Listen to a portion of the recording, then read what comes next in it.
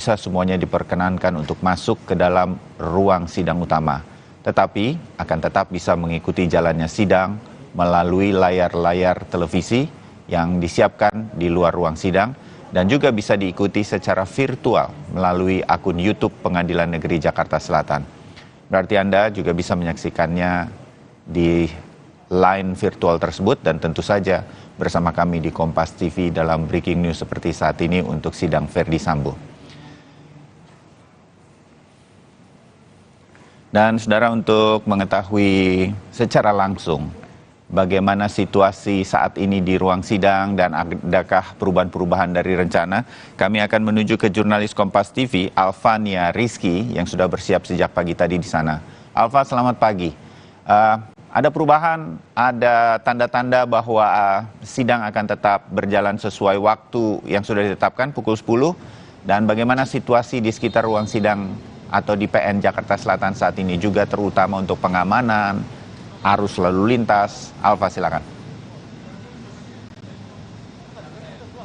Selamat pagi Bayu dan juga saudara. Kalau kami konfirmasi kepada Humas Pengadilan Negeri Jakarta Selatan bahwa sidang perdana Verdi Sambo dan juga 3 tersangka lainnya terkait dengan pembunuhan berencana Brigadir Yosua Huta Barat ini masih sesuai jadwal, yaitu tepatnya hari ini tanggal 17 Oktober 2022 pada pukul 10 pagi di ruang utama sidang PN Jakarta Selatan. Situasinya di sini masih cukup kondusif, di mana pihak PN Jakarta Selatan ini sudah berkoordinasi dengan kepolisian Jakarta Selatan untuk kemudian mengerahkan personilnya dalam melakukan pengamanan berjalannya sidang perdana Verdi Sambo dan 3 terdakwa lain pada hari ini. Kalau kami konfirmasi bahwa ada ratusan personil kepolisian yang kemudian dikerahkan untuk melakukan pengamanan di area Pengadilan Negeri Jakarta Selatan. Sedangkan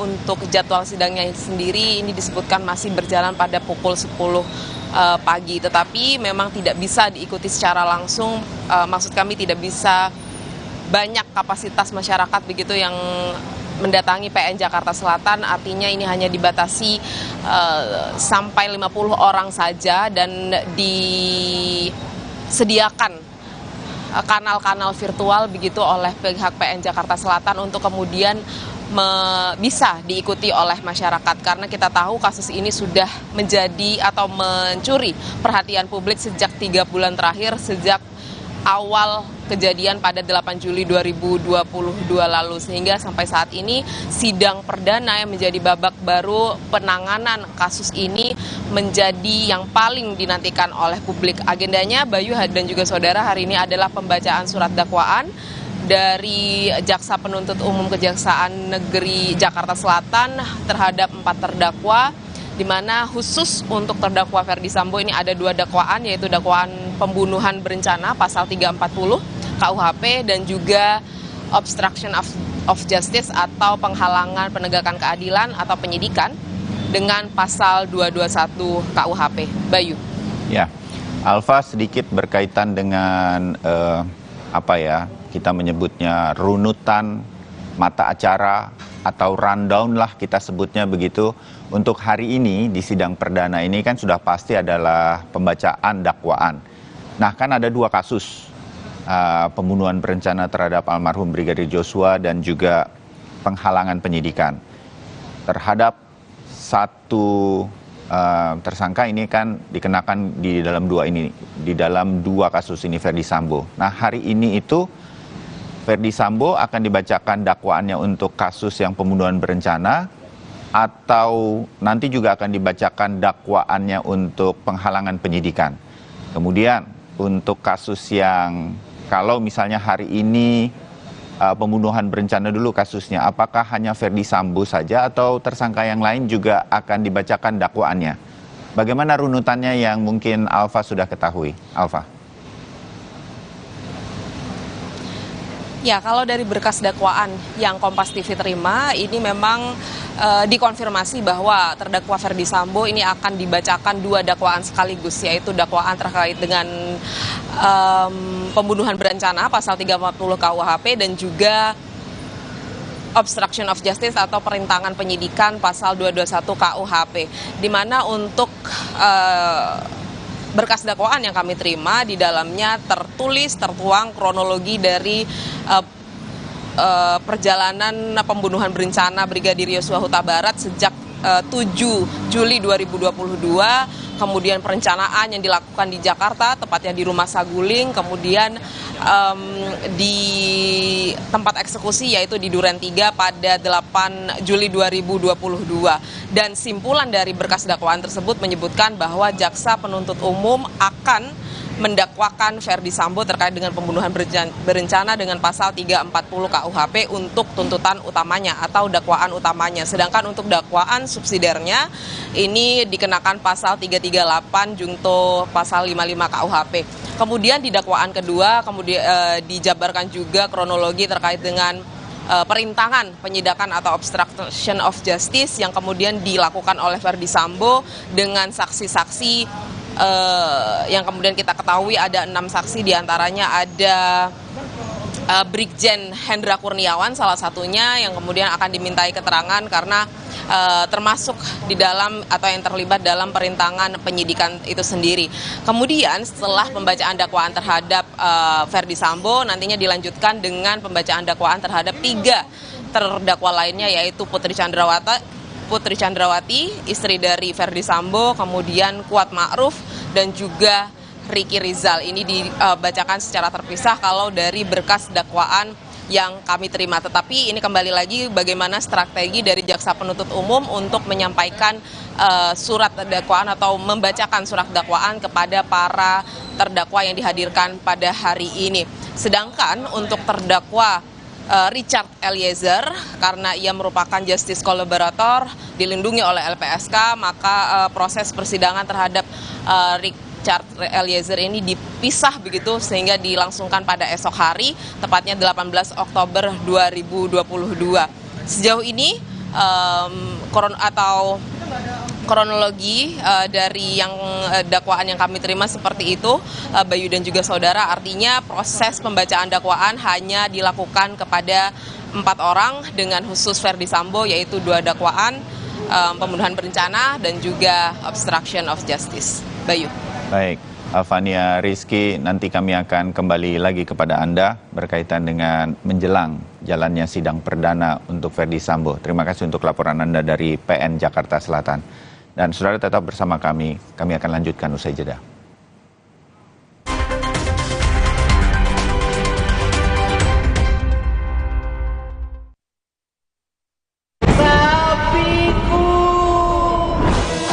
Wah, kalau dilihat dari gejala klinisnya, sapi Bapak terkena PMK. Baiknya dipotong bersyarat ya, Pak. Nah, selain potong bersyarat, ada beberapa cara yang bisa kita lakukan untuk mencegah penularan virus PMK ini, Pak. Yang pertama ada biosecurity, yang kedua ada vaksinasi, yang ketiga pengobatan, dan dipotong bersyarat menjadi opsi yang paling akhir. Mari kita sama-sama basmi PMK dari bumi Indonesia. Ambeien, minum Ambeven, sehari 3 kali 2 kapsul dari ekstrak alami, membantu meringankan gejala Ambeien. Atasi Ambeien dengan Ambeven.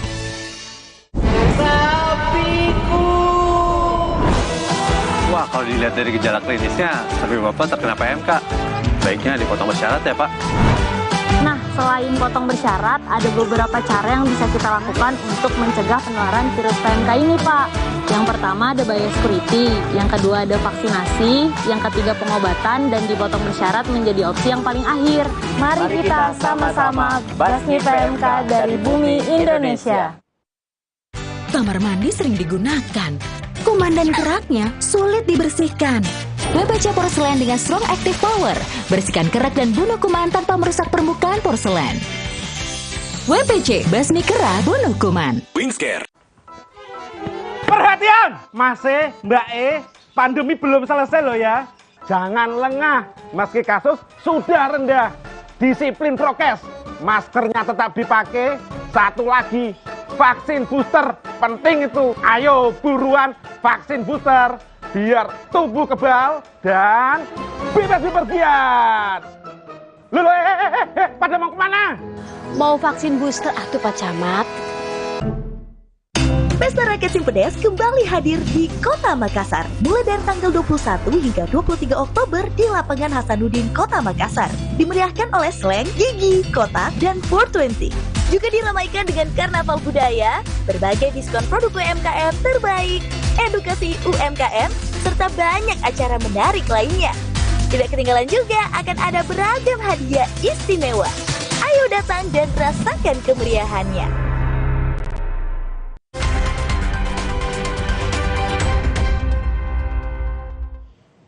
Ya, terima kasih Anda masih bersama kami di Kompas TV untuk Breaking News menjelang sidang perdana terhadap Ferdy Sambo di PN atau Pengadilan Negeri Jakarta Selatan, dan sudah hadir bersama kami untuk Breaking News kali ini dua narasumber hadir melalui daring yang juga tadi sudah hadir sebagai awal di Sapa Indonesia Pagi.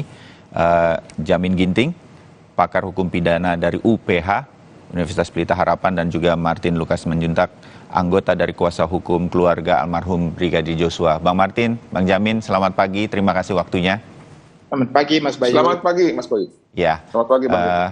Bang Jamin, sebelum kita masuk ke dalam, ini kan kita sudah siaran tadi sebelumnya, ketika persiapan, Bang Jamin ingin menjelaskan, atau sebutlah kita sama-sama ingin memperjelas. Jadi ini, koreksi saya juga, Bang Jamin dan juga Bang Martin ya, ada dua kasus terhadap Ferdy Sambo, terutama pembunuhan berencana terhadap almarhum Joshua dan juga penghalangan penyidikan atau obstruction of justice. Nah, persisnya dari dakwaan yang sudah kemudian beredar dan mungkin hari ini akan dibacakan, sudah pasti akan dibacakan oleh jaksa penuntut umum, menjadi satu berkas ya, sedemikian rupa. Bang Jamin. Ya, makasih Mas Bayu. Jadi dari tadi dakwaan yang beredar, saya lihat ini bentuk dakwaannya adalah kumulatif subsidiaritas. Apa itu maksudnya kumulatif subsidiaritas? Itu dalam satu surat dakwaan dibuat dakwaan primer ke-1 ya. Dakwaan ke-1 itu adalah primer 340, subsidiar 338. Dan kalimatnya dan kumulatifnya adalah dakwaan ke-1 terkait dengan dakwaan kedua, primernya pasal 49 junto 33 dan pasal 48 ya junto 32, itu terkait dengan ITE. Itu atau pasal 2 pasal yang ketiga subsidiarnya primernya 233 KUHP dan pasal 221. Jadi bentuknya itu dalam satu surat dakwaan, Jadi satu nomor perkara istilahnya kalau dalam pasarnya, dalam satu nomor perkara. Nanti diperiksa secara sendiri, artinya tidak terpisah ya, tidak ada surat dua dakwaan antara obstruction of justice dengan dakwaan pembunuhannya tadi, begitu. Oke, Bang Jamin, kita melihat dulu ke layar sekarang memandu pemirsa Kompas TV. Putri Chandrawati tampaknya sudah hadir di PN Jakarta Selatan sebagai salah satu tersangka untuk kasus pembunuhan berencana terhadap Brigadir Joshua. Kita nanti juga pasti akan melihat perkembangan-perkembangan lainnya. Nah, menyambung Bang Jamin tadi katakan, ini hal yang biasa ya, dijadikan satu berkas istilah kita begitu, Bang Jamin? Ya, jadi dalam konteks pidana yang dilakukan secara kumulatif, artinya ada satu perbuatan pidana sekaligus dalam beberapa pasal yang didakwakan. Nah, itu kan bentuknya pemberatan. Jadi nanti hukumannya juga kumulatif. Jadi kalau dibuktikan dulu pasal pembunuhan berencana dan pembunuhannya, setelah itu dia buktikan lagi pasal tentang obstruction of justice. Nanti masing-masing ada penilaian hakim berapa hukuman terkait dengan 340 atau 338 dan berapa hukuman terkait dengan obstruction of justice-nya. Lalu diakumulasi, dijumlahkan. Tapi penjumlahannya itu kalau dia hukumannya hukuman penjara waktu tertentu, itu hukumannya tidak lebih dari 20 tahun. Kecuali kalau hukuman seumur hidup dan hukuman mati, ya itu kan udah maksimumnya. Gitu. Ya, terbayang sekarang. Bang Martin, Anda juga mungkin sudah melihat salinan surat dakwaan yang mungkin juga sudah beredar, saya meyakini itu. Nah, Anda melihat ini sesuatu yang, apalagi kalau dijelaskan oleh Bang Jamin Ginting, bahwa ini itu berlapis sampai nanti kepada sanksi atau hukuman pidananya begitu. Anda punya tanggapan, Bang Martin? Ini sudah langkah yang tepat begitu dari Ya, JPU? terima kasih. Ya. Mungkin saya tambahkan sedikit ya. Jadi mengenai jenis dakwaan ini tadi yang disebutkan oleh abang kita, kumulatif subsidiaritas, dan mengapa ada dan di sini ya, melanggar pasal dakwaan ke-1 dan dakwaan ke-2. Jadi ada 2 peristiwa pidana yang diduga ataupun didakwakan kepada Ferdy Sambo ya. Dalam hal ini adalah yang pertama peristiwa pembunuhan berencana ataupun ini ya, permufakatan jahat. Yeah. Lalu yang kedua obstruction of justice yang peristiwanya ini ada hubungannya dengan kejahatan cyber. Ya. Namun kejahatan cyber ini dan juga dugaan terhadap penghilangan barang bukti yang diasosiasikan sebagai obstruction of justice itu rentan waktunya dan perbuatannya berbeda waktu. Nah, namun dalam berkas surat dakwaan ini digabungkan. Nah, itulah yang disebut dengan perbuatan berlanjut, ya, concursus realis, itu sesuai pasal 74 KUHP, yang dalam formulasinya disebut dengan dakwaan kumulatif dan subsidiaritas. Makanya kalau kita lihat di dakwaan kedua ini, kan ada primer ya, primer itu adalah Undang-Undang ITE, atau yang kedua, primer lagi pasal 233 menghilangkan barang bukti, subsidiar pasal 221 menghalangi penyidikan. Nah, memang sayangnya dalam hal merintangi penyidikan dalam tindak pidana umum, itu ketentuan terhadap actus reus ataupun perbuatan jahatnya itu hanya diancam pidana 9 bulan. Ini sangat berbeda sebenarnya dengan perintangan penyidikan di dalam lex spesialis kita ya, Undang-Undang Tipikor, yang pernah mengenai kepada salah satu rekan senior yang cukup terkenal ya dalam kasus korupsi waktu itu kan. Nah, itu kalau nggak salah 12 tahun atau 15 tahun gitu, saya lupa. Nanti kita bisa lihat lagi pasalnya. Nah, tentunya jika dihubungkan dengan perbuatan-perbuatan dari terdakwa ini, ya nanti pada saat sudah dibacakan surat dakwaan, ini adalah hal yang sangat serius, Mas Bayu. Kenapa saya bilang serius? Ya, bukan hanya pertimbangannya terhadap peristiwa permufakatan jahat dan perencanaan pembunuhan, namun ada hal-hal lain yang memberatkan pasca peristiwa tersebut. Ya, menghilangkan barang bukti, terus melakukan kejahatan cyber. Nah, nanti saya tidak tahu lagi nih, apakah pada saat penuntutan, setelah rampung semua bukti-bukti baik keterangan saksi, ahli, akan ditambahkan juga pasal 52 KUHP ya, sebagai pemberat, karena kejahatan tersebut melekatlah terhadap kewenangan ataupun jabatannya. Nah, itu ditambah lagi sepertiga, Mas Bayu. Kalau kita mengikuti pasal 52 KUHP, ya, kalau orang melakukan kejahatan dengan jabatan, ya menggunakan jabatan, itu bisa diperberat dengan sepertiga. Nah, makanya saya yakin ya, kalau Ferdy Sambo ataupun para terdakwa yang lain tidak serius ingin berkata-kata jujur dan segera bertobat, ya, saya yakin kalau jaksa memang profesional dan berintegritas dalam menjalankan tugasnya nanti di persidangan, tentu ini hal yang sangat serius. Bayang. Yang memang perlu sangat diwaspadai oleh para penasihat hukum Ferdy Sambo, karena mungkin saja karena ditambahkannya perbuatan berlanjut ini, dan jika terbukti itu memungkinkan untuk divonis maksimal gitu, Mas Bayu. Terima kasih. Ya, sambil kita langsung melihat setelah komentar Anda tadi, Bung Martin, ini para tersangka yang lain untuk kasus pembunuhan berencana terhadap Brigadir Yosua juga sudah datang. Bribka Riki Rizal atau RR, dan di belakangnya ada Kuat Ma'ruf juga sudah hadir dan akan menjalani sidang ini langsung di PN Jakarta Selatan. Saya merasa makin meyakini bahwa sidang akan berlangsung tepat waktu nanti pada pukul 10 waktu Indonesia Barat, karena para tersangka sudah 3 sampai saat ini, termasuk sebelumnya Putri Chandrawati, pemirsa Kompas TV, juga sudah hadir di PN Jakarta Selatan untuk kasus pembunuhan berencana Brigadir Joshua. Nah, saya sekarang kembali ke Bang Jamin Ginting. Berarti jadi pemahaman kami sebagai yang nanti akan mengikuti jalannya sidang, publik atau masyarakat begitu, memang 2 kasus ini tidak akan berdiri sendiri.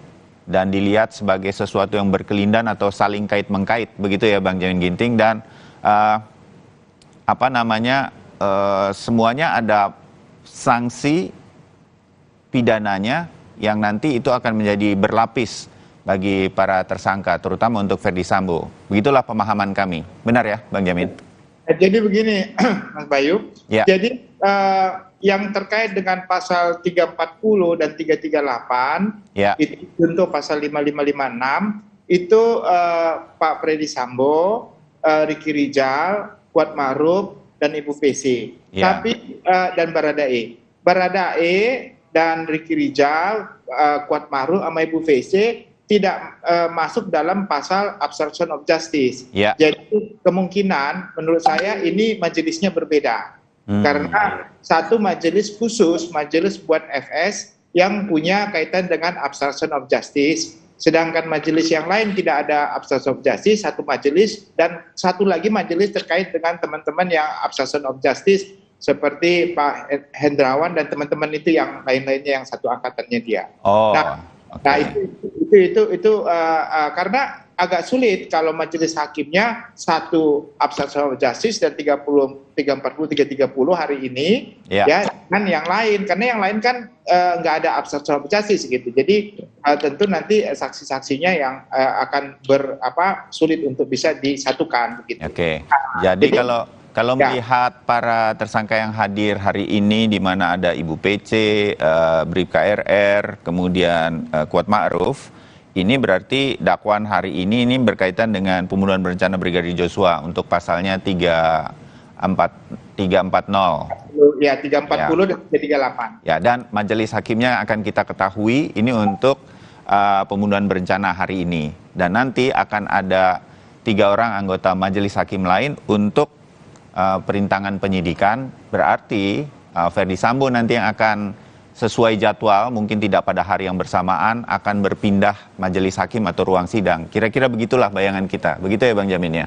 Ya, sepengetahuan yang saya lihat ini ada 3 majelis. Berarti kan 3 majelis itu terkait dengan FS sendiri karena dia disatukan antara 340-nya dan 338, dan satu majelis lagi yang teman-teman 330, 338 yang itu, dan yang lain satu lagi obstruction of justice. Jadi obstruction of justice dan pembunuhan berencana secara bersamaan disidangkan hanya untuk FS, gitu, untuk FS dan majelis hakimnya sendiri, begitu. Nah hari ini saya nggak tahu apakah antara FS dan juga yang semuanya 340, tapi kan kita tahu untuk besok baru Baradae yang disidangkan untuk 340 secara terpisah kan sebagai GC. Iya. Nah, jadi untuk hari ini hanya mereka ini aja, mungkin ada 2 ruang sidang yang nanti saling bergantian atau di satu tempat sidang yang sama tapi majelisnya berganti-ganti.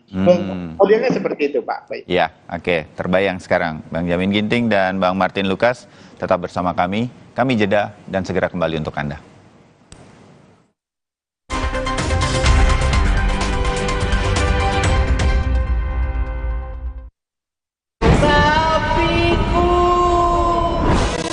Wah, kalau dilihat dari gejala klinisnya, sapi Bapak terkena PMK. Baiknya dipotong bersyarat ya, Pak. Nah, selain potong bersyarat, ada beberapa cara yang bisa kita lakukan untuk mencegah penularan virus PMK ini, Pak. Yang pertama ada biosecurity, yang kedua ada vaksinasi, yang ketiga pengobatan, dan dipotong bersyarat menjadi opsi yang paling akhir. Mari kita sama-sama basmi PMK dari bumi Indonesia.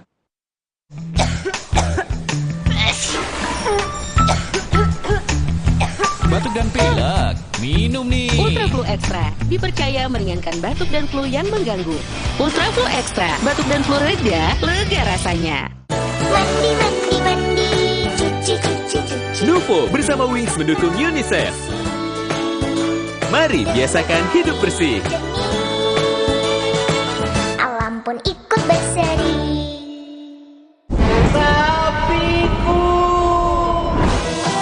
Wah, kalau dilihat dari gejala klinisnya, sapi Bapak terkena PMK. Baiknya dipotong bersyarat ya, Pak.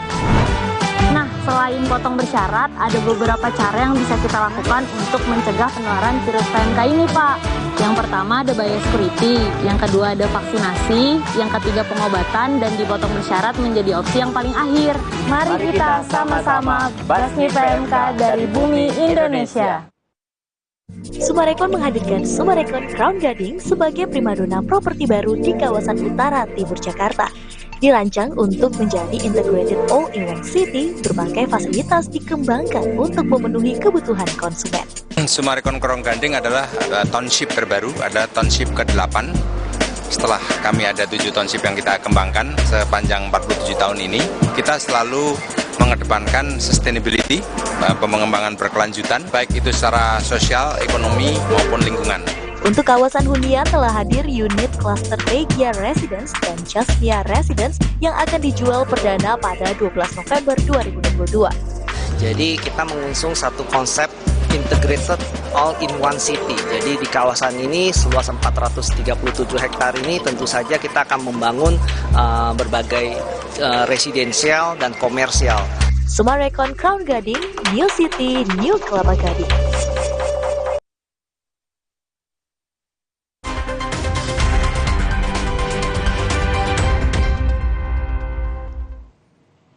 Kami lanjutkan, saudara, breaking news untuk menjelang ke sidang perdana Ferdi Sambo dan kawan-kawan di PN atau Pengadilan Negeri Jakarta Selatan. Masih ada Bang Jamin Ginting, pakar hukum pidana, dan Martin Lukas Manjuntak, anggota kuasa hukum dari keluarga Brigadir Joshua.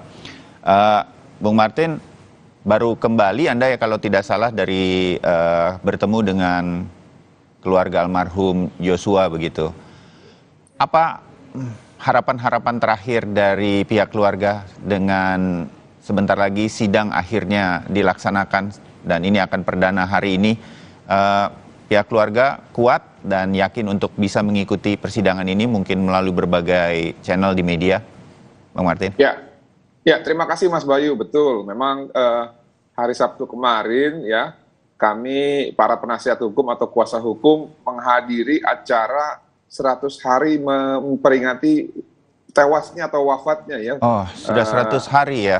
Ya, saudara kita almarhum Brigadir Polisi Nofriansyah Huta Barat, Sarjana Hukum. Nah, kemarin itu acaranya menyalakan 100 lilin ya. Dan juga kita menabur bunga ke makam dari Joshua. Ya. Dihadiri oleh warga sekitar, oleh guru-guru dari Joshua ketika SMA, SD, dan juga SMP, lalu dihadiri juga oleh elemen masyarakat, ada juga yang hadir dari anggota dewan ya, dan juga handai taluan yang lain. Nah, kemarin kami sepakat bahwa 100 hari itu adalah batas akhir kesedihan bagi kami. Ya. Jadi selanjutnya kami akan lebih banyak bersukacita, ya. Sudah harus stop kesedihan. Nah, cuman dalam hal sukacita ini kita juga komit, ya, para kuasa hukum ataupun penasihat hukum untuk tetap mendampingi keluarga, ya, memantau jalannya persidangan dan mempersiapkan saksi-saksi untuk bisa hadir nanti pada saat pemeriksaan saksi. Ya. Setelah putusan sela nanti dibacakan ya oleh Pengadilan Negeri Jakarta Selatan. Yeah. Nah, keluarga siap, ya, basically keluarga siap, ya, untuk agenda sidang surat dakwaan, pembacaan surat dakwaan sampai dengan putusan sela ini nanti keluarga tidak akan hadir, ya, hanya akan menonton via online ataupun via TV. Tapi ada rencana ke Jakarta dalam masa persidangan ini nanti? Untuk saat ini belum, Mas Bayu. Tapi jika nanti ada perubahan, pasti kita akan infokan nanti kepada rekan-rekan media. Namun untuk saat ini, memang rencananya adalah nanti keluarga akan kami hadirkan pada saat pemeriksaan saksi. Ya, begitu. Ya. Saya akan kembali ke Anda ya, Bang Martin. Saya ke Bang Jamin dulu. Bang Jamin Ginting, kalau kita membaca, saya belum sempat membaca secara keseluruhan beredarnya surat dakwaan yang hari ini akan dibacakan di sidang perdana oleh jaksa penuntut umum, Bang Jamin.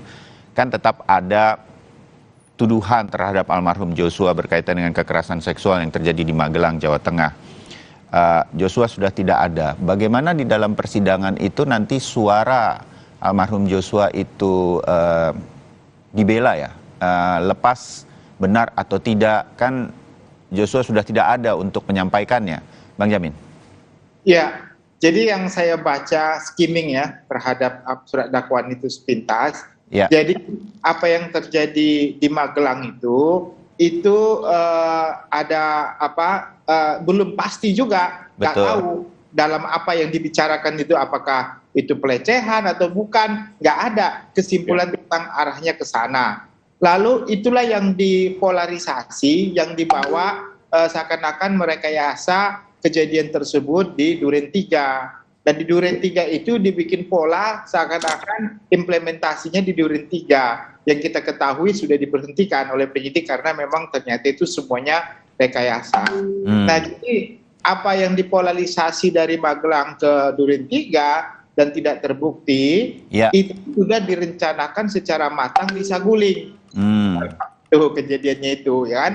Sudah direncanakan di Saguling. Jadi ini rentetan apa yang diceritakan atau yang dinarasikan dalam surat dakwaan itu sudah sangat teratur dan secara rentet ya, artinya secara sempurna saya lihat pembicaraan, bahkan terkait dengan memberikan perintah kepada Brigadir RR untuk melakukan penembakan, menghabisi, dan memerintahkan untuk mengokang senjata kepada Baradae, itu semua tertulis ya, terpapar begitu di surat dakwaan itu. Jadi saya kira inilah keahlian dari JPU untuk bisa membuktikan ternyata memang adanya unsur di 340 itu, Mas Bayu. Jadi saya lihat ini sangat kuatlah jaksa untuk menarasikan kronologi perkara yang didakwakannya gitu. Oke, ya, paling tidak itu amatan dari Bang Jamin Ginting. Sedikit saja, saya punya waktu sedikit karena sebentar lagi harus bergabung ke gedung di Kemendagri. Bang Martin, berkaitan dengan masih ada, ya ini adalah narasi yang disampaikan sedemikian rupa oleh Ibu PC terutama, sementara Joshua sudah tidak bisa membela dirinya. Begitu. Dari surat dakwaan yang mungkin Anda baca, ini akan sudah cukup terwakili nantinya berkaitan dengan suara dari almarhum Joshua untuk membela diri, Bang Martin? Singkat. Ya, saya pikir jaksa penuntut umum ya, hakim itu kan punya reasoning ya, punya nalar ya. Dan memang saya setuju dengan Bang Jamin Ginting, di dalam surat dakwaan itu tidak ada suatu kepastian bahwa peristiwa yang terjadi itu misalkan contoh ya, kekerasan seksual yang dilakukan oleh Joshua ataupun hubungan konseksual, tidak ada. Bahkan di situ tertulis kan ada suatu kayak frasa yang mengatakan bahwa bahkan setelah Kuat Ma'ruf tidak mengetahui secara pasti apa yang terjadi. Jadi di situ memang dijelaskan peristiwanya itu masih sumir ya. Dan kita harus ingat yang diadili di sini adalah perkara 340, 338 dan obstruction of justice ya, bukan kekerasan seksual. Jadi kebenaran material yang akan digali secara luas itu adalah 3 perbuatan tersebut ya, khusus untuk Pak Ferdisambo. Nah, namun ya, apakah nanti sebagai motifnya ya ada kesimpulan dari jaksa penuntut umum dalam penuntutannya menyetujui bahwa terjadi motif tersebut sesuai dengan keinginan Bu Putri. Nah, ini yang saya bilang tadi bahwa tentunya jika memang dijadikan motif harus berdasarkan dengan pertimbangan dan alat bukti yang mendukung. Saya bisa yakini itu tidak akan bisa dibuktikan gitu loh, karena hanya berdasarkan oleh keterangan saksi yang sangat subjektif. Baik. Begitu. Terbayang, Bang Martin, Bang Jamin Ginting, terima kasih untuk wawasan Anda kepada kami yang nanti akan mengikuti jalannya sidang perdana pada hari ini untuk kasus pembunuhan berencana terhadap Joshua dan juga obstruction of justice atau perintangan penyidikan. Kita ketemu di diskusi yang lain. Terima kasih waktunya pagi hari ini. Bang Jamin, Bang Martin, kita ketemu lagi. Terima kasih Mas Bayu, Bang Martin. Bang Ginting. Makasih Mas Bayu. Ya, kita akan menuju ke gedung atau kantor Mendagri di Jakarta, saudara, di mana akan ada pelantikan terhadap Heru Budi Santoso yang akan Heru Budi Hartono menjadi pejabat Gubernur DKI Jakarta. Kita segera ikuti situasinya di kantor Kemendagri di Jakarta. memperhatikan dan seterusnya memutuskan, menetapkan keputusan Menteri Dalam Negeri tentang pengangkatan penjabat Bupati Tolikara Provinsi Papua. Ke-1, mengangkat Saudara Martin Kakoya SH, Kepala Badan Kepegawaian Provinsi Papua sebagai penjabat Bupati Tolikara, dan selama yang bersangkutan menduduki jabatan dimaksud diberikan tunjangan jabatan kepala daerah sesuai ketentuan perundang-undangan. Kedua dan seterusnya. Ketiga. Keempat, masa jabatan penjabat bupati sebagaimana dimaksud dalam Diktum ke-1 paling lama 1 tahun terhitung sejak tanggal pelantikan. Kelima, keputusan menteri ini mulai berlaku pada tanggal pelantikan dengan ketentuan apabila di kemudian hari terdapat kekeliruan akan dilakukan perbaikan sebagaimana mestinya. Salinan dan seterusnya. Petikan keputusan menteri ini disampaikan kepada yang bersangkutan untuk dipergunakan sebagaimana mestinya. Ditetapkan di Jakarta pada tanggal 7 Oktober 2022. Menteri Dalam Negeri Muhammad Tito Karnavian. Ditandatangani. Selesai.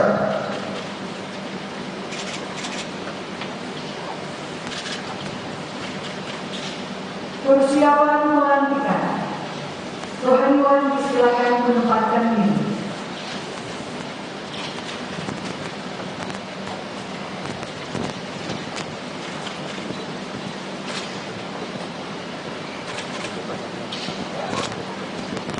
Pengucapan sumpah janji jabatan.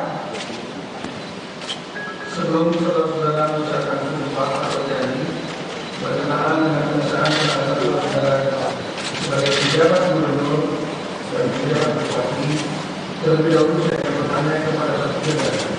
Persediakan saudara mengucap sumpah atau janji menurut agama masing-masing. Pada demikian, minta saudara mengikuti dan mengulangi kata-kata saya. Bagi yang beragama Islam, demi Allah saya bersumpah. Bagi yang beragama Kristen, saya berjanji. Untuk seluruhnya akan memenuhi kewajiban saya sebagai pejabat Gubernur DKI Jakarta, sebagai penjabat Bupati Kepulauan Yapen, sebagai penjabat Bupati Tolikara, dengan sebaik-baiknya dan seadil-adilnya, memegang teguh Undang-Undang Dasar Negara Republik Indonesia tahun 1945 dan menjalankan segala undang-undang dan peraturannya dengan seluruh-seluruhnya serta berbakti kepada masyarakat, nusa dan bangsa.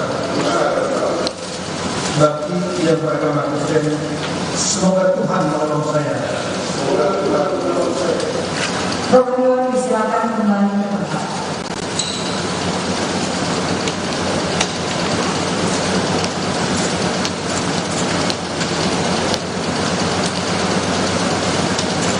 Penandatanganan berita acara pengucapan sumpah janji jabatan dan fakta integritas kepada pejabat yang akan dilantik disilakan menuju meja penandatanganan.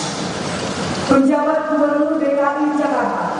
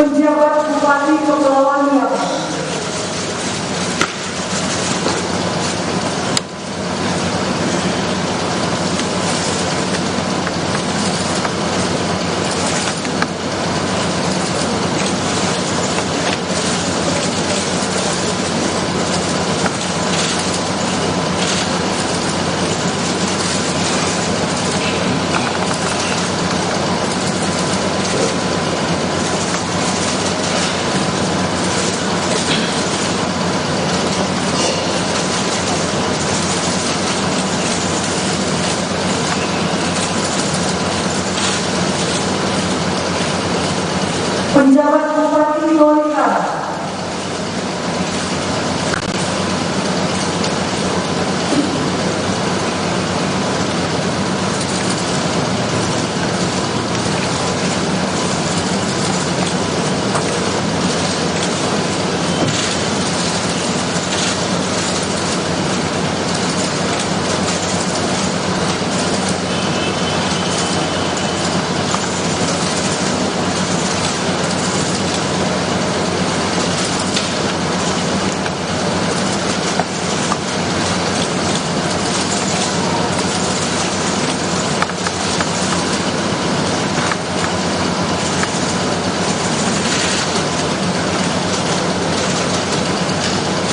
dilanjutkan pemasangan tanda pangkat, penyematan tanda jabatan, dan penyerahan keputusan Presiden Republik Indonesia dan keputusan Menteri Dalam Negeri.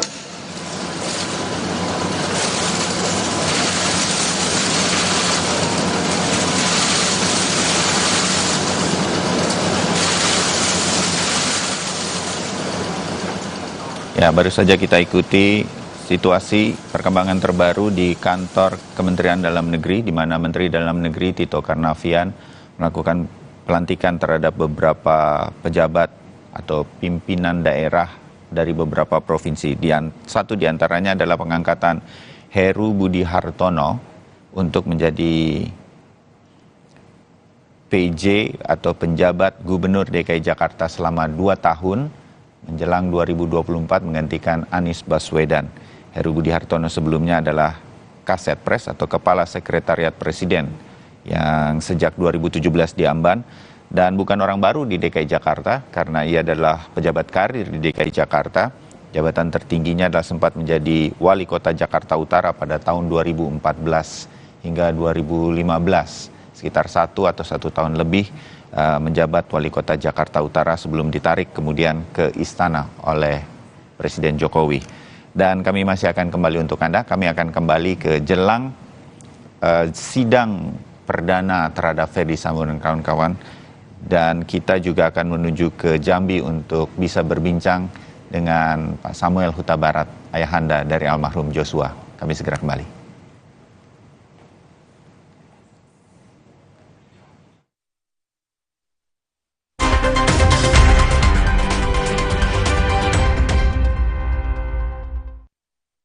Kesehatan aku percaya Sido Muncul. Sido Muncul suplemen dibuat dengan bahan yang baik, riset yang panjang, quality control ketat, dalam bentuk soft kapsul dengan varian vitamin dan herbal. Sido Muncul natural. Good health, better life. Gapai harmoni Indonesiaku, rangkul aku dalam binekamu. Ku ingin bersatu bersama selamanya. Menangkan hari kita dari sakit kepala dengan Bodrek. Pilihan kami di Indonesia. Tegar, bersatulah kan sakit. Bodrek, dukung Indonesia bersatu. Perhatian, Mas E, Mbak E, pandemi belum selesai loh ya. Jangan lengah, meski kasus sudah rendah.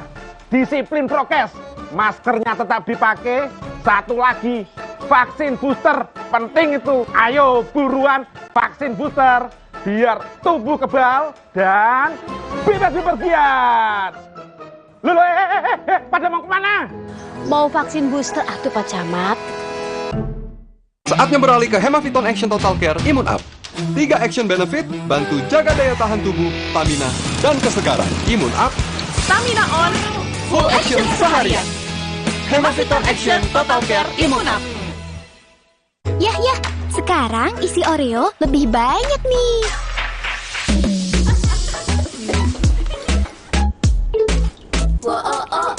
Isi Oreo kini lebih banyak. Beli sekarang. Kemarin aku antar orang berkali-kali, padahal kepala ini pusing. Ada obat sakit kepala.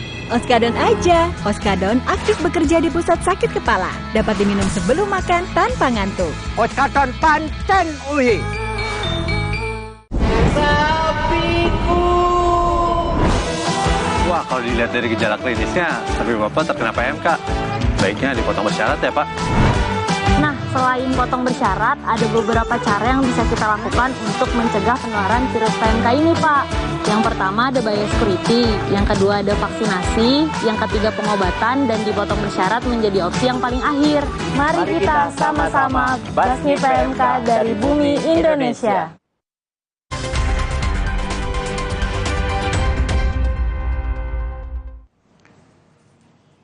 Saudara, selamat pagi untuk Anda yang mungkin baru saja bergabung bersama kami di Kompas TV. Kami sedang menghadirkan breaking news menjelang sidang perdana untuk Ferdy Sambo dan kawan-kawan berkaitan dengan kasus pembunuhan berencana terhadap Brigadir Joshua dan juga perintangan penyidikan. Dan kami sekarang sudah tersambung dengan kota Muaro Jambi di Jambi, terutama dengan ayahanda dari almarhum Joshua, Pak Samuel Huta Barat.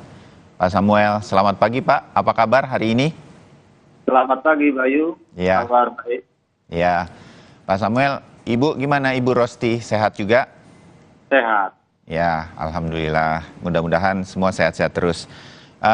Tadi saya berbincang dengan Bang Martin, salah satu anggota kuasa hukum dari keluarga almarhum Joshua, yang katanya hari Sabtu baru ke sana, ada 100 hari dari wafatnya almarhum Joshua begitu.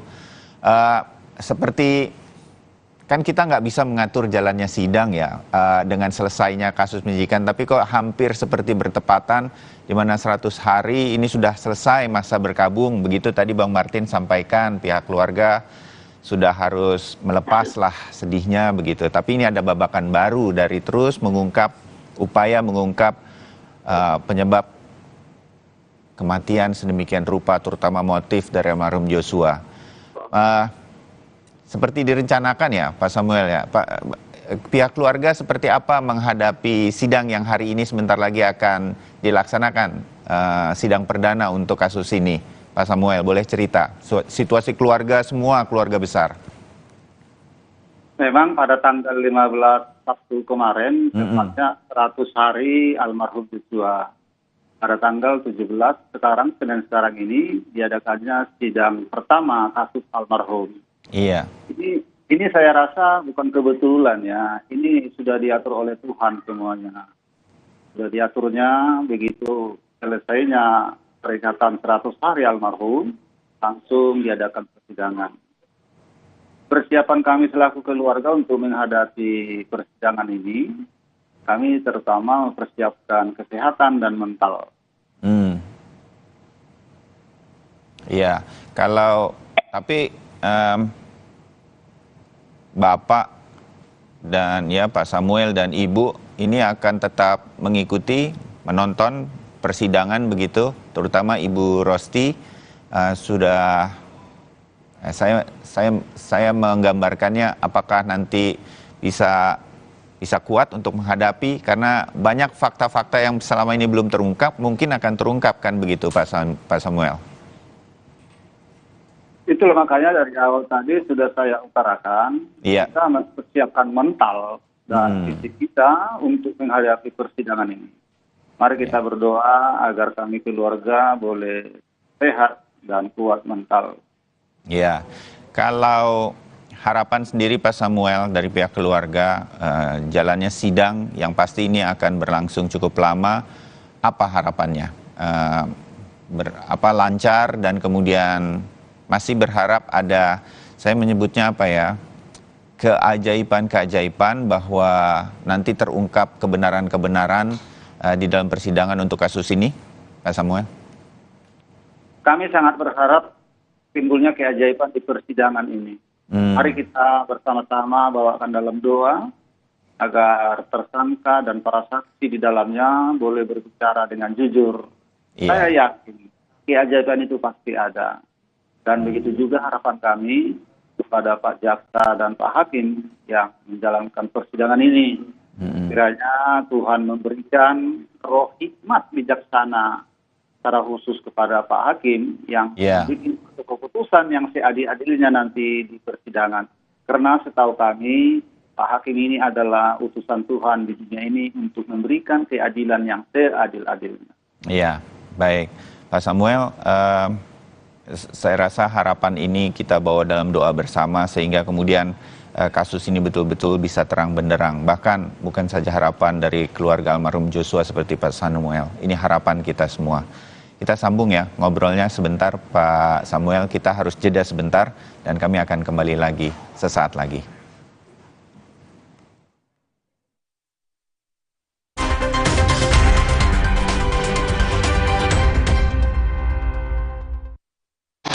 Putaran kedua DFB Pokal Oktober ini di Borussia Dortmund. Siap beradu strategi dan menebar ancaman pada di Roten Hannover 96. And he does so with purest passion. Rabu 19 Oktober live pukul 10:45 malam. Annemeyer takes aim. Pasukan Bugerstatter FC Augsburg bertekad menjegal tim raksasa The Bavaria Bayern Munchen. A game you want to watch. Kamis 20 Oktober live pukul 1:30 dini hari. International Match DFB Pokal di Kompas TV.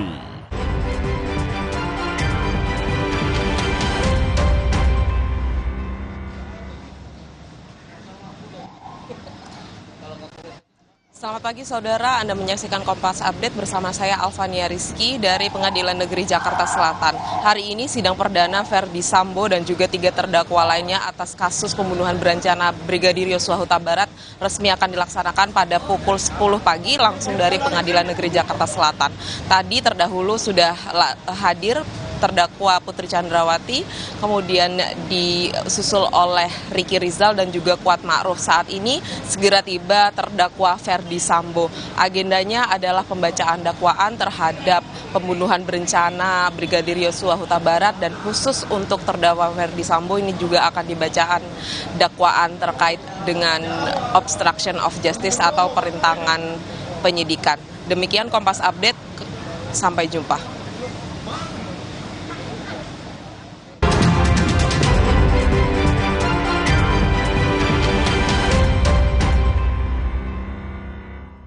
Milgos cuma ada satu kecap. Kecap sedap kedelai hitam spesial. Terbukti bikin masakan looks good, taste good.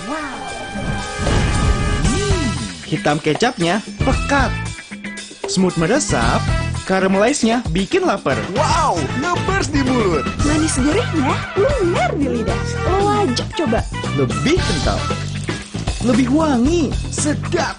Pokoknya Milgos approve. Kecap sedap kedelai hitam spesial. Looks good, taste good. Dari Wings Food. Belum juga nyampe, udah keringatan. Aqua dulu.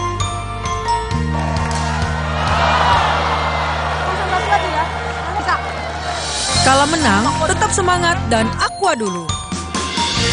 Datang dari sumber alam yang terlindungi, murninya air mineral Aqua, berikan air minum berkualitas. Apapun aktivitasmu, Aqua dulu. Oreo wafer. Nanti. Hah? Nyesel nggak bisa ngomong keras-keras. Oreo wafer, 7 lapis, tebal, terasa coklatnya renyah. Kalau ada Indomie, kepikiran apa ya? Ya bikin warmindo aja. Dibikin jadi jajanan unik bisa loh. Kenapa enggak dibikin jadi yang keren? Bisa jadi sesuatu yang nyeni juga. Indomie, hidupkan inspirasimu. Buat aku, makanan itu penting banget. Tapi dulu, nyicip masakan sendiri aja ngilu. Untung dokter gigi aku nyaranin untuk pakai Sensodyne setiap hari. Sensodyne meredakan gigi sensitifku dan nafasku jadi segar. Pakai Sensodyne setiap hari. Belum juga nyampe, udah keringatan. Aqua dulu.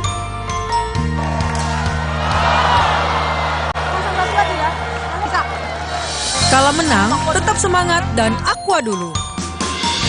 Datang dari sumber alam yang terlindungi, murninya air mineral Aqua, berikan air minum berkualitas.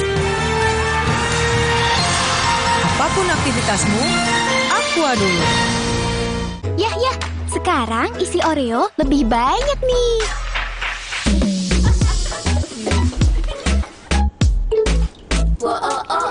Isi Oreo kini lebih banyak. Beli sekarang.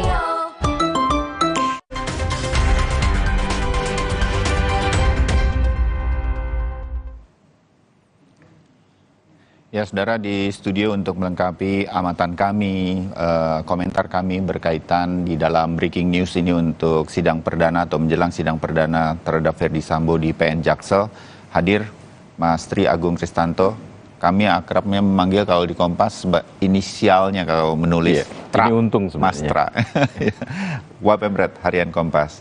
Mas Tra, kita masih bergabung dengan Pak Samuel, juga ayah Anda dari almarhum Joshua. Pak Samuel, bersama Mas Tra di sini kami tadi mendengarkan juga apa yang menjadi harapan Pak Samuel. Betul. Ada rencana ke Jakarta, terutama Pak Samuel ya, berkaitan dengan sudah mulai berjalannya sidang ini. Kalaupun tidak sekarang, perkiraan Pak Samuel tuh atau harapannya pengen hadir langsung di persidangan nanti?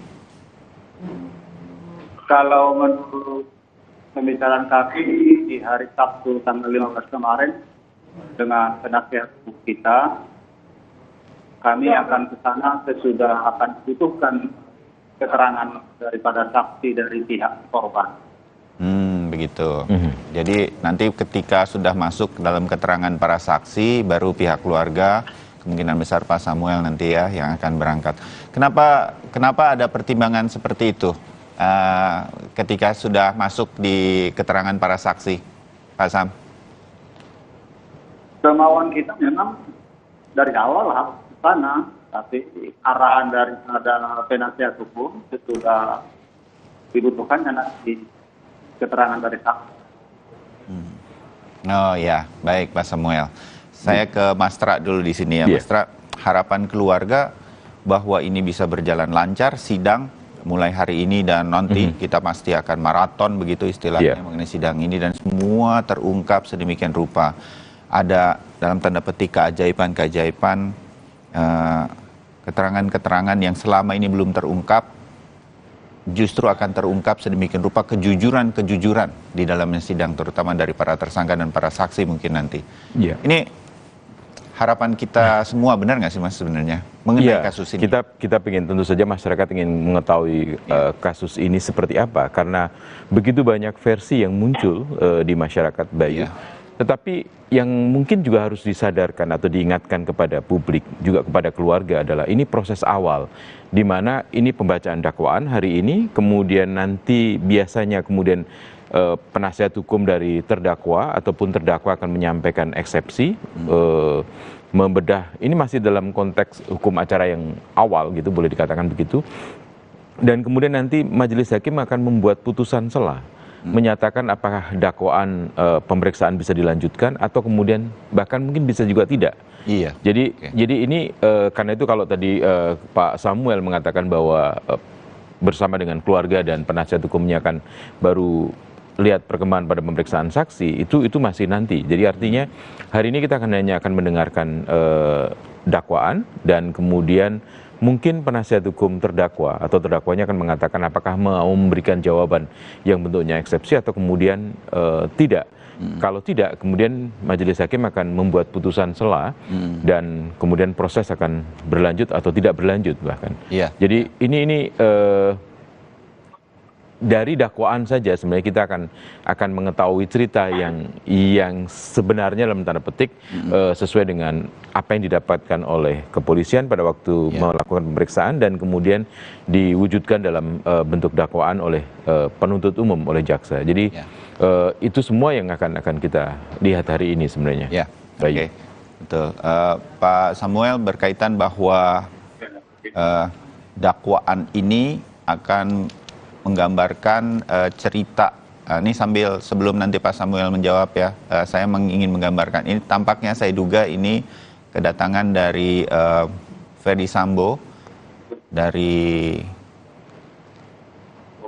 Rutan Makobrimob. Sudah tiba di PN Jakarta Selatan. Kalau melihat pengawalannya dari para Brimob dan lain-lain, kita sebentar akan saksikan.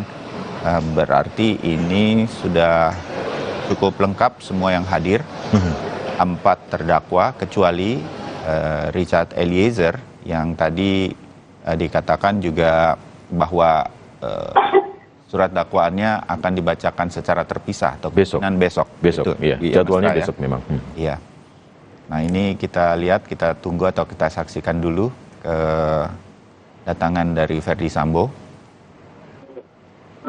di Pengadilan Negeri Jakarta Dan hari Rabu masih ada juga pembacaan dakwaan untuk kasus yang lain, yang kasus penghalang-halangan dalam konteks penyidikan. Jadi kita mendapatkan informasi tadi dari pakar hukum pidana Jamin Ginting bahwa majelis hakimnya itu berbeda nanti itu ya, betul, Mas, ya? betul. Di hari Rabu. Iya. Jadi hari ini nanti akan pembacaan dakwaan untuk kasus pembunuhan berencana terhadap Brigadir Joshua.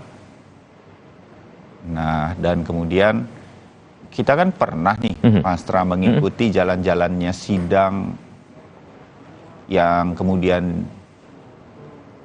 boleh dipublikasi begitu dalam rangka ini pengusutannya agar tuntas. Menurut Mas Tra, dengan pengalaman harian Kompas begitu, apa yang membedakan sorotan publik yang juga begitu besar terhadap kasus ini dan akan mengikuti jalannya sidang seperti ini untuk kasus kali ini? Sebenarnya publik ingin tahu karena boleh dikatakan sebuah kejadian yang luar biasa.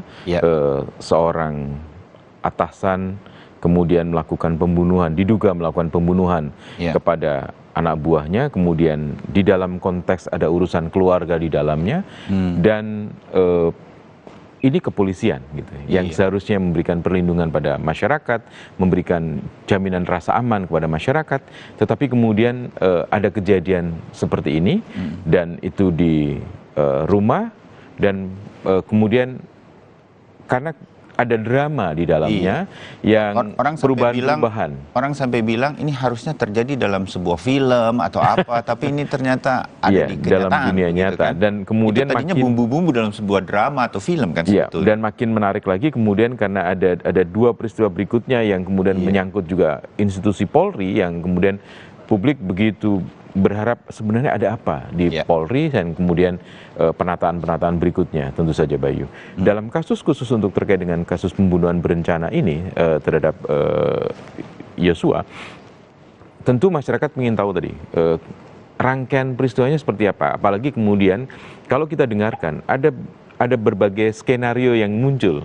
Kemudian bahkan setelah ada pergantian, bukan pergantian juga, ada muncul penasihat hukum yang baru dari keluarga Verdi Sambo juga, kemudian muncul juga hal yang lain lagi gitu, skenario yang lain lagi. Bukan untuk menembak, tapi untuk memberikan pelajaran dan sebagainya. Jadi ini apa gitu. Jadi publik semakin ingin tahu, dan rasanya hari ini mata publik Indonesia bahkan juga internasional akan tertuju di Indonesia karena untuk persidangan di Pengadilan Negeri Jakarta Selatan, karena disitulah kemudian orang ingin tahu ceritanya seperti apa yang disampaikan oleh kepolisian dan kejaksaan, yang barangkali akan kita temukan berbeda dengan apa yang selama ini kita dengar. Mungkin juga sama, tetapi dari pencermatan pada cerita dakwaan itu akan menemukan sesuatu hal yang baru. Kalau kita sebagai wartawan kan selalu mencoba mencari sesuatu yang baru untuk mendapatkan sisi lain dari sebuah peristiwa. Terbayang, Mas Tra. Nah, Pak Samuel, kalau boleh, saya kan membayangkan begitu ya, Pak Samuel, keluarga sudah tahu bagaimana sebetulnya almarhum wafat. Dari perkembangan penyelidikan dan penyidikan kasus ini yang berjalan cukup lama, siapa yang melakukannya juga sudah mulai terungkap, tinggal kemudian ini pembuktian dan prosesnya di peradilan. Masih adakah Pak Samuel sebagai ayah dari almarhum Joshua, saya minta maaf sebelumnya, yang masih ingin diketahui sebetulnya dari Pak Samuel, dan berharap dari jalannya persidangan kali ini bisa terungkap jawaban-jawaban tersebut, Pak Samuel? Yang sangat kami berharap adalah motif daripada pembunuhan ini. Soalnya dari awal sudah begitu ganti-ganti skenario mereka, kayak yang bilang Bapak tadi, begitu berganti pengacara, berganti judul sinetronnya, akhir-akhir ini berganti lagi. Jadi kami selaku ayah dari almarhum, sedikit tanya dalam hati, kok bisa jadi begitu cara proses hukum di negara ini begitu.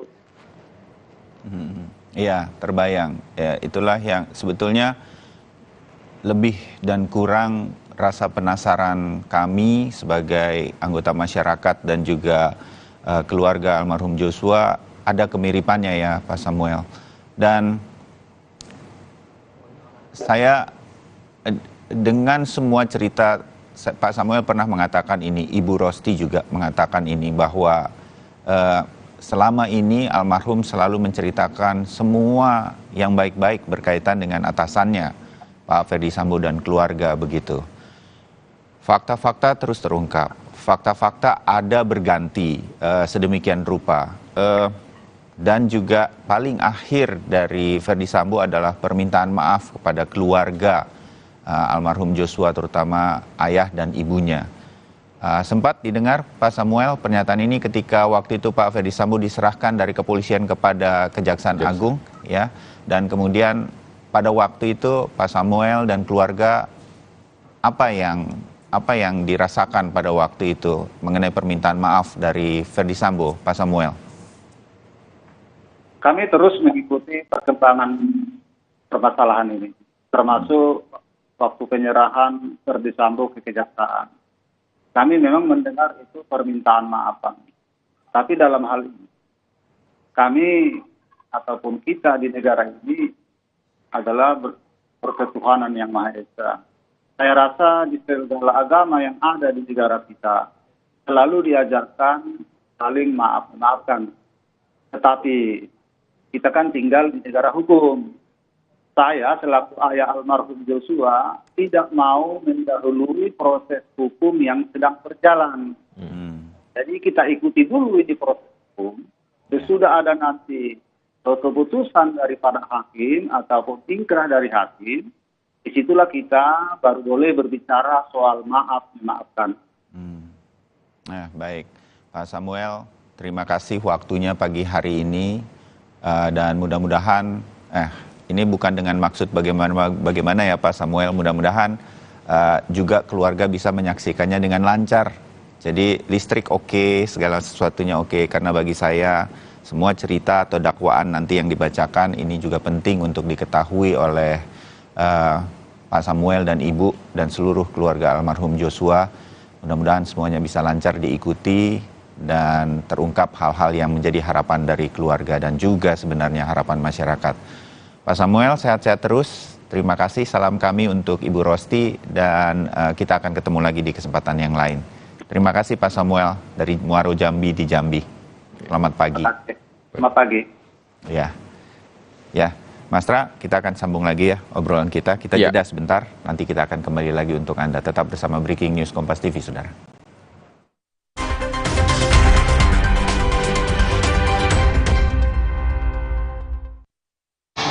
Putaran kedua DFB Pokal Oktober ini di Borussia Dortmund. Siap beradu strategi dan menebar ancaman kepada di Roten Hannover 96. And he does so with purest passion. Rabu 19 Oktober live pukul 10:45 malam. Annemeyer takes aim. Pasukan Hugerstatter FC Augsburg bertekad menjegal tim raksasa The Bavaria, Bayern Munchen. A game you want to watch. Kamis 20 Oktober live pukul 1:30 dini hari. International Match DFB Pokal di Kompas TV. Kakek pingin tahu apa gigi palsunya bisa ngunyah ayam goreng yang renyah. Untung kakek pakai Poliden yang dengan kuat melekatkan gigi palsunya hingga 12 jam. Kakek pun bebas makan apa saja. Tersedia di apotek terdekat. Yakin hanya memberikan sekecil setengahnya? Saya pilih Enfagrow E+ MFGM Pro dengan DHA lebih tinggi. Yuk Bu, dukung kembangkan tidak hanya kecerdasan akademis, namun juga emosional dengan stimulasi yang tepat. Walau dari jalan yang sempit, mimpi kami bisa besar. Berawal dari dukungannya dan kekuatan kami dari dalam. Biskuat Academy, dukung anak Indonesia mewujudkan mimpi. Beli Biskuat dan menangkan trip ke stadion internasional. Kakek pingin tahu apa gigi palsunya bisa ngunyah ayam goreng yang renyah. Untung kakek pakai Poliden yang dengan kuat melekatkan gigi palsunya hingga 12 jam. Kakek pun bebas makan apa saja. Tersedia di apotek terdekat. Yah, sekarang isi Oreo lebih banyak nih.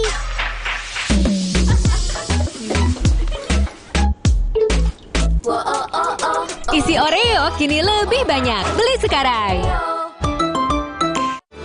Yakin hanya memberikan sekecil setengahnya? Saya pilih Enfagrow E+ MFGM Pro dengan DHA lebih tinggi. Yuk Bu, dukung kembangkan tidak hanya kecerdasan akademis, namun juga emosional dengan stimulasi yang tepat. Belum juga nyampe, udah keringatan. Aqua dulu.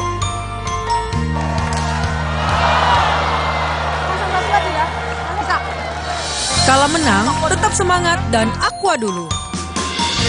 Datang dari sumber alam yang terlindungi, murninya air mineral Aqua, berikan air minum berkualitas. Apapun aktivitasmu, Aqua dulu.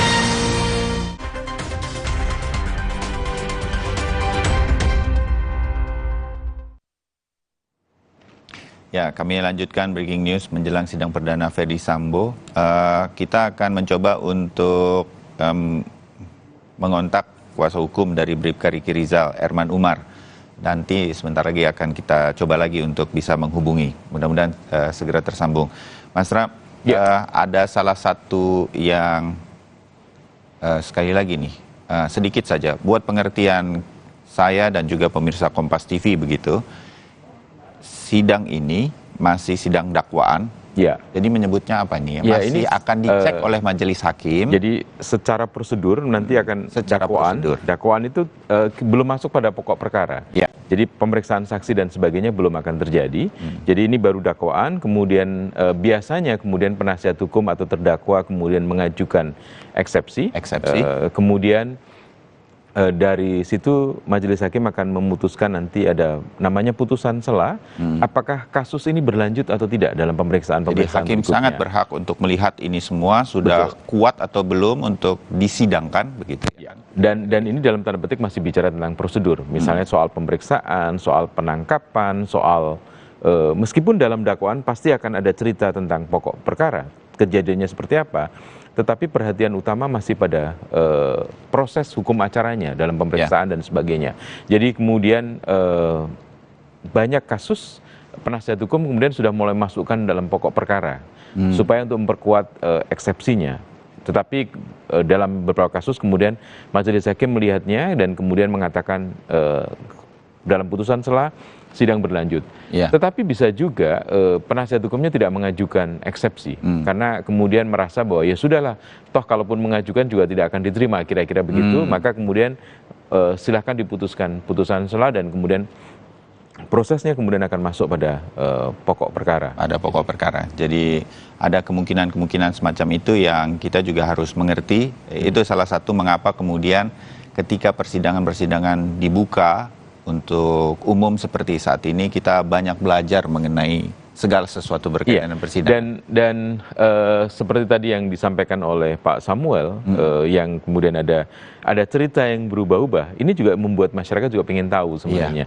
Pasti di dakwaan akan muncul cerita itu semua, tetapi apakah versi yang mana, yang itu yang kita akan sebenarnya bersama-sama juga untuk melihat dan mengujinya seperti apa. Jadi Mas Tra ingin mengatakan yang muncul atau dibacakan di dakwaan nanti pun masih cerita. Itu masih belum cerita. Fakta. Iya, karena kemudian kan tugas pengadilan untuk mencari bukti dan kemudian itu akan menjadi fakta dan fakta kemudian akan dinyatakan sebagai sebuah kebenaran dan bagaimana kemudian oleh majelis hakim kemudian akan di ujung pada putusan. Iya, oke. Nah, kita sudah tersambung sekarang dengan Pak Erman Umar, kuasa hukum dari Bribka Riki Rizal atau RR. Pak Erman, selamat pagi, salam sehat. Selamat pagi, Pak Bayu. Ya, di sini juga ada Mas Tra. Kami manggilnya begitu, Mas Tra, Mas Tri Agung dari Harian Kompas. Selamat pagi, Bang Erman. Ya, Pak Tri Agung. Ya, kalaupun nanti kita berharap ini bisa berlangsung persidangannya, salah satu paling tidak ini menurut saya ya, Mas Tra juga nanti silakan menanggapi. Kita berharap jalannya sidang ini akan ada kejutan dari Bribka RR yang di ujung-ujung kemarin itu banyak mengungkap fakta-fakta yang sebelumnya dia tidak ungkapkan begitu. Nah, situasi-situasi ini mungkin atau berapa prosentasenya cukup besar nggak kami harapkan dari Bribka RR nanti muncul di persidangan kalau ini semua berjalan dengan lancar, Bang Herman? Oh begitu ya. Jadi begini, kalau berdasarkan berdasarkan diskusi, berdasarkan pembicaraan selama ini sampai saat terakhir ya dengan RR, jadi apa yang sudah disampaikan fakta-fakta seperti terakhir itu, menurut dia itulah yang sudah dia sampaikan semuanya. Namun demikian ya, kita sebagai kita lihat mungkin bisa aja yang dia lupa kan, bisa aja yang dia lupa, nanti ada yang ingatin atau ada yang teringat gitu kan, bisa saja. Tetapi sepanjang diskusi kita sampai pemeriksaan terakhir, menurut dia sudah menyampaikan apa adanya, ya, gitu, Pak Mas Bayu gitu. Ya, oke. Kalau kondisi mental, kesehatan sampai terakhir bertemu Bang Herman dengan Ricky itu semua sehat. Kami lihat hari ini datang di PN Jaksel sehat. Sehat. Saya 3 hari yang lalu ketemu, saya siapkan bahwa kita harus menghadapi apapun. Kamu boleh bicara apa yang kamu rasakan, apa yang kamu itulah. Dia bilang siap. Bang Herman, ini pertanyaan yang melompat sih Bang Herman. Kan kita baru akan mendengarkan dakwaan nanti. Apakah kira-kira dari penasihat hukumnya Ricky Rizal akan mengajukan eksepsi juga, Bang? Ya, kita punya rencana akan mengajukan eksepsi gitu. Kita akan mengajukan eksepsi. Jadi perjalanannya panjang nih. Berarti masih kira-kira masih minggu depan gitu kan? Karena begini, karena bagaimanapun ini kan perkara ringan ya. Bagi siapapun, apalagi dia dibawa seolah-olah ikut bersama-sama ya kan, 5 gitu kan. Sementara fakta yang dia rasakan dengan keawaman dia adalah merasa korban keadaan gitu. Jadi dia mau nggak mau apapun Pak Herman, tim kuasa hukum, tolong saya dibantu semua upaya-upaya tolong disampaikan maksimal gitu. Itu. Ya. Jadi akan ada eksepsi paling tidak atau keberatan dari pihak Ricky Rizal dari dakwaan yang nanti akan dibacakan. Bang Herman sudah terima juga dakwaannya Bang Herman ya? Tentu saja. Sudah ya. Dalam kasus ini kemudian apakah RR nanti akan bersama-sama dengan Kuat dan Putri dalam satu dakwaan ya? Kalau saya lihat mungkin di split ya masing-masing. Oh, di split ya. Split ya. Artinya kalau di split Bayu akan lebih menguntungkan dan memudahkan kepada penasihat hukum untuk kemudian membicarakan posisi dan proses pencarian cerita atau mungkin nanti ujungnya kebenaran dari proses persidangan ini ya, Bang Herman ya. Begitu Bang Herman? Lebih leluasa Pak, lebih kita kalau bersama susah kadang-kadang agak ini. Walaupun sebenarnya bisa saja, tapi nggak kurang leluasa Pak. Karena Kapan kepastiannya Bang Herman bahwa ini, maksud saya begini, apakah Bang Herman sudah yakin ini memang terpisah atau kemudian menjadi satu kesatuan? Kalau memang ini sudah terpisah kan lebih jelas bagi kuasa hukum. Ya kalau kita lihat dari surat dakwaannya sudah menyebut terpisah. Oh, sudah terpisah ya. Jadi nama sendiri kan, Ricky Rizal sendiri gitu. Oke. Jadi hari ini empat terdakwa itu terpisah masing-masing berarti kan? Pak Ferdi Sambo sendiri. Jadi teknisnya biasanya begini. Biasanya misalnya Sambo utama, yang Ferdi Sambo yang pertama dibacain dakwaan yang pertama, kemudian selesai masuk lagi mungkin istrinya gitu ya, terdakwa kedua. Kemudian masuk lagi siapa RR atau Kuat gitu kan, ada 4 perkara gitu kan. Iya. Ya. Oke, baik. Tapi ini berdasarkan pengalaman juga, saya pernah ada satu perkara yang perkaranya di split tapi ada hubungan. Ada satu pengadilan beberapa puluh tahun yang lalu pernah kalau sidang itu disatukan pada saat kebetulan hakimnya sama. Tapi pada saat pemeriksaan masing-masing baru dipisah lagi gitu. Karena kebetulan hakimnya sama. Kalau kita lihat sekarang perkara ini Ferdi Sambo, istrinya Ricky Rizal sama Kuat. Yakinnya kan sama itu. Iya, iya. Jadi kita lihat apakah memungkinkan dia bacain sidangnya sekali dibuka terus dibacain dakwaan masing-masing atau ya kalau biasanya kalau saya lihat di Jakarta kayaknya nggak memungkinkan. Itu saya waktu itu sedang di daerah. Oke, terbayang. Kita lanjutkan sebentar ya Bang Herman dan Mas Tra. Kami jeda sebentar untuk kembali lagi untuk perbincangan ini. Tetap bersama Breaking News Kompas TV.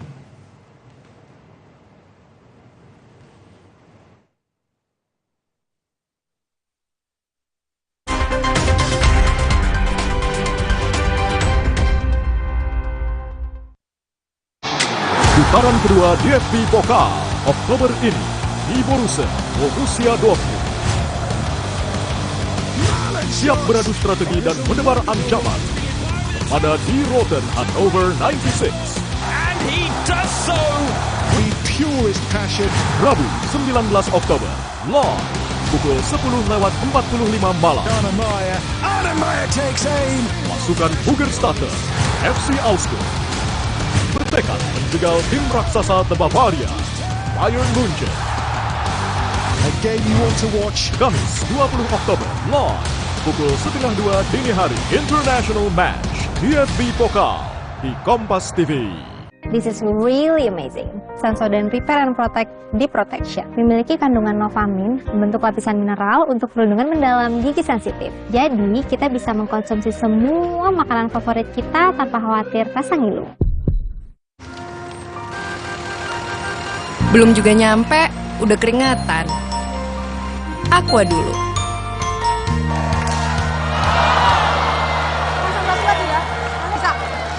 Kala menang, tetap semangat dan Aqua dulu. Datang dari sumber alam yang terlindungi, murninya air mineral Aqua, berikan air minum berkualitas. Apapun aktivitasmu, Aqua dulu. Yah, sekarang isi Oreo lebih banyak nih.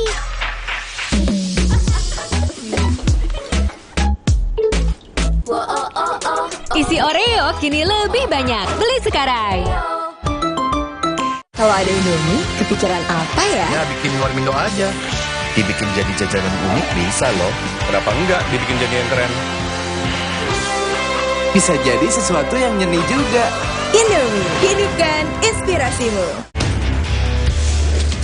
Aku gak akan nyerah meskipun gerah dan keringat menggangguku. Karena Dental Cool, perlindungan 12 jam dengan sensasi cool 5 derajat. Segarnya bikin aku unstoppable. Berani taklukkan panasmu. Ngakunya keju, ternyata air dan tepung. Cek labelnya. Pastikan keju di urutan pertama komposisi seperti Kraft Cheddar. Dalam kemasan hemat, cuma 5 ribuan. Kejunya asli, nutrisinya pasti. Walau dari jalan yang sempit, mimpi kami bisa besar. Berawal dari dukungannya dan kekuatan kami dari dalam. Biskuat Academy dukung anak Indonesia mewujudkan mimpi. Beli Biskuat dan menangkan trip ke stadion internasional.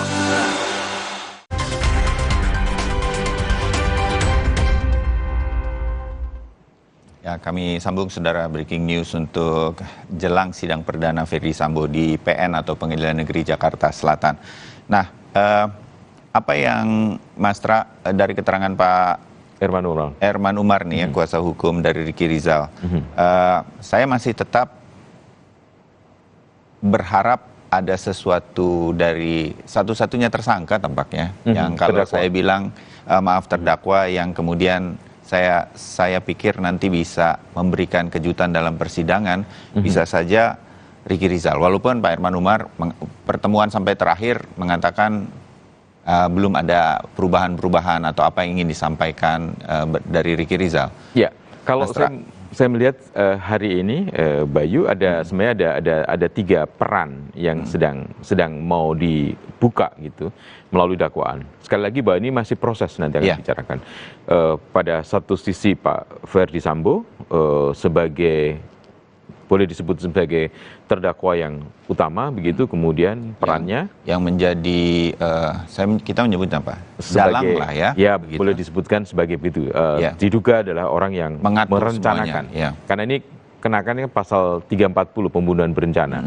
Kemudian ada Bu Putri yang juga istrinya Pak FS, itu dalam tanda petik juga menjadi korban dalam kalau betul ada dugaan pelecehan seksual dan sebagainya, tetapi dia juga melengkapi apa yang akan menjadi cerita dari Pak FS. Kemudian ada Kuat dan Ricky Rizal yang kemudian membantu proses ini semua. Nanti kemudian ada Eliezer di satu sisi lain yang dipisahkan. Jadi ini sebenarnya ada tiga peran yang berbeda dan kalau tadi cerita dari Bang Herman Umar bahwa kemudian Ricky dan Kuat juga dakwaannya dipisahkan, nah sebenarnya kita bisa berharap dan kemudian merangkai cerita ini apakah yang diceritakan oleh FS, kemudian PC, kemudian Kuat dan RR itu sebuah satu kesatuan, kesinambungan. Karena dari situ kemudian kita akan tahu prosesnya, sehingga dalam eksepsi yang akan diajukan tentu pasti berbeda. Karena majelis hakimnya sama, bisa jadi mereka kemudian dimasukkan dalam ruang persidangan yang sama, kemudian satu-satu dibacakan dakwaannya, kemudian nanti juga akan bagaimana sikap dari penasihat hukumnya. Tetapi kalau ini ada untungnya, karena kemudian masing-masing terdakwa punya kesempatan yang sama dan penasihat hukum yang sama untuk kemudian menyampaikan eksepsinya dan boleh dikatakan untuk mengungkapkan yang benarnya. Tetapi kalau kemudian ini digabungkan, kalau dakwaannya tadi semua digabungkan, akan menyulitkan seorang terdakwa maupun penasihat hukumnya, karena mereka harus berkoordinasi. Berkoordinasi antar sesama kuasa hukum. Dan ceritanya bisa sangat berbeda. Ceritanya bisa sangat berbeda. Jadi peluang-peluang untuk harapan saya itu masih mungkin terbuka dengan mereka masing-masing. Dan harapan gitu Bayu pun juga akan bisa terungkap kalau kemudian ini dipisah masing-masing. Karena kemudian RR bisa jadi bercerita berbeda dengan apa yang didakwaan. Nanti kalau sudah proses pemeriksaan. Atau kemudian dalam eksepsinya, penasihat hukumnya akan menceritakan bahwa proses pemeriksaan terhadap RR itu tidak seperti yang diatur dalam KUHAP misalnya, sehingga kemudian ada dugaan pelanggaran misalnya. Jadi dari 4 dakwaan nanti bisa jadi kemudian masih banyak peluangnya, bisa semuanya masuk langsung pemeriksaan terdakwa, pemeriksaan saksi dan terdakwa, kemudian nanti proses hukumnya pokok perkara. Tapi bisa juga kemudian untuk kasus FS diterima, dakwaan FS, dakwaan Putri diterima, untuk dakwaan yang lain juga tidak diterima juga bisa juga. Bisa juga. Jadi ini kita masih menunggu, tetapi kita masih bisa menunggu. Dari dakwaan itu kita bisa melihat cerita keseluruhan dan kemudian apakah kemudian sama dengan yang kita dengar dan ini masih membuka banyak hal yang kemudian akan memunculkan persepsi-persepsi baru. Terbayang. Oke. Nah, Pak Herman masih bersama kami ya. Halo, Pak Herman Umar. Oh, tampaknya terputus nih ya. Iya, karena masih dalam perjalanan tadi. Mungkin masih dalam perjalanan menuju ke persidangan. Saya sambung kalau begitu ke Mas Ra. Kan tetap saja walaupun dipisah-pisah, ini ada kaitan satu sama lain. Betul. Apalagi dakwaan terhadap Ferdi Sambo itu membawa 3 nama lain begitu, bahkan 4 nama lain. 4 nama karena lain. Ada Eliezer yang mungkin sudah jadi justice kolaborator dan mungkin nanti akan banyak berlawanan keterangannya dengan keterangan 4 yang sekarang kita dengar. Nah, dengan Kuat nanti Bribka Rizal juga mungkin nanti akan ada keterkaitan begitu ya. Oh, sudah tersambung ya, Pak Herman? Sudah. Sudah tersambung lagi. Pak Herman, saya membayangkan dari yang disampaikan Mas Ra bahwa ini nanti akan terpisah-pisah, toh walaupun terpisah kan tetap ada keterkaitan yang kuat begitu. Ketika dakwaannya Pak Ferdi Sambo, ketika dakwaannya dibacakan untuk Kuat, gitu, bahkan juga Eliezer nanti akan muncul juga nih nama Ricky Rizal begitu. Nah, jadi semua dakwaan ini akan diperhatikan oleh Pak Herman dan tim kuasa hukum Ricky Rizal dan kemudian eksepsinya akan menghadapi itu semua sedemikian rupa, begitu? Ya, begitu Pak. Yang kita akan memperhatikan juga. Tapi tracing utama tentu ini. Tentu konsentrasi utama terhadap dakwaan terhadap Rizal. Tapi yang lain kita amatin juga. Gitu. Kenapa? Kan pasti berbeda-beda peran itu. Ada anggota, ada seorang yang tidak menyadari, atau ada yang secara psikologis yang tidak bisa berbuat. Kira-kira kalau kita ya tentu konsentrasi bagaimana kita mencari jalan keluar hal yang kalau tidak memungkinkan untuk dia lolos, tapi paling tidak hal yang meringankan untuk terdakwa kita. Iya, oke. Bang Herman, boleh nanya sedikit Bang Herman, apakah kan ini kan ada empat terdakwa yang hari ini, kemudian besok juga ada satu terdakwa lagi dalam kasus yang sama 340. Apakah di antara penasihat-penasihat hukum ini pernah bertemu Bang Herman?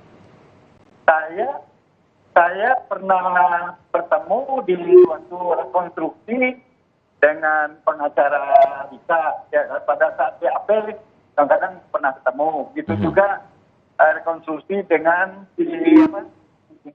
pengacaranya Sambo gitu ya. Dengan yang lain-lain observation nggak ada yang kenal gitu. Tapi terlepaslah itu, bagaimanapun semua mereka teman saya. Ya. Kan, karena mungkin kita udah umur ya, jadi pada tahu semua mereka itu aja gitu kan. Ada sesuatu yang dibahaskah berkaitan dengan nanti yang kemudian juga disiapkan berkaitan dengan jalannya sidang nanti? Mudah-mudahan ini berlanjut begitu dengan pertemuan-pertemuan yang Bang Herman waktu itu lakukan dengan beberapa pengacara dari terdakwa yang lain. Sampai saat ini saya membatasi diri. Pertemuan saya hanya formil, tidak pernah berbicara masalah case. Karena saya tahu kita lihat case-nya bagaimana, kan ada saling. Melihat dalam case Sambo, tentu saya punya penilaian sendiri. Saya tutup rapat. Kenapa? Dari awal saya masuk, itu saya sudah membatasi. Ini hanya formalitas kenal ya, bersama kode etik aja, saling tegur, saling ini gitu. Jadi saya tidak pernah komunikasi yang berbicara bagaimana strategi kita ke depannya, bagaimana ini, bagaimana kan boleh itu jadi pemikiran masyarakat, wajar. Betul. Karena itu kan abuannya Sambo, mereka ini korban, ya kan? Wajar dong kalau dia seharusnya. Tapi ya saya melihat kalau dalam kita tidak pernah berhubungan untuk bagaimana menghadapi jasa. Sekarang kita menyadari menjalankan bagaimana saya menyelamatkan dulu gitu. Bagaimana hal-hal yang bisa menyelamatkan kepentingan masyarakat. Oke, baik. Sayang sekali kita agak ini menariknya waktu, Bayu. tapi silakan singkat. Iya, ini menariknya Bayu karena kemudian pengacara-pengacara ini saling kenal sebenarnya kan. Dan komunikasi itu sebetulnya jentik jari sebetulnya. Tapi kemudian karena punya kepentingan pada masing-masing dalam upaya membela kliennya dan saya kira Bang Herman juga punya perhatian besar pada bagaimana dalam tanda petik menyelamatkan RR, ya itu pasti akan tidak bisa berkoordinasi atau berkomunikasi dengan leluasa dengan penasihat hukum yang lain. Padahal itu teman-teman semua Bang Herman ya. Iya. Oke, tapi terutama kalau dengan Arman Ali itu memang baru kenal. Kalau memang ada tim anggota dia yang pernah saya kenal 20 tahun yang lalu. Yang namanya perkara Kuda Tuli dulu, Pak. Iya, 27 Juli ya. Penyerbuan kantor PDIP ya. Bang Hakim Nusantara, Luhut gitu. Jadi 20 tahun yang lalu pada kenal mereka yang ada tim itu. Ini reuni juga sekaligus di persidangan nanti. Baik, Bang Herman Umar, terima kasih waktunya. Sebentar lagi pasti udah sampai di Pengadilan Negeri Jakarta Selatan untuk mendampingi Bribka Riki Rizal. Kita ketemu lagi. Terima kasih Bang Herman.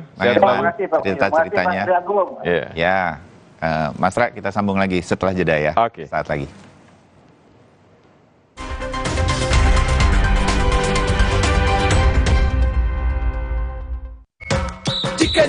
Neo Remasil. Neo Remasil. Formula efektifnya redakan nyeri otot, nyeri sendi, dan pegalinu. Neo Remasil. Nyeri otot dan pegalinu reda, rezeki datang. Neo Remasil. Oreo wafer? Nanti. Hah? Nyesel nggak bisa ngomong keras-keras. Oreo wafer, 7 lapis, tebal, terasa coklatnya renyah. Kemarin aku antar orang berkali-kali, padahal kepala ini pusing. Ada obat sakit kepala.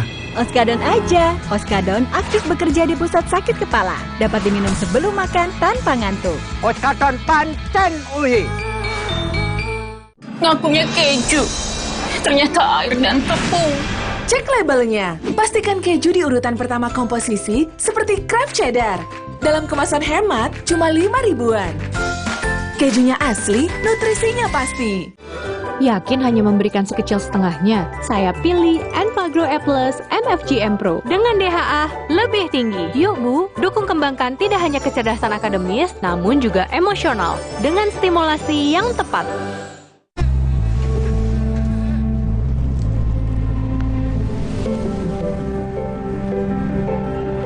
Lembutkan hati dengan kebaikan Cadbury Dairy Milk. Rasakan lembutnya kebaikan. Belum juga nyampe, udah keringatan. Aqua dulu.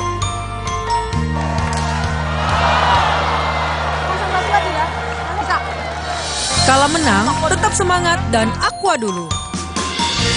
Datang dari sumber alam yang terlindungi, murninya air mineral Aqua, berikan air minum berkualitas. Apapun aktivitasmu, Aqua dulu. Oreo wafer? Nanti. Hah? Nyesel nggak bisa ngomong keras-keras. Oreo wafer, 7 lapis, tebal, terasa coklatnya renyah. Kakek pingin tahu apa gigi palsunya bisa ngunyah ayam goreng yang renyah. Untung kakek pakai Polydent yang dengan kuat melekatkan gigi palsunya hingga 12 jam. Kakek pun bebas makan apa saja. Tersedia di apotek terdekat. Kerjaan harus tetap dijalani biarpun badan pegel linu dan nyeri otot. Cepat minum Oskadon SP. Oskadon SP bekerja aktif di pusat nyeri otot tanpa ngantuk. Siap aktivitas lagi. Angkat mama juga bisa. Nyeri otot dan pegal linu reda. Aktivitas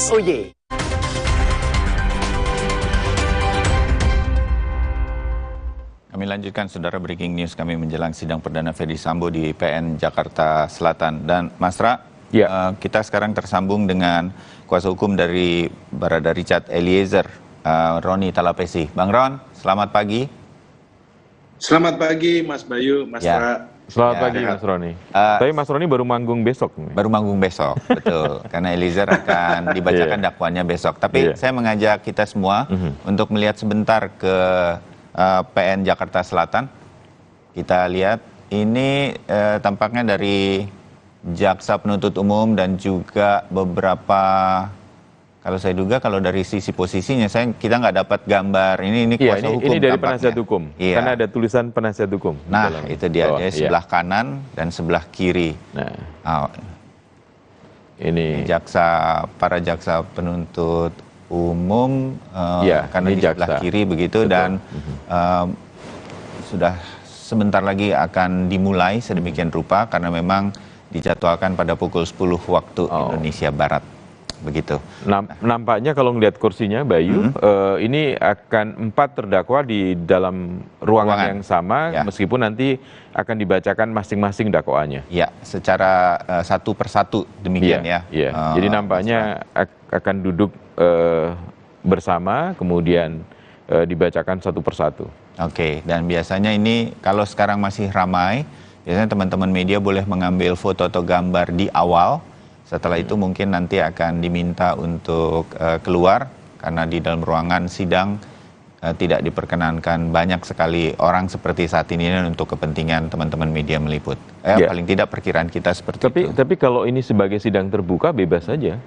Jadi diserahkan kembali kepada teman-teman wartawan untuk kemudian keluar atau tidak. Nah, nanti kita lihat. Nah ini tim kuasa hukum juga sudah tampaknya memeriksa beberapa hal dan sudah siap. Nah, kita kembali ke Bang Roni dan Mas Ra di studio ini. Bang Roni, baru besok Eliezer akan mendapatkan kesempatan untuk dakwaannya dibacakan. Tapi hari ini akan menjadi perhatian dari Anda juga dan tim kuasa hukum Eliezer ya, untuk mendengarkan pembacaan dakwaan dari 4 terdakwa. Bang Roni? Betul Mas Bayu, kami tim penasihat hukum dari Richard Eliezer pagi ini juga memonitor terkait dengan persidangan dari PC, KM, FS, dan RR. Kami melihat bagaimana dakwaannya karena ini juga keterkaitan dengan strategi tim penasihat hukum dalam rangka pembelaan Baradae. Jadi kita juga pun pagi ini kita memonitor. Tapi Mas Roni Bang Roni tidak ke PN Jakarta Selatan? Tidak, kami menonton live aja ya, dari Kompas saja. Oke. Jadi ini Anda, Bang Roni, ini penting untuk diikuti karena ini adalah cerita paling final yang mungkin bisa diikuti dari beragam versi cerita gitu. Betul. Ya, Mas Tra. Jadi begitu banyak cerita yang begitu banyak cerita, banyak teori yang berkembang, bahkan netizen di dunia maya pun punya versi sendiri begitu. Saking kasus ini begitu menyedot perhatiannya. Nah, inilah cerita yang mungkin nanti harus diikuti. Ini kalau kita lihat gambar, Ferdi Sambo sudah memasuki ruang sidang. Tapi boleh, kalau Bang Roni kira-kira yang diperhatikan yang mana? Iya. Apakah dari 4 terdakwa nanti, dakwaan mana yang akan betul-betul Bang Roni sebagai kuasa hukum RE cermati? Yang kita akan cermati saat ini adalah saudara Ricky Rizal ya. Oke. Karena kami berharap sekali saudara Ricky Rizal ini membantu kesaksian seperti yang sudah disampaikan di berita acara pemeriksaan. Contohnya Ricky Rizal menyampaikan bahwa mendapatkan perintah di rumah Saguling. Nah, itu kami harapkan sekali ya, tidak berubah ya. Kemudian kedua, Ricky Rizal juga sampaikan bahwa betul dijanjikan uang yang 500 juta itu. Nah, kita harapkan ini tidak berubah keterangannya atau tidak dicabut keterangannya di persidangan. Karena ini akan menjadi fatal ketika berubahnya keterangan dari saudara Ricky Rizal, karena mengingat saksi ini kan menjadi saksi untuk terdakwa yang lain, jadi saling berkaitan.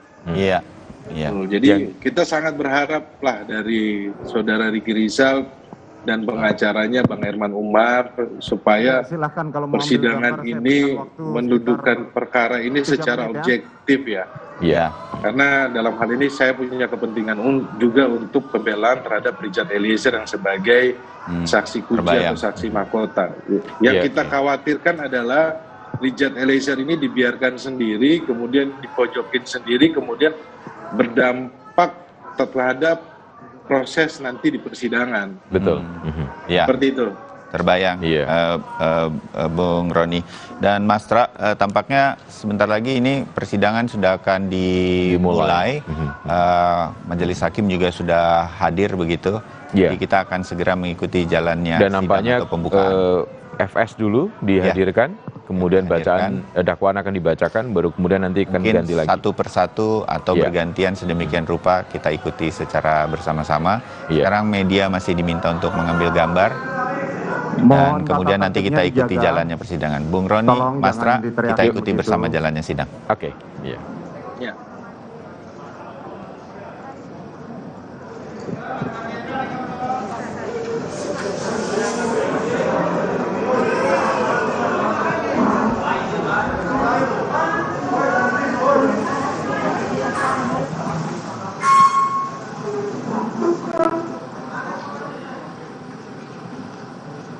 Oke, cukup ya.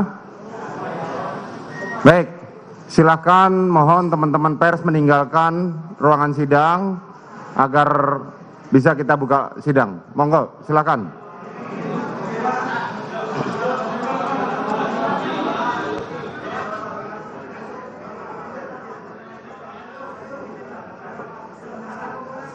Ya, jadi Mas Tra tampaknya saya ingin menyampaikan kepada Bung Roni Talpesi untuk terima kasih dulu untuk waktunya kali ini, Bung Roni. Kita mungkin akan bertemu lagi besok pagi. Jadi kami sudah, kalau boleh ini udah janjian dulu saat ini, Bung Roni. Terima kasih. Sampai ketemu besok pagi. Sampai ketemu besok pagi. Terima kasih. Ini wartawan diminta, karena ruangannya mungkin terlalu sempit, jadi diminta keluar karena juga di luar sudah disiapkan. Tetapi prinsip dasarnya adalah persidangan ini terbuka. Dan tadi sudah disampaikan Mas Tra, kita ulangi lagi bahwa untuk bahkan ini ada virtualnya di kanal-kanal digital dari PN Jakarta Selatan, dan di luar ruang sidang tadi teman-teman yang jurnalis Kompas TV yang berada di sana mengatakan sudah ada beberapa layar televisi yang bisa membuat publik, teman-teman media mengikuti langsung jalannya sidang. Jadi terbuka. Dan tentu saja bisa mengikuti melalui Kompas TV kan? Iya, betul. Apalagi ada komentar-komentar salah satu mungkin wartawan yang paling sering meliput hukum begitu di Indonesia, Mas Ra, hadir bersama kita. Nah, sebentar lagi kita akan ikuti jalannya sidang. Mas Ra akan tetap bersama tim Kompas TV untuk mengikuti jalannya breaking news. Baik. Mungkin saya lebih dulu pamit sebentar untuk digantikan teman-teman yang lain. Dan Anda tetap bisa mengikuti pemirsa Kompas TV jalannya breaking news kali ini dari Pengadilan Negeri Jakarta Selatan. Selamat mengikuti. Ya.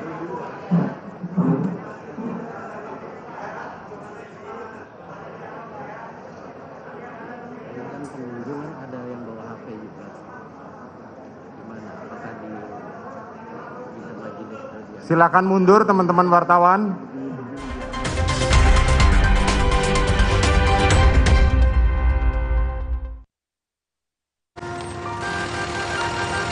Belum juga nyampe, udah keringatan. Aqua dulu.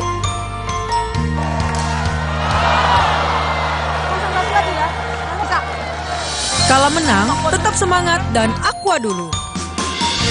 Datang dari sumber alam yang terlindungi, murninya air mineral Aqua, berikan air minum berkualitas. Apapun aktivitasmu, Aqua dulu.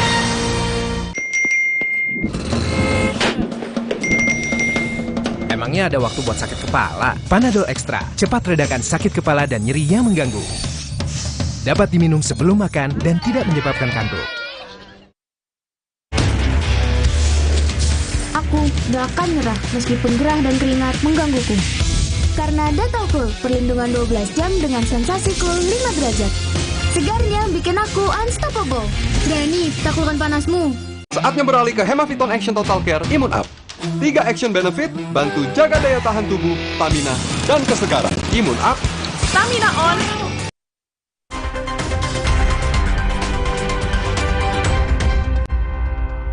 Terdakwa Ferdi Sambo, sehat hari ini?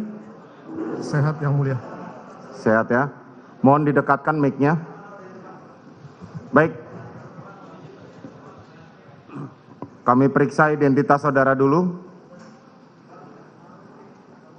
Nama lengkap Ferdi Sambo SH SIK MH, benar? Benar yang mulia. Nomor identitas 320 101 090 273 0005. Benar yang mulia. Tempat lahir baru, umur 49 tahun, tanggal lahir 9 Februari tahun 73, jenis kelamin laki-laki. Kebangsaan Indonesia. Tempat tinggal Jalan Saguling Jalan Saguling 3 nomor 29, Kelurahan Duren 3, Kecamatan Pancoran 1, Kota Administrasi Jakarta Selatan, Provinsi DKI Jakarta, dan Komplek Polri Duren 3 nomor 46 RT 5 RW 1 Kelurahan Duren 3 Kecamatan Pancoran Kota Jakarta Selatan sesuai KTP atau alamat tinggal Jalan Saguling 3 nomor 29 Pancoran Jakarta Selatan. Benar? Benar yang mulia. Agama Kristen, pekerjaan anggota Polri, pendidikan S2. Benar yang mulia. Saudara ditahan sejak tanggal 12 Agustus hingga saat ini. Benar yang mulia. Benar. Baik, saudara didampingi oleh penasihat hukum dalam hal ini. Benar yang mulia. Silakan ditunjukkan surat kuasanya.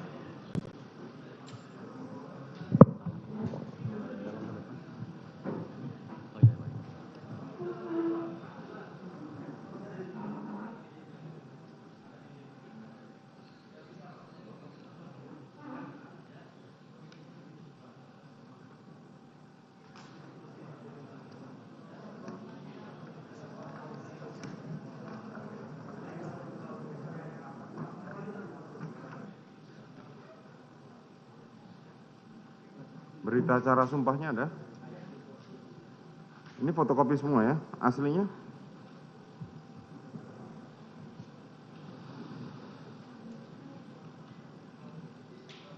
Sudah siap semua.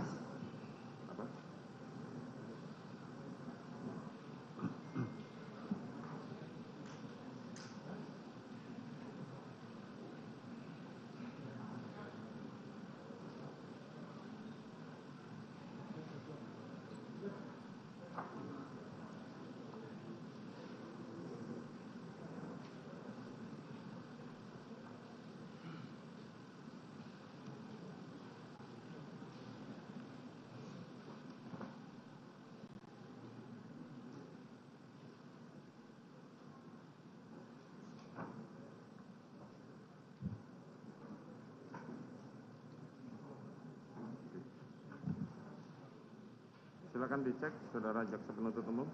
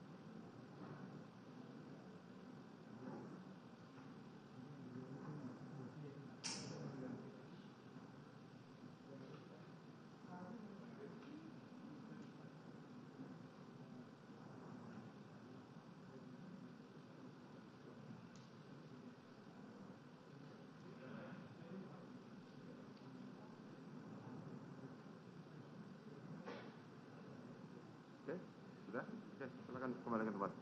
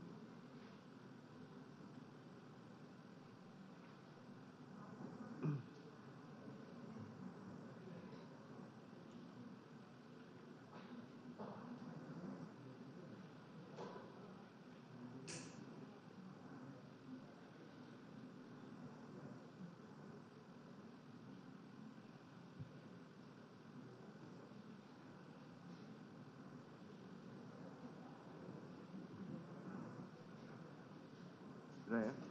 Baik, silakan duduk.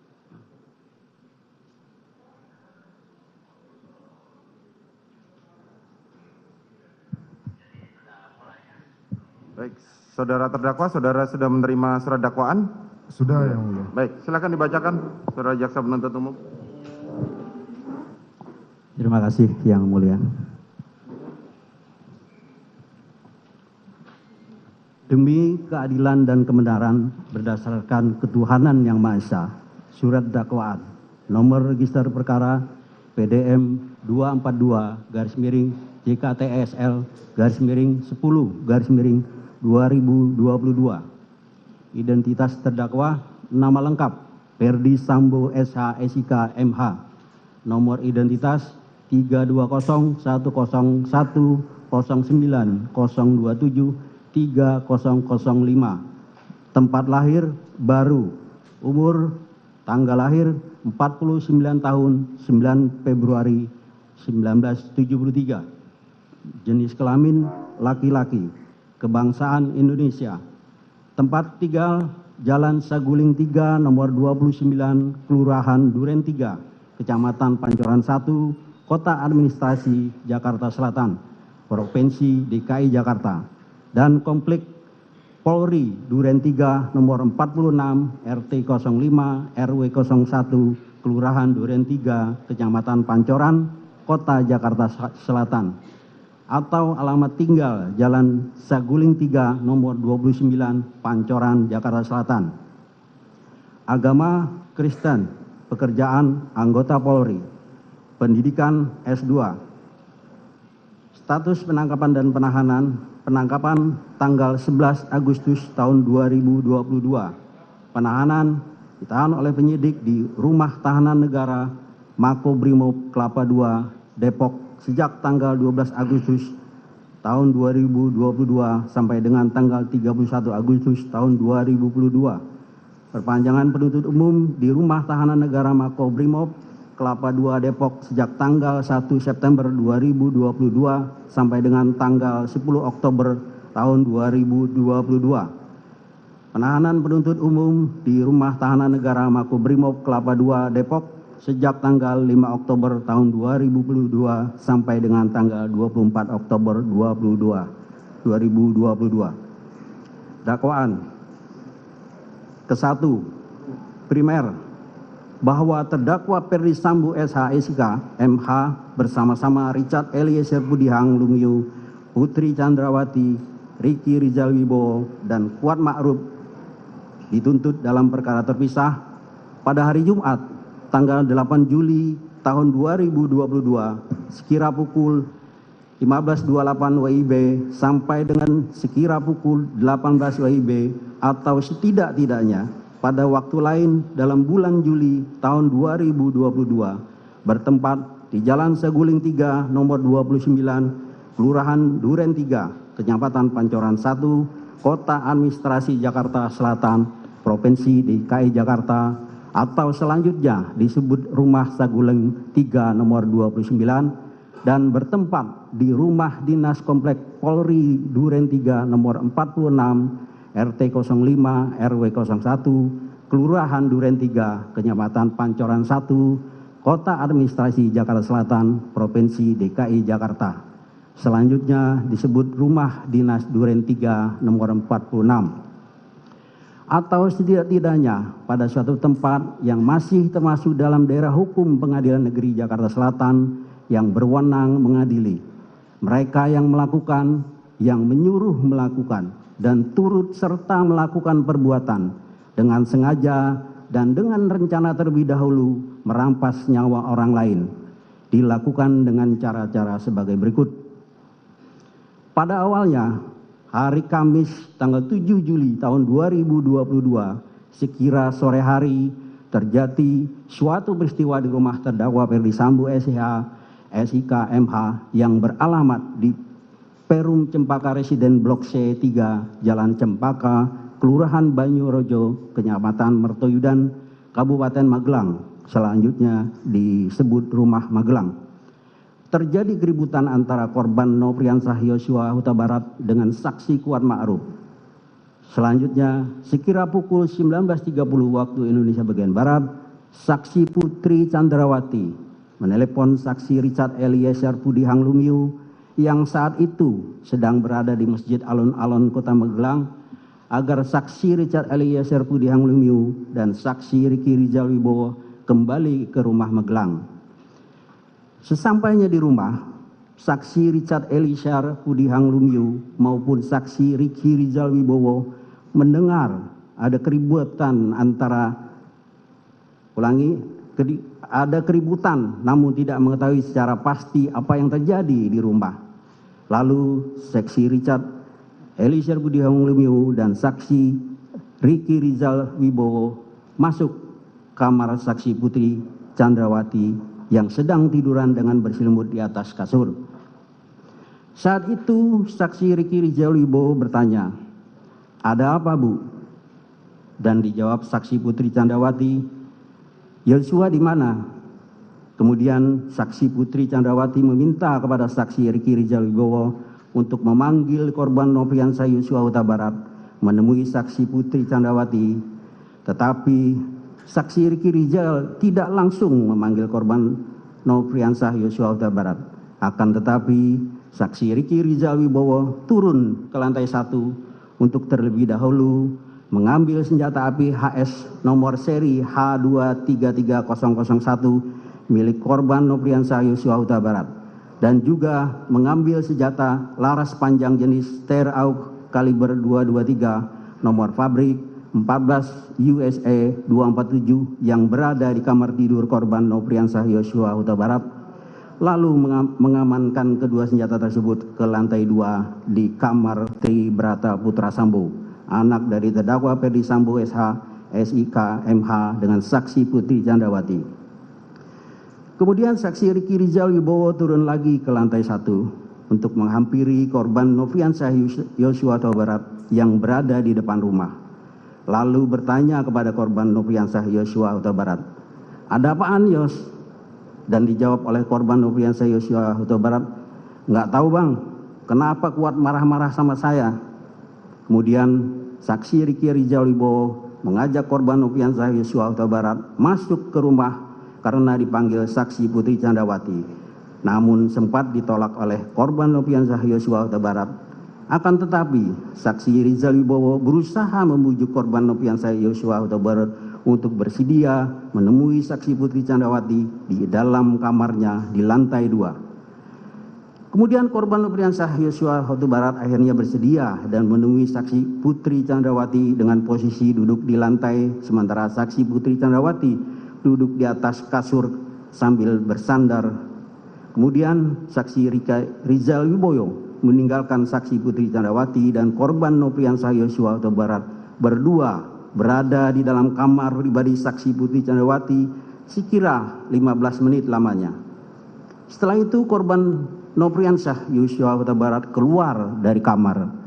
Selanjutnya saksi Kuat Ma'ruf mendesak saksi Putri Chandrawati untuk melapor kepada terdakwa Ferdi Sambo SH, SIK, MH dengan berkata, "Ibu harus lapor Bapak, biar di rumah ini tidak ada duri dalam rumah tangga Ibu." Meskipun saat itu saksi Kuat Ma'ruf masih belum mengetahui secara pasti kejadian yang sebenarnya.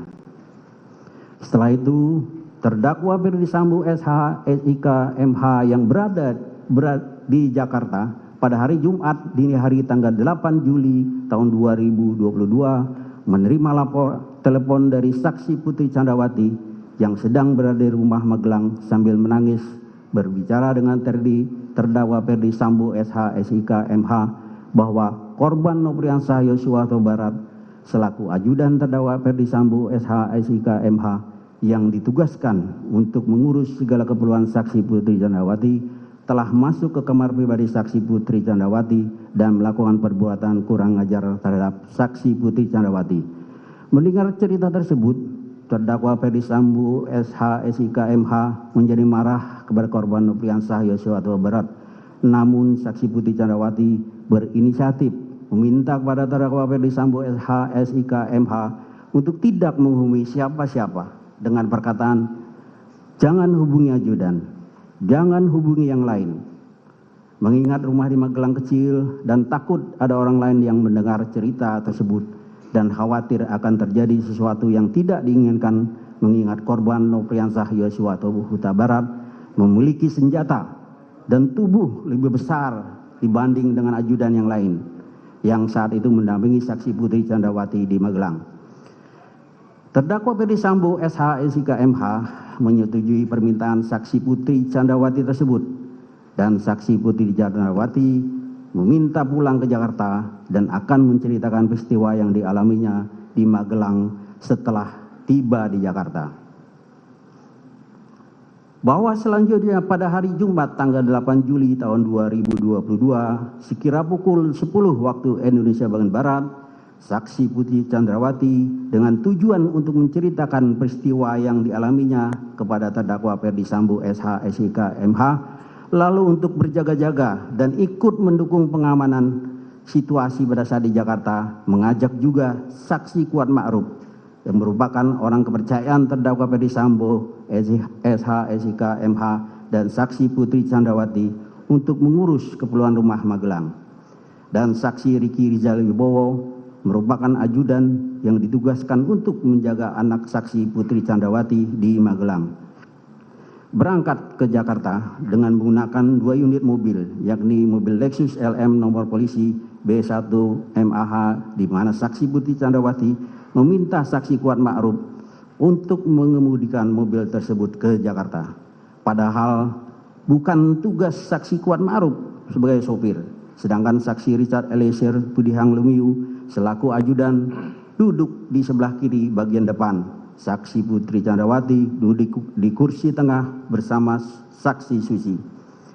Kemudian mobil Lexus nomor polisi L1973ZX yang dikemudikan oleh saksi Riki Rizal Wibowo juga berangkat ke Jakarta bersama dengan korban Nofriansah Yosua Huta Barat yang duduk di sebelah kiri pengemudi dengan menggunakan kaos warna putih dan celana jeans warna biru, dan sengaja dipisahkan dari mobil Lexus LM nomor polisi B1 MAH yang ditumpangi oleh saksi Putri Chandrawati, dan sekaligus untuk memudahkan saksi Riki Rizal Wibowo dalam memantau dan mengawasi korban Nofriansah Yosua Huta Barat.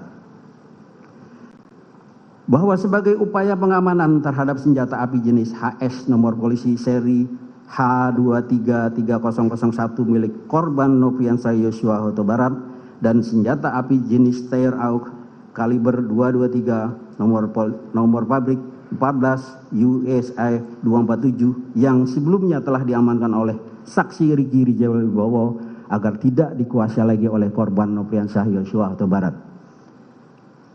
Selanjutnya pada saat akan berangkat ke Jakarta, saksi Riki Rizal Wibowo kembali mengamankan kedua jenis senjata tersebut, di mana untuk senjata api jenis HS nomor seri H233001 disimpan di dashboard mobil Lexus LM nomor polisi B1 MAH, sedangkan senjata api jenis Steyr AUK kaliber 223 nomor pabrik 14 USA 247 oleh saksi Riki Rizal Wibowo diserahkan kepada saksi Riki Eliezer Budihang Lumiu untuk diletakkan dan disimpan di bagian kaki kursi depan sebelah kiri mobil Lexus LM nomor polisi B1 MAH yang ditumpangi oleh saksi Putri Chandrawati.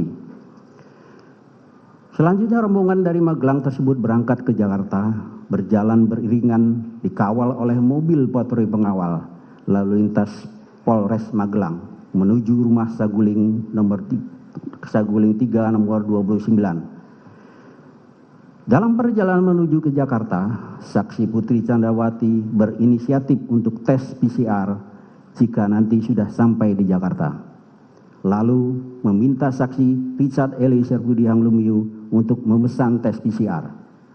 Saat itu saksi Richard Eliezer Budihang Lumiu menanyakan kepada saksi Putri Chandrawati terkait lokasi tes PCR. Lalu saksi Putri Chandrawati menyampaikan awalnya untuk lokasi PCR di kediaman Bangka saja. Namun beberapa saat kemudian saksi Putri Chandrawati yang menghendaki diadakannya tes PCR tersebut memastikan kembali, emang sudah dipesan. Lalu saksi Richard Eliezer Budihang Lumiu menjawab, sudah Ibu. Lalu saksi Putri Chandrawati mengganti lokasi tes PCR dengan mengatakan, ya udah di Saguling saja. Bahwa pada saat Jumat sore tanggal 8 Juli 2022 terdakwa Ferdi Sambo SH, SIK, MH dari kantornya di Mabes Polri pulang menuju rumah Saguling 3 nomor 29 dan tiba sekira pukul 15.24 waktu Indonesia bagian Barat.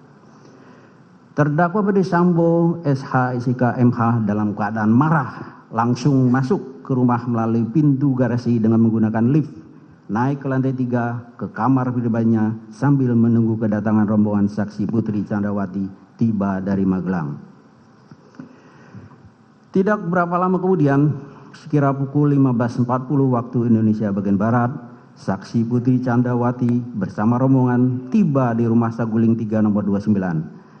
Kemudian saksi Ma'ruf turun dari pintu mobil bagian depan sebelah kanan. Saksi Richard Eliezer Budiang Lumiu turun di pintu depan sebelah kiri. Saksi Putri Chandrawati turun dari pintu tengah sebelah kanan dan saksi Susi turun dari pintu tengah sebelah kiri. Sedangkan saksi Riki Rizal Wibowo tiba di rumah Saguling 3 nomor 29, lalu turun dari pintu mobil depan samping sebelah kanan.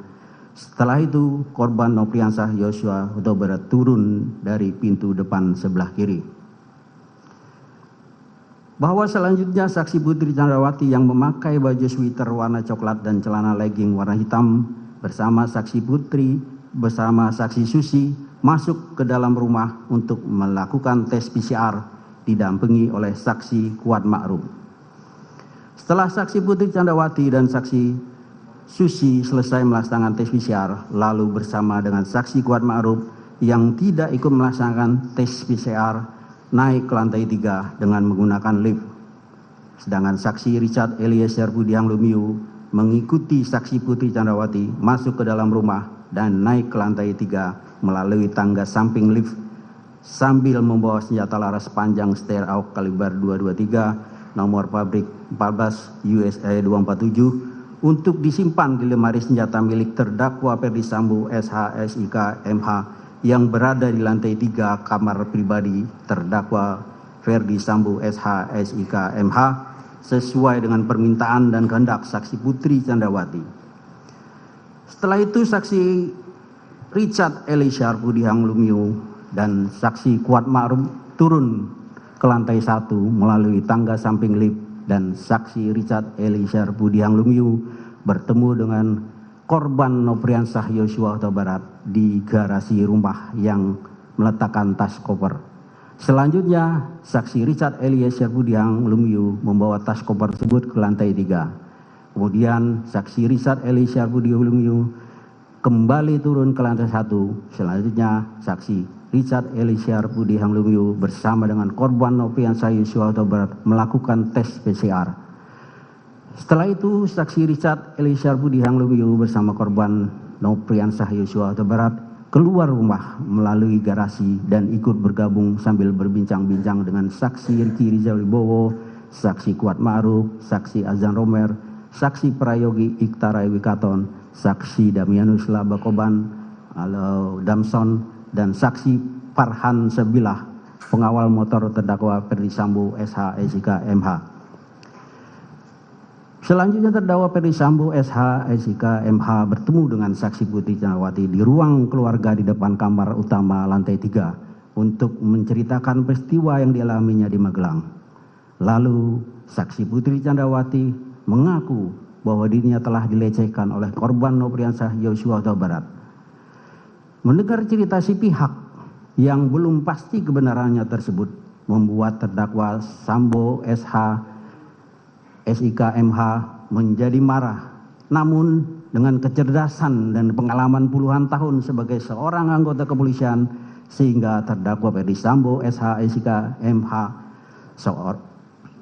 berusaha menenangkan dirinya lalu memikirkan serta menyusun strategi untuk merampas nyawa korban Nopriansah Yosua Huta Barat. Selanjutnya terdakwa Ferdi Sambo SH SIK MH memanggil saksi Riki Rizal Wibowo melalui handy talkie untuk menemui terdakwa Ferdi Sambo SH SIK MH di lantai 3. Setelah itu terdakwa Ferdi Sambo SH SIK MH bertanya kepada saksi Riki Rizal Wibowo dengan perkataan, "Ada apa di Magelang?" Lalu saksi Riki Rizal Wibowo menjawab, "Tidak tahu, Pak." Kemudian terdakwa Ferdi Sambo SH SIK MH berkata lagi, "Ibu sudah dilecehkan oleh Yosua." Selanjutnya terdakwa Ferdi Sambo SH SIK MH meminta kepada saksi Riki Rizal Wibowo dengan berkata, "Kamu berani enggak tembak dia?" Dijawab oleh saksi Riki Rizal Wibowo, "Tidak berani, Pak, karena saya enggak kuat mentalnya, Pak." Kemudian terdakwa Ferdi Sambo SH SIK MH mengatakan kepada saksi Riki Rizal Wibowo, "Tidak apa-apa, Tapi kalau dia Yosua melawan, kamu backup saya di Duren 3. Dan perkataan terdakwa Ferdi Sambo, SH, SIK, MH tersebut tidak dibantah oleh saksi Riki Rizal Wibowo, sebagaimana jawabannya sebelumnya. Selanjutnya, karena tidak ada bantahan dari saksi Riki Rizal Wibowo, lalu terdakwa Ferdi Sambo, SH, SIK, MH untuk mendukung rencana yang sudah diinginkan dan dikehendakinya tersebut, menyampaikan kepada saksi Riki Rizal Wibowo untuk memanggil saksi Richard Eliezer Budiang Lumiu. Saksi Riki Rizal Wibowo yang sudah mengetahui niat terdakwa Ferdi Sambo, SH, SIK, MH yang ingin merampas nyawa korban Nofriansah Yosua Huta Barat, ternyata tidak berusaha untuk menghentikan terdakwa Ferdi Sambo, SH, SIK, MH supaya tidak melakukan niatnya tersebut. Tetapi saksi Riki Rizal Wibowo tetap turun menggunakan lift dan langsung menemui saksi Richard Eliezer Budiang Lumiu di teras rumah, dan setelah itu bertemu. Ternyata saksi Riki Rizal Wibowo bukannya memberitahu niat dan rencana jahat dari terdakwa Ferdi Sambo, SH, SIK, MH yang sebenarnya agar mencegah niat dan rencana jahat tersebut dilaksanakan. Namun saksi Riki Rizal Wibowo malah ikut mendukung keinginan atau kehendak terdakwa Ferdi Sambo, SH, SIK, MH tersebut dengan berkata kepada saksi Richard Eliezer Budiang Lumiu, "Cat, dipanggil Bapak ke lantai 3, naik lift saja, Cat." Lalu saksi Richard Eliezer Budiang Lumiu bertanya, "Untuk apa, Bang?" Meskipun saksi Riki Rizal Wibowo yang sudah jelas mengetahui rencana merampas nyawa korban Nofriansah Yosua Huta Barat sengaja tidak mau menceritakan secara jujur tentang keinginan atau kehendak terdakwa Ferdi Sambo, SH, SIK, MH tersebut, dan saksi Riki Rizal Wibowo juga sengaja tidak menyarankan saksi Richard Eliezer Budiang Lumiu untuk menolak bila ditanya keinginan atau kehendak terdakwa Ferdi Sambo, SH, SIK, MH. Namun saksi Riki Rizal Wibowo tetap menyembunyikan rencana jahat Ferdi Sambo, SH, SIK, MH tersebut dengan menjawab, "Enggak tahu." Bahwa atas perkataan saksi Riki Rizal tersebut, saksi Richard Eliezer Budiang Lumiu naik ke lantai 3 dengan menggunakan lift untuk menemui terdakwa Ferdi Sambo, SH, SIK, MH yang sedang duduk di sofa panjang ruang keluarga lantai 3. Saksi Richard Eliezer Budiang Lumiu kemudian duduk di sofa tunggal dekat terdakwa Ferdi Sambo, SH, SIK, MH. Selanjutnya terdakwa Ferdi Sambo, SH, SIK, MH menjelaskan kejadian tanggal 7 Juli tahun 2022 di Magelang sebagaimana cerita sepihak dari saksi Putri Candrawati yang belum pasti kebenarannya, dengan mengatakan bahwa waktu di Magelang Ibu Putri Candrawati dilecehkan oleh Yosua. Setelah itu saksi Richard Eliezer Budiang Lumiu yang menerima penjelasan tersebut merasa tergerak hatinya untuk turut menyatukan kehendak dengan terdakwa Ferdi Sambo, SH, SIK, MH. Di saat yang sama perkataan terdakwa Ferdi Sambo, SH, SIK, MH itu juga didengar saksi Putri Candrawati yang langsung keluar dari kamarnya menuju sofa dan duduk di samping terdakwa Ferdi Sambo, SH, SIK, MH, sehingga ikut terlibat dalam pembicaraan antara terdakwa Ferdi Sambo, SH, SIK, MH dan saksi Richard Eliezer Budiang Lumiu. Selanjutnya terdakwa Ferdi Sambo, SH, SIK, MH mengutarakan niat jahatnya dengan bertanya kepada saksi Richard Eliezer Budiang Lumiu, "Berani kamu tembak Yosua?" Atas pertanyaan terdakwa Ferdi Sambo, SH, SIK, MH tersebut, lalu saksi Richard Eliezer Budiang Lumiu menyatakan kesediaannya. "Siap, Komandan."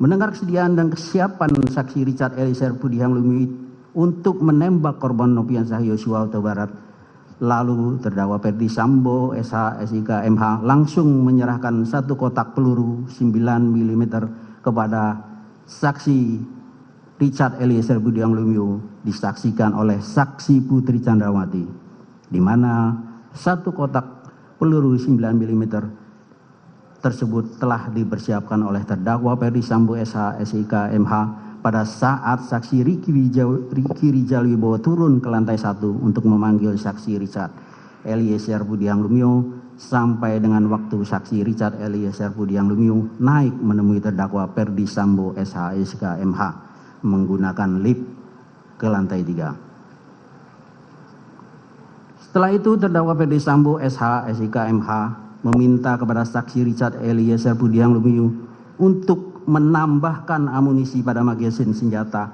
api merek Glock 17 nomor seri MPY 851 milik saksi Richard Eliezer Budiang Lumiu. Saat itu amunisi dalam magasin saksi Richard Eliezer Lumiu yang semula berisi 7 butir peluru 9 mm ditambah 8 butir peluru 9 mm. Selanjutnya, saksi Richard Eliezer Budiang Lumiu memasukkan peluru satu persatu ke dalam magasin pada senjata api Glock 17 nomor seri MPY 851 miliknya untuk mengikuti permintaan terdakwa Ferdi Sambo SH SIK MH tersebut. Pada saat saksi Richard Eliezer Budiang Lumiu mengisi 8 butir peluru 9 mm ke dalam magasin senjata api Glock 17 nomor seri MPY 851 yang diberikan oleh terdakwa Ferdi Sambo SH SIK MH, saksi Richard Eliezer Budiang Lumiu telah mengetahui tujuan pengisian peluru 9 mm digunakan untuk menembak korban Nopriansah Yosua Huta Barat. Kemudian terdakwa Ferdi Sambo SH SIK MH mempertimbangkan dengan tenang dan matang segala perbuatan dan kemungkinan tentang akibat-akibat dari tindakan yang akan dilakukan oleh saksi Richard Eliezer Budiang Lumiu untuk menembak korban Nopriansah Yosua Huta Barat yang dapat mengakibatkan dirampasnya nyawa korban Nopriansah Yosua Huta Barat. Lalu terdakwa Ferdi Sambo SH SIK MH berkata lagi kepada saksi Richard Eliezer Budiang Lumiu dengan menyatakan peran Richard Eliezer Budiang Lumiu adalah untuk menembak korban Nopriansah Yosua Huta Barat, sementara terdakwa Ferdi Sambo SH SIK MH akan berperan untuk menjaga saksi Richard Eliezer Budiang Lumiu karena kalau terdakwa Ferdi Sambo SH SIK MH yang menembak dikhawatirkan tidak ada yang bisa menjaga semuanya. Selanjutnya terdakwa Ferdi Sambo SH SIK MH menyampaikan berulang kali perencanaan penembakan terhadap korban Nopriansah Yosua Huta Barat dan menjelaskan alasan saksi Richard Eliezer Budiang Lumiu untuk menembak korban Nopriansah Yosua Huta Barat dengan skenarionya adalah korban Nopriansah Yosua Huta Barat dianggap telah melecehkan saksi Putri Chandrawati yang kemudian berteriak minta tolong. Lalu saksi Richard Eliezer Budiang Lumiu datang. Selanjutnya korban Nopriansah Yosua Huta Barat menembak saksi Richard Eliezer Budiang Lumiu dan dibalas tembakan lagi oleh saksi Richard Eliezer Budiang Lumiu. Pada saat terdakwa Ferdi Sambo SH SIK MH menjelaskan tentang skenario tersebut, saksi Putri Chandrawati masih ikut mendengarkan pembicaraan antara terdakwa Ferdi Sambo SH SIK MH dengan saksi Richard Eliezer Budiang Lumiu perihal pelaksanaan perampasan nyawa korban Nopriansah Yosua Huta Barat akan dilaksanakan di rumah dinas Duren 3 nomor 46. Dan tidak hanya itu saja, saksi Putri Chandrawati juga mendengar Ferdi Sambo, terdakwa Ferdi Sambo SH SIK MH mengatakan kepada saksi Richard Eliezer Budiang Lumiu, jika ada orang yang bertanya, dijawab dengan alasan akan melakukan isolasi mandiri atau isoman. Mendengar perkataan terdakwa Ferdi Sambo SH SIK MH tersebut, lalu saksi Richard Eliezer Budiang Lumiu menganggukkan kepala sebagai tanda mengerti dan bentuk persetujuan atas rencana jahat terdakwa Ferdi Sambo SH SIK MH untuk merampas nyawa korban Nopriansah Yosua Huta Barat, di mana saksi Putri Chandrawati juga ikut terlibat dalam pembicaraan dengan terdakwa Ferdi Sambo SH SIK MH mengenai pembicaraan mengenai keberadaan CCTV di rumah dinas Duren 3 nomor 46 dan penggunaan sarung tangan dalam pelaksanaan perampasan nyawa korban Nofriansah Yosua Huta Barat. Untuk meminimalisir perlawanan korban Nofriansah Yosua Huta Barat ketika rencana jahat tersebut dilaksanakan, maka harus dipastikan korban Nofriansah Yosua Huta Barat dalam keadaan sudah tidak bersenjata.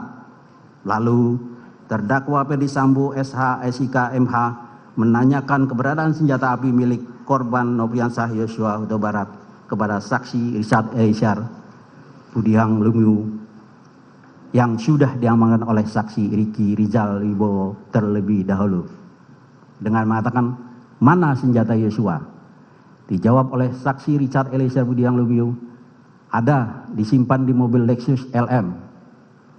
Kemudian terdakwa Ferdi Sambo SH SIK MH meminta saksi Richard Eliezer Budiang Lumiu mengambil senjata api milik korban Nofriansah Yosua Huta Barat. Lalu saksi Richard Eliezer Budiang Lumiu turun ke lantai 1 dengan menggunakan lift menuju mobil Lexus LM nomor polisi B1 MH untuk mengambil senjata api HS nomor seri H233001 yang sudah sengaja diamankan oleh saksi Ricky Rizal Wibowo di dalam dashboard mobil Lexus LM nomor polisi B1 MAH. Dan kemudian saksi Richard Eliezer Budiang Lumiu memasukkan senjata api HS nomor seri H233001 ke dalam tas merek Tumi milik saksi Richard Eliezer Budiang Lumiu dan membawanya menuju ke lantai 3 melewati tangga dapur untuk kemudian menyerahkan senjata api tersebut kepada terdakwa Ferdi Sambo SH SIK MH. Pada saat saksi Richard Eliezer Budiang Lumiu menyerahkan senjata api HS nomor seri H233001 milik korban Nofriansah Yosua Huta Barat kepada terdakwa Ferdi Sambo SH SIK MH, saksi Richard Eliezer Budiang Lumiu melihat terdakwa Ferdi Sambo SH SIK MH sudah menggunakan sarung tangan warna hitam sebagai bagian dari persiapan pelaksanaan merampas nyawa korban Nofriansah Yosua Huta Barat. Tadi dilanjutkan teman rekan kami.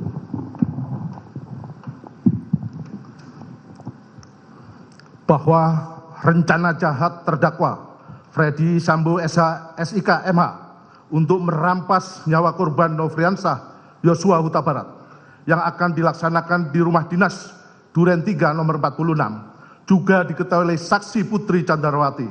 Namun bukannya membuat terdakwa Ferdi Sambo SH SIK MH dan saksi Putri Candrawati yang merupakan suami istri tersebut saling mengingatkan untuk mengurungkan terlaksananya niat jahat, akan tetapi keduanya justru saling bekerja sama untuk mengikuti dan mendukung kehendak terdakwa Ferdi Sambo SH SIK MH dengan mengajak saksi Ricky Rizal Wibowo, saksi Richard Eliezer Budiang Lumiu, saksi Kuat Ma'ruf dan korban Nofriansah Yosua Huta Barat dengan alasan untuk melakukan isolasi mandiri di rumah dinas Duren 3 nomor 46. Begitupun juga saksi Ricky Rizal Wibowo, saksi Richard Eliezer Budiang Lumiu dan saksi Kuat Ma'ruf, tidak satu pun dari ketiganya yang berupaya mencegah rencana jahat terdakwa Ferdi Sambo SH SIK MH dan justru mengikuti skenario melakukan isolasi mandiri atau isoman, padahal terhadap saksi Ricky Rizal Wibowo dan saksi Kuat Ma'ruf jelas tidak melakukan tes PCR karena akan kembali ke Magelang, akan tetapi turut mendukung kehendak bersama terdakwa Ferdi Sambo SH SIK MH untuk merampas nyawa korban Nofriansah Yosua Huta Barat. Kemudian saksi Putri Candrawati turun ke lantai 1 dan mengajak saksi Ricky Rizal Wibowo ke rumah dinas Duren 3 nomor 46 dengan alasan akan melakukan isolasi mandiri. Sedangkan saksi Kuat Ma'ruf yang sebelumnya juga sudah mengetahui akan dirampasnya nyawa korban Nofriansah Yosua Huta Barat dengan kehendaknya sendiri, sudah membawa pisau di dalam tas lempangnya yang sewaktu-waktu dapat dipergunakan apabila korban Nofriansah Yosua Huta Barat melakukan perlawanan. Selanjutnya, saksi Kuat Ma'ruf tanpa disuruh langsung menghidupkan mobil Lexus LM Nopol B1 MAH. Lalu saksi Putri Chandrawati naik dan duduk di kursi tengah mobil tersebut.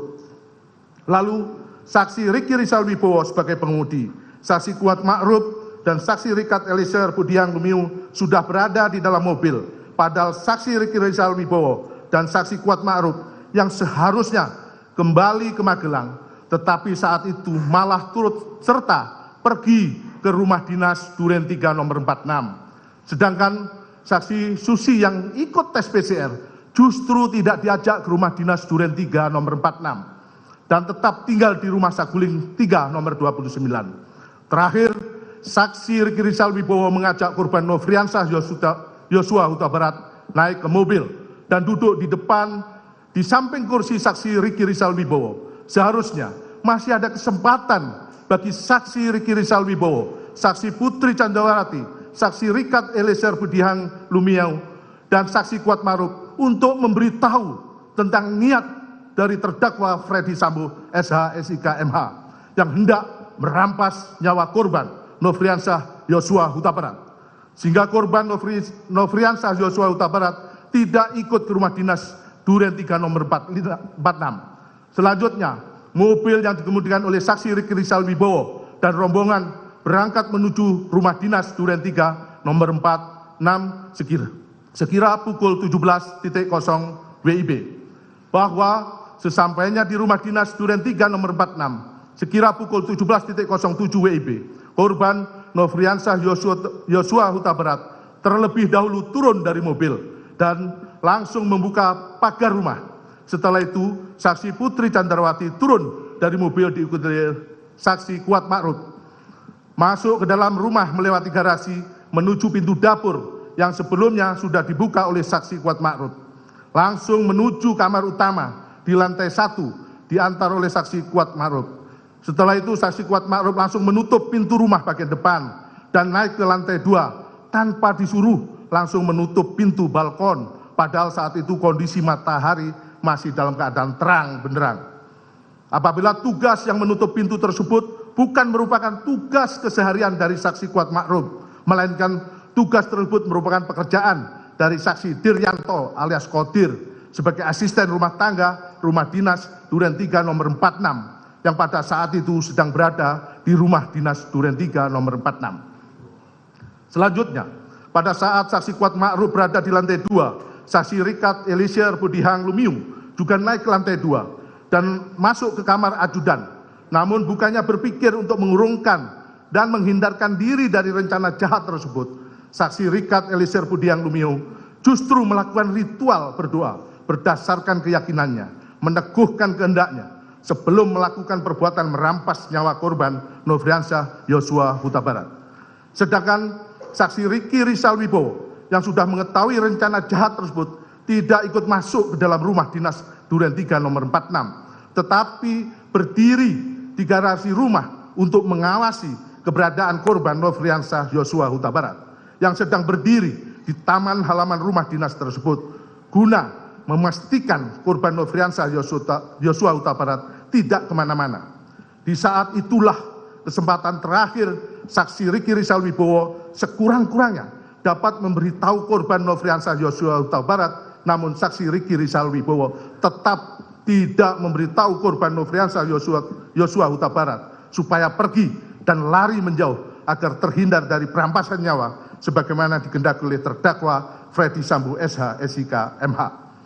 Bahwa sekira pukul 17.00 WIB, terdakwa Freddy Sambo SH SIK yang akan merampas nyawa korban Nofriansah Yosua Huta Barat berangkat dengan saksi Azan Romer selaku ajudan dan saksi Prayogi Ektiara Wikaton selaku sopir menuju rumah dinas Duren 3 nomor 46 dengan mengendarai mobil dinas Lexus LX 570 warna hitam nomor B1434 RFP dengan dikawal oleh saksi Damianus Laba Oban alias Damson dan saksi Farkan Salbilah pengawal motor terdakwa Freddy Sambo SH SIK MH, bahwa sesampainya di rumah dinas Duren 3 nomor 46 sekira pukul 17.10 WIB, kemudian saksi Azan Romer turun lebih dahulu dan mobil tetap berjalan maju melewati pintu pagar samping rumah dinas Duren 3 nomor 46. Selanjutnya, terdakwa Freddy Sambo SH SIK MH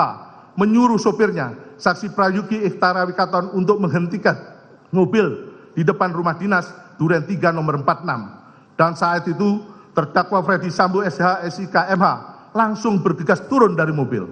Saat terdakwa Freddy Sambo SH SIK turun dari mobil, senjata api yang dibawanya terjatuh di dekat terdakwa Freddy Sambo SH SIK MH. Melihat kejadian itu, saksi Azan Romer yang berada di samping terdakwa Freddy Sambo SH SIK MH hendak memungut senjata api HS nomor seri H233001 milik korban Nofriansah Yosua Huta Barat tersebut, akan tetapi dicegah oleh terdakwa Freddy Sambo SH SIK MH dengan mengatakan, biar saya saja yang mengambil. Lalu senjata api HS nomor seri H233001 tersebut langsung diambil oleh terdakwa Freddy Sambo SH SIK MH, yang saat itu saksi Azan Romer melihat terdakwa Freddy Sambo SH SIK MH sudah menggunakan sarung tangan hitam, dan senjata api nomor seri H233001 tersebut dimasukkan dalam kantong celana sebelah kanan terdakwa Freddy Sambo SH SIK MH. Selanjutnya, sekira pukul 17.11 WIB, terdakwa Freddy Sambo SH SIK MH berjalan kaki masuk ke dalam rumah dinas melalui pintu garasi dan bertemu dengan saksi Diryanto alias Kodir selaku asisten rumah tangga yang bertugas menjaga di rumah dinas Duren 3 nomor 46. Di saat yang bersamaan, saksi Riki Rizal Wibowo mengetahui kedatangan terdakwa Freddy Sambo SH SIK MH yang hendak merampas nyawa dengan cara menembak korban Nofriansah Yosua Huta Barat. Akan tetapi saksi Riki Rizal Wibowo tetap tidak memberitahu korban Nofriansah Yosua Huta Barat. Namun saksi Riki Rizal Wibowo justru turut serta mendukung kehendak jahat tersebut dengan tetap mengawasi keberadaan korban Nofriansah Yosua Huta Barat yang masih berdiri di taman halaman rumah. Selanjutnya, terdakwa Freddy Sambo SH SIK MH bertemu dengan saksi Kuat Ma'ruf di lantai 1. Saat itu, saksi Kuat Ma'ruf melihat terdakwa Freddy Sambo SH SIK MH dalam keadaan raut muka marah dan emosi. Lalu dengan nada tinggi terdakwa Freddy Sambo SH SIK MH mengatakan, "Wat, mana Riki dan Yosua? Panggil." Di saat yang bersamaan, saksi Rikat Elisir Budihang Lumiu yang mendengar suara terdakwa Freddy Sambo SH SIK MH langsung turun ke lantai 1 menemui terdakwa Freddy Sambo SH SIK MH dan berdiri di samping kanan terdakwa Freddy Sambo SH SIK MH. Lalu terdakwa Freddy Sambo SH SIK MH mengatakan pada saksi Rikat Elisir Budihang Lumiu, "Kokang senjatamu." Setelah itu, saksi Rikat Elisir Budihang Lumiu mengokang senjatanya dan menyelipkan di pinggang sebelah kanan. Bahwa sekira pukul 17.12 WIB, saksi Kuat Ma'ruf yang mengetahui kehendak terdakwa Freddy Sambo SH SIK MH dengan sigap dan tanggap keluar melalui pintu dapur menuju garasi dan menghampiri saksi Riki Rizal Wibowo yang berdiri dekat garasi di dekat bak sampah dengan mengatakan, "Om, dipanggil Bapak sama Yosua." Mendengar perkataan tersebut, saksi Riki Rizal Wibowo menghampiri korban Nofriansah Yosua Huta Barat yang sedang berada di halaman samping rumah dan memberitahu kepada korban Nofriansah Yosua Huta Barat bahwa dirinya dipanggil oleh terdakwa Freddy Sambo SH SIK MH. Kemudian atas penyampaian saksi Riki Rizal Wibowo tersebut menyebabkan korban Nofriansah Yosua Huta Barat tanpa sedikit pun merasa curiga berjalan masuk ke dalam rumah melewati garasi dan pintu dapur menuju ruang tengah dekat meja makan, diikuti dan diawasi terus oleh saksi Riki Rizal Wibowo dan saksi Kuat Ma'ruf. Bahwa saksi Kuat Ma'ruf setelah memanggil saksi Riki Rizal Wibowo dan korban Nofriansah Yosua Huta Barat tetap ikut masuk ke dalam rumah mengawal korban Nofriansah Yosua Huta Barat sampai ke hadapan terdakwa Freddy Sambo SH SIK MH dan saksi Rikat Elisir Budihang Lumiu. Saat itu saksi Kuat Ma'ruf masih membawa pisau di dalam tas selimpangnya untuk berjaga-jaga apabila terjadi perlawanan dari korban Nofriansah Yosua Huta Barat. Sesampainya di ruang tengah dekat meja makan, terdakwa Freddy Sambo SH SIK bertemu dan berhadapan dengan korban Nofriansah Yosua Huta Barat. Pada saat itu terdakwa Freddy Sambo SH SIK MH langsung memegang leher bagian belakang korban Nofriansah Yosua Huta Barat, lalu mendorong korban Nofriansah Yosua Huta Barat ke depan, sehingga posisi korban Nofriansah Yosua Huta Barat tepat berada di depan tangga dengan posisi berhadapan dengan terdakwa Freddy Sambo SH SIK MH dan saksi Richard Eliezer Budiang Lumiu yang berada di samping kanan terdakwa Freddy Sambo SH SIK MH. Sedangkan posisi saksi Kuat Ma'ruf berada di belakang terdakwa Freddy Sambo SH SIK MH dan saksi Riki Rizal Wibowo dalam posisi bersiaga untuk melakukan pengamanan bila korban Nofriansah Yosua Huta Barat melakukan perlawanan berada di belakang saksi Richard Eliezer Budiang Lumiu. Sedangkan saksi Putri Chandrawati berada di dalam kamar utama dengan jarak kurang lebih 3 meter dan posisi korban Nofriansah Yosua Huta Barat berdiri. Kemudian terdakwa Freddy Sambo SH SIK MH langsung mengatakan pada korban Nofriansah Yosua Huta Barat dengan perkataan, "Jongkok kamu." Lalu korban Nofriansah Yosua Huta Barat sambil mengangkat kedua tangannya menghadap ke depan sejajar dengan dada sempat mundur sedikit tetap sebagai tanda penyerahan diri dan berkata, "Ada apa ini?" Selanjutnya terdakwa Freddy Sambo SH SIK MH yang sudah mengetahui jika menembak dapat merampas nyawa berteriak dengan suara keras pada saksi Richard Eliezer Budiang Lumiu dengan mengatakan, "Weh, kau tembak, cepat weh, kau tembak."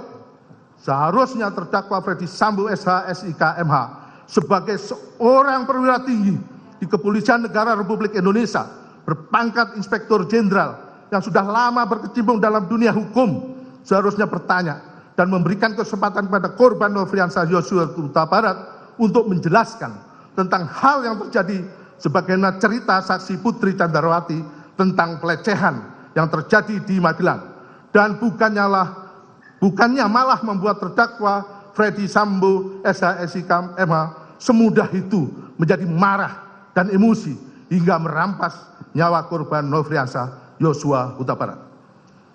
Setelah mendengar teriakan Freddy Sambo SH SIK MH, lalu saksi Richard Eliezer Budiang Lumiu sesuai dengan rencana jahat yang telah disusun sebelumnya dengan pikiran tenang dan matang serta tanpa adanya keraguan sedikit pun karena sudah mengetahui jika menembak akan mengakibatkan dirampasnya nyawa korban Nofriansah Yosua Huta Barat. Langsung mengarahkan senjata api Glock 17 nomor seri MPY 851 ke tubuh korban Nofriansah Yosua Huta Barat dan menembakkan senjata api miliknya sebanyak 3 atau 4 kali sehingga korban Nofriansah Yosua Huta Barat terjatuh dan terkapar mengeluarkan banyak darah. Penembakan tersebut menimbulkan luka tembak masuk pada dada sisi kanan, masuk ke dalam rongga dada hingga menembus paru dan bersarang pada otot sela iga ke-8 kanan bagian belakang yang menimbulkan sayatan pada bagian punggung. Luka tembak masuk pada bahu kanan menyebabkan luka tembak keluar pada lengan atas kanan. Luka tembak masuk pada bibir sisi kiri menyebabkan patahnya tulang rahang bawah dan menembus hingga ke leher sisi kanan. Luka tembak masuk pada lengan bawah kiri bagian belakang telah menembus ke pergelangan tangan kiri dan menyebabkan kerusakan pada jari manis dan jari kelingking tangan kiri. Kemudian terdakwa Freddy Sambo SH SIK MH menghampiri korban Nofriansah Yosua Huta Barat yang tergeletak di dekat tangga depan kamar mandi dalam keadaan tertelungkup masih bergerak-gerak kesakitan. Lalu untuk memastikan benar-benar tidak bernyawa lagi, terdakwa Freddy Sambo SH SIK MH yang sudah memakai sarung tangan hitam, menggenggam senjata api dan menembak sebanyak 1 kali mengenai tepat kepala bagian belakang sisi kiri korban Nofriansah Yosua Huta Barat hingga korban meninggal dunia. Tembakan terdakwa Freddy Sambo SH SIK MH tersebut menembus kepala bagian belakang sisi kiri korban Nofriansah Yosua Huta Barat melalui hidung mengakibatkan adanya luka bakar pada cuping hidung sisi kanan luar. Lintasan anak peluru telah mengakibatkan rusaknya tulang dasar tengkorak pada 2 tempat yang mengakibatkan kerusakan tulang dasar rongga bola mata bagian kanan dan menimbulkan resapan darah pada kelopak mata kanan yang lintasan anak peluru telah menimbulkan kerusakan pada batang otak. Selanjutnya, terdakwa Freddy Sambo SIK MH dengan akal liciknya untuk menghilangkan jejak serta mengelabui perbuatan merampas nyawa korban Nofriansah Yosua Huta Barat. Kemudian terdakwa Freddy Sambo SIK menembak ke arah dinding di atas tangga beberapa kali, lalu berbalik arah dan menghampiri korban Nofriansah Huta Barat, lalu menempelkan senjata api HS nomor seri H2 33001 milik korban Nofriansah Yosua Huta Barat ke tangan kiri korban Nofriansah Yosua Huta Barat. Untuk kemudian terdakwa Freddy Sambo SIK berbalik arah dan menggunakan tangan kiri korban Nofriansah Yosua Huta Barat untuk menembak ke arah tembok di atas TV. Selanjutnya senjata api HS nomor seri H2 33001 tersebut diletakkan di lantai dekat tangan kiri korban Nofriansah Yosua Huta Barat dengan tujuan seolah-olah telah terjadi tembak-menembak antara saksi Richard Eliezer Budiang Lumiu dengan korban Nofriansah Yosua Huta Barat. Setelah nyawa korban Nofriansah Yosua Huta Barat berhasil dirampas sehingga korban meninggal dunia, sekira pukul 17.16 WIB, terdakwa Freddy Sambo SIK MH keluar rumah melalui pintu dapur menuju garasi, dan saat itu terdakwa Freddy Sambo SIK MH bertemu dengan saksi Azan Romer yang berlari ke dalam rumah sambil memegang senjata api karena terkejut mendengar suara tembakan. Lalu secara spontan menodongkan senjata apinya ke arah terdakwa Freddy Sambo SIK MH, dan terdakwa Freddy Sambo SIK MH mengatakan kepada saksi Azan Romer, "Ibu di dalam." Setelah itu saksi Azan Romer masuk ke dalam rumah dan bertemu dengan saksi Richard Eliezer Budiang Lumiu. Kemudian terdakwa Freddy Sambo SIK MH masuk kembali ke dalam rumah bertemu dengan saksi Richard Eliezer Budiang Lumiu dan saksi Azan Romer. Lalu untuk memperkuat skenario rekayasanya, terdakwa Freddy Sambo SIK kembali berpura-pura melayangkan sikutnya ke arah saksi Azan Romer dan berkata, "Kamu tidak bisa menjaga ibu." Setelah itu terdakwa Freddy Sambo SIK masuk ke dalam kamar untuk menjemput saksi Putri Candrawati yang berada di kamar dan membawa saksi Putri Candrawati keluar rumah dengan cara merangkul kepala saksi Putri Candrawati menempel di dada terdakwa Freddy Sambo SIK MH. Sesampainya di luar rumah, terdakwa Freddy Sambo SIK MH meminta kepada saksi Riki Rizal Wibowo untuk mengantarkan saksi Putri Candrawati ke rumah Saguling 3 nomor 29. Selanjutnya, pada saat terdakwa Freddy Sambo SIK MH kembali ke dalam rumah, saksi Kuat Ma'ruf berada di garasi dan saksi Richard Eliezer Budiang Lumiu tetap berada dalam rumah, seolah-olah tidak terjadi peristiwa penembakan terhadap korban Nofriansah Yosua Huta Barat. Kemudian, sekira pukul 17.17 WIB, saksi Putri Candrawati dengan suatu alasan tertentu masih sempat berganti pakaian, meskipun saksi Putri Candrawati turut terlibat dalam penembakan yang merampas nyawa korban Nofriansah Yosua Huta Barat ketika masuk ke rumah dinas Duren 3 nomor 46. Awalnya saksi Putri Candrawati berpakaian baju sweater warna coklat dan celana legging warna hitam. Namun ketika keluar dari rumah dinas Duren 3 nomor 46, saksi Putri Candrawati sudah berganti baju model blus kemeja warna hijau garis-garis hitam dan celana pendek warna hijau garis-garis hitam. Lalu saksi Putri Candrawati dengan tenang dan acuh tak acuh cuek pergi meninggalkan rumah dinas Duren 3 nomor 46 diantar oleh saksi Riki Rizal Wibowo menuju rumah Saguling 3 nomor 29. Padahal korban Nofriansah Yosua Huta Barat merupakan ajudan yang sudah lama dipercaya oleh terdakwa Freddy Sambo SIK MH untuk melayani, mendampingi, dan mengawal saksi Putri Candrawati dimanapun berada. Sehingga dari hubungan kedekatan yang sudah terjalin selama ini, maka kematian korban Nofriansah Yosua Huta Barat seharusnya mempengaruhi kondisi batin dari saksi Putri Candrawati tersebut. Setelah itu, saksi Riki Rizal Wibowo kembali lagi ke rumah dinas Duren 3 nomor 46 dengan mengendarai sepeda motor. Bahwa dengan akal liciknya, terdakwa Freddy Sambo SIK sebagai seorang dengan kedudukan sebagai pejabat tinggi Polri yang menjabat Kepala Divisi Profesi dan Pengamanan Polri berupaya untuk mengaburkan peristiwa penembakan korban Nofriansah Yosua Huta Barat dengan cara menghilangkan barang bukti yang berada di lokasi kejadian. Padahal seharusnya terdakwa Freddy Sambo SH SIK MH sebagai seorang perwira tinggi kepolisian menunjukkan contoh teladan yang mencerminkan jiwa kesatria dan bijaksana dalam menghadapinya dengan tetap menjunjung tinggi kebenaran dan keadilan, serta menjaga keselamatan jiwa raga anggotanya.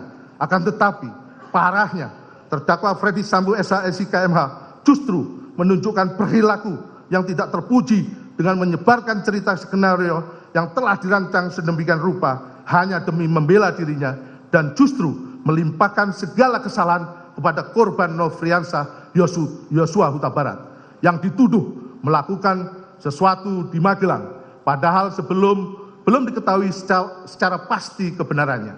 Mohon izin untuk dilanjutkan.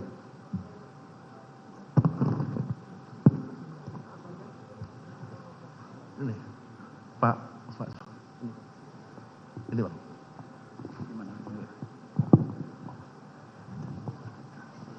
Izin majelis, kami lanjut. Selanjutnya, Saudara Hendra Kurniawan SIK dan Saudara Beni Ali, Saksi Ridwan R.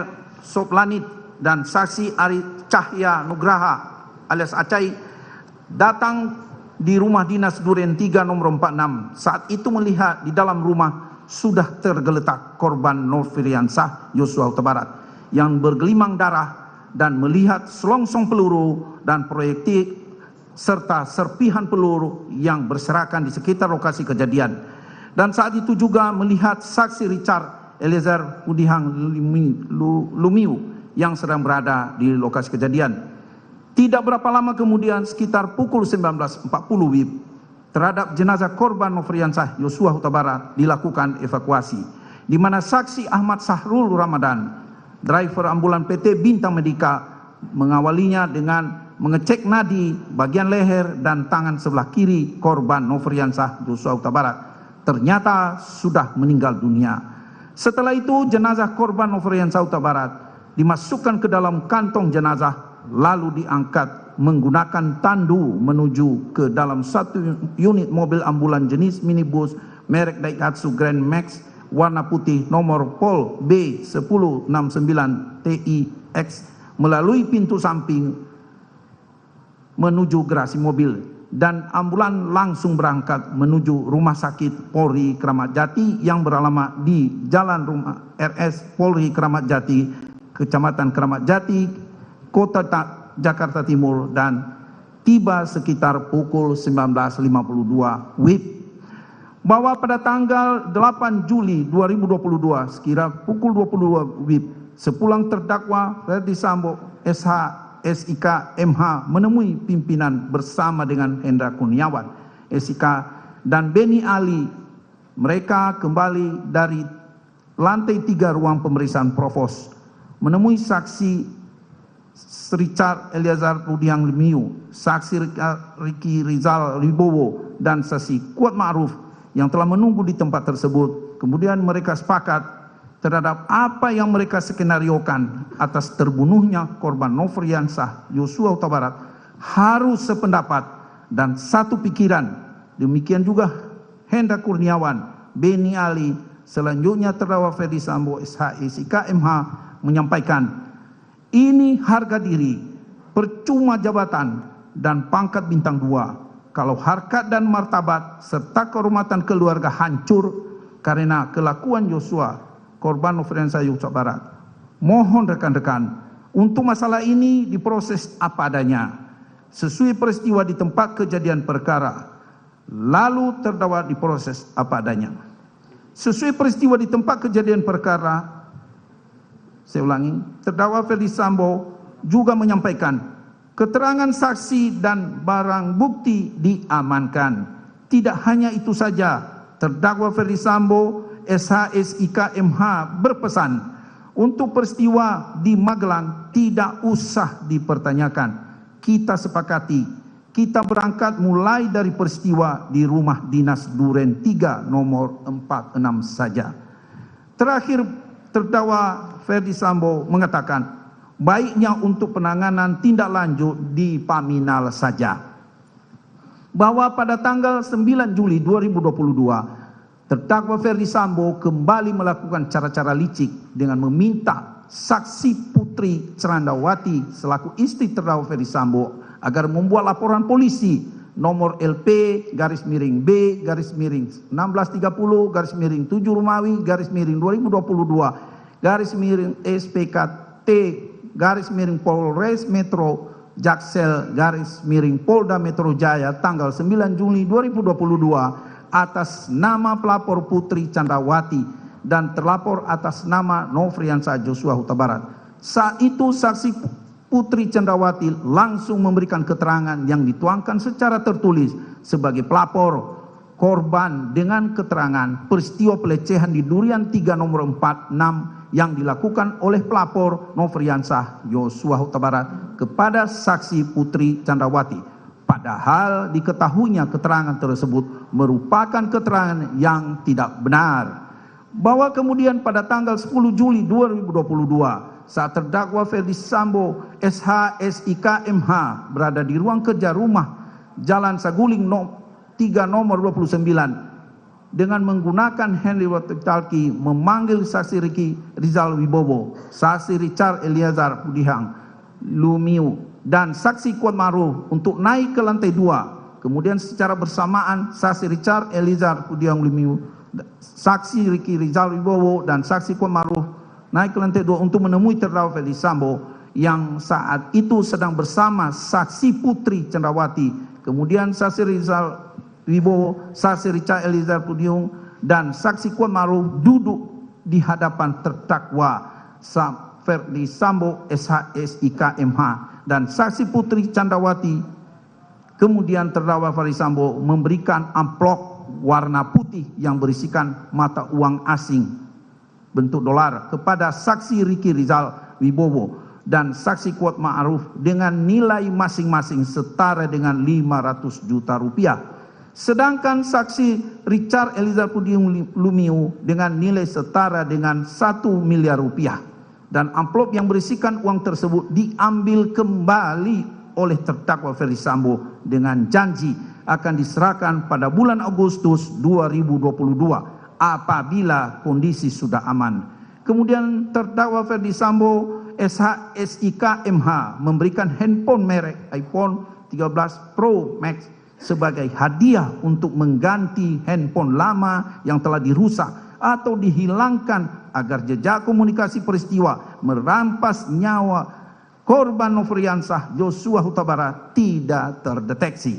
Kemudian saat itu saksi Putri Candrawati selaku istri terdakwa Ferdi Sambo mengucapkan terima kasih kepada saksi Ricky Rizal Wibowo, saksi Richard Eliezer Pudihang Lumiu dan saksi Kuat Ma'ruf.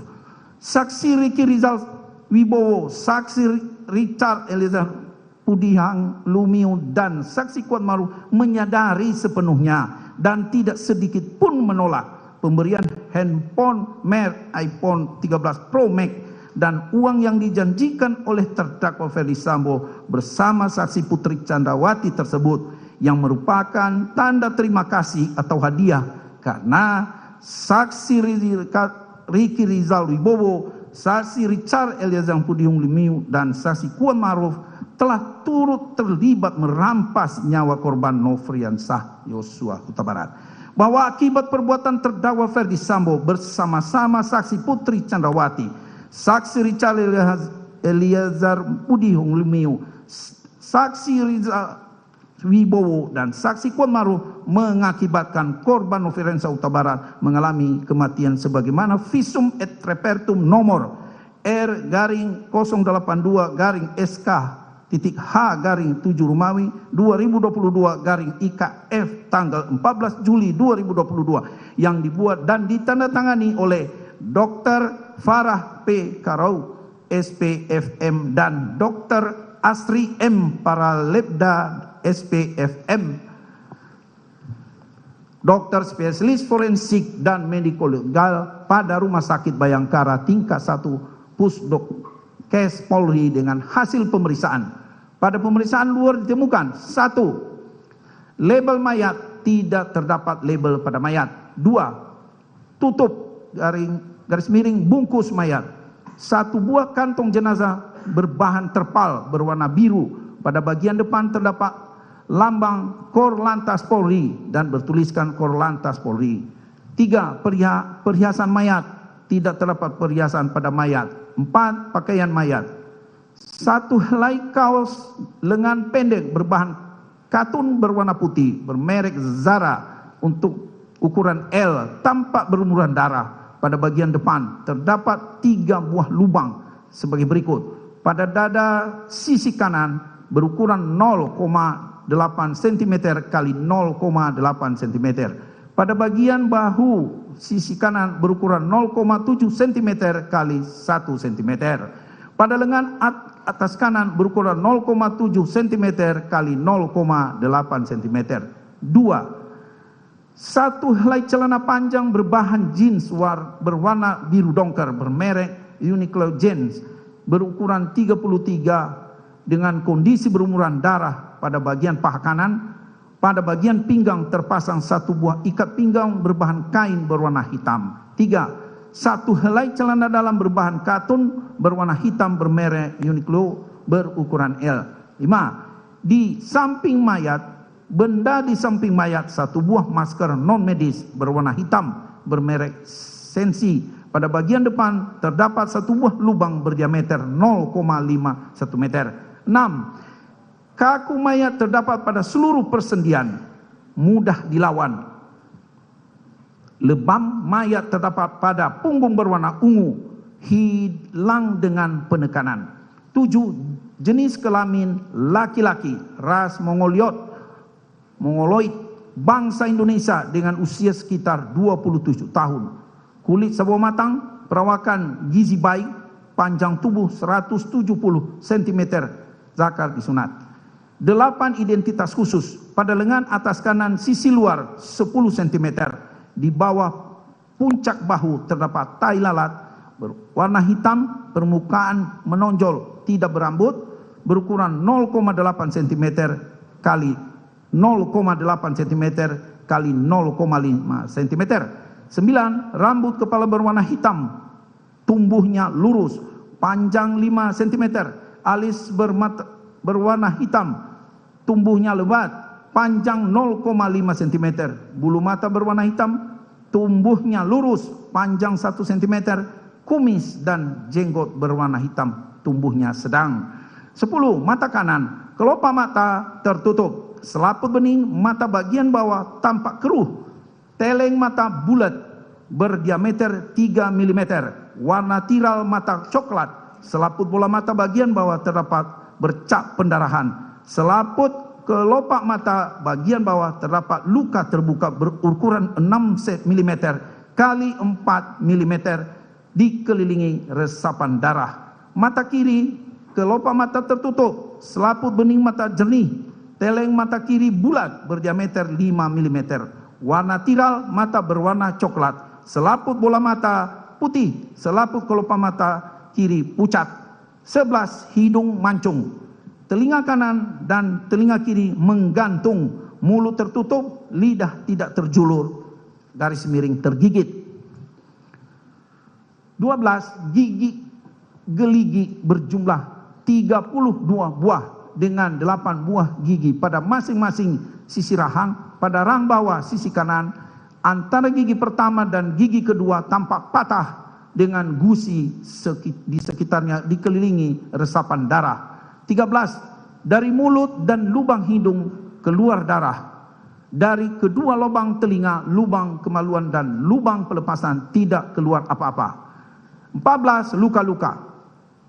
1. Pada kepala bagian sisi kiri 2 cm dari pertengahan belakang, 10 cm di atas batas tumbuh rambut belakang, 150 cm di atas tumit, terdapat luka berbentuk bulat berdiameter 5 meter dikelilingi kelim lecet dengan ukuran sebagai berikut: kanan atas 2 mm, kanan bawah 2 mm, kiri bawah 2 mm, kiri atas 2 mm.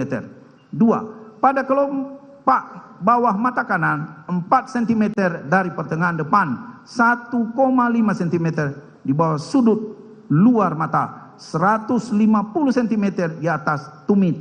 Terdapat luka terbuka berbentuk lonjong berukuran 5 mm kali 3 mm dikelilingi kelim lecet dengan ukuran sebagai berikut: kiri bawah 3 mm, kanan bawah 2 mm, kanan atas 1 mm, kiri atas 2 mm.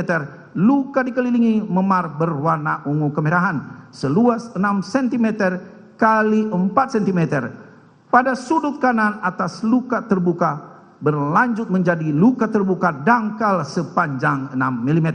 1,5 cm di bawah luka tersebut terdapat 2 buah luka lecet berbentuk garis sorong dari kiri bawah ke kanan atas, masing-masing sepanjang 1 cm dari 0,6 cm dikelilingi memar berwarna ungu kehitaman seluas 1,5 cm kali 1 cm. 3. Pada selaput kelopak bawah mata kanan terdapat luka berbentuk tidak beraturan berukuran 6 mm kali 4 mm dikelilingi bercak pendarahan dan sekitarnya.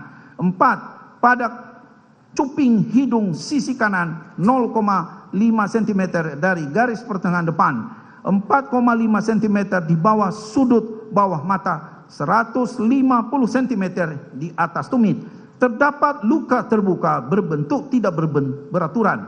Dasar tampak tulang hidung dan sekat antara rongga hidung yang patah berkeping. Luka berukuran 1,5 cm kali 1 cm. Di sekitarnya terdapat 2 buah luka lecet bentuk garis, masing-masing sepanjang 0,4 cm dan 0,5 cm.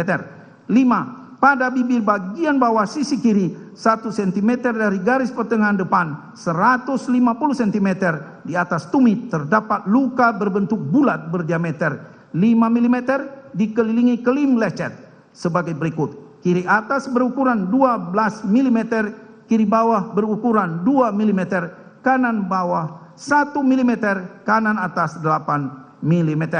Pada leher sisi kanan 4 cm dari garis pertengahan depan, 6.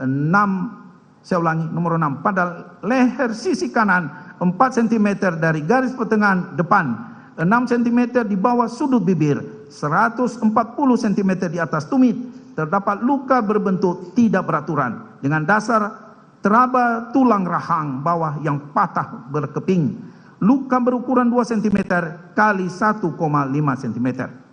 Pada 7. Pada puncak bahu kanan 20 cm dari pertengahan depan terdapat luka terbuka berbentuk lonjong berukuran 8 cm kali 6 mm dikelilingi kelim lecet dengan ukuran sebagai berikut: kiri atas 6 mm, kiri bawah 5 mm, kanan bawah 1 mm, kanan atas 2 mm. 8. Pada dada sisi kanan 2 cm dari garis pertengahan depan, 15 cm di bawah puncak bahu, 130 cm di atas tumit terdapat luka terbuka berbentuk bulat berdiameter 15 mm dikelilingi kelim lecet dengan ukuran sebagai berikut: kiri atas 2 mm, kiri bawah 2 mm, kanan bawah 2 mm, kanan atas 2 mm. 9. Pada lengan atas sisi luar 12 cm di bawah puncak bahu terdapat luka terbuka berbentuk tidak beraturan. Dasar teraba otot, luka berukuran 1,3 cm kali 1 cm. 10. Pada pergelangan tangan kiri sisi belakang, posisi tangan anatomis, terdapat luka terbuka berbentuk bulat berdiameter 5 mm dikelilingi kelim lecet dengan batas sebagai berikut: atas 5 mm, bawah 1 mm. 11. Pada pergelangan tangan kiri sisi depan, posisi tangan anatomis, terdapat luka berbentuk tidak beraturan. Dasar teraba otot, luka berukuran 9 mm kali 7 mm dikelilingi memar berwarna keunguan. 12. Pada ruas ujung jari kelingking kiri sisi belakang, posisi tangan anatomis, Terdapat luka terbuka dengan tepi tidak rata dan berbentuk tidak beraturan. Dasar tampak tulang jari yang patah berkeping. Luka berukuran 1,2 cm kali 0,6 cm. 13. Terdapat di antara ruas jari tengah dengan ruas jari manis tangan kiri sisi dalam posisi tangan anatomis. Terdapat luka terbuka tepi tidak rata dan berbentuk tidak beraturan dengan teraba tulang jari patah berkeping. Luka berukuran 0,8 cm kali 0,6 cm. 14. Pada ruas ujung jari manis tangan kiri sisi luar posisi tangan anatomis terdapat luka berbentuk tidak beraturan. Dasar teraba tulang ruas jari yang patah berkeping. Luka berukuran 1 cm kalau 0,6 cm. 15. Pada ruas jari tengah tangan kiri sisi depan posisi tangan anatomis terdapat luka dengan tepi tidak rata. Dasar jaringan bawah kulit. Luka berukuran 0,8 cm kalau 0,3 cm. Urutan 15. Patah tulang. Tampak patah berkeping pada tulang rahang bawah sisi kanan, tulang hidung, ruas ujung tulang jari kelingking tangan kiri dan ruas tengah jari manis dengan tangan kiri. Teraba adanya derik tulang pada ujung tulang pengupil os radius kiri dan 16 lain-lain. Dilakukan pengambilan sampel swab penis dan swab anus. Didapat hasil tidak ditemukan adanya sel sperma maupun sel mani. Pada pemeriksaan anus tidak ditemukan adanya luka-luka.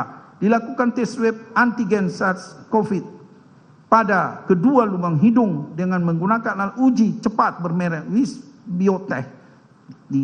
Didapat hasil negatif. Dilakukan pemeriksaan penyaringan alkohol dari sediaan urin menggunakan alat uji cepat bermerek Onscoprobe. Didapat hasil negatif. Dilakukan pemeriksaan penyaringan nafza dari sediaan urin menggunakan alat uji cepat bermerek Riesling. Didapat hasil negatif. Dilakukan pengambilan sampel darah sebanyak 3 mm. Pada pipi kiri 6 cm dari garis pertengahan depan, 2 cm di bawah sudut luar mata, ditemukan adanya benda asing berbahan logam berwarna silver yang menempel pada kulit. Pada pemeriksaan dalam ditemukan 1. Jaringan lemah di bawah kulit berwarna kuning, daerah dada setebal 25 mm, otot-otot berwarna coklat pada daerah dada cukup tebal, sekat rongga dada setinggi iga keempat, kiri setinggi sela iga keempat, tulang dada utuh pada bagian bawah dari iga kedua bagian kanan dan iga ke-8 kanan belakang tampak patah, dikelilingi resapan darah sekitarnya. Dalam rongga dada kanan terdapat darah sebanyak 760 mm dan gumpalan darah seberat 150 gram. Dalam rongga dada kiri tidak terisi darah atau cairan.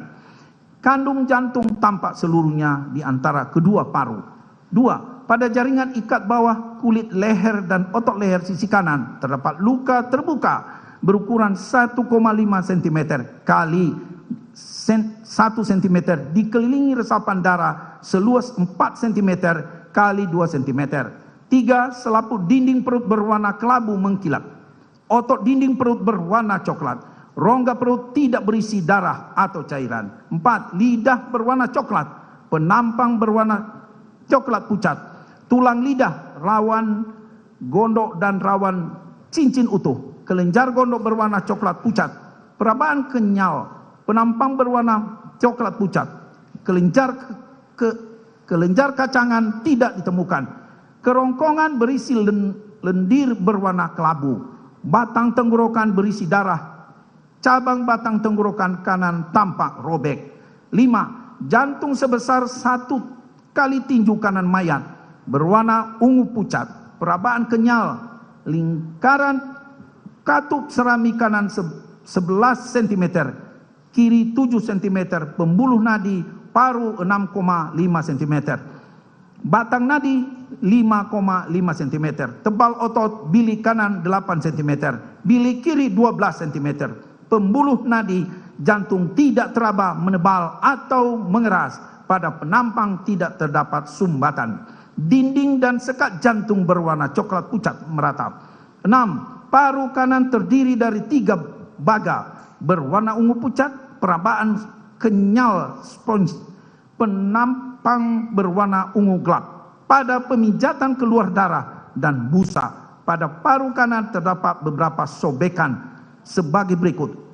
Pada baga atas sisi depan berukuran 2,5 cm kali 2 cm. Baga atas sisi dalam robekan berukuran 5 cm kali 4 cm.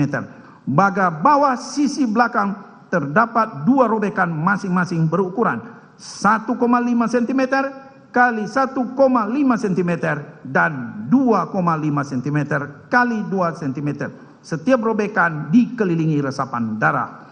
Paru kiri 2 baga berwarna ungu pucat, perabaan spons penampang berwarna ungu kemerahan. Pada pemijatan keluar darah dan busa.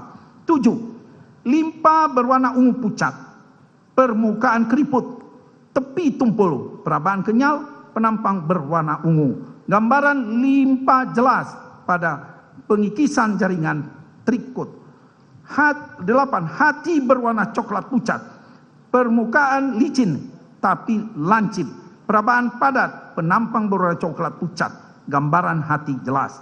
9. Kandungan empedu berisi cairan encer berwarna kuning kehijauan, selaput lendir seperti beludru, saluran empedu tidak tersumbat. 10. Kelenjar liur perut pucat, permukaan berbaga-baga, perabaan kenyal, penampang berwarna abu pucat, perabaan kelenjar jelas, tidak terdapat resapan darah. 11. Lambung berisi cairan encer berwarna putih keruh, selaput lendir pucat, usus 12 jari berisi lendir berwarna kelabu, usus halus berisi lendir berwarna kuning kecoklatan, usus besar berisi tinjal berwarna coklat kehijauan. 12. Kelenjar anak ginjal kanan berbentuk seperti trapezium, warna kuning penampang berlapis. Kelenjar anak ginjal kiri berbentuk seperti bulat sabit, warna kuning penampang berlapis. 13.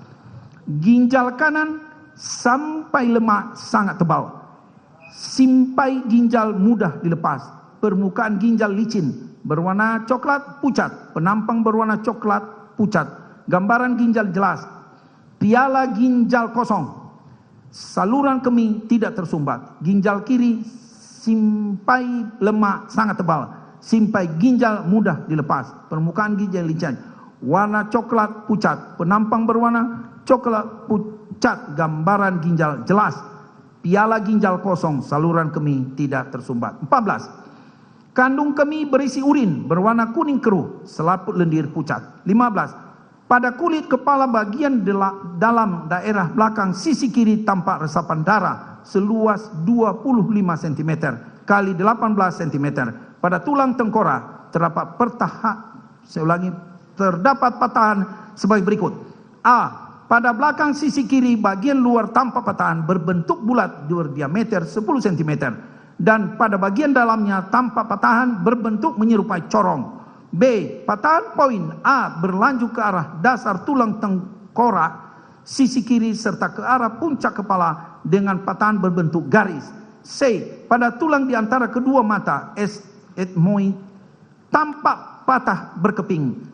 Pada selaput keras dan selaput lunak otak terdapat robekan tepat di bawah patahan poin A. Dengan pendarahan di bawah selaput keras otak dan selaput lunak otak baga kiri. Otak besar baga kiri sisi belakang occipital. Tanpa adanya robekan berbentuk bulat yang berlanjut ke otak kecil baga kiri. Sebagian batang otak sisi kiri pertemuan saraf mata caisma optikum disertai resapan darah di sekitarnya. Otak kecil baga kiri tanpa robek, batang otak sisi kiri tanpa robek, bilik otak isi darah. 16. Saluran luka. Luka pada pemeriksaan luar nomor 1 berturut-turut menembus kulit, jaringan bawah kulit, tulang tengkorak belakang sisi kiri, jaringan otak, tulang tengkorak di antara kedua bola mata, tulang hidung, menembus pada hidung, luka pemeriksaan nomor 4. B. Luka pada pemeriksaan luar nomor 2 berturut-turut menembus kulit, jaringan kulit, menembus pada selaput kelopak bawah mata kanan, luka pada pemeriksaan luar nomor 3. C. Luka pada pemeriksaan nomor 5 berturut-turut menembus otak, bibir, tulang rahang bawah sisi kanan, otot leher menembus pada leher sisi kanan, luka pada pemeriksaan luar nomor 6. Luka pada saya ulangi. D. Luka pada pemeriksaan luar nomor 7 berturut menembus kulit, jaringan bawah kulit, menembus lengan atas kanan sisi luar, luka pada pemeriksaan luar nomor 9. E. Luka pada pemeriksaan luar nomor 8 berturut-turut menembus kulit, jaringan bawah kulit, otot sela iga kedua dengan sebagian tepi bawah iga kedua kanan depan, paru kanan, iga ke dalam kanan belakang. F. Luka pada pemeriksaan luar nomor 10 berturut-turut menembus kulit, jaringan bawah kulit, otot, sebagian tulang pengumpil sisi luar menembus pada pergelangan tangan sisi depan, luka pada pemeriksaan luar nomor 11. G. Luka pada pemeriksaan 12, 13, 14, dan 15 merupakan satu garis luka dimulai dari luka nomor 12 dan berakhir pada luka nomor 15. 17. Lain-lain. Pada kulit punggung sisi kanan teraba adanya benda dengan perabaan padat, kemudian dilakukan sayatan dan ditemukan satu buah anak peluru kondisi utuh berbahan logam berwarna kuning keemasan, dan selanjutnya anak peluru diserahkan kepada penyidik kepolisian resor Jakarta Selatan. Kesimpulan, telah dilakukan pemeriksaan terhadap jenazah laki-laki berusia 27 tahun. Pada pemeriksaan ditemukan 7 buah luka tembak masuk pada kepala bagian belakang sisi kiri, kelopak bawah mata kanan, bibir bagian bawah sisi kiri, puncak bahu kanan, dada sisi kanan, pergelangan tangan kiri sisi belakang, dan ruas jari manis tangan kiri sisi dalam, serta luka tembak keluar pada selaput kelopak bawah mata kanan, hidung, leher sisi kanan, lengan atas kanan sisi luar, pergelangan kiri sisi depan, dan ruas ujung jari manis tangan kiri sisi luar akibat senjata api.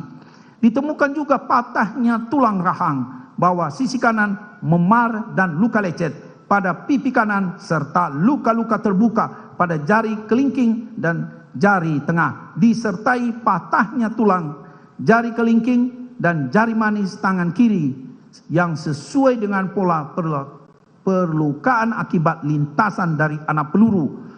Luka tembak masuk pada kepala bagian belakang sisi kiri menembus tengkorak dan menimbulkan patah tulang tengkorak dan tulang hidung, disertai robekan jaringan otak dan pendarahan dalam rongga kepala. Luka tembak masuk pada dada sisi kanan menembus rongga dada dan menimbulkan patahnya iga-iga, serta robekan-robekan pada otot sela, iga dan organ paru kanan, disertai pendarahan pada rongga dada kanan. Selanjutnya ditemukan adanya satu buah anak peluru yang bersarang di jaringan bawah kulit punggung sisi kanan yang sesuai dengan pola saluran dari luka tembak masuk pada dada sisi kanan. Sebab mati orang ini akibat luka tembak masuk pada kepala bagian belakang sisi kiri yang menimbulkan kerusakan serta pendarahan jaringan otak, serta luka tembak pada dada sisi kanan yang merobek paru sehingga menimbulkan pendarahan hebat. Luka tembak masuk pada kepala dan dada secara bersama-sama maupun tersendiri dapat menyebabkan kematian. Selanjutnya pada tanggal 27 Juli 2022 sekira pukul 9.30 WIB bertempat di ruang Pulasarah jenazah Rumah Sakit Umum Daerah Sungai Bahar, Kabupaten Muara Jambi, telah dilakukan pemeriksaan luar jenazah korban Nofriansah Joshua sebagaimana surat keterangan ahli nomor 060-SKA-7-8 Romawi /2022/PP-PDFI dan ditandatangani oleh penasehat yaitu Profesor Dr. Agus Purwadianto, SPSIN, SH, MSI, DFM. Profesor Dr. Ahmad Yudianto SPFMK SHMKes, Profesor Dr. Dedi Afandi DVM SPFMK. Ketua yaitu Dr. Ade Firmansyah Sugiharto SPFMK. Anggota yaitu Dr. Yudi SPFMK, Dr. Rika Susanti SPFMK, Dr. Sofiana SPFM, Dr. Ida Bagus Putu Alif SPFMK DVM. Dengan kesimpulan, pada pemeriksaan mayat laki-laki usia 27 tahun yang telah dikubur dengan peti dan telah dilakukan bedah mayat serta pengawetan jenazah selama 17 hari dan sudah dalam keadaan membusuk, sebagian ini ditemukan 5 luka tembak masuk masing-masing, terdapat di kepala bagian belakang, sisi kiri, bibir bawah, puncak bahu kanan dan sisi kanan, dan lengan bawah tangan kiri sisi belakang, serta 4 luka tembak di keluar masing-masing terdapat di puncak hidung sisi kanan, leher sisi kanan, lengan atas kanan, dan pergelangan tangan kiri sisi depan akibat kekerasan senjata api. Selanjutnya tidak ditemukan adanya tanda-tanda kekerasan pada bagian tubuh lain selain sebagaimana yang telah disebutkan pada bagian pemeriksaan luka. Sebab matinya orang ini adalah akibat kekerasan senjata api di daerah dada yang telah menembus paru. Kekerasan senjata api pada kepala bagian belakang secara tersendiri juga bersifat fatal dan dapat menyebabkan kematian. Waktu kematian diperkirakan terjadi antara 8 atau 9 hingga 16 jam sebelum diambil tindakan pengawetan embalming pada organ ginjal.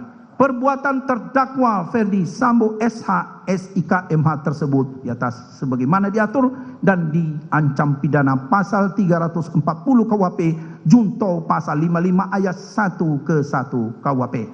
Selanjutnya pada saudara penasihat hukum, ini dianggap selanjutnya tidak perlu dibacakan untuk dakwaan subsidiarnya dan dilanjutkan dakwaan kedua. Setuju? Ya, lanjutkan langsung menuju pasal untuk baik. Kami subsidiar lalu baca pasal sangkaan. Izin majelis. Untuk dakwaan subsidiar kepada terdakwa Ferdi Sambo SIK MH tersebut kami sangkakan pasal subsidiarnya yaitu pasal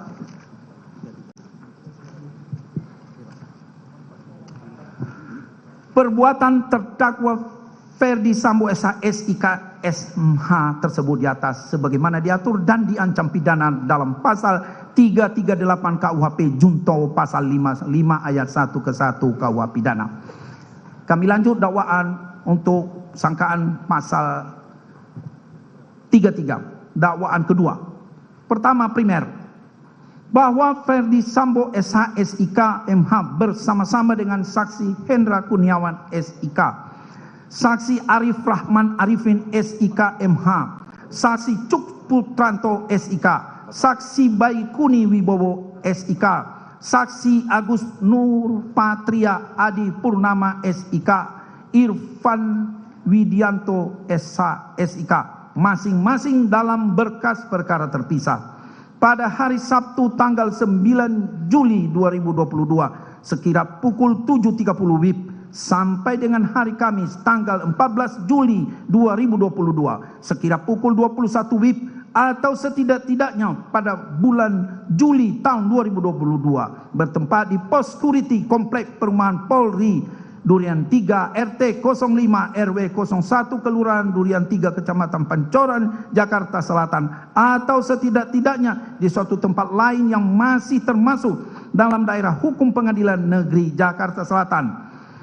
Mereka yang melakukan, yang menyuruh melakukan, dan yang turut serta melakukan perbuatan dengan sengaja, tanpa hak, atau melawan hukum, melakukan tindakan apapun yang berakibat terganggunya sistem elektronik dan atau mengakibatkan sistem elektronik menjadi tidak bekerja sebagaimana mestinya. Perbuatan terdakwa dilakukan dengan cara-cara sebagai berikut.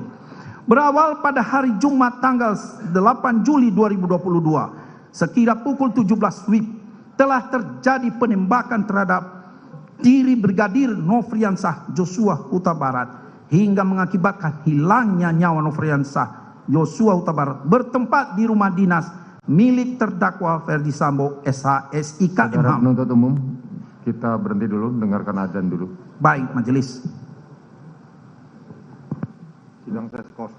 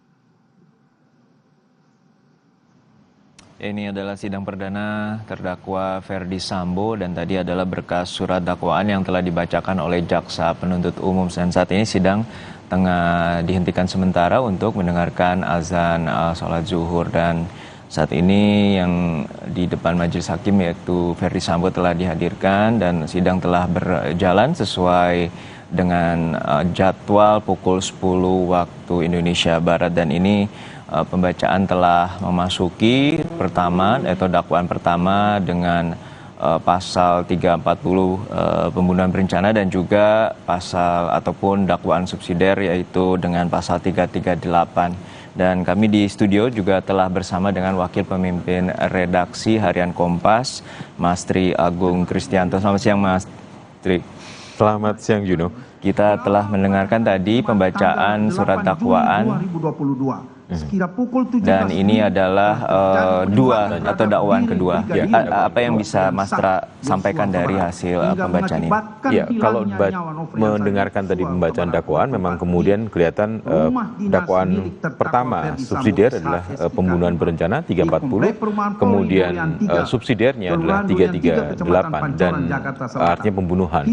Dan yang menjadi penyebab pembunuhan berencana itu adalah kemudian ada laporan tentang pelecehan seksual yang dilakukan oleh korban di Magelang. Ini berbeda lagi dengan cerita yang sebelumnya kan, waktu itu ada cerita tentang tembak menembak, kemudian ada juga dugaan pelecehan di Duren 3. Jadi nampaknya ini yang akhir. Jadi Kurniawan SIK masih ada cerita-cerita yang lain lagi Juno yang kita masih tunggu karena nanti habis ini kemudian masih akan ada eksepsi, kemudian putusan selah. Baik, kita dengarkan kembali pemirsa Breaking News Kompas TV terkait dengan sidang perdana Ferdi Sambo untuk mendengarkan dakwaan kedua dari jaksa penuntut umum. Polri Durian 3 nomor 46 RT 05 RW 01 Kelurahan Durian 3 Kecamatan Pancoran Jakarta Selatan, karena ada sesuatu peristiwa yang dibicarakan. Dilanjutkan saya majelis.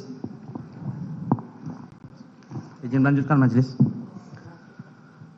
Berselang sekira pukul 19.15, saksi Hendra Kurniawan SIK tiba di rumah terdakwa Ferdi Sambo di Komplek Perumahan Polri Duren 3 nomor 46 RT 05 RW 01 Kelurahan Duren 3 Kecamatan Pancoran Jakarta Selatan dan bertemu langsung dengan terdakwa Ferdi Sambo di karpot rumahnya, di mana pada saat itu saksi Hendra Kurniawan bertanya kepada terdakwa Ferdi Sambo, ada peristiwa apa bang? Dijawab oleh terdakwa Ferdi Sambo, ada pelecehan terhadap mbakmu. Kemudian terdakwa Ferdi Sambo melanjutkan ceritanya bahwa mbakmu teriak-teriak saat kejadian itu. Lalu Nofriansah Joshua Huta Barat panik dan keluar dari kamar Putri Chandrawati tempat kejadian karena ketahuan oleh Richard Eliezer Pudiang Lumiu. Sambil bertanya, ada apa bang? Ternyata Nofriansah Yosua Huta Barat yang berada di lantai bawah depan kamar tidur Putri Chandrawati tersebut bereaksi secara spontan dan menembak Richard Eliezer Pudiang Lumiu yang berdiri di tangga lantai 2 rumah terdakwa Ferdi Sambo. Melihat situasi tersebut, Richard Eliezer Pudiang Lumiu membalas tembakan Nofriansah Yosua Huta Barat sehingga terjadilah saling tembak-menembak di antara mereka berdua yang mengakibatkan korban jiwa yaitu Nofriansah Yosua Huta Barat meninggal dunia di tempat kejadian. Inilah cerita yang direkayasa terdakwa Ferdi Sambo lalu disampaikan kepada saksi Hendra Kurniawan. Setelah selesai, saksi Hendra Kurniawan mendengarkan cerita dari terdakwa Ferdi Sambo, kemudian saksi Hendra Kurniawan menindaklanjutinya dengan menjumpai Beni Ali selaku Karo Provos di Propampori yang telah datang terlebih dahulu sebelum maghrib di tempat kejadian di rumah terdakwa Ferdi Sambo bersama-sama dengan Susanto selaku Kabak Gakum RO Provos di Propampori. Selanjutnya, saksi Hendra Kurniawan bertanya kepada Beni Ali, pelecehannya seperti apa? Kata Beni Ali menjelaskan kepada saksi Hendra Kurniawan bahwa Beni Ali sudah bertemu dengan Ibu Putri Chandrawati di kediaman Jalan Saguling 3 nomor 29, Duren 3, Jakarta Selatan. Dan Putri Chandrawati menceritakan kepada Beni Ali benar telah terjadi pelecehan terhadap diri Putri Chandrawati di saat sedang beristirahat di dalam kamarnya, di mana sewaktu kejadian Putri Chandrawati juga menggunakan baju tidur celana pendek, kata Beni Ali kepada saksi Hendra Kurniawan. Lalu Beni Ali melanjutkan ceritanya dan mengatakan permasalahannya korban Nofriansah Yosua Huta Barat telah memasuki kamar Putri Chandrawati dan sedang meraba paha sampai mengenai kemaluan Putri Chandrawati. Akan tetapi Putri Chandrawati terbangun dan kaget sambil berteriak. Dikarenakan teriakan Putri Chandrawati tersebut, korban Nofriansah Yosua Huta Barat menodongkan senjata apinya ke Putri Chandrawati sambil mencekik leher dan memaksa agar membuka kancing baju Putri Chandrawati. Lalu Putri Chandrawati berteriak histeris sehingga korban Nofriansah Yosua Huta Barat panik dan keluar dari kamar. Dan saat itu juga bertemu dengan Richard Eliezer Pudiang Lumiu sehingga terjadi tembak-menembak. Cerita Beni Ali didapatkan dari Putri Chandrawati lalu diceritakan kembali kepada saksi Hendra Kurniawan. Setelah selesai, saksi Hendra Kurniawan mendengar cerita dari Beni Ali di ruang tengah rumah dinas terdakwa Ferdi Sambo di tempat kejadian perkara. Kemudian Hendra Kurniawan mendekati sambil melihat mayat Nofriansah Yosua Huta Barat yang berada di bawah tangga dapur rumah dinas terdakwa Ferdi Sambo tersebut. Tidak lama kemudian, sekira pukul 19.30 WIB, datang mobil ambulan dan selanjutnya jenazah korban Nofriansah Yosua Huta Barat dievakuasi ke Rumah Sakit Kramat Jati yang dikawal oleh Susanto. Setelah jenazah korban Nofriansah Yosua Huta Barat dievakuasi, kemudian saksi Hendra Kurniawan bersama Beni Ali kembali ke kantor Divisi Propam Mabes Polri. Selama dalam perjalanan menuju kantor, saksi Hendra Kurniawan menelpon Harun supaya menghubungi saksi Agus Nurpatria Adi Purnama SIK agar datang ke kantor Divisi Propam Mabes Polri. Tujuannya untuk melakukan klarifikasi kebenaran peristiwa di rumah dinas terdakwa Ferdi Sambo tersebut. Setibanya saksi Hendra Kurniawan di kantor sekira pukul 20.05 WIB, saat itu saksi Agus Nurpatria Adi Purnama SIK ternyata telah tiba terlebih dahulu di sana. Kemudian saksi Hendra Kurniawan melakukan klarifikasi kepada Richard Eliezer Pudiang Lumiu, Riki Rizal Wibowo, dan Kuat Maruf yang telah berada di sana. Dan pada intinya mereka menjelaskan dan membenarkan sesuai cerita yang telah diskenariokan oleh terdakwa Ferdi Sambo sebelumnya perihal terjadinya penembakan di Komplek Perumahan Polri Duren 3, Kelurahan Duren 3, Kecamatan Pancoran, Jakarta Selatan. Kemudian, sekira pukul 20.45 WIB, Beni Ali mendapat telepon dari Dedi Murti dan menyampaikan agar Beni Ali menghadap pimpinan. Pada saat Beni Ali berangkat dari kantor Divisi Propam Mabes Polri hendak menghadap pimpinan dan mau turun ke lantai 1 Biro Propos, di saat itulah bertemu Beni Ali dengan terdakwa Ferdi Sambo. Dan Beni Ali menyatakan, saya dipanggil pimpinan. Kemudian dijawab terdakwa Ferdi Sambo, oh iya, jelaskan saja, nanti saya menghadap juga. Kemudian saksi Hendra Kurniawan mendampingi Beni Ali bersama menghadap pimpinan. Sepulangnya terdakwa Ferdi Sambo, saksi Hendra Kurniawan dan Beni Ali menghadap pimpinan. Selanjutnya pada pukul 22.00 WIB, Saksi Hendra Kurniawan dan terdakwa Ferdi Sambo kembali ke ruangan pemeriksaan Biro Provos di lantai 3 dan langsung menemui Richard Eliezer Pudiang Lumiu, Ricky Rizal Wibowo, dan Kuat Maruf untuk menyampaikan dan menyamakan pikiran sesuai skenario yang telah dibuat sebelumnya atas peristiwa penembakan yang terjadi pada diri korban Nofriansah Yosua Huta Barat. Setelah itu, terdakwa Ferdi Sambo kembali memanggil saksi Hendra Kurniawan, Beni Ali, saksi Agus Nurpatria Adi Purnama, dan Harun menyampaikan bahwa ini masalah harga diri. Percuma punya jabatan dan pangkat bintang 2 kalau harkat dan martabat serta kehormatan keluarga hancur karena kelakuan Brigadir Nofriansah Yosua Huta Barat. Saya sudah menghadap pimpinan dan menjelaskan. Pertanyaan pimpinan cuma satu, yakni, kamu nembak nggak Ambo? Dan terdakwa Ferdi Sambo menjawab, siap tidak jenderal. Kalau saya nembak kenapa harus di dalam rumah? Pasti saya selesaikan di luar. Kalau saya yang nembak bisa pecah itu kepalanya. Jebol karena senjata pegangan saya kaliber 45. Mohon rekan-rekan untuk masalah ini diproses apa adanya sesuai kejadian di TKP, keterangan saksi dan barang bukti yang diamankan. Untuk kejadian di Magelang tidak usah dipertanyakan, berangkat dari kejadian Duren 3 saja. Baiknya untuk penanganan tindak lanjutnya di Paminal saja.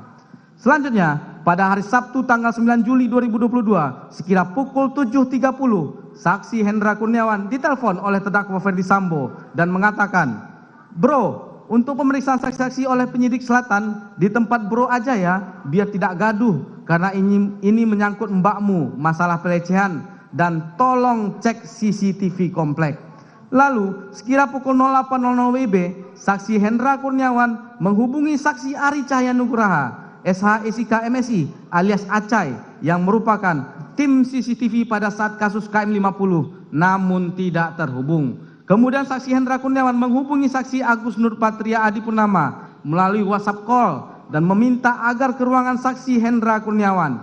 Pada saat saksi Agus Nurpatria tiba di ruangan tersebut, saksi Hendra Kurniawan meminta Agus Nurpatria untuk menghubungi saksi Ari Cahya Nugraha SH-SIK MSI alias Acai dengan kalimat, "Coba Gus hubungi AKBP Ari Cahya," namun tidak terhubung juga. Lalu tidak berapa lama kemudian, saksi Ari Cahya Nugraha alias Acai menghubungi saksi Agus Nurpatria Adi Purnama dengan nomor 0812217827 dan mau bicara dengan saksi Hendra Kurniawan. Lalu saksi Agus Nurpatria menyerahkan handphone kepada saksi Hendra Kurniawan sambil mengatakan kepada saksi Ari Cahya Nugraha alias Acai, "Nih ada di sebelah saya." Kemudian saksi Hendra Kurniawan berbicara dengan saksi Ari Cahya Nugraha alias Acai dan mengatakan, "Cai, permintaan Bang Sambo untuk CCTV udah dicek belum? Kalau belum, mumpung siang, coba kamu screening." Akan tetapi saksi Ari Cahya Nugraha alias Acai menjelaskan dia sedang berada di Bali dan menyampaikan nanti biar anggotanya, maksudnya saksi Irfan Widianto SH-SIK yang melakukan pengecekan CCTV. Kemudian saksi Hendra Kurniawan menjawab, "Silahkan aja koordinasi dengan KDNA," maksudnya saksi Agus Nurpatria Adi Purnama. Setelah itu, saksi Agus Nurpatria Adi Purnama kembali menghubungi saksi Ari Cahya Nugraha alias Acai untuk memastikan bahwa arahan yang diberikan oleh saksi Hendra Kurniawan sudah jelas dan dijawab oleh saksi Ari Cahya Nugraha alias Acai bahwa arahan tersebut sudah jelas. Kemudian saksi Ari Cahya Nugraha alias Acai juga menyampaikan kepada saksi Agus Nurpatria Adi Purnama bahwa anggota saksi Ari Cahya Nugraha alias Acai akan menemui saksi Agus Nurpatria Adi Purnama guna berkoordinasi menyangkut arahan dari saksi Hendra Kurniawan. Bahwa kemudian sekira pukul 15.00 WIB, saksi Irfan Widianto SH-SIK yang merupakan anak buah saksi Ari Cahya Nugraha alias Acai tiba di komplek Polri Duren 3. Kemudian memarkirkan kendaraannya di luar komplek perumahan Polri sambil menunggu anggota lainnya yaitu saksi Tomser dan Munafri.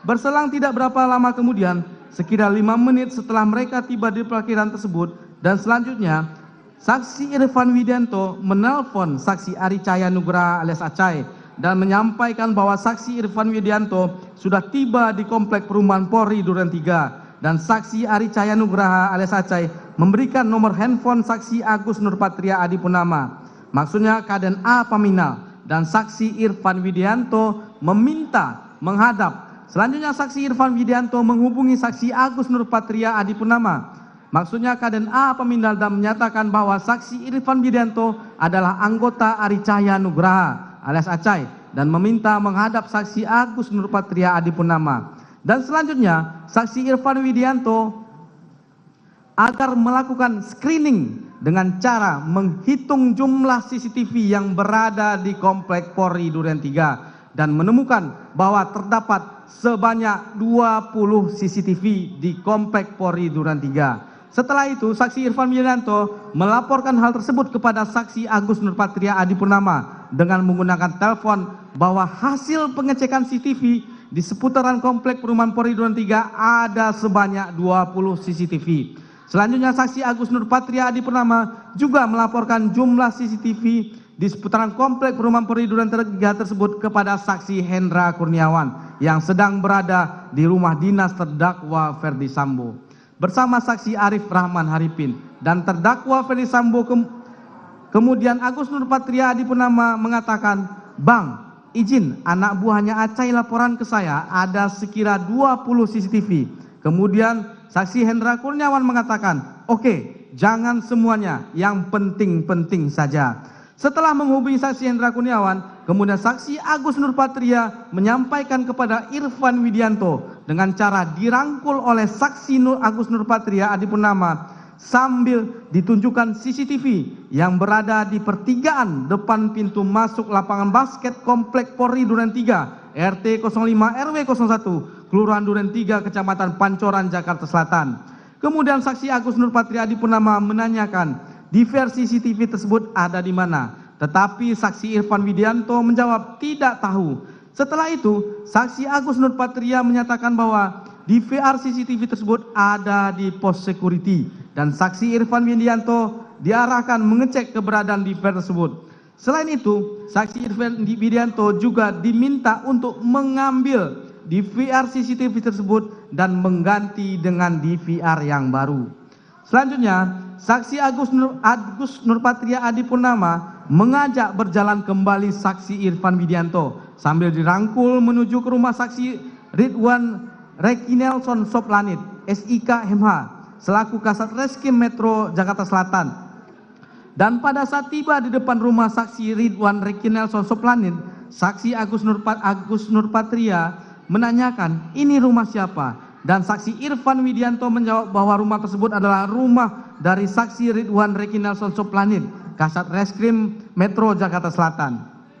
Selanjutnya saksi Agus Nurpatria meminta kepada saksi Irfan Widianto agar DVR CCTV yang berada di rumah Ridwan Rekinelson Soplanit diganti dengan yang baru. Kemudian saksi Irfan Widianto bersama dua anggota saksi menuju ke pos security Komplek Perumahan Polri Duren 3 RT 5 RW 01 Kelurahan Duren 3 Kecamatan Pancoran Jakarta Selatan, dan saksi Irfan Widianto mengecek DVR CCTV tersebut, dan saksi Irfan Widianto melihat ada monitor dalam keadaan menyala. Lalu saksi Irfan Widianto berjalan lagi melihat DVR CCTV ada 2 DVR berwarna hitam. Selanjutnya saksi Irfan Widianto keluar dari pos security Komplek Perumahan Polri Duren 3 RT 05 RW 01 Kelurahan Duren 3 Kecamatan Pancoran Jakarta Selatan. Kemudian saksi Irfan Widianto berjalan menuju ke rumah saksi Ridwan Rekinelson Soplanit, dan setelah bertemu saksi Irfan Widianto kemudian menyampaikan kepada saksi Ridwan Rekinelson Soplanit bahwa saksi Irfan Widianto mendapat arahan untuk mengambil DVR CCTV di rumah saksi Ridwan Rekinelson Soplanit.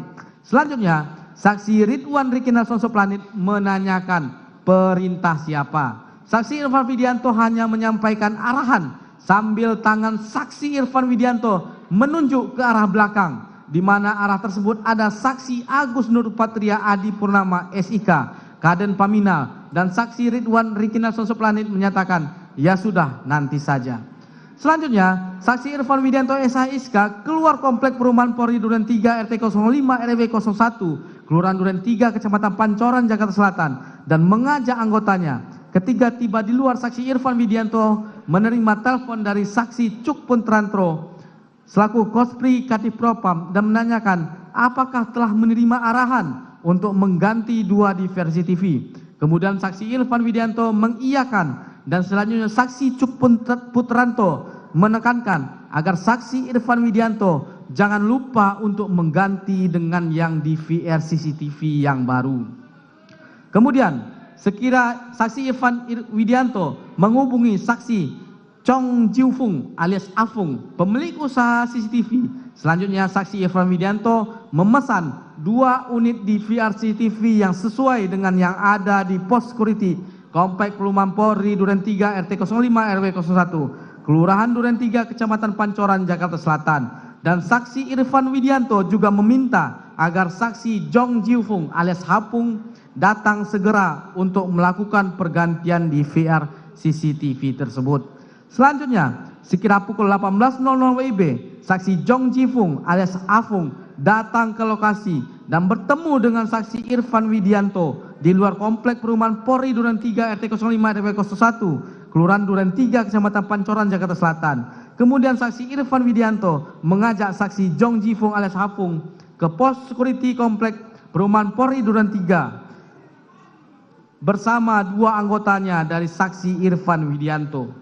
Setelah tiba di pos security Komplek Perumahan Polri Duren 3 RT 05 RW 01 Kelurahan Duren 3 Kecamatan Pancoran Jakarta Selatan, saksi Irfan Widianto bertemu dengan security Komplek Perumahan Polri Duren 3 yaitu saksi Abdul Zapar dan menyampaikan bahwa saksi Irfan Widianto diminta untuk mengganti di VR CCTV yang berada di pos security Komplek Perumahan Polri Duren 3 RT 05 RW 01 Kelurahan Duren 3 Kecamatan Pancoran Jakarta Selatan. Ternyata security bernama Abdul Zapar tidak memperbolehkan dan menyampaikan agar meminta izin terlebih dahulu kepada Ketua RT Komplek Polri Duren 3 RT 05 RW 01. Namun ketika saksi Abdul Zapar hendak menghubungi Ketua RT dengan menggunakan handphone oleh saksi Irfan Widianto melarangnya. Bahkan saksi Abdul Zapar dihalangi untuk tidak boleh masuk ke pos pengamanan Komplek Perumahan Polri Duren 3 tersebut. Pada saat itu saksi Irfan Widianto melihat bahwa layar monitor tersebut menyala dan bergerak. Hanya saksi Irfan Widianto tidak ingat berapa channel yang tertera pada layar monitor tersebut. Kemudian saksi Chong Jiufung alias Hapung melakukan penggantian 2 unit di VR CCTV digital video recorder closed circuit television merek Gilan Security model GFDS 87508M serial number 9770427711322 yang ada harddisknya berada di pos security Komplek Polri Duren 3 RT 05 RW 01 Kelurahan Duren 3 Kecamatan Pancoran Jakarta Selatan tersebut. Pada saat saksi Jong Jifung alias Afung melakukan penggantian di versi TV, saksi Irfan Widianto menelpon saksi Ridwan Rekinelson Soplangit untuk menanyakan tentang permintaan penggantian di versi TV di rumahnya. Seperti sebelumnya, saksi Irfan Widianto sampaikan pada saksi Ridwan Rekinelson Soplangit. Dan saksi Ridwan Rekinelson Soplangit meminta saksi Irfan Widianto agar datang ke rumahnya untuk mengambil di VRC TV tersebut. Selanjutnya, saksi Irfan Widianto pergi meninggalkan saksi Chong Jiufung alias Afung menuju rumah saksi Ridwan Rekinelson Soplangit untuk mengambil DVR CCTV. Setibanya di rumah saksi Ridwan Rekinelson Soplangit tersebut, DVR CCTV tersebut langsung diserahkan kepada saksi Irfan Widianto di luar rumah. Kemudian saksi Irfan Widianto kembali ke pos security Komplek Perumahan Polri Duren 3 sambil membawa DVR CCTV milik AKBP saksi Ridwan Rekinelson Soplangit. Bahwa sekira 10 menit berjalan, kemudian saksi Irfan Widianto menerima telepon dari Arianto yang merupakan seorang PHL di Propam Polri dan menyatakan bahwa kalau pergantian DVR CCTV sudah selesai agar diserahkan kepada saksi Cuk Putranto SIK di rumah pribadi terdakwa Ferdi Sambo di Jalan Saguling 3 nomor 29 Duren 3 Jakarta Selatan. Selanjutnya Irfan Widianto menyatakan karena proses penggantian DVR CCTV sudah mau selesai agar saksi Arianto saja yang datang untuk menjemput DVR CCTV tersebut. Kemudian saksi Arianto datang. Sekira 10 menit kemudian proses penggantian DVR CCTV di pos security Polri Komplek Polri Duren 3 RT 05 RW 01 Kelurahan Duren 3 Kecamatan Pancoran Jakarta Selatan Selesai, selanjutnya saksi Irfan Widianto menyerahkan 3 unit DVR CCTV kepada saksi Arianto dengan perincian 2 unit DVR CCTV yang berada di pos security komplek Polri Duren 3 RT 05 RW 01 Kelurahan Duren 3 Kecamatan Pancoran Jakarta Selatan dan 1 unit lagi DVR CCTV milik saksi Ridwan Reki Nelson Soplanit. Bahwa tindakan mengambil dan mengganti DVR CCTV yang berada di pos security komplek perumahan Polri Duren 3 RT 05 RW 01 Kelurahan Duren 3 Kecamatan Pancoran Jakarta Selatan tanpa seizin dan sepengetahuan dari saksi Dr. Andes Seno Soekarto selaku Ketua RT dan baru diketahui mengenai penggantian DVR CCTV komplek Polri Duren 3 pada tanggal 12 Juli 2022 sekira pukul 7.30 ketika saksi Marzuki dan saksi Zafar datang ke tempat tinggal saksi Dr. Andes Seno Soekarto dan menjelaskan bahwa pada tanggal 9 Juli 2022 ada sekitar 3 sampai 5 orang yang datang mengaku sebagai anggota polisi ke pos pengamanan komplek perumahan Polri Duren 3 namun tidak memberitahukan di mana bertugas dan juga tidak memberitahukan nama, lalu mereka mengganti DVR CCTV yang ada dengan yang baru sehingga perbuatan saksi Irfan Widianto atas permintaan terdakwa Ferdi Sambo mengakibatkan terganggunya sistem elektronik yaitu CCTV komplek yang berada di pos security komplek perumahan Polri Duren 3 RT 05 RW 01 perumahan Kelurahan Duren 3 Kecamatan Pancoran Jakarta Selatan. Selanjutnya pukul 22.00 WIB DVR CCTV yang telah diambil dari kedua lokasi tersebut telah diserahkan oleh saksi Arianto kepada saksi Cuk Putranto SIK di mana saksi Cuk Putranto melihat sendiri DVR CCTV tersebut telah terbungkus plastik berwarna hitam. Kemudian saksi Cuk Putranto menyuruh saksi Arianto untuk meletakkan DVR CCTV tersebut di bagasi mobil Toyota Innova dengan nomor polisi B1617 KIH milik saksi Cuk Putranto. Dan saksi Cuk Putranto tidak membuka plastik yang berisi DVR CCTV tersebut.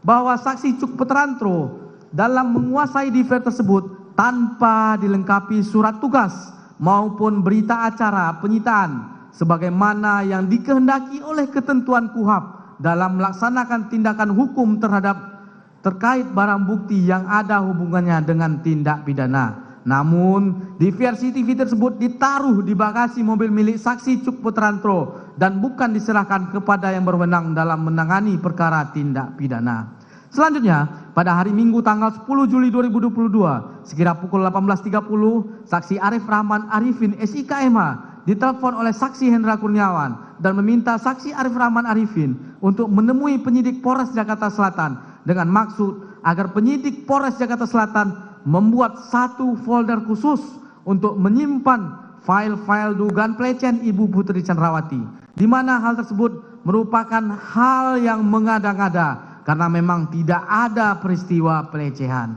Kemudian terdakwa Ferdi Sambo menelpon saksi Arif Rahman Arifin dan mengingatkan hal yang sama agar jangan menyampaikan aib keluarga, jangan kemana-mana atau tersebar, malu karena itu aib. Kemudian sekira pukul 19.00 WIB, saksi Arif Rahman Arifin menghubungi saksi Cuk Putranto untuk bertemu di Polres Jakarta Selatan. Dan saksi Arif Rahman Arifin juga menghubungi saksi Rifaizal Samuel bahwa akan datang ke Polres Jakarta Selatan.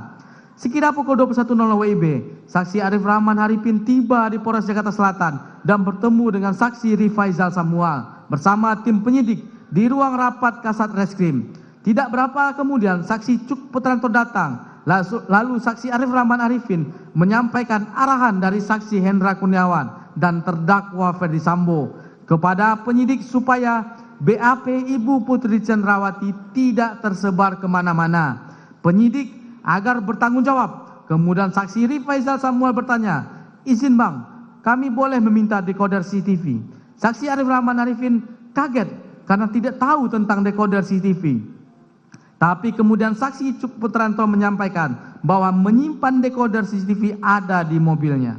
Kemudian penyidik Polres Jakarta Selatan mengambil dari mobil saksi Cuk Putranto. Selanjutnya, pada hari Senin tanggal 11 Juli 2022 sekira pukul 10.00 WIB ketika saksi Cuk Putranto sedang berada di dalam ruangan Divpropam. Saksi Cuk Putranto dipanggil oleh terdakwa Ferdi Sambo dan bertanya, CCTV di mana? Dan dijawab oleh saksi Cuk Putranto, CCTV mana Jenderal? Kemudian terdakwa Ferdi Sambo menjawab, CCTV sekitar rumah. Kemudian dijawab lagi oleh saksi Cuk Putranto, sudah saya serahkan ke Polres Jakarta Selatan. Kemudian terdakwa Ferdi Sambo mengatakan, siapa yang perintahkan? Kemudian dijawab oleh saksi Cuk Putranto, siap. Selanjutnya terdakwa Ferdi Sambo meminta saksi Cuk Putranto dengan berkata, kamu ambil CCTV-nya, kamu copy dan kamu lihat isinya. Kemudian terdakwa Ferdi Sambo melanjutkan kata-katanya dengan nada marah, lakukan, jangan banyak tanya. Kalau ada apa-apa, saya tanggung jawab. Dan dijawab oleh saksi Cuk Putranto, siap Jenderal. Kemudian saksi Cuk Putranto meninggalkan ruang kerja terdakwa Ferdi Sambo dan menghubungi saksi Rifaizal Samua untuk mengambil DVR CCTV yang pada saat itu saksi Rifaizal Samua menanyakan, kok diambil bang? Kan sudah diserahkan. Namun dijawab oleh saksi Cuk Putranto, perintah Bapak. Selanjutnya saksi Cuk Putranto menuju ke Polres Jakarta Selatan dan bertemu dengan penyidik Polres Jakarta Selatan untuk mengambil DVR CCTV yang masih terbungkus plastik hitam yang kemudian disimpan saksi Cuk Putranto di mobil Toyota Innova nomor polisi B1617KH miliknya. Begitu khawatir dan gelisahnya terdakwa Ferdi Sambo atas perbuatan penembakan yang terjadi pada tanggal 8 Juli 2002 di rumahnya, Komplek Polri Duren 3 nomor 46 RT 05 RW 01 Kelurahan Duren 3, Kecamatan Pancoran, Kota Jakarta Selatan. Maka pada hari Selasa tanggal 12 Juli 2022 sekira pukul 17.00 WIB, terdakwa Ferdi Sambo menghubungi saksi Cuk Putranto agar datang ke Komplek Perumahan Polri Duren 3 nomor 46 RT 05 RW 01 Kelurahan Duren 3, Kecamatan Pancoran, Jakarta Selatan. Kemudian pada pukul 20.30 WIB, saksi Cuk Putranto menghubungi saksi Baikuni Wibowo agar datang ke TKP dengan maksud untuk mengkopi dan melihat isi DVR CCTV. Dan setelah keduanya bertemu, saksi Cuk Putranto menyampaikan, Bek, tolong kopi dan lihat isinya. Dan oleh saksi Baikuni Wibowo menjawab, enggak apa-apa nih. Dan dijawab oleh saksi Cuk Putranto, kemarin saya sudah dimarahi, saya takut dimarahi lagi. Selanjutnya saksi Cuk Putranto menyerahkan kunci mobilnya kepada saksi Baikuni Wibowo SIK untuk mengambil DVR CCTV yang disimpan di mobilnya. Selanjutnya, setelah saksi Baikuni Wibowo mengambil DVR CCTV yang berada di dalam mobil Toyota Innova nomor polisi 1617KH milik saksi Cuk Putranto, kemudian saksi Baikuni Wibowo kembali ke kantor SPRI Kadipropam lantai 1 gedung utama Mabes Polri dan saksi Baikuni Wibowo menyiapkan satu buah laptop Microsoft Surface dan kabel HDMI yang disambungkan ke laptop. Setelah menyala pada saat itu muncul notifikasi untuk memasukkan password atau kata sandi. Namun pada saat itu saksi Baikuni Wibowo tidak memasukkan password atau sandi, tetapi hanya menekan OK dan langsung tersambung, di mana dari ketiga diversi tersebut hanya ada satu diversi TV yang berisi data atau rekaman, yaitu diversi TV yang berada di Kapura Pos Satpam yang menghadap rumah nomor 46, nomor 45, dan nomor 43. Kemudian saksi Baikuni Wibowo mencari data atau rekaman pada tanggal 8 Juli 2022 dari pukul 16.00 WIB sampai dengan pukul 18.00 WIB dan dipindahkan ke media penyimpanan flash disk merah warna hitam. Setelah itu, saksi Baikuni Wibowo kembali ke Komplek Polri Duren 3 Pancoran, Jakarta Selatan dengan membawa flash disk warna hitam dan laptop Microsoft Surface dan menunjukkan data rekaman yang sudah dikopi tersebut kepada saksi Cuk Putranto tepatnya pada hari Rabu tanggal 13 Juli 2022 sekira pukul 02.00 WIB setelah selesainya pelaksanaan olah TKP di Komplek Polri Duren 3 nomor 46 dan bertempat di rumah saksi Ridwan Rekinalson Soplanit selaku Kasat Reskrim Polres Jakarta Selatan beralamat di Komplek Polri Duren 3 nomor 46 Pancoran, Jakarta Selatan. Kemudian saksi Baikuni Wibowo menyampaikan kepada saksi Cuk Putranto, nih udah kopiannya CCTV. Saat itu saksi Cuk melaporkan dahulu kepada saksi Arif Rahman Arifin, di mana pada saat itu yang juga berada di TKP dengan mengatakan Bang, kemarin Bapak perintahkan untuk mengkopi dan melihat isinya. Abang mau lihat nggak? Kemudian saksi Cuk Putranto bersama Arif Rahman Haripin, saksi Baikuni, dan saksi Ridwan Rekinal Sosoplanit secara bersama-sama menonton rekaman CCTV hasil kopian atau unduhan oleh saksi Baikuni Wibowo dan diputar dengan menggunakan laptop milik saksi Baikuni Wibowo. Selanjutnya, setelah keempat orang saksi yang menonton dan melihat isi dari flash disk tentang kejadian yang telah direkam dari CCTV tersebut, ternyata saksi Cuk Putranto berkata, "Bang, ini Joshua masih hidup."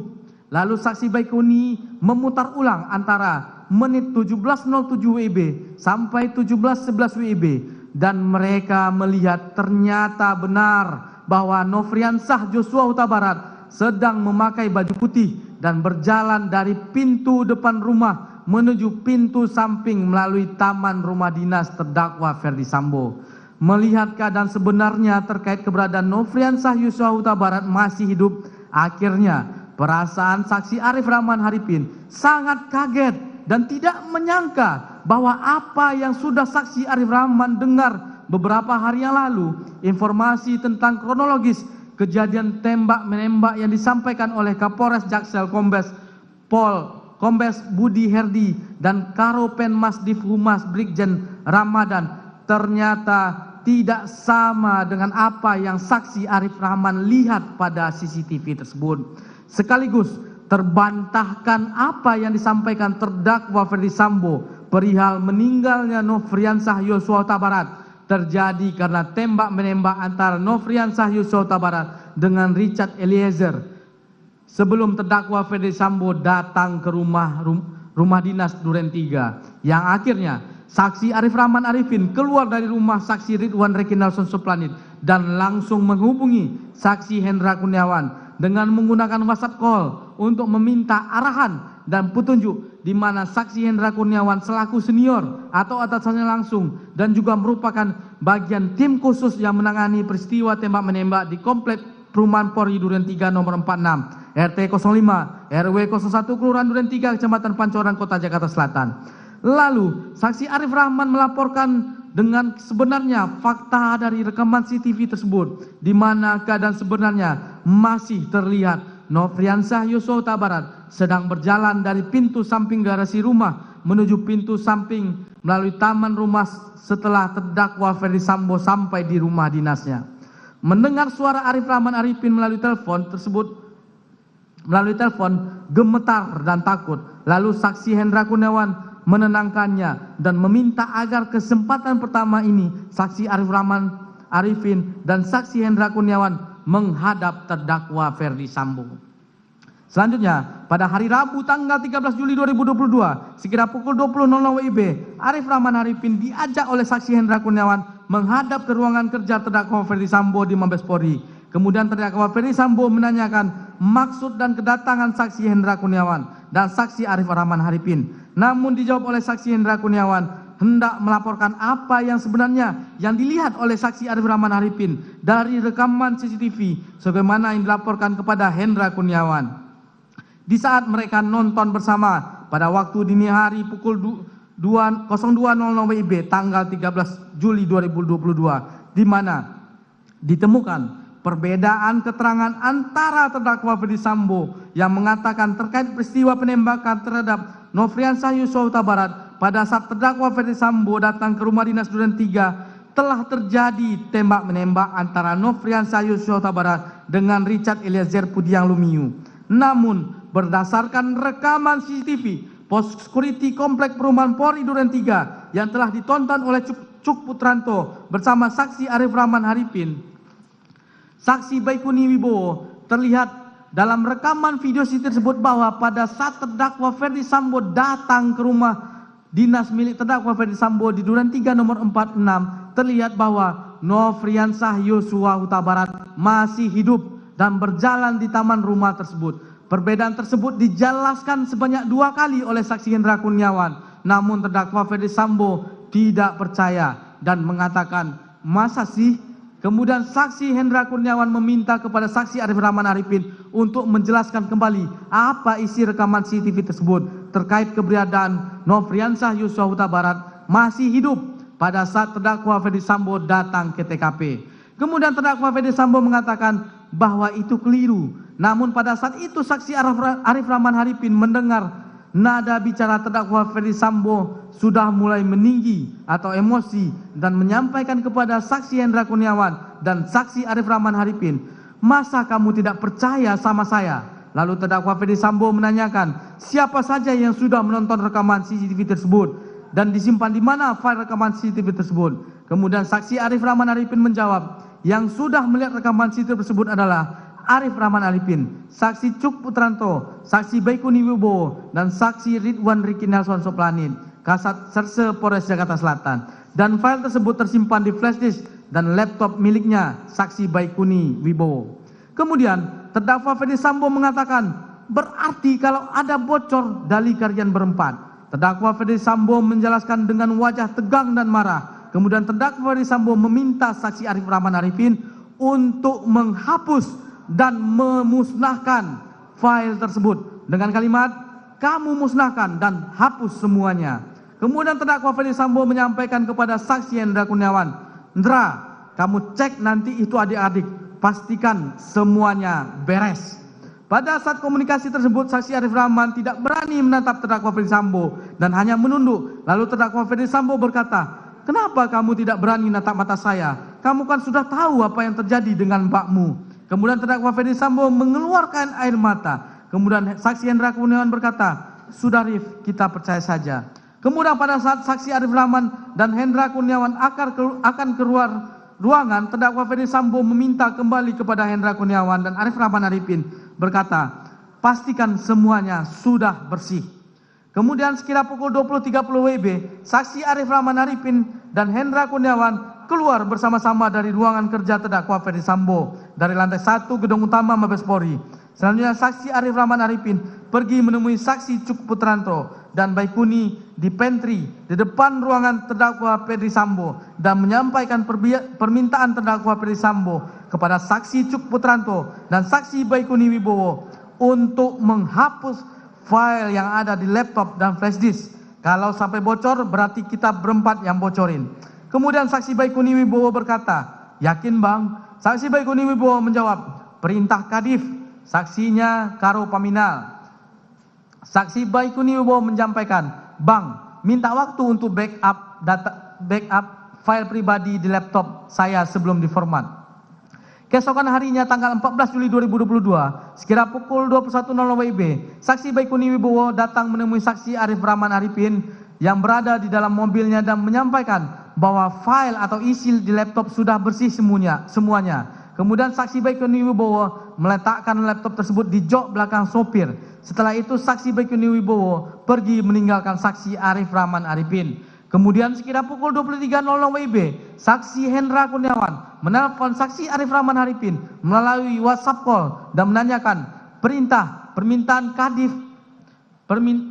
dari Kadif apakah sudah dilaksanakan atau belum, dengan kalimat, "Rif, perintah Kadif sudah dilaksanakan belum?" Dan saksi Arif Rahman Haripin menjawab, "Sudah dilaksanakan." Dan kemudian keesokan harinya saksi Arif Rahman Haripin dengan sengaja mematahkan laptop tersebut dengan kedua tangannya dan menjadi beberapa bagian sehingga mengakibatkan sistem elektronik menjadi tidak bekerja sebagaimana mestinya atau tidak dapat berfungsi lagi, lalu memasukkan ke paper bag atau kantong warna hijau dan diletakkan di jok depan.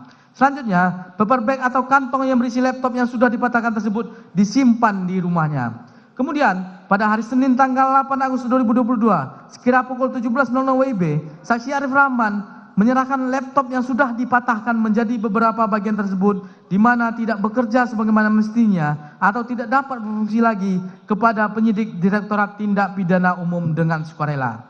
Bahwa akibat perbuatan terdakwa Ferdi Sambo bersama-sama dengan saksi Hendra Kurniawan, Arif Rahman Haripin, Cuk Putranto, Baikuni Wibowo, Agus Nurpatria Adipurnama, Irfan Widianto, masing-masing dalam berkas perkara terpisah, mengambil dan mengganti DVR CCTV yang berada di pos security komplek perumahan Polri Duren 3 RT 05 RW 01 Kelurahan Duren 3 Kecamatan Pancoran Jakarta Selatan tanpa seizin dan sepengetahuan dari saksi Dr. Andes Seno Soekarto selaku Ketua RT yang masih berfungsi tersebut serta mengambil dan mengganti di versi TV milik saksi Ridwan Rekinal Sosoplanin, lalu merusak dan menghancurkan salinan rekaman CCTV pada laptop merek Microsoft Surface, mengakibatkan terganggunya sistem elektronik dan atau mengakibatkan sistem elektronik menjadi tidak bekerja sebagaimana mestinya. Perbuatan tersebut diinginkan terdakwa Ferdi Sambo kemudian dilanjutkan dengan siasat jitunya, yaitu menemui Richard Eliezer Puding Lumiu, Ricky Rizal Wibowo, dan Kuat Ma'ruf yang ada di ruangan pemeriksaan Biro Propos di lantai 3 dan meminta kepada ketiga orang tersebut untuk menyamakan pikiran sebagaimana skenario cerita yang telah direkayasa dan dibuat oleh terdakwa Ferdi Sambo sebelumnya atas peristiwa penembakan korban Nofriansah Yosua Huta Barat. Selanjutnya, terdakwa Ferdi Sambo memanggil secara bersamaan saksi Hendra Kurniawan, Beni Ali, saksi Agus Nurpatria Adi Purnama, dan Harun, lalu menyampaikan dan mempengaruhi dengan berkata, mohon rekan-rekan untuk masalah ini diproses apa adanya, sesuai kejadian di TKP, keterangan saksi dan barang bukti yang diamankan. Selanjutnya, terdakwa Ferdi Sambo menambahkan kata-katanya, untuk kejadian di Magelang tidak usah dipertanyakan. Berangkat dari kejadian Duren 3 saja. Untuk penanganan tindak lanjutnya di Pamina saja. Padahal kejadian penembakan terhadap diri korban Nofriansah Yosua Huta Barat adalah merupakan tindak pidana kejahatan, yaitu merampas nyawa orang lain. Kewenangan Paminal yang notabene bertugas dalam hal pengamanan internal anggota Kepolisian Republik Indonesia yang terkait melakukan pelanggaran disipliner dan SOP kepolisian dan bukan bertugas untuk atau mempunyai fungsi dalam hal penyidikan kejahatan pidana umum. Bahwa maksud dan tujuan terdakwa Ferdi Sambo merekayasa dan mengarang cerita yang tidak sebenarnya, tujuannya untuk menutupi fakta kejadian sebenarnya atas meninggalnya Nofriansah Yosua Huta Barat yang terjadi di rumah dinas terdakwa Ferdi Sambo komplek Perumahan Polri Duren 3 nomor 46 RT 05 RW 01 Kelurahan Duren 3 Kecamatan Pancoran Jakarta Selatan, sehingga tercapai niat dan tujuannya mengaburkan tindak pidana yang telah terjadi.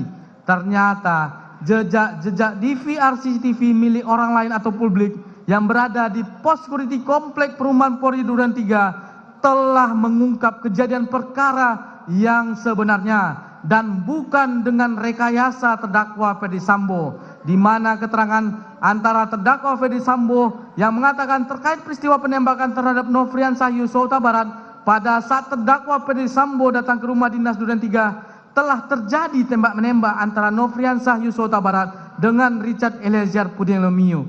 Namun berdasarkan hasil rekaman CCTV pos security komplek Perumahan Polri Duren 3 terlihat dalam rekaman video CCTV tersebut di mana saat terdakwa Ferdi Sambo datang ke rumah dinas milik terdakwa Ferdi Sambo di Duren 3 nomor 46 RT 05 RW 01 Kelurahan Duren 3 Kecamatan Pancoran Jakarta Selatan, Nofriansah Yosua Huta Barat masih hidup dan sedang berjalan dari pintu samping garasi rumah menuju pintu samping melalui taman rumah setelah terdakwa Ferdi Sambo sampai di rumah dinasnya. Bahwa akibat tindakan terdakwa Ferdi Sambo bersama-sama dengan saksi Irfan Widianto, saksi Hendra Kurniawan, saksi Arif Rahman Haripin, saksi Cuk Putanto, saksi Baikuni Wibowo, saksi Agus Nurpatria telah mengakibatkan sistem elektronik berupa satu buah DVR merek Gilen serial number 97704277132 dan satu buah Microsoft Surface berwarna hitam terganggu dan atau tidak bekerja sebagaimana mestinya, sebagaimana tertuang dalam berita acara pemeriksaan laboratorium kriminalistik sebagai berikut. 1. Pada satu unit digital video recorder DVR merek Gilen Security model GFDS 87508M serial number 97704277132 ditemukan informasi yaitu terdapat adanya fisik media penyimpanan berupa hard disk di dalam DVR tersebut, namun terdapat pesan error berupa tidak ada disk atau hard disk tidak terdeteksi di dalam sistem DVR. Adapun pemeriksaan terhadap hard disk tersebut yaitu tidak dikenali sebagai file system atau unallocated space dan tidak terdapat file apapun di dalamnya.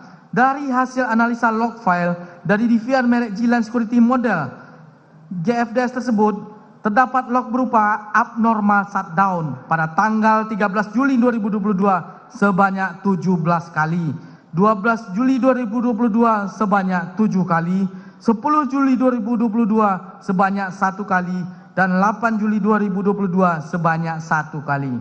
2.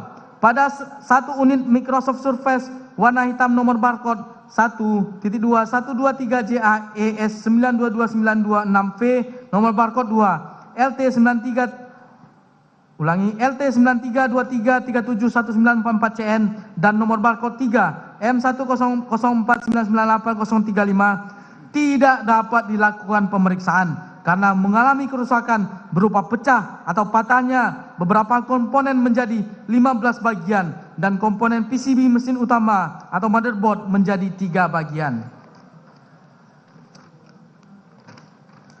Perbuatan terdakwa Ferdi Sambo SH SIK MH sebagaimana diatur dan diancam pidana dalam pasal 49 junto pasal 33 Undang-Undang Nomor 19 Tahun 2016 tentang perubahan atas Undang-Undang Nomor 11 Tahun 2008 tentang informasi dan transaksi elektronik junto pasal 55 ayat 1 ke 1 KUHP. Subsidiar bahwa terdakwa Ferdi Sambo SH SIK MH bersama-sama dengan saksi Hendra Kurniawan SIK, saksi Arif Rahman Arifin, saksi Cuk Putranto SIK, saksi Baikuni Wibowo SIK, saksi Agus Nur Patria Adi Purnama SIK, Irfan Widianto SH SIK, masing-masing dalam berkas perkara terpisah pada hari Sabtu tanggal 9 Juli 2022 sekira pukul 7.30 WIB sampai dengan hari Kamis tanggal 14 Juli 2022 sekira pukul 21.00 WIB atau setidaknya pada bulan Juli tahun 2022 bertempat di pos security komplek perumahan Polri Duren 3 RT 05 RW 01 Kelurahan Polri Duren 3 Kecamatan Pancoran Jakarta Selatan atau setidaknya di suatu tempat lain yang masih termasuk dalam daerah hukum Pengadilan Negeri Jakarta Selatan. Mereka yang melakukan, yang menyuruh melakukan, dan yang turut serta melakukan dengan sengaja dan tanpa hak atau melawan hukum dengan cara apapun mengubah, menambah, mengurangi, melakukan transmisi, merusak, menghilangkan, memindahkan, menyembunyikan suatu informasi elektronik dan atau dokumen elektronik milik orang lain atau milik publik. Perbuatan terdakwa tersebut dilakukan dengan cara-cara sebagaimana termuat dalam surat dakwaan. Perbuatan terdakwa Ferdi Sambo SIK MH sebagaimana diatur dan diancam pidana dalam pasal 48 junto pasal 32 ayat 1 Undang-Undang Nomor 19 Tahun 2016 tentang perubahan atas Undang-Undang Nomor 11 Tahun 2008 tentang informasi dan transaksi elektronik junto pasal 55 ayat 1 ke 1 KUHP. Kami tutup seperti berkenan. Dan untuk dakwaan berikutnya tidak kami bacakan dulu. Elemen unsur kami baca tutup dengan pasal. Jadi dakwaan untuk ini pasal 3332 ini izinkan hanya untuk membaca elemen unsur dan pasal penutupnya. Ya. Diizinkan menjadi. Penasihat hukum setuju ya? Ya, silakan. Oke, siap, Majelis. Atau kedua, primer bahwa terdakwa Ferdi Sambo SH SIK MH bersama-sama dengan saksi Hendra Kurniawan SIK, saksi Arif Rahman Arifin SIK MH, saksi Cuk Putranto SIK, saksi Baikuni Wibowo SIK, saksi Agus Nur Patria Adi Purnama SIK, saksi Irfan Widianto SH SIK, masing-masing dalam berkas perkara terpisah pada hari Sabtu tanggal 9 Juli 2022 sekira pukul 7.30 WIB sampai dengan hari Kamis tanggal 14 Juli 2022 sekira pukul 21.00 WIB atau setidak-tidaknya pada bulan Juli tahun 2022 bertempat di pos security komplek perumahan Polri Duren 3 RT 05 RW 01 Kelurahan Duren 3 Kecamatan Pancoran Jakarta Selatan atau setidak-tidaknya di suatu tempat lain yang masih termasuk dalam daerah hukum Pengadilan Negeri Jakarta Selatan. Mereka yang melakukan, yang menyuruh melakukan, dan yang turut serta melakukan perbuatan dengan sengaja menghancurkan, merusak, membikin tak dapat dipakai, menghilangkan barang-barang yang digunakan untuk meyakinkan atau membuktikan sesuatu di muka penguasa yang berwenang, akta-akta, surat-surat, atau daftar-daftar yang atas perintah penguasa umum terus-menerus atau untuk sementara waktu disimpan atau diserahkan kepada seorang pejabat ataupun kepada orang lain untuk kepentingan umum. Perbuatan terdakwa dilakukan dengan cara-cara sebagai berikut sebagaimana termuat dalam surat dakwaan kami. Perbuatan terdakwa Ferdi Sambo SH SIK MH tersebut di atas sebagaimana diatur dan diancam pidana dalam pasal 233 KUHP junto pasal 55 ayat 1 ke 1 KUHP. Subsidiar bahwa terdakwa Ferdi Sambo SH SIK MH bersama-sama saksi Hendra Kurniawan SIK, saksi Arif Rahman Arifin SIK MH, saksi Cuk Putranto SIK, saksi Baikuni Wibowo SIK, saksi Agus Nurpatria Adi Purnama SIK, saksi Irfan Widianto SH SIK, masing-masing dalam berkas perkara terpisah pada hari Sabtu tanggal 9 Juli 2022 sekira pukul 7.30 WIB sampai dengan hari Kamis tanggal 14 Juli 2022 sekira pukul 21.00 WIB atau setidaknya pada bulan Juli tahun 2022 bertempat di pos security komplek perumahan Polri Duren 3 RT 05 RW 01 Kelurahan Duren 3 Kecamatan Pancoran Jakarta Selatan atau setidaknya di suatu tempat lain yang masih termasuk dalam daerah hukum Pengadilan Negeri Jakarta Selatan. Mereka yang melakukan, yang menyuruh melakukan dan yang turut serta melakukan perbuatan barang siapa setelah dilakukan suatu kejahatan dan dengan maksud untuk menutupinya atau menghalang-halangi atau mempersukar penyidikan atau penuntutannya, menghancurkan, menghilangkan, menyembunyikan benda-benda terhadap mana atau dengan mana kejahatan dilakukan atau bekas-bekas kejahatan lainnya atau menariknya dari pemeriksaan yang dilakukan oleh pejabat kehakiman atau kepolisian maupun oleh orang lain yang menurut ketentuan undang-undang terus-menerus atau untuk sementara waktu diserahi menjalankan jabatan kepolisian. Perbuatan terdakwa dilakukan dengan cara-cara sebagaimana termuat dalam surat dakwaan kami.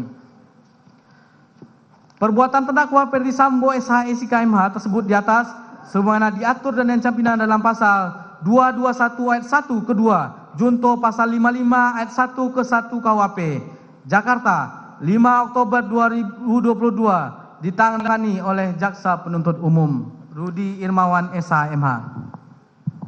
Demikian dakwaan kami majelis, dan untuk selanjutnya isoma majelis. Sudah ya? Sudah. Baik, demikianlah surat dakwaan Jaksa Penuntut Umum. Apakah saudara akan mengajukan eksepsi atau keberatan? Mau diserahkan penasihat hukum saudara? Yang mulia kami serahkan ke penasihat hukum. Ya, silakan. Baik Yang Mulia, terima kasih atas kesempatan yang diberikan. Yang Mulia yang kami hormati dan saudara penuntut umum yang kami hormati. Izinkan kami Yang Mulia untuk langsung membacakan eksepsi dari tim penasehat hukum terdakwa. Sudah siap? Sudah siap Yang Mulia. Kita tunda dulu ya. Baik. Soma dulu. Kita skor. Nanti kita lanjutkan lagi jam 2:04. Kita tunda 1 jam ya. 1 jam. Kita skor ya untuk istirahat sholat dan makan siang. Baik, terima kasih. Nah, demikian sidang perkara atas nama Ferdi Sambo diskors. Sidang akan dilanjutkan kembali pada pukul 13.45. Sidang dinyatakan ditutup.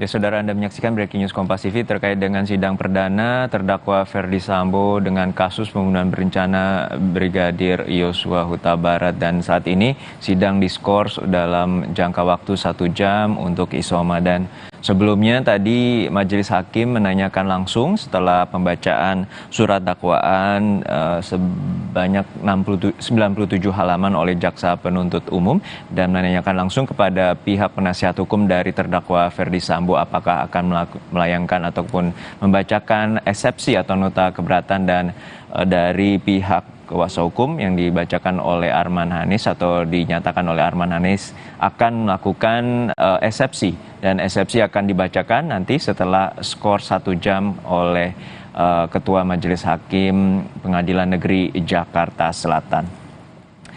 Visual yang Anda saksikan ini adalah Ferdi Sambo mengenakan baju tahanan dari kejaksaan, dan sebelumnya dari surat dakwaan jaksa penuntut umum bacakan adanya pasal pembunuhan berencana, pasal 340, dan juga dakwaan yang masuk dalam dakwaan primer, lalu ada pasal subsidiar yaitu pasal 338 dan juga adanya dakwaan terkait dengan obstruction of justice di pasal 221 ayat 1, kedua jungto pasal 55, dan juga tadi dibacakan oleh jaksa terkait dengan pasal terkait dengan penghilangan barang bukti seperti CCTV dan juga handphone maupun laptop dari pasal 233 KUHP jungto pasal 55 ayat 1. Dan ini visual Ferdi Sambo dibawa kembali ke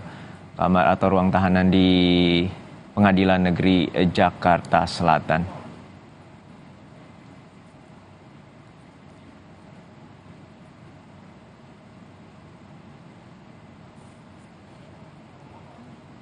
Ferdi Sambo sebagai terdakwa pasal pembunuhan berencana juga menghadapi tuntutan berlapis atau dakwaan berlapis, yaitu pasal pembunuhan atau pasal 338 dan juga pasal 221 terkait dengan obstruction of justice atau perintangan penyidikan dari kasus pembunuhan Brigadir Yosua Huta Barat yang terjadi pada 8 Juli lalu.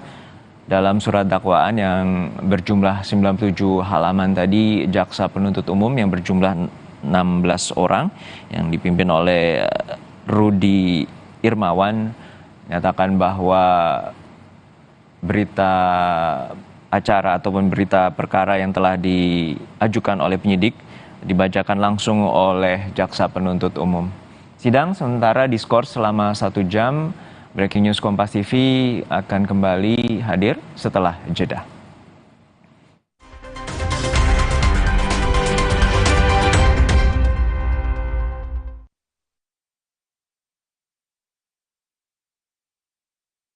Buat 2 Wilgos, cuma ada 1 kecap. Kecap sedap kedelai hitam spesial. Terbukti bikin masakan looks good, taste good.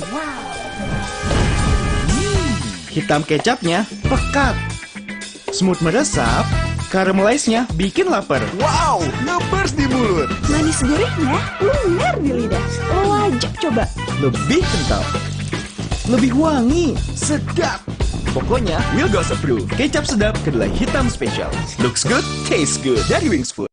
Vitamin dan mineral dalam tubuh akan berkurang setiap hari. Organ tubuh pun tidak akan bekerja maksimal. Penuhi kebutuhannya dengan Nutra4Gold. Dengan 22 vitamin dan mineral, membantu semua yang hilang balik normal. Recharge your body, recharge your life. Nutra4Gold. Di masa kehamilan, asupan air mineral sangat penting. Harus terjamin kualitasnya. Untuk itu, kita pilih Le Mineral. Galonnya begitu bening, selalu baru.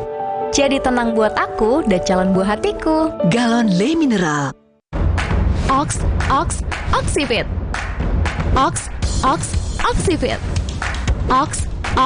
Oxivit. Oxivit baru, vitamin D3 1000 IU, penuhi kebutuhan vitamin harian dengan Oxivit.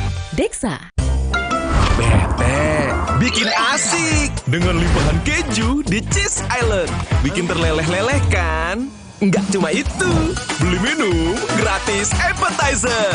Pizza Hut selalu lebih bikin puas. Aku pikir semua air mineral itu sama.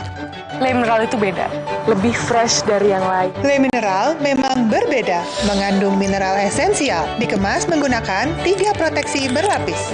Segernya. Le Mineral. Sikat gigi saja masih dapat meninggalkan kuman. Lengkapi dengan Listerine Green Tea setiap hari. Dengan fluoride, melindungi dari gigi berlubang.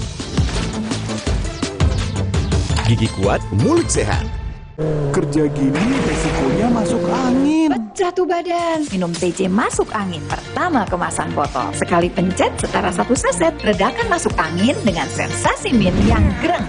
TJ masuk angin. Pecah anginnya. Keluarga nomor 1. Rasa nomor 1. Kesehatan nomor 1. Apapun nomor satunya, Madu TJ pilihanku.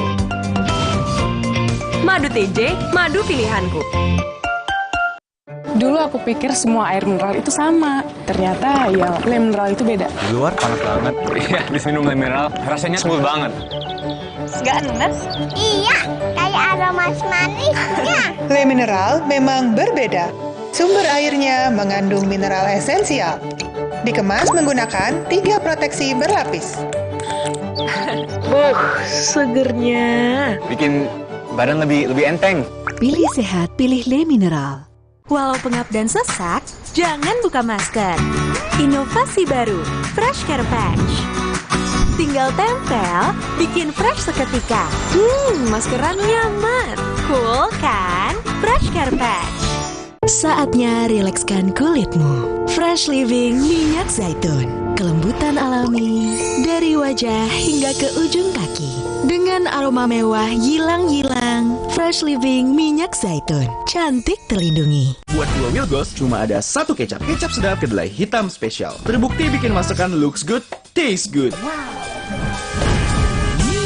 Hitam kecapnya pekat. Smooth meresap. Caramelize-nya bikin lapar. Wow, ngebers di mulut. Manis gurihnya lumer di lidah. Wajib coba. Lebih kental. Lebih wangi, sedap. Pokoknya Wilgos approve. Kecap sedap kedelai hitam spesial. Looks good, taste good. Dari Wings Food.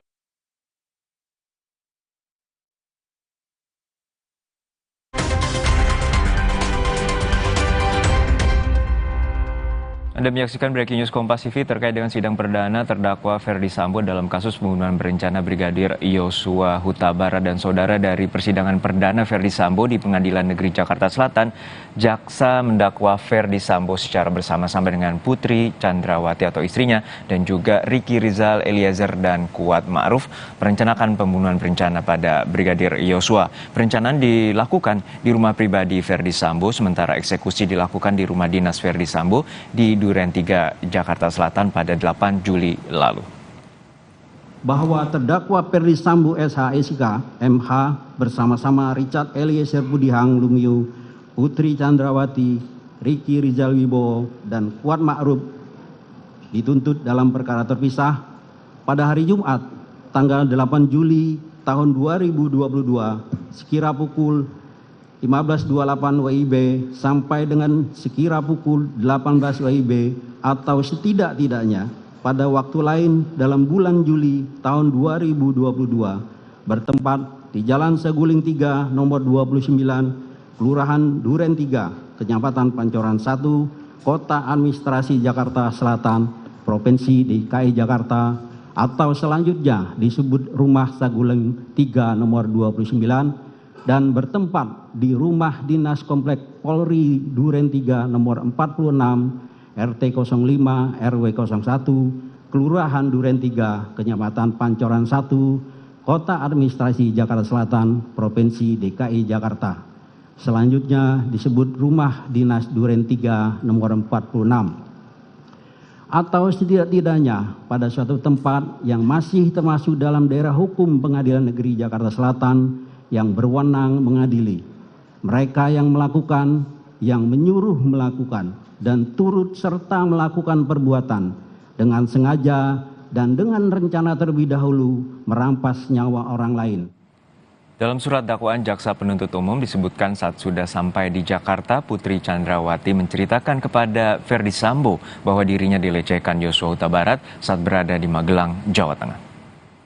Terdakwa Ferdi Sambo SH.SIK MH bertemu dengan saksi Putri Chandrawati di ruang keluarga di depan kamar utama lantai 3 untuk menceritakan peristiwa yang dialaminya di Magelang. Lalu saksi Putri Chandrawati mengaku bahwa dirinya telah dilecehkan oleh korban Nofriansah Yosua Huta Barat.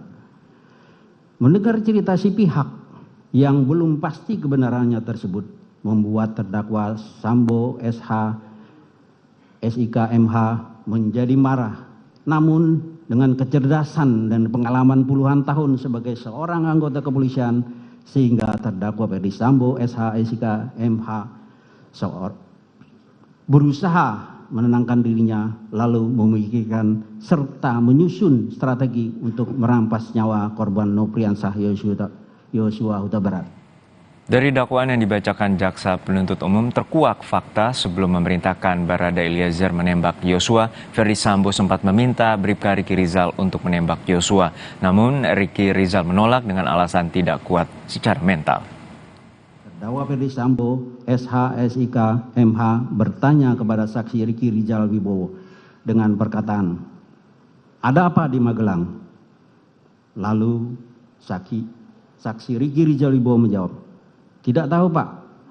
Kemudian terdakwa Ferdi Sambo, SH, SIK, MH berkata lagi, "Ibu sudah dilecehkan oleh Yosua." Selanjutnya, terdakwa Ferdi Sambo, SH, SIK, MH meminta kepada saksi Riki Rizal Wibowo dengan berkata, "Kamu berani nggak tembak dia?" Dijawab oleh saksi Riki Rizal Wibowo, "Tidak berani, Pak, karena saya nggak kuat mentalnya, Pak." Kemudian terdakwa Ferdi Sambo, SH, SIK, MH mengatakan kepada saksi Riki Rizal Wibowo, "Tidak apa-apa. Tapi kalau dia Yosua melawan, kamu backup saya di Duren 3. Dan perkataan terdakwa Ferdi Sambo, SH, SIK, MH tersebut tidak dibantah oleh saksi Riki Rizal Wibowo, sebagaimana jawabannya sebelumnya. Dan saudara, terungkap fakta dari surat dakwaan yang dibacakan jaksa penuntut umum, Barada Eliezer menyanggupi perintah Ferdi Sambo yang meminta Eliezer untuk menembak Yosua Huta Barat saat perencanaan pembunuhan Yosua. Selanjutnya terdakwa Ferdi Sambo, SH, MH mengutarakan niat jahatnya dengan bertanya kepada saksi Richard Eliezer Budiang Lumiu, "Berani kamu tembak Yosua?" Atas pertanyaan terdakwa Ferdi Sambo, SH, SIK, MH tersebut, lalu saksi Richard Eliezer Budiang Lumiu menyatakan kesediaannya. "Siap, Komandan." Mendengar kesediaan dan kesiapan saksi Richard Eliezer Budiang Lumiu untuk menembak korban Nofriansah Yosua Huta Barat, lalu terdakwa Ferdi Sambo, SH, SIK, MH langsung menyerahkan satu kotak peluru 9 mm kepada saksi Richard Eliezer Budiang Lumiu, disaksikan oleh saksi Putri Chandrawati. Dalam surat dakwaan, jaksa penuntut umum juga menyebutkan perencanaan yang dilakukan Ferdi Sambo menyebut Barada Eliezer berperan sebagai eksekutor, sementara Ferdi Sambo nantinya akan melindungi Eliezer. Lalu terdakwa Ferdi Sambo, SH, SIK, MH berkata lagi kepada saksi Richard Eliezer Budiang Lumiu dengan menyatakan peran Richard Eliezer Budiang Lumiu adalah untuk menembak korban Nofriansah Yosua Huta Barat. Sementara terdakwa Ferdi Sambo, SH, SIK, MH akan berperan untuk menjaga saksi Richard Eliezer Budiang Lumiu. Karena kalau terdakwa Ferdi Sambo, SH, MH yang menembak dikhawatirkan tidak ada yang bisa menjaga semuanya. Selanjutnya terdakwa Ferdi Sambo, SH, SIK, MH menyampaikan berulang kali perencanaan penembakan terhadap korban Nofriansah Yosua Huta Barat dan menjelaskan alasan saksi Richard Eliezer Budiang Lumiu untuk menembak korban Nofriansah Yosua Huta Barat dengan skenarionya adalah korban Nofriansah Yosua Huta Barat dianggap telah melecehkan saksi Putri Chandrawati yang kemudian berteriak minta tolong. Lalu saksi Richard Eliezer Budiang Lumiu datang. Selanjutnya korban Nofriansah Yosua Huta Barat menembak saksi Richard Eliezer Budiang Lumiu dan dibalas tembakan lagi oleh saksi Richard Eliezer Budiang Lumiu. Itu tadi rangkaian pembacaan oleh jaksa penuntut umum dari surat dakwaan terkait dengan kasus pembunuhan berencana dengan terdakwa Ferdi Sambo. Tadi jaksa juga menyatakan bahwa runutan terkait dengan kronologi peristiwa yang terjadi di Magelang dan juga bagaimana orkestrasi yang diduga dilakukan oleh terdakwa Ferdi Sambo dari memerintahkan penembakan terhadap Yosua, memerintahkan Eliezer, memerintahkan Riki Rizal dan juga sempat berkomunikasi dengan istrinya terkait dengan perkara atau dugaan pelecehan seksual yang terjadi di Magelang, Jawa Tengah. Dan saat ini surat dakwaan ataupun dakwaan terhadap Ferdi Sambo telah dibacakan. Sidang sementara waktu diskors selama 1 jam mendatang dan akan dibacakan juga eksepsi atau nota keberatan dari pihak terdakwa Ferdi Sambo. Breaking News Kompas TV akan kami hadirkan sesaat lagi setelah jeda.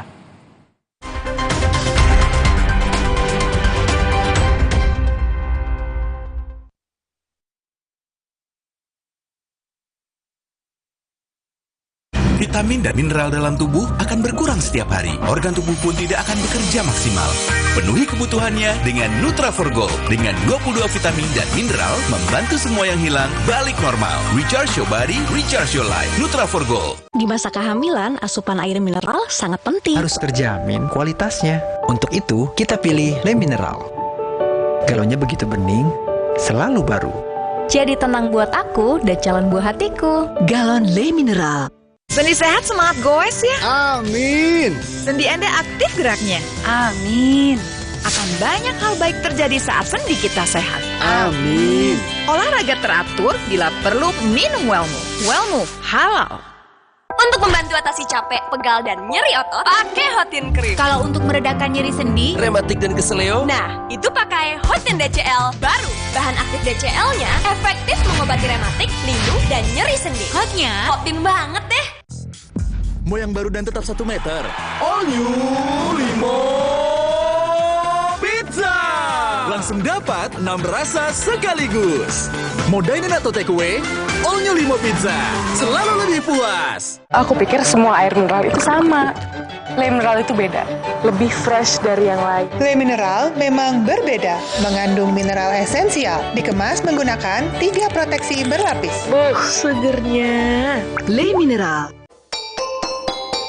bergerak selaras dalam derap langkah dunia, membawa kesetaraan kesehatan untuk semua. Untuk kembali dekat dengan yang selama ini berjarak. Dengan perubahan dan kerjasama, Indonesia mengajak dan memimpin dunia untuk melangkah bersama. Recover together, recover stronger. Aku gak akan nyerah meskipun gerah dan keringat menggangguku. Karena Dental Cool, perlindungan 12 jam dengan sensasi cool 5 derajat. Segarnya bikin aku unstoppable. Berani taklukkan panasmu. Sikat gigi saja masih dapat meninggalkan kuman. Lengkapi dengan Listerine Green Tea setiap hari. Dengan fluoride, melindungi dari gigi berlubang. Gigi kuat, mulut sehat. Dulu aku pikir semua air mineral itu sama. Ternyata ya Le Mineral itu beda. Di luar panas banget. Iya, di sini minum Le Mineral rasanya smooth banget. Gak enes? Iya, kayak aroma manisnya. Le Mineral memang berbeda. Sumber airnya mengandung mineral esensial. Dikemas menggunakan 3 proteksi berlapis. Segernya. Bikin badan lebih enteng. Pilih sehat, pilih Le Mineral. Omehar, minyak ikan pilihan dari laut dalam. Omehar, suplemen omega 3 esensial. Dalam mini kapsul, lebih mudah ditelan. Diproses dengan teknologi modern di Amerika. Bantu pelihara kesehatan tubuh kini dan nanti. Bos bawel, anak rewel. Well, MyWell. Baru, MyWell Vitamin C plus Zinc.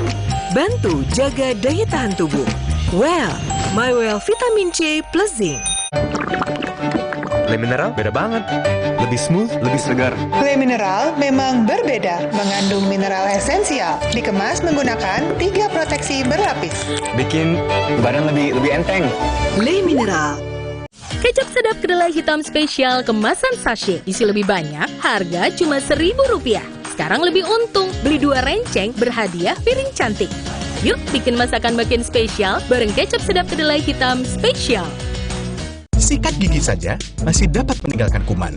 Lengkapi dengan Listerine Green Tea setiap hari. Dengan fluoride, melindungi dari gigi berlubang. Gigi kuat, mulut sehat. Sesaat lagi, Anda akan menyaksikan Kompas Update yang didukung oleh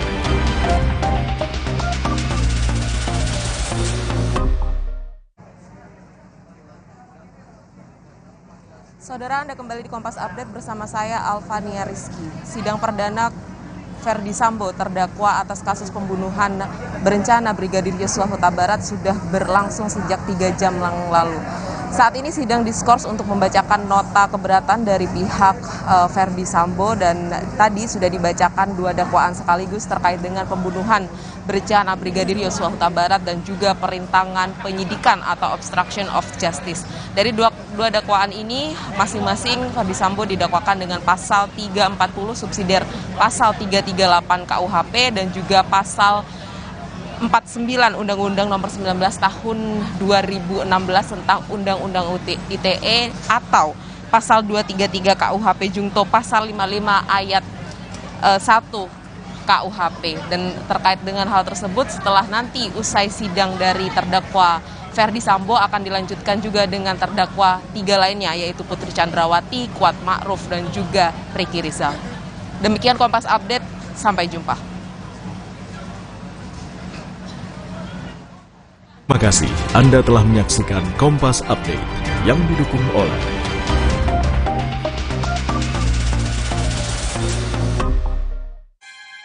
Kini, kuman dan bakteri terus bermutasi.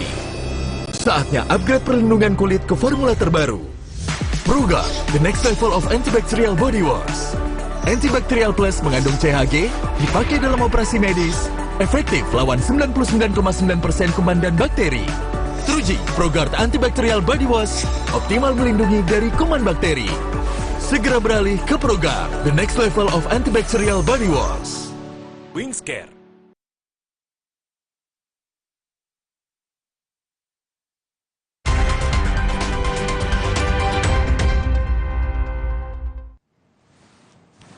Anda kembali di Breaking News Kompas TV. Saudara, saya Iriana Mardanus. Anda masih menyaksikan Breaking News terkait dengan sidang perdana terdakwa pembunuhan berencana atas Brigadir Yosua Huta Barat, yaitu Ferdi Sambo. Tadi sidang diskors selama kurang lebih 1 jam. Nanti rencananya sidang akan kembali dimulai pada pukul 1 atau 13:45 atau jam 2 kurang 15 menit, saudara. Tadi setelah pembacaan dakwaan akan dilanjutkan pembacaan eksepsi atau nota keberatan dari pihak Ferdi Sambo. Nah, saudara, Rasa Mala Aritonang, tim kuasa hukum Ferdi Sambo menyampaikan bahwa timnya masih akan menunggu jalannya persidangan dan akan membuktikan bahwa beberapa keterangan yang disampaikan oleh JPU atau Jaksa Penuntut Umum tidak semuanya sesuai dengan keterangan kliennya terdakwa Ferdi Sambo. Salah satunya bahwa Ferdi Sambo menyatakan tidak turut menembak Brigadir Yosua. Ya, saya pikir keterangan Pak FS yang itu juga disampaikan ke kami, beliau tidak pernah menembak langsung. Nah, makanya nanti ini akan dikonfrontasikan antara apa yang disampaikan dalam dakwaan Jaksa Penuntut Umum. Tentu Jaksa Penuntut Umum karena mendalilkan, menyampaikan fakta itu harus membuktikan faktanya. Bebannya ada di penuntut umum. Sebaliknya kami dengan apa yang kami sampaikan bahwa Pak FS tidak pernah melakukan penembakan langsung, tetapi itu dilakukan oleh Richard gitu. Nah, itu juga nanti tentu kami sajikan faktanya sesuai dengan apa yang kami miliki. Nanti kita lihat, kita akan nilai kesesuaian bukti-bukti. Ada saksi-saksi kan banyak di dalam peristiwa itu. Nanti kita lihat bagaimana keterangan saksi-saksi lain menguatkan yang mana. Saya pikir kita mesti sabar menunggu sampai dengan proses pembuktian nanti. Fakta lain yang terungkap, saudara, saat Ferdi Sambo sudah memanggil Yosua, Ferdi dengan emosi memerintahkan Yosua untuk berjongkok dan memerintahkan Barada Eliezer menembak Yosua dengan senjata yang sudah disiapkan. Terdakwa Ferdi Sambo, SHSIK MH, langsung mengatakan pada korban Nofriansah Yosua Huta Barat dengan perkataan, "Jongkok kamu." Lalu korban Nofriansah Yosua Huta Barat sambil mengangkat kedua tangannya menghadap ke depan, sejajar dengan dada sempat mundur sedikit, tetap sebagai tanda penyerahan diri dan berkata, "Ada apa ini?" Selanjutnya terdakwa Ferdi Sambo SHSIK MH yang sudah mengetahui jika menembak dapat merampas nyawa, berteriak dengan suara keras pada saksi Richard Eliezer Pudihang Lumiu dengan mengatakan, "Weh, kau tembak, cepat, cepat weh, kau tembak." Seharusnya terdakwa Ferdi Sambo SHSIK MH sebagai seorang perwira tinggi di Kepolisian Negara Republik Indonesia berpangkat Inspektur Jenderal yang sudah lama berkecimpung dalam dunia hukum seharusnya bertanya dan memberikan kesempatan pada korban Nofriansah Yosua Huta Barat untuk menjelaskan tentang hal yang terjadi sebagaimana cerita saksi Putri Chandrawati tentang pelecehan yang terjadi di Magelang, dan bukannya malah membuat terdakwa Ferdi Sambo, SH, SIK, MH semudah itu menjadi marah dan emosi hingga merampas nyawa korban Nofriansah Yosua Huta Barat. Dalam dakwaan Ferdi Sambo yang dibacakan jaksa penuntut umum saudara juga terungkap fakta bahwa Sambo disebut ikut menembak Brigadir Yosua. Sambo melepaskan tembakan ke bagian belakang kepala Yosua hingga sang ajudan dipastikan meninggal dunia. Kemudian terdakwa Ferdi Sambo SH, SIK, MH menghampiri korban Nofriansah Yosua Huta Barat yang tergeletak di dekat tangga depan kamar mandi dalam keadaan tertelungkup masih bergerak-gerak kesakitan. Lalu untuk memastikan benar-benar tidak bernyawa lagi, terdakwa Ferdi Sambo SH, SIK, MH yang sudah memakai sarung tangan hitam, menggenggam senjata api dan menembak sebanyak 1 kali mengenai tepat kepala bagian belakang sisi kiri korban Nofriansah Yosua Huta Barat hingga korban meninggal dunia. Tembakan terdakwa Ferdi Sambo SH, SIK, MH tersebut menembus kepala bagian belakang sisi kiri korban Nofriansah Yosua Huta Barat melalui hidung, mengakibatkan adanya luka bakar pada cuping hidung sisi kanan luar. Lintasan anak peluru telah mengakibatkan rusaknya tulang dasar tengkorak pada 2 tempat yang mengakibatkan kerusakan tulang dasar rongga bola mata bagian kanan dan menimbulkan resapan darah pada kelopak mata kanan yang lintasan anak peluru telah menimbulkan kerusakan pada batang otak.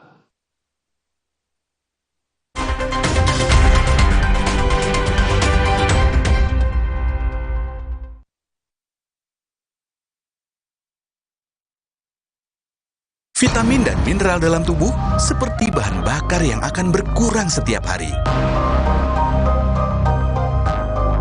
Akibatnya, tubuh dan organ-organ di dalamnya tidak akan bekerja maksimal. Penuhi kebutuhannya dengan Nutra4Gold.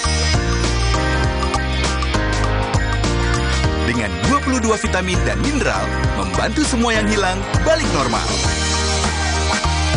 Recharge your body, recharge your life. Nutra4Gold. Mau yang baru dan tetap 1 meter. All new Limo Pizza. Langsung dapat 6 rasa sekaligus. Mau dine-in atau take away? All new Limo Pizza. Selalu lebih puas. Fresh Care dipercaya masyarakat Indonesia. Panasnya nyaman.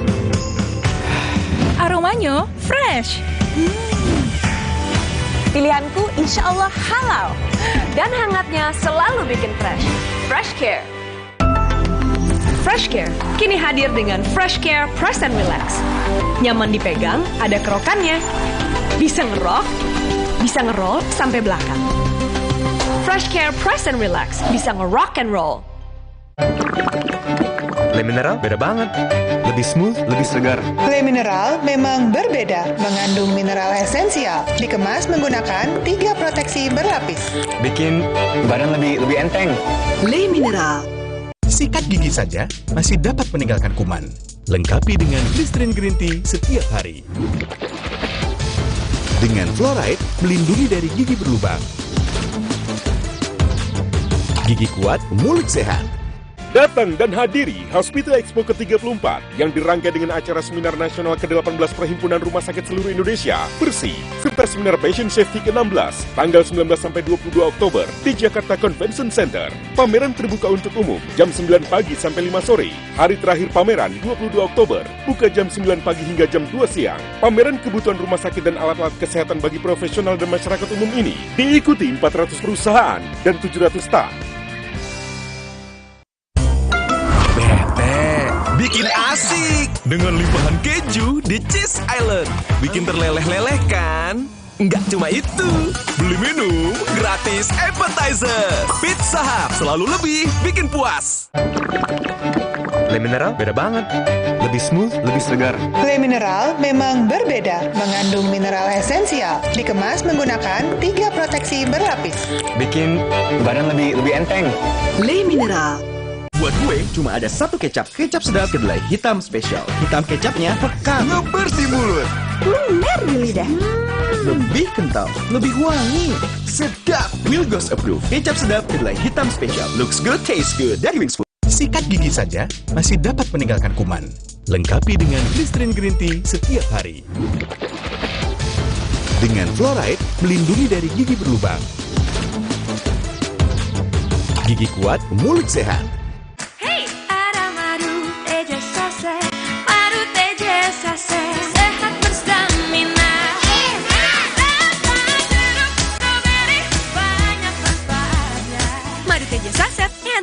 sehatnya. Bahaya kurang vitamin D. Onde-mande vitamin D. Berjemur aja, cukup nggak ya? Minum MyWell Vitamin D 1000 IU. Penuhi kebutuhan vitamin D, jaga imun well everyday. MyWell Vitamin D 100% well everyday. Aku gak akan nyerah meskipun gerah dan keringat menggangguku. Karena Dettol Cool, perlindungan 12 jam dengan sensasi cool 5 derajat. Segarnya bikin aku unstoppable. Berani taklukkan panasmu. Perhatian, Mas E, Mbak E, pandemi belum selesai loh ya. Jangan lengah, meski kasus sudah rendah. Disiplin prokes, maskernya tetap dipakai. Satu lagi, vaksin booster, penting itu. Ayo buruan vaksin booster, biar tubuh kebal dan bebas bepergian. Loh, pada mau kemana? Mau vaksin booster atuh Pak Camat.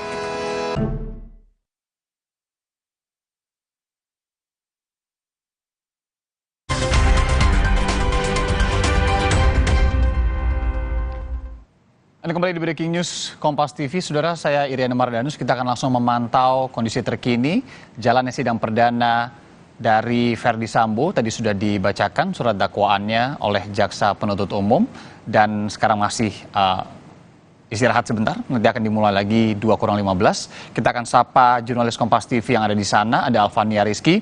Alfa, selamat siang. Alfa, jadi seperti apa nanti tahapan setelah sidang ini akan dimulai kembali?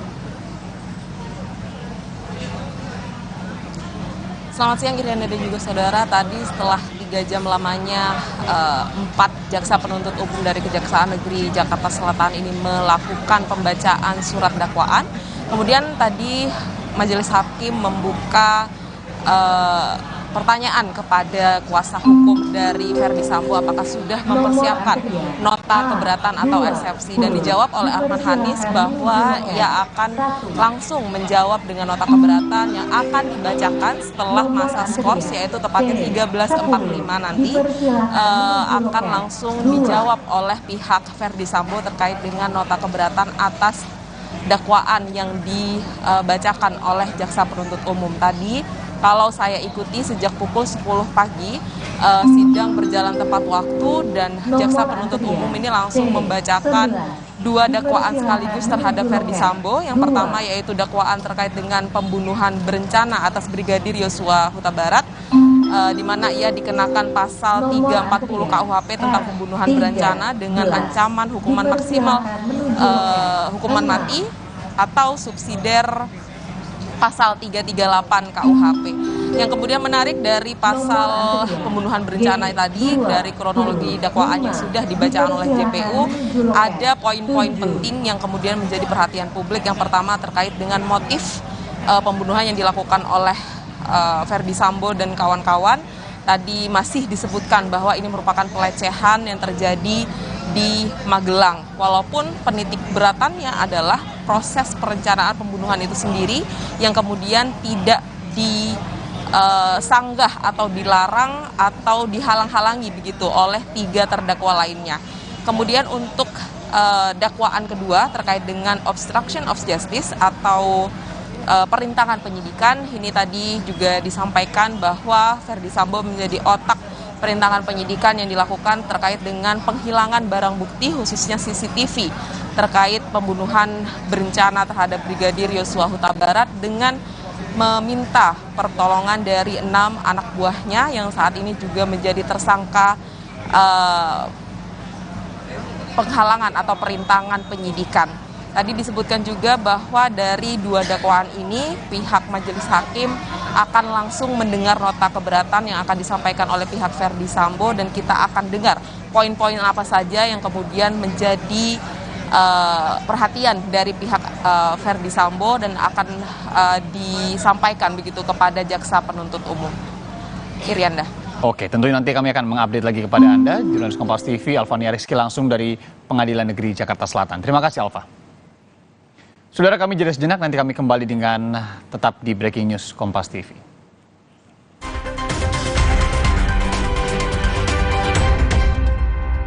Vitamin dan mineral dalam tubuh seperti bahan bakar yang akan berkurang setiap hari. Akibat Akibatnya, tubuh dan organ-organ di dalamnya tidak akan bekerja maksimal. Penuhi kebutuhannya dengan Nutra4Gold. Dengan 22 vitamin dan mineral, membantu semua yang hilang balik normal. Recharge your body, recharge your life. Nutra4Gold. Saat kembali beraktivitas, jaga diri dari luar dan tetap jaga imun dari dalam. Minum Stimuno bila perlu. Stimuno, penjaga imun. Jadinya kayak gini deh. Mau kemana sayang? Mau buang sampah, Ma. Stop! Sekarang, budaya membuang sampah pada tempatnya enggak cukup. Kita juga harus punya kebiasaan memilah sampah. Gini nih caranya. Siapkan kardus dan spidol, tulis di masing-masing kardus jenis sampah. Sampah organik, kertas, metal, PET, dan sampah plastik lainnya. Lalu pilah deh. Plastik seperti PET lebih mudah didaur ulang untuk kebersihan lingkungan. Nah, hal sederhana yang dimulai dari diri sendiri ini akan memberi dampak besar bagi pengelolaan sampah, khususnya sampah plastik PET, karena setelah didaur ulang akan menghasilkan dakron, bahan baku karpet, bahan konstruksi jalan tol, dan sebagainya. Gimana? Nggak ribet kan? Enggak dong.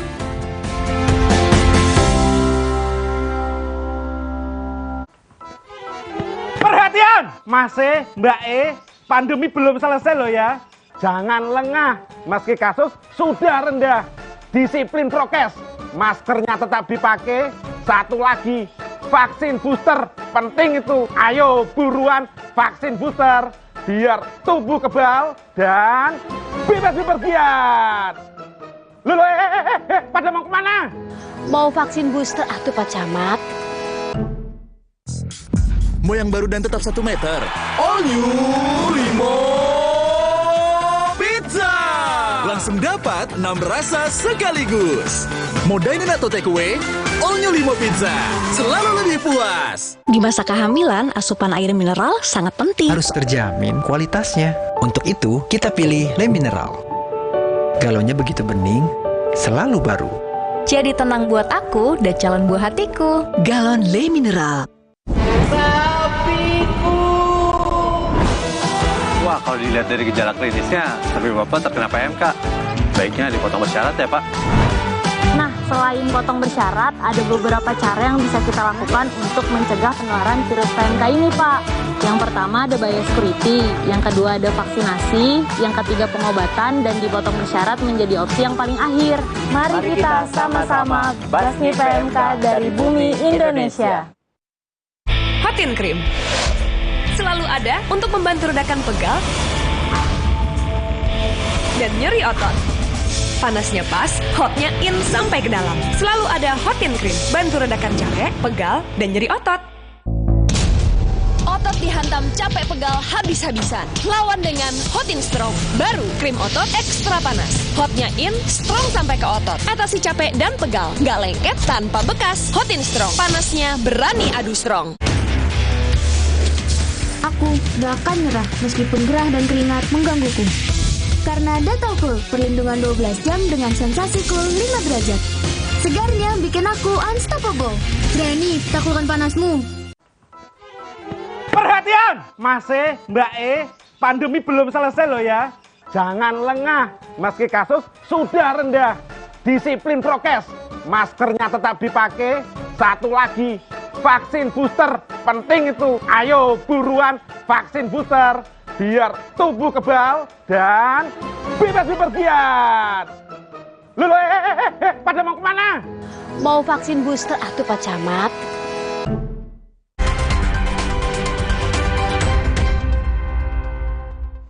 Saudara, pasca pembunuhan Brigadir Yosua, Verdi Sambo disebut jaksa memberi amplop berisi uang dolar kepada Bribka Riki Rizal, Kuat Ma'ruf, dan juga Barada Eliezer. Riki dan Kuat Ma'ruf masing-masing mendapat uang senilai 500 juta rupiah, sedangkan Eliezer mendapat 1 miliar rupiah. Namun, uang itu diambil kembali oleh Sambo. Kemudian terdakwa Verdi Sambo memberikan amplop warna putih yang berisikan mata uang asing bentuk dolar kepada saksi Riki Rizal Wibowo dan saksi Kuat Ma'ruf dengan nilai masing-masing setara dengan 500 juta rupiah. Sedangkan saksi Richard Eliezer Pudium Lumiu dengan nilai setara dengan 1 miliar rupiah. Dan amplop yang berisikan uang tersebut diambil kembali oleh terdakwa Ferdi Sambo dengan janji akan diserahkan pada bulan Agustus 2022 apabila kondisi sudah aman.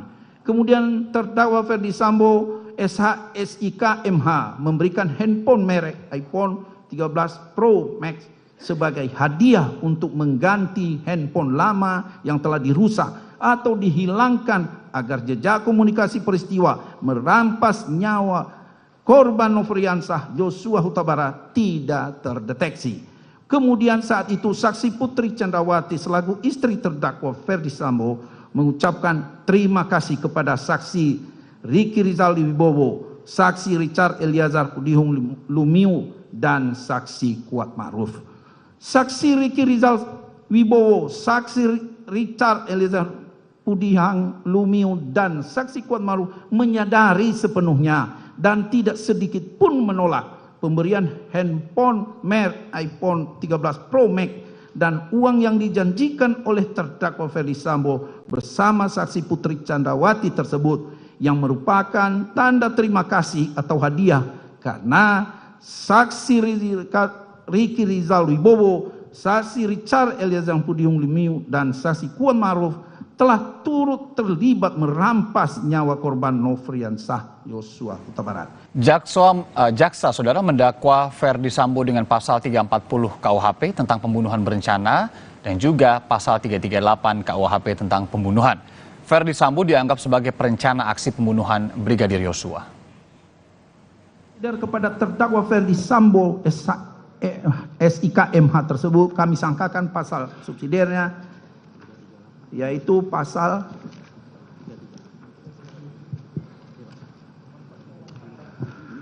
perbuatan terdakwa Ferdi Sambo SIK SMH tersebut di atas sebagaimana diatur dan diancam pidana dalam pasal 338 KUHP junto pasal 55 ayat 1 ke 1 KUH pidana.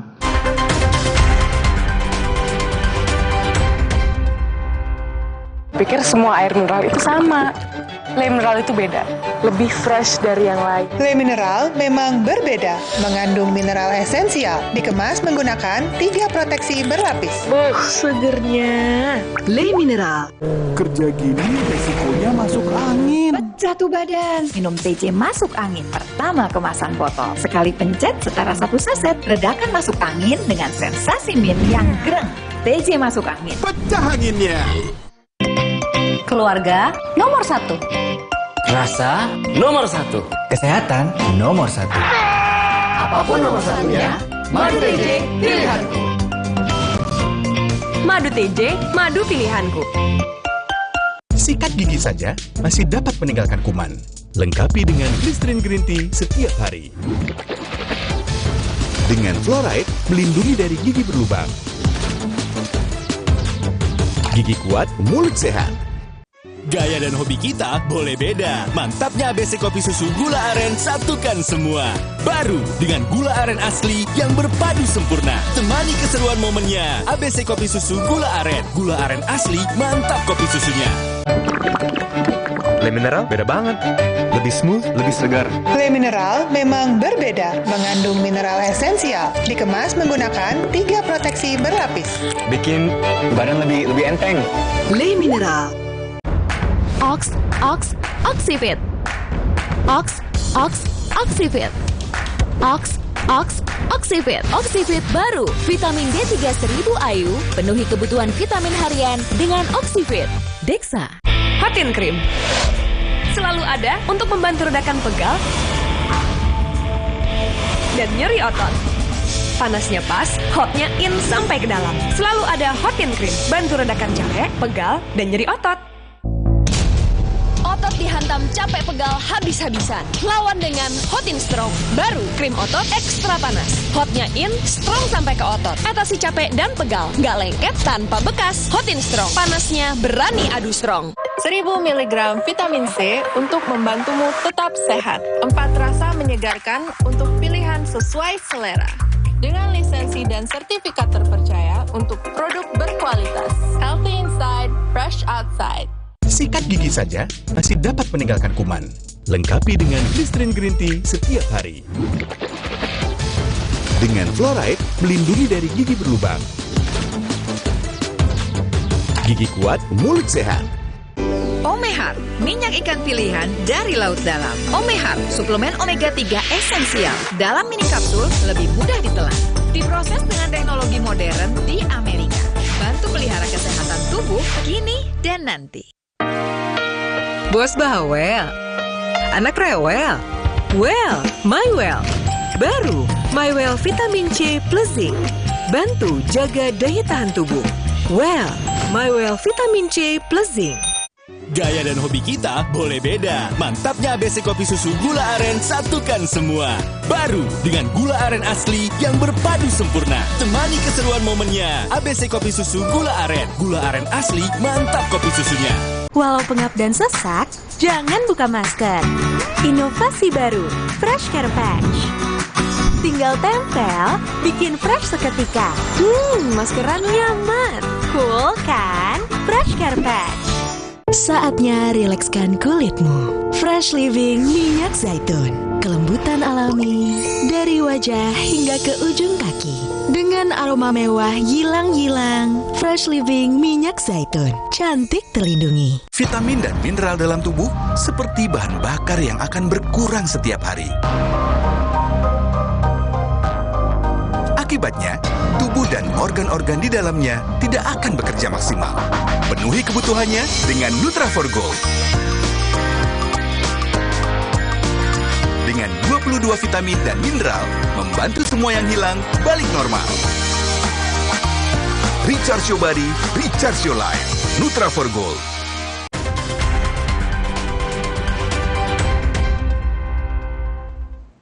Terima kasih Anda masih bersama kami di Breaking News Kompas TV. Saudara, saat ini kami sudah terhubung langsung dengan ayah almarhum Brigadir Yosua Huta Barat di Muaro Jambi, yaitu Samuel Huta Barat. Pak Samuel, selamat siang, salam sehat dan terima kasih sudah menyempatkan waktu untuk berbincang, berdiskusi dengan Kompas TV di siang hari ini. Pak Samuel, apa kabar? Sehat. Sehat ya Pak. Ibu, seperti apa kabarnya Pak? Ibu Rosti? Kabar Ibu Rosti sehat juga. Ya, persidangan juga lagi istirahat ya. Saya pahami juga tadi cukup melelahkan kita melihat pembacaan dakwaan. Padahal ini baru sidang perdana begitu ya. Kurang lebih 3 jam, 97 halaman untuk surat dakwaan Ferdy Sambo tadi dibacakan. Tanggapan keluarga seperti apa Pak Samuel? Tanggapan Bapak? Tanggapan kami soal bacaan dakwaan yang berhalaman kurang lebih 90 halaman. Ada beberapa hal yang saya kutip tadi dari bacaan itu. Ya. Selama ini kan bahwasanya Ferdy Sambo tidak ikut menembak. Ternyata yang jelas di sana dia ikut menembak. Dan yang kedua itu Putri berada di tempat di kamar utama dengan jarak daripada kejadian pembunuhan berjarak 3 meter. Jadi dengan sendirinya apa yang terjadi di sana tidak mungkin tidak diketahui oleh Putri. Oke, 2 fakta baru yang sepertinya Pak Samuel juga ini baru mendengar di surat dakwaan tadi ya. Selama ini yang Bapak atau keluarga ketahui seperti apa Pak? Selama ini yang saya ketahui ataupun yang saya dengar bahwasanya si Ferdy Sambo tidak ikut menembak. Dan si Putri tidak ikut ataupun tidak mengetahui kejadian itu. Dan yang utamanya itu bahwa si Putri mengajak almarhum Yosua ke rumah Duren 3 dengan alasan untuk PCR ataupun isolasi mandiri. Oke, beberapa fakta yang kemudian terkuak dan baru juga didengar oleh pihak keluarga. Pak Samuel sendiri juga baru mendengar ini ya, berarti tadi ya Pak ya? Iya. Nah Pak, kalau Pak Samuel sendiri atau keluarga ini ada rencana akan ke Jakarta melihat langsung persidangan ataupun seperti apa diskusi terakhir dengan kuasa hukum, Pak Samuel? diskusi kita dengan pengacara kita hari Sabtu tanggal 15 kemarin, nanti kami ke sana pada waktu dibutuhkan keterangan saksi daripada keluarga almarhum. Itu memang sudah disebutkan oleh kuasa hukum dan memang sudah direncanakan juga ya ketika hakim ataupun nanti ada kebutuhan untuk keterangan dari saksi dari pihak keluarga ini pasti akan ke Jakarta begitu ya? Iya. Oke, Pak, selain fakta-fakta baru yang tadi Bapak lihat, kemudian atau Bapak dengar, kemudian juga selama kurang lebih 3 jam 97 halaman tadi dibacakan, seperti apa tanggapan, mungkin Ibu Rosti juga Bapak bisa wakilkan begitu tanggapannya tadi? Tanggapan kami terhadap persidangan ini, kiranya keadilan ada untuk anak kami almarhum Joshua beserta keluarga. Amin, amin. Kemudian juga Pak Samuel, dalam surat dakwaan jaksa atau JPU itu kan sempat disebut juga ya bahwa ketika sampai di rumah di Jakarta begitu, PC, Ibu Putri, cerita kepada Ferry Sambo bahwa ia dilecehkan sama almarhum gitu ya, ketika ada di Magelang, Jawa Tengah. Tapi ternyata kan banyak juga kemudian versi-versi lainnya dan juga apa yang sudah tadi terungkap di surat dakwaan. Bapak melihatnya seperti apa sejauh ini? Apakah masih ada yang mengganjal di dalam hati keluarga juga sejauh ini? Yang mengganjal di hati kami, ya sebenarnya kiranya terungkaplah permasalahan ini. Tentunya itu juga harapan kita semua ya Pak, agar kemudian makin terang dalam persidangan ini. Harapan dari pihak keluarga tentunya selain ini keadilan juga untuk almarhum, kemudian juga ini terbuka secara terang menerang gitu ya. Bapak melihat sejauh ini apakah ini sebuah tanggapan yang positif dari seluruh pihak yang kemudian menangani kejadian ini, menangani kasus ini, atau seperti apa Pak? Ini saya rasa atas kerja keras daripada pihak terkait, mulai dari tim khusus yang dibentuk oleh Pak Listio Sigit, dan begitu juga pada Pak Jaksa yang sudah berusaha semaksimal mungkin untuk memberikan dakwaan terhadap tersangka.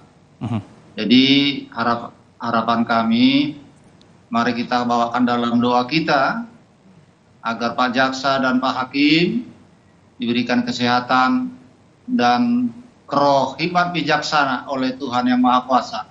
Amin, amin. Baik, Pak Samuel, nanti kita akan sambung lagi, akan berdiskusi sedikit lagi setelah jeda yang satu ini. Tetap bersama kami ya Pak. Anda juga saudara tetap di Breaking News Kompas TV.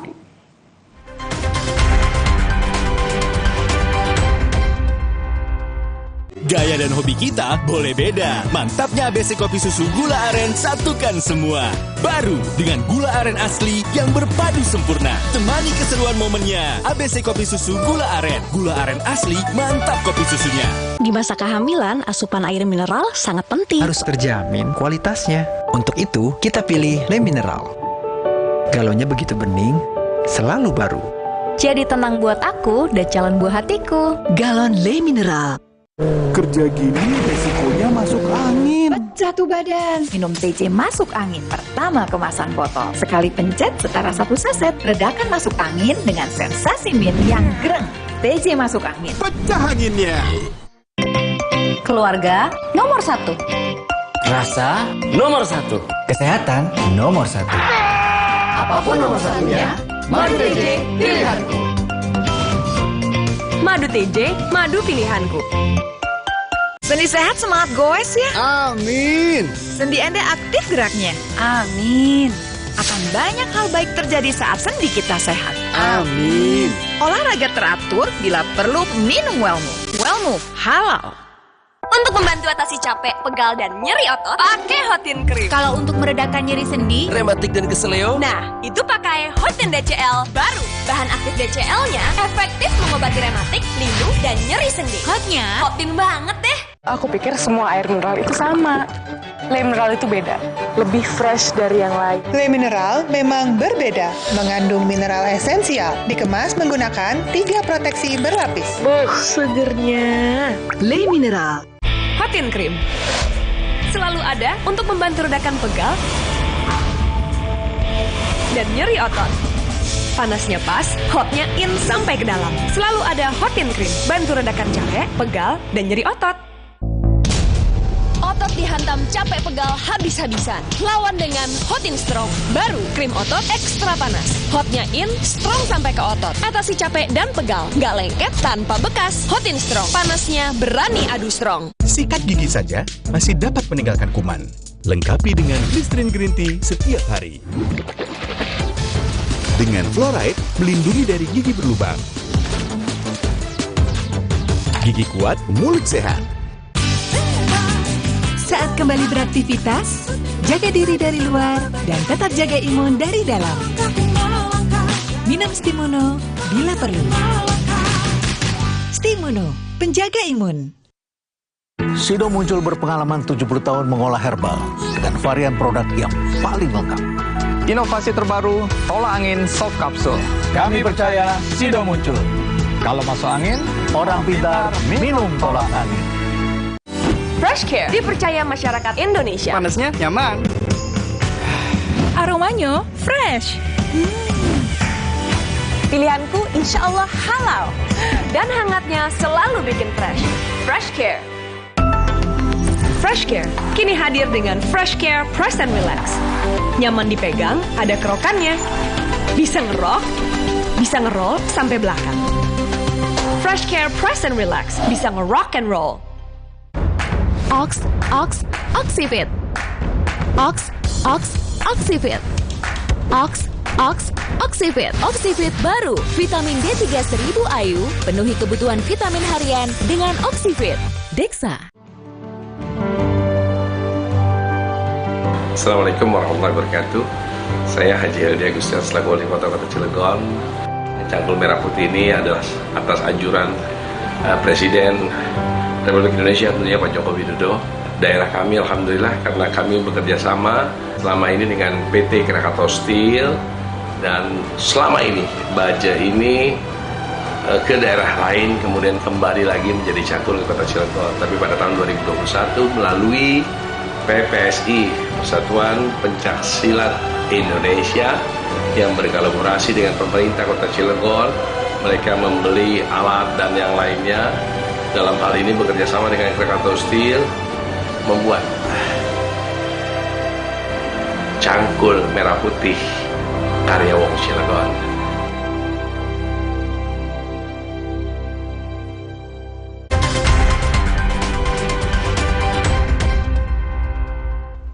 Saudara, kita masih terhubung dengan ayah dari almarhum Brigadir Yosua, langsung dari Jambi, Pak Samuel Huta Barat. Pak Samuel menyambung obrolan terakhir tadi, kalau selama ini apa yang keluarga pahami. Pak Samuel? Lagi nih. Nggak ada suara ini. Pak Samuel? Dari jaksa ya. Oke, sepertinya masih ada gangguan komunikasi.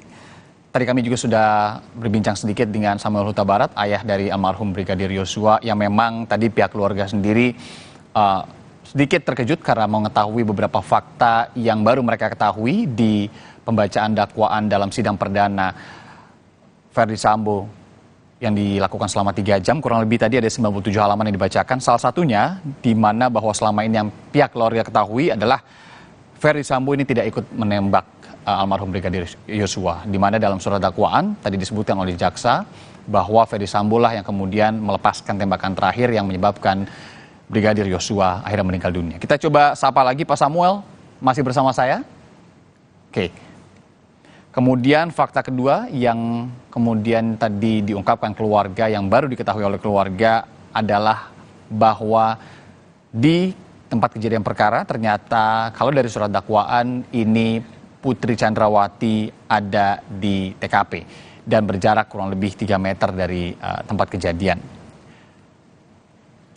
Fakta lain juga yang terungkap dari sidang perdana kasus pembunuhan Brigadir Yosua, saudara, adalah siasat yang digunakan para terdakwa untuk memastikan Yosua ikut ke lokasi eksekusi di rumah dinas Verdi Sambo di Jalan Duren 3. Yang diketahui, Yosua kepergian mereka ke rumah dinas adalah untuk menjalani isolasi mandiri, meski ada sejumlah kejanggalan dari orang-orang yang ikut.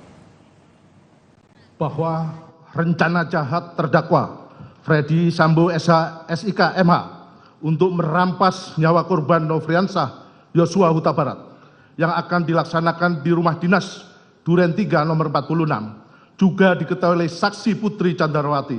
Namun bukannya membuat terdakwa Freddy Sambo SH SIK MH dan saksi Putri Candrawati yang merupakan suami istri tersebut saling mengingatkan untuk mengurungkan terlaksananya niat jahat, akan tetapi keduanya justru saling bekerja sama untuk mengikuti dan mendukung kehendak terdakwa Freddy Sambo SH SIK MH dengan mengajak saksi Riki Rizal Wibowo, saksi Rikat Elisir Budihang Lumiu, saksi Kuat Ma'ruf dan korban Nofriansah Yosua Huta Barat dengan alasan untuk melakukan isolasi mandiri di rumah dinas Duren 3 nomor 46.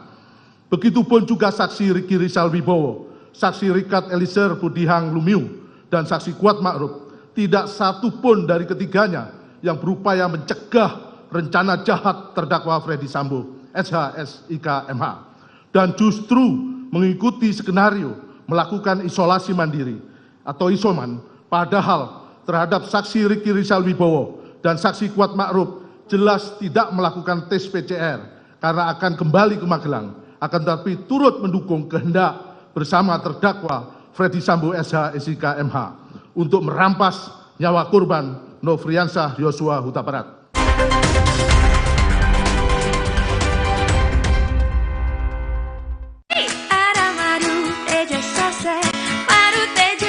Sehat berstamina.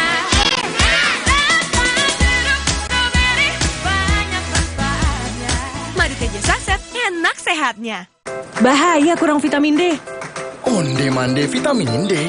Berjemur aja, cukup nggak ya? Minum MyWell Vitamin D 1000 IU. Penuhi kebutuhan vitamin D, jaga imun well everyday. MyWell Vitamin D 100% well everyday. Perlu diketahui bahwa Cilegon, saya katakan ada 250 industri, 131 PMA di dalamnya. Tetapi industri ini sangat dipenuhi oleh orang-orang dari luar Cilegon. Sebelum kami menjabat, pengangguran kami sebanyak 12,69%. Atau tepatnya kurang lebih 25.976 pengangguran di kota Cilegon. Nah, upaya yang kami lakukan adalah memberikan reward dalam bentuk piagam penghargaan bagi industri yang sudah melakukan sesuai dengan surat edaran yang kami berikan, bahwa minimal untuk yang ada asingnya itu minimal 10 orang untuk melakukan pemagangan. Kemudian yang lokal itu 5 orang. Dengan situasi COVID-19 pada saat BPS tahun 2022 ini adalah satu-satunya kota yang mengalami penurunan penganggurannya sebanyak 5.062 orang, atau turun dari 12,69% turun menjadi 10,13%. Di masa kehamilan, asupan air mineral sangat penting. Harus terjamin kualitasnya. Untuk itu, kita pilih Le Mineral. Galonnya begitu bening, selalu baru. Jadi tenang buat aku dan calon buah hatiku. Galon Le Mineral. Saat kembali beraktivitas, jaga diri dari luar dan tetap jaga imun dari dalam. Minum Stimuno bila perlu. Stimuno, penjaga imun. Sikat gigi saja masih dapat meninggalkan kuman.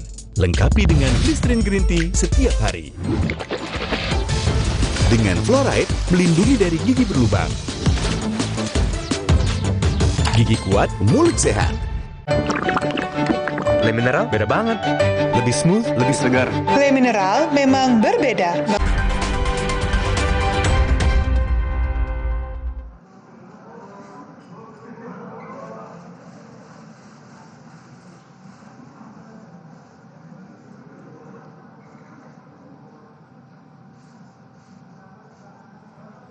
Terima kasih Anda masih bersama kami di Breaking News Kompas TV, sidang perdana Freddy Sambo. Saudara, kita tadi sudah melihat pembacaan surat dakwaan oleh Jaksa Penuntut Umum selama kurang lebih 3 jam. Ada 97 halaman yang dibacakan oleh tim Jaksa Penuntut Umum. Rencananya sidang akan kembali dimulai setelah diskors tadi selama 1 jam pukul 13.45, sekitar 1 menit lagi ini akan kembali dimulai dengan agenda pembacaan eksepsi atau nota keberatan dari pihak Freddy Sambo.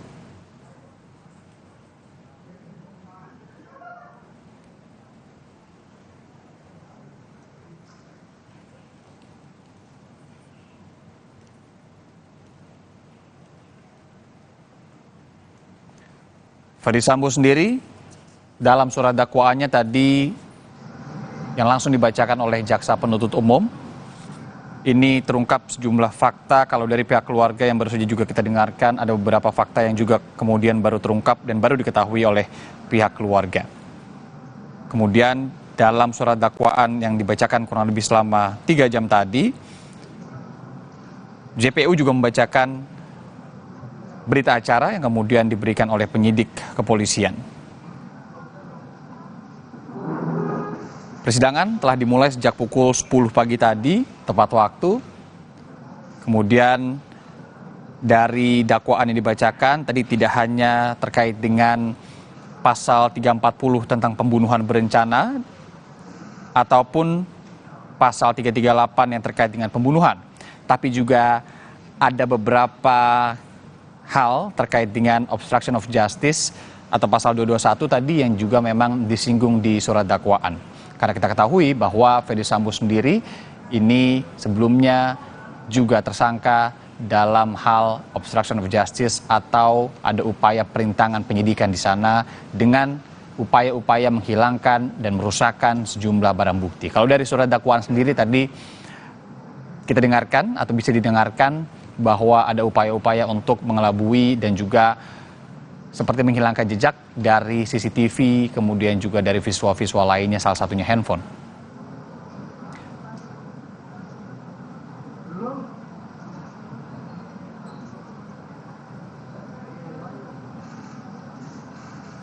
Saudara, hasil visum pertama terhadap jenazah Brigadir Yosua ini disimpulkan dalam atau ada 2 penyebab kematian.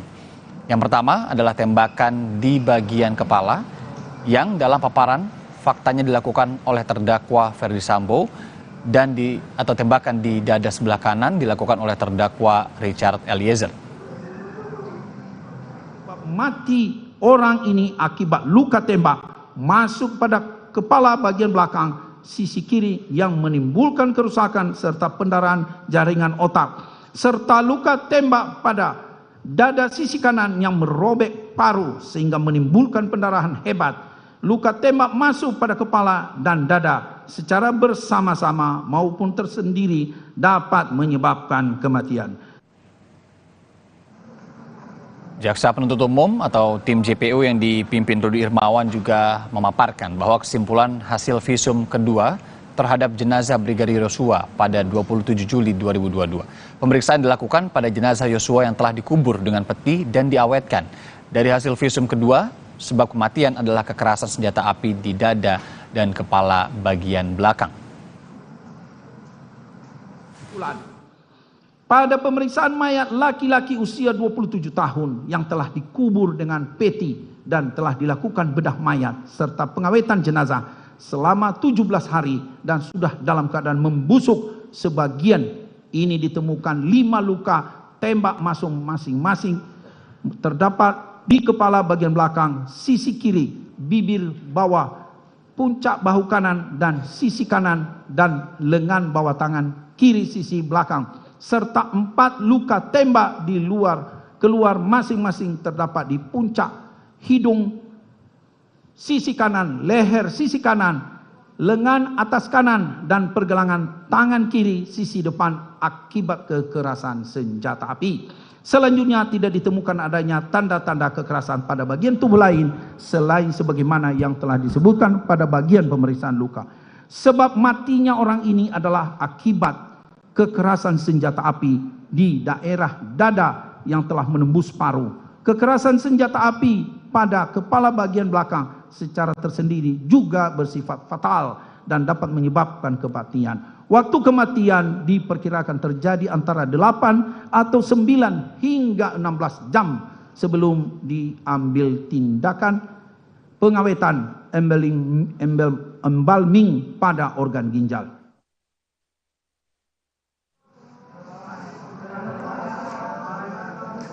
Ya, visual yang Anda saksikan saat ini adalah visual saat ini, saudara, di mana ini adalah ruang sidang utama di Pengadilan Negeri Jakarta Selatan. Biar kita mulai agak cepat. Dan pembacaan eksepsi atau nota keberatan akan segera dimulai dan kita dengarkan bersama.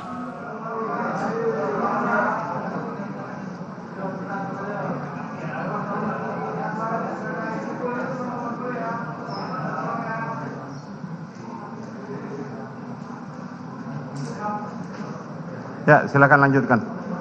Baik, terima kasih Yang Mulia. Saudara penuntut umum yang kami hormati, sebelum kami membacakan nota keberatan atau eksepsi dari tim penasehat hukum,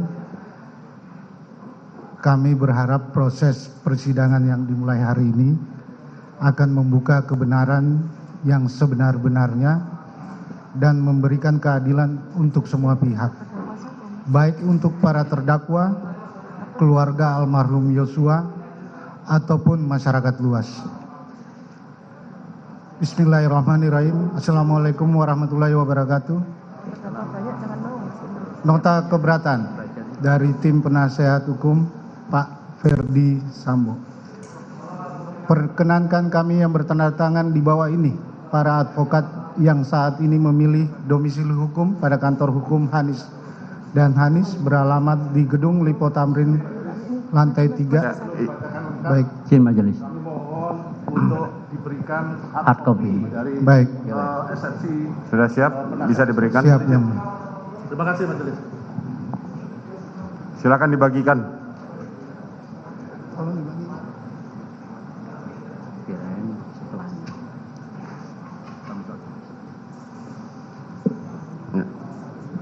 Ya, oke.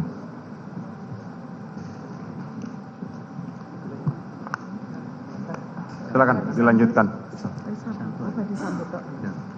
Baik, Yang Mulia, sebelum kami lanjutkan, kami sampaikan bahwa ada beberapa yang kami tidak bacakan, mohon dianggap dibacakan. Oke. Baik. Silakan. Kami ulangi, perkenankan kami yang bertanda tangan di bawah ini, para advokat yang saat ini memilih domisili hukum pada kantor hukum Hanis dan Hanis, beralamat di Gedung Lipo Tamrin, lantai 3, Jalan MH Tamrin, Kafling 20, Jakarta Pusat 10350.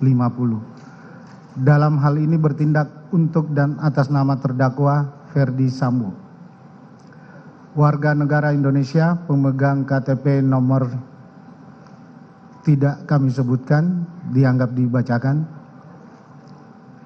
Melalui kesempatan ini, setelah mendengar surat dakwaan yang disampaikan dan dibacakan pada tanggal 17 Oktober 2022, kami hendak mengajukan nota keberatan atas surat dakwaan tersebut. Nota keberatan ini kami ajukan berdasarkan ketentuan sebagaimana diatur dalam pasal 156 KUHP. Namun demikian, sebelum kami menguraikan lebih rinci, terlebih dahulu kami menyampaikan rasa terima kasih yang sebesar-besarnya kepada Yang Mulia Majelis Hakim yang telah berkenan mendengar dan memeriksa serta nantinya akan mempertimbangkan nota keberatan akuo secara sungguh-sungguh dalam menjatuhkan putusan selah. Nota keberatan ini kami ajukan juga dengan pertimbangan adanya hal-hal prinsipil yang perlu kami sampaikan demi tegaknya kepastian hukum, kebenaran, keadilan, dan demi memastikan terpenuhinya rasa keadilan yang menjadi hak asasi setiap manusia, sebagaimana tercantum dalam pasal 7 Deklarasi Universal Hak Asasi Manusia, pasal 14 ayat 1 Kovenan Hak Sipil dan Politik yang telah diratifikasi menjadi Undang-Undang Nomor 12 Tahun 2005 tentang pengesahan Intercontinental Covenant on Civil and Political Rights, pasal 27 ayat 1, pasal 28D ayat 1 Undang-Undang Dasar Negara Republik Indonesia 1945, pasal 7 dan pasal 8 TAP MPR nomor 17 tahun 1998 tentang hak asasi manusia, pasal 17 Undang-Undang nomor 39 tahun 1999 tentang hak asasi manusia yang menyatakan semua orang adalah sama di muka hukum dan tanpa diskriminasi apapun, serta berhak atas perlindungan hukum yang sama. Sebagaimana diketahui, kedudukan surat dakwaan merupakan titik tolak terpenting atau dasar pemeriksaan hakim dalam mencari kebenaran material, sehingga Yang Mulia Majelis Hakim hanya dapat memutus dalam batas-batas peristiwa yang disampaikan dalam surat dakwaan atau tidak menyimpang dari hal-hal yang dikemukakan terdakwa. Terdakwa hanya dapat dipidana jika terbukti telah melakukan delik yang disebut dalam dakwaan, sebagaimana yang juga menjadi jurisprudensi Mahkamah Agung nomor 68K/KR/1973 tanggal 16 Desember 1976. Dengan demikian, jika terdakwa terbukti melakukan delik tetapi tidak disebut dalam dakwaan, maka ia tidak dapat dipidana. Dilanjutkan Yang Mulia. Ya, silakan. Berikut adalah uraian-uraian nota keberatan. 1. Ringkasan eksekutif. Dalam kesempatan ini, nota keberatan atau eksepsi yang kami susun akan menguraikan beberapa poin krusial atas keberatan kami terhadap kekeliruan surat dakwaan yang diajukan oleh jaksa penuntut umum antara lain. 1. Kronologi peristiwa yang kami susun berdasarkan informasi dari pokok perkara yang kami terima dari jaksa penuntut umum. 2. Ringkasan surat dakwaan yang tidak menguraikan peristiwa secara utuh, antara lain, surat dakwaan tidak menguraikan rangkaian peristiwa yang terjadi di Rumah Magelang. Bahkan terdapat uraian dakwaan yang hanya bersandar pada satu keterangan saksi tanpa mempertimbangkan keterangan saksi lainnya. 3. Surat dakwaan disusun oleh jaksa penuntut umum dengan tidak hati-hati dan menyimpang dari hasil penyidikan serta tidak memenuhi syarat material sebagaimana yang telah kami jelaskan mengenai ketentuan perumusan dakwaan secara singkat dalam poin 4 ketentuan perumusan dakwaan. Sehingga surat dakwaan berdasarkan pasal 143 KUHP harus dinyatakan batal demi hukum. 4. Salah satu keberatan kami atas surat dakwaan adalah jaksa penuntut umum tidak cermat dan menyimpang dari ketentuan hukum karena menyusun dakwaan dengan melakukan pemecahan penuntutan atau splitsing atas satu perkara tindak pidana. 5. Selain itu, surat dakwaan jaksa penuntut umum obskur libel karena jaksa penuntut umum tidak cermat, jelas dan lengkap menguraikan peristiwa dalam surat dakwaan antara lain karena A. Jaksa penuntut umum tidak menguraikan rangkaian peristiwa dalam surat dakwaan secara utuh dan lengkap berdasarkan fakta, yaitu penuntut umum tidak menguraikan latar belakang atau alasan terdakwa beserta rombongan pergi ke Magelang. Penuntut umum mengabaikan atau menghilangkan fakta pada tanggal 4 Juli 2022 dan pada tanggal 7 Juli 2022. B. Jaksa menguraikan rangkaian peristiwa dalam surat dakwaan, yaitu penuntut umum tidak cermat dalam menguraikan secara teliti dan tidak menjelaskan apa yang melatar belakangi terjadinya keributan antara korban Nofriansah Yosua Huta Barat dengan saksi Kuat Ma'ruf pada tanggal 7 Juli 2022. C.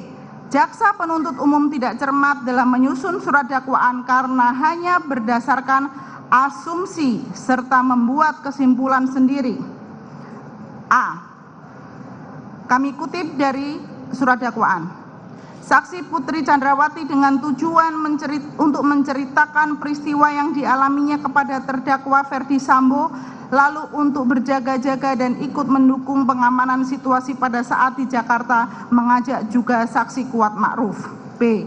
Saksi Kuat Ma'ruf untuk mengemudikan mobil tersebut ke Jakarta, padahal bukan tugas saksi Kuat Ma'ruf dalam kurung sebagai sopir. C. Terdakwa Ferdi Sambo menjadi marah, namun dengan kecerdasan dan pengalaman puluhan tahun sebagai seorang anggota kepolisian sehingga terdakwa Ferdi Sambo berusaha menenangkan dirinya lalu memikirkan serta menyusun strategi untuk merampas nyawa korban Nofriansah Yosua Huta Barat. D.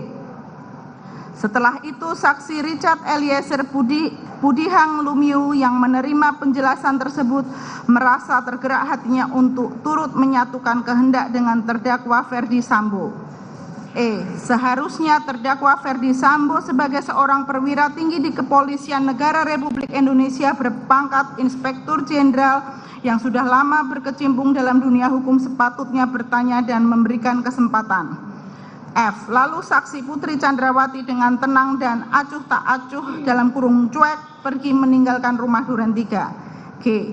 Padahal korban Nofriansah Yosua Huta Barat merupakan ajudan yang sudah lama dipercaya oleh terdakwa Ferdi Sambo untuk melayani, mendampingi, dan mengawal saksi Putri Chandrawati dimanapun berada, sehingga dari hubungan kedekatan yang sudah terjalin selama ini, maka kematian korban Nofriansah Yosua Huta Barat seharusnya mempengaruhi kondisi batin dari saksi Putri Chandrawati tersebut.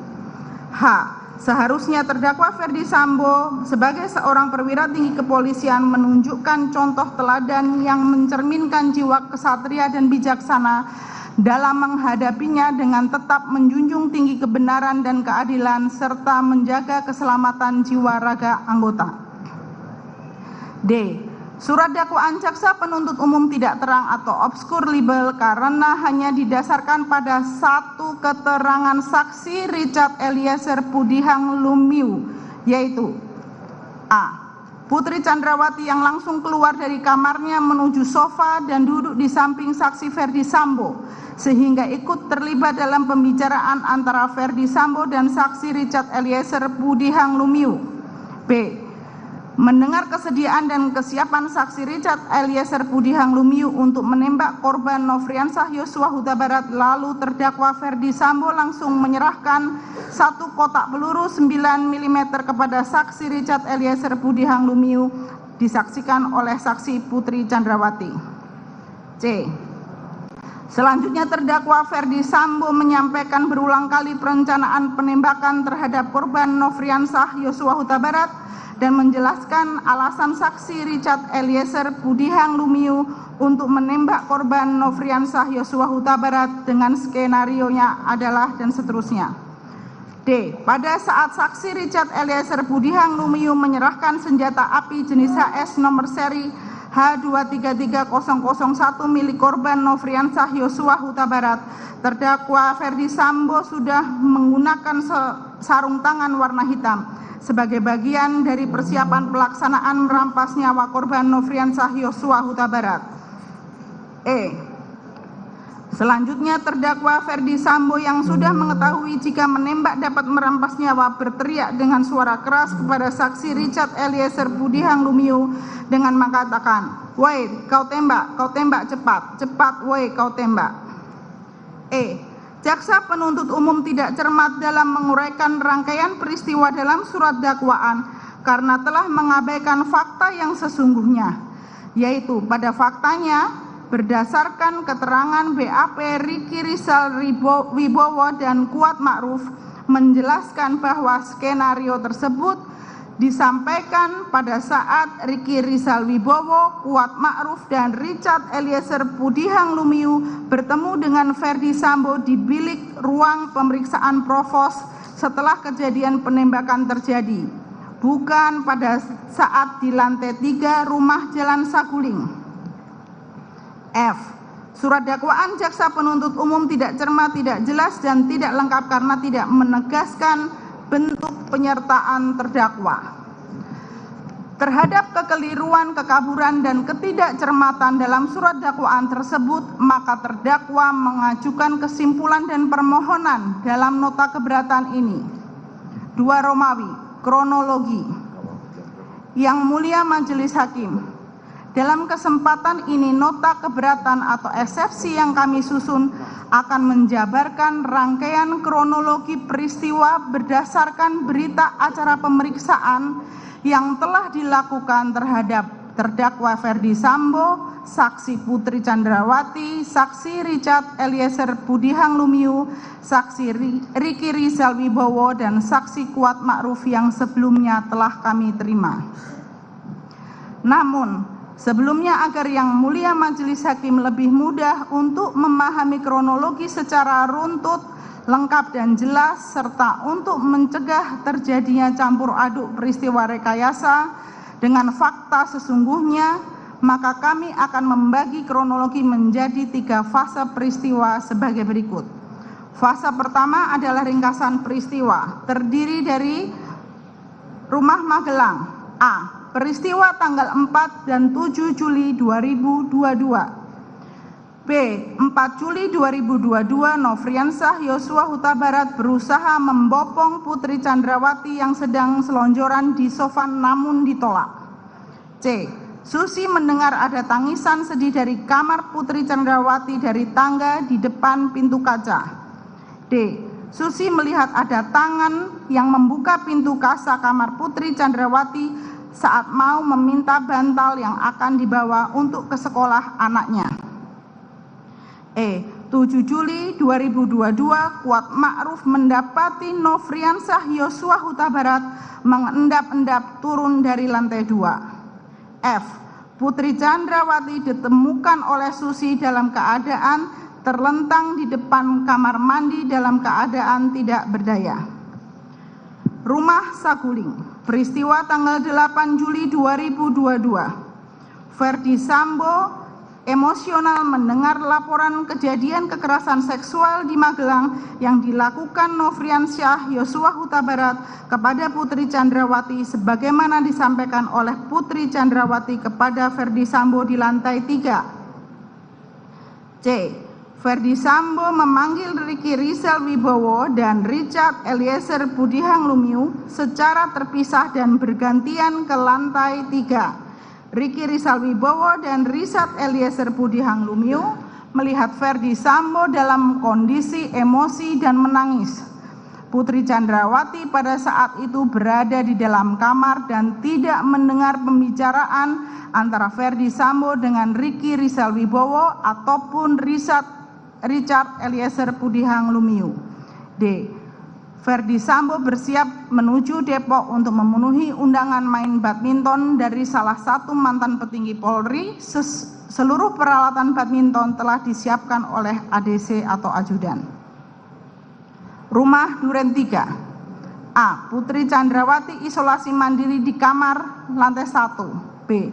Verdi Sambo secara tiba-tiba menyuruh sopir Prayogi untuk mundur sesaat setelah melewati rumah Duren 3. C. Verdi Sambo mengklarifikasi kepada Nofriansah Yosua Huta Barat tentang kejadian di Magelang. D. Perintah Verdi Sambo hajar cat, namun Richard Eliezer Budihang Lumiu menembak Nofriansah Yosua Huta Barat. E. Verdi Sambo memerintahkan Prayogi untuk memanggil ambulans. F. Verdi Sambo menjemput Putri Chandrawati dari kamar dengan mendekap wajah Putri Chandrawati agar tidak melihat peristiwa dan memerintahkan Ricky Rizal Wibowo untuk mengantar ke rumah Saguling. Fase kedua, rekayasa atau skenario. A. Verdi Sambo panik mengambil senjata Nofriansah Yosua Huta Barat yang berada di pinggang Nofriansah Yosua Huta Barat. B. Verdi Sambo menembak ke arah dinding rumah Duren 3 seolah-olah ada tembak-menembak demi menyelamatkan Richard Eliezer Budihang Lumiu. C. Verdi Sambo meminta ADC, Putri Chandrawati, dan saksi lainnya untuk menyebut seolah-olah peristiwa Magelang tanggal 7 Juli 2022 terjadi di rumah Duren 3 pada tanggal 8 Juli 2022. D. Proses pengambilan CCTV di pos Satpam. E. Verdi Sambo menyampaikan cerita bohong atau skenario kepada penyidik dan rekan-rekan sejawat. Fase ketiga, penegakan hukum. A. Verdi Sambo menyesal sangat emosional dan berkomitmen untuk kooperatif menjalankan seluruh proses hukum. B. Verdi Sambo mengakui skenario tembak-menembak dilakukan di rumah Duren 3 untuk menyelamatkan Richard Eliezer Budihang Lumiu. C. Verdi Sambo meminta Ricky Rizal Wibowo, Kuat Ma'ruf, dan Putri Chandrawati untuk menyatakan kejadian yang sebenarnya. D. Verdi Sambo, Ricky Rizal Wibowo, Kuat Ma'ruf, dan Putri Chandrawati ditetapkan sebagai tersangka. E. Rekomendasi Komnas HAM dan Komnas Perempuan. F. Scientific based investigation antara lain lie detector, psikologi forensik, dan uji balistik. G. Rekonstruksi tempat kejadian perkara. H. Penahanan tersangka, pelimpahan berkas, dan seterusnya. Selanjutnya kami akan menguraikan kronologi peristiwa secara rinci sebagai berikut. 7. Pada hari Sabtu 2 Juli 2022, tepatnya pada saat setelah makan siang, Saksi Putri Chandrawati bersama-sama dengan Saksi Richard Eliezer Pudihang Lumiu, korban Nofriansah Yosua Huta Barat, dan Saksi Susi pergi ke Magelang untuk mengantarkan Trisana Datia Sambo, anak ketiga dari Ferdi Sambo dan Putri Chandrawati, sekolah di SMA Taruna Nusantara, dengan menggunakan kendaraan Lexus warna hitam dengan nomor polisi B1MAH dan menginap di rumah pribadi yang bertempat di Cempaka Residence Blok C3 Mertoyudan Magelang. Untuk selanjutnya disebut sebagai Rumah Magelang. Pada dini hari tanggal Minggu 3 Juli 2022, terdakwa Ferdi Sambo bersama dengan ADC Daden juga tiba di rumah Magelang dan bertemu dengan Putri Chandrawati. Vide BAP Putri Chandrawati halaman 4 angka 14.1 tanggal 26 Agustus 2022 dan BAP Riki Rizal Wibowo halaman 8 angka 33 huruf A tertanggal 7 Agustus 2022. 8. Dalam rangka mengantarkan Trisana Datia Sambo sekolah di SMA Taruna Nusantara, terdakwa Ferdi Sambo bersama-sama dengan Saksi Putri Chandrawati dan Susi berangkat pada pukul 12 WIB dengan menggunakan kendaraan Lexus warna hitam dengan nomor polisi B1MAH yang dikendarai oleh Nofriansah Yosua Huta Barat. Setelah selesai mengantar, terdakwa Ferdi Sambo bersama dengan ADC Daden pergi ke Semarang dengan menggunakan kendaraan Alphard untuk menghadiri kegiatan HUT Bayangkara di Akademi Kepolisian Semarang. Sedangkan Saksi Putri Chandrawati bersama-sama dengan Nofriansah Yosua Huta Barat dan Susi kembali ke rumah Magelang. Vide BAP Putri Chandrawati halaman 5 angka 14.3 tertanggal 26 Agustus 2022. 9. Pada malam hari tanggal 4 Juli 2022 bertempat di lantai 1 rumah Magelang, kondisi Saksi Putri Chandrawati saat itu sedang sakit kepala dan tidak enak badan. Tiba-tiba Nofriansyah Yosua Huta Barat bermaksud membopong Saksi Putri Chandrawati yang sedang selonjoran di sofa sambil menonton TV ke kamar di lantai 2. Namun niat dari Nofriansyah Yosua Huta Barat tersebut ditepis oleh Saksi Putri Chandrawati. Melihat perbuatan dari Nofriansyah Yosua Huta Barat yang ingin membopong Saksi Putri Chandrawati, Kuat Ma'ruf menegur Nofriansah Yosua Huta Barat dengan perkataan, "Kamu siapa?"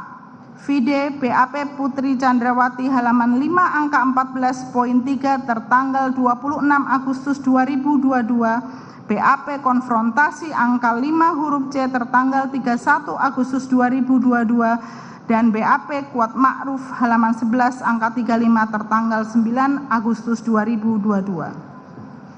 10. Setelah ditegur oleh Kuat Ma'ruf, Nofriansah Yosua Huta Barat keluar untuk menghampiri Richard Eliezer Pudihang Lumiu dan mengajaknya untuk kembali membopong Saksi Putri Chandrawati. Niat tersebut kembali ditolak oleh Saksi Putri Chandrawati dan Kuat Ma'ruf kembali menegur dengan mengatakan, "Nggak ada yang angkat-angkat ibu." Nofriansah Yosua Huta Barat pun terlihat kesal dan keluar dari rumah Magelang. Vide BAP tambahan Kuat Ma'ruf halaman 5 angka 13 tertanggal 8 Agustus 2022. 11. Keesokan harinya pada hari Selasa 5 Juli 2022 sekitar pukul 18 WIB bertempat di Mall Ambarukmo Plaza, Saksi Putri Chandrawati, Richard Eliezer Pudihang Lumiu, Nofriansyah Yosua Huta Barat dan Susi bertemu dengan Riki Rizal Wibowo beserta Tribrata Putra Sambo yang sebelumnya berangkat dari Jakarta untuk mengantarkan Tribrata Putra Sambo kembali sekolah di SMA Taruna Nusantara. Rombongan tersebut pulang ke rumah Magelang pada pukul 23.00 WIB dan sesaat kemudian terdakwa Ferdi Sambo tiba di rumah Magelang bersama dengan ADC Daden. Video BAP Putri Chandrawati halaman 6 angka 14.5 tertanggal 26 Agustus 2022 dan BAP Riki Rizal Wibowo halaman 9 angka 33 huruf E tertanggal 7 Agustus 2022. 12. Sekitar pukul 20 WIB hari Rabu 6 Juli 2022, saksi Putri Chandrawati bersama dengan terdakwa Ferdi Sambo mengantarkan Tribrata Putra Sambo beserta temannya untuk kembali bersekolah di SMA Taruna Nusantara dengan menggunakan kendaraan Lexus nomor polisi B1 MAH yang dikendarai oleh Riki Rizal Wibowo. Video BAP Putri Chandrawati halaman 6 angka 14.5 tertanggal 26 Agustus 2022 dan BAP Riki Rizal Wibowo halaman 9 angka 33 huruf E tertanggal 7 Agustus 2022. 13. Sesaat setelah berganti hari, terdakwa Ferdi Sambo dan saksi Putri Chandrawati merayakan hari ulang tahun pernikahan yang ke-22 bersama-sama dengan Riki Rizal Wibowo, Nofriansah Yosua Huta Barat, ADC Daden, Richard Eliezer Budihang Lumiu, Kuat Ma'ruf, Susi, dan salah satu teman dari terdakwa Ferdi Sambo dalam kurung Hadi. Acara perayaan hari ulang tahun pernikahan tersebut berlangsung hingga subuh dan dikarenakan terdakwa Ferdi Sambo harus kembali ke Jakarta pada pukul 5.00 WIB, terdakwa Ferdi Sambo didampingi ADC Daden pergi ke Jakarta dengan menggunakan pesawat Batik Air. Jadwal kepulangan terdakwa Ferdi Sambo ke Jakarta sesuai dengan jadwal penerbangan yang sebelumnya telah dipesankan tiket oleh Ludun selaku protokol Divpropam. Video BAP Putri Chandrawati halaman 6 angka 14.5 tertanggal 26 Agustus 2022 dan BAP Riki Rizal Wibowo halaman 9 angka 33 huruf E tertanggal 7 Agustus 2022. 14. Pada sore hari tanggal 7 Juli 2022, Riki Rizal Wibowo dan Richard Eliezer Budihang Lumiu mengantarkan beberapa barang dan makanan ke asrama SMA Taruna Nusantara yang berangkat dari rumah Magelang sekitar pukul 17.30 dengan menggunakan kendaraan Lexus RX 300 warna hitam dengan nomor polisi L1973ZX. Sehingga yang berada di rumah Magelang sekitar pukul 17.30 hanyalah Nofriansah Yosua Huta Barat, Putri Chandrawati, asisten rumah tangga Susi, dan Kuat Ma'ruf. Video BAP Kuat Ma'ruf halaman 9 angka 26 tertanggal 9 Agustus 2022 dan BAP Riki Rizal Wibowo halaman 21 angka 103 tertanggal 7 Agustus 2022. 15. Sekitar pukul 18 tepatnya setelah Riki Rizal Wibowo dan Richard Eliezer Budihang Lumiu berangkat ke SMA Taruna Nusantara, saksi Putri Chandrawati yang sedang tidur di kamarnya terbangun mendengar pintu kaca kamar miliknya terbuka. Dalam kurung, pintu kaca merupakan pintu yang memberi sekat antara tangga paling atas dengan lantai 2 dan mendapati Nofriansah Yosua Huta Barat telah berada di kamar. Tanpa mengucapkan kata apapun, Nofriansah Yosua Huta Barat membuka secara paksa pakaian yang dikenakan oleh saksi Putri Chandrawati dan melakukan kekerasan seksual terhadap saksi Putri Chandrawati. Bahwa dikarenakan keadaan saksi Putri Chandrawati yang sedang sakit kepala dan tidak enak badan, serta kedua tangannya dipegang oleh Nofriansah Yosua Huta Barat, saksi Putri Chandrawati secara tidak berdaya hanya dapat menangis ketakutan dan dengan tenaga lemah berusaha memberontak. Video BAP Putri Chandrawati halaman 6 tertanggal 26 Agustus 2022. 16. Bahwa tiba-tiba terdengar seorang yang hendak naik ke lantai 2 rumah Magelang. Nofriansah Yosua Huta Barat panik dan memakaikan pakaian saksi Putri Chandrawati yang sebelumnya dilepas secara paksa oleh Nofriansyah Yosua Huta Barat sambil berkata, "Tolong Bu, tolong Bu." Lalu Nofriansyah Yosua Huta Barat menutup pintu kayu berwarna putih dan memaksa saksi Putri Chandrawati untuk berdiri agar dapat menghalangi orang yang akan naik ke lantai 2 rumah Magelang. Namun saksi Putri Chandrawati menolaknya dengan cara berusaha menahan badannya.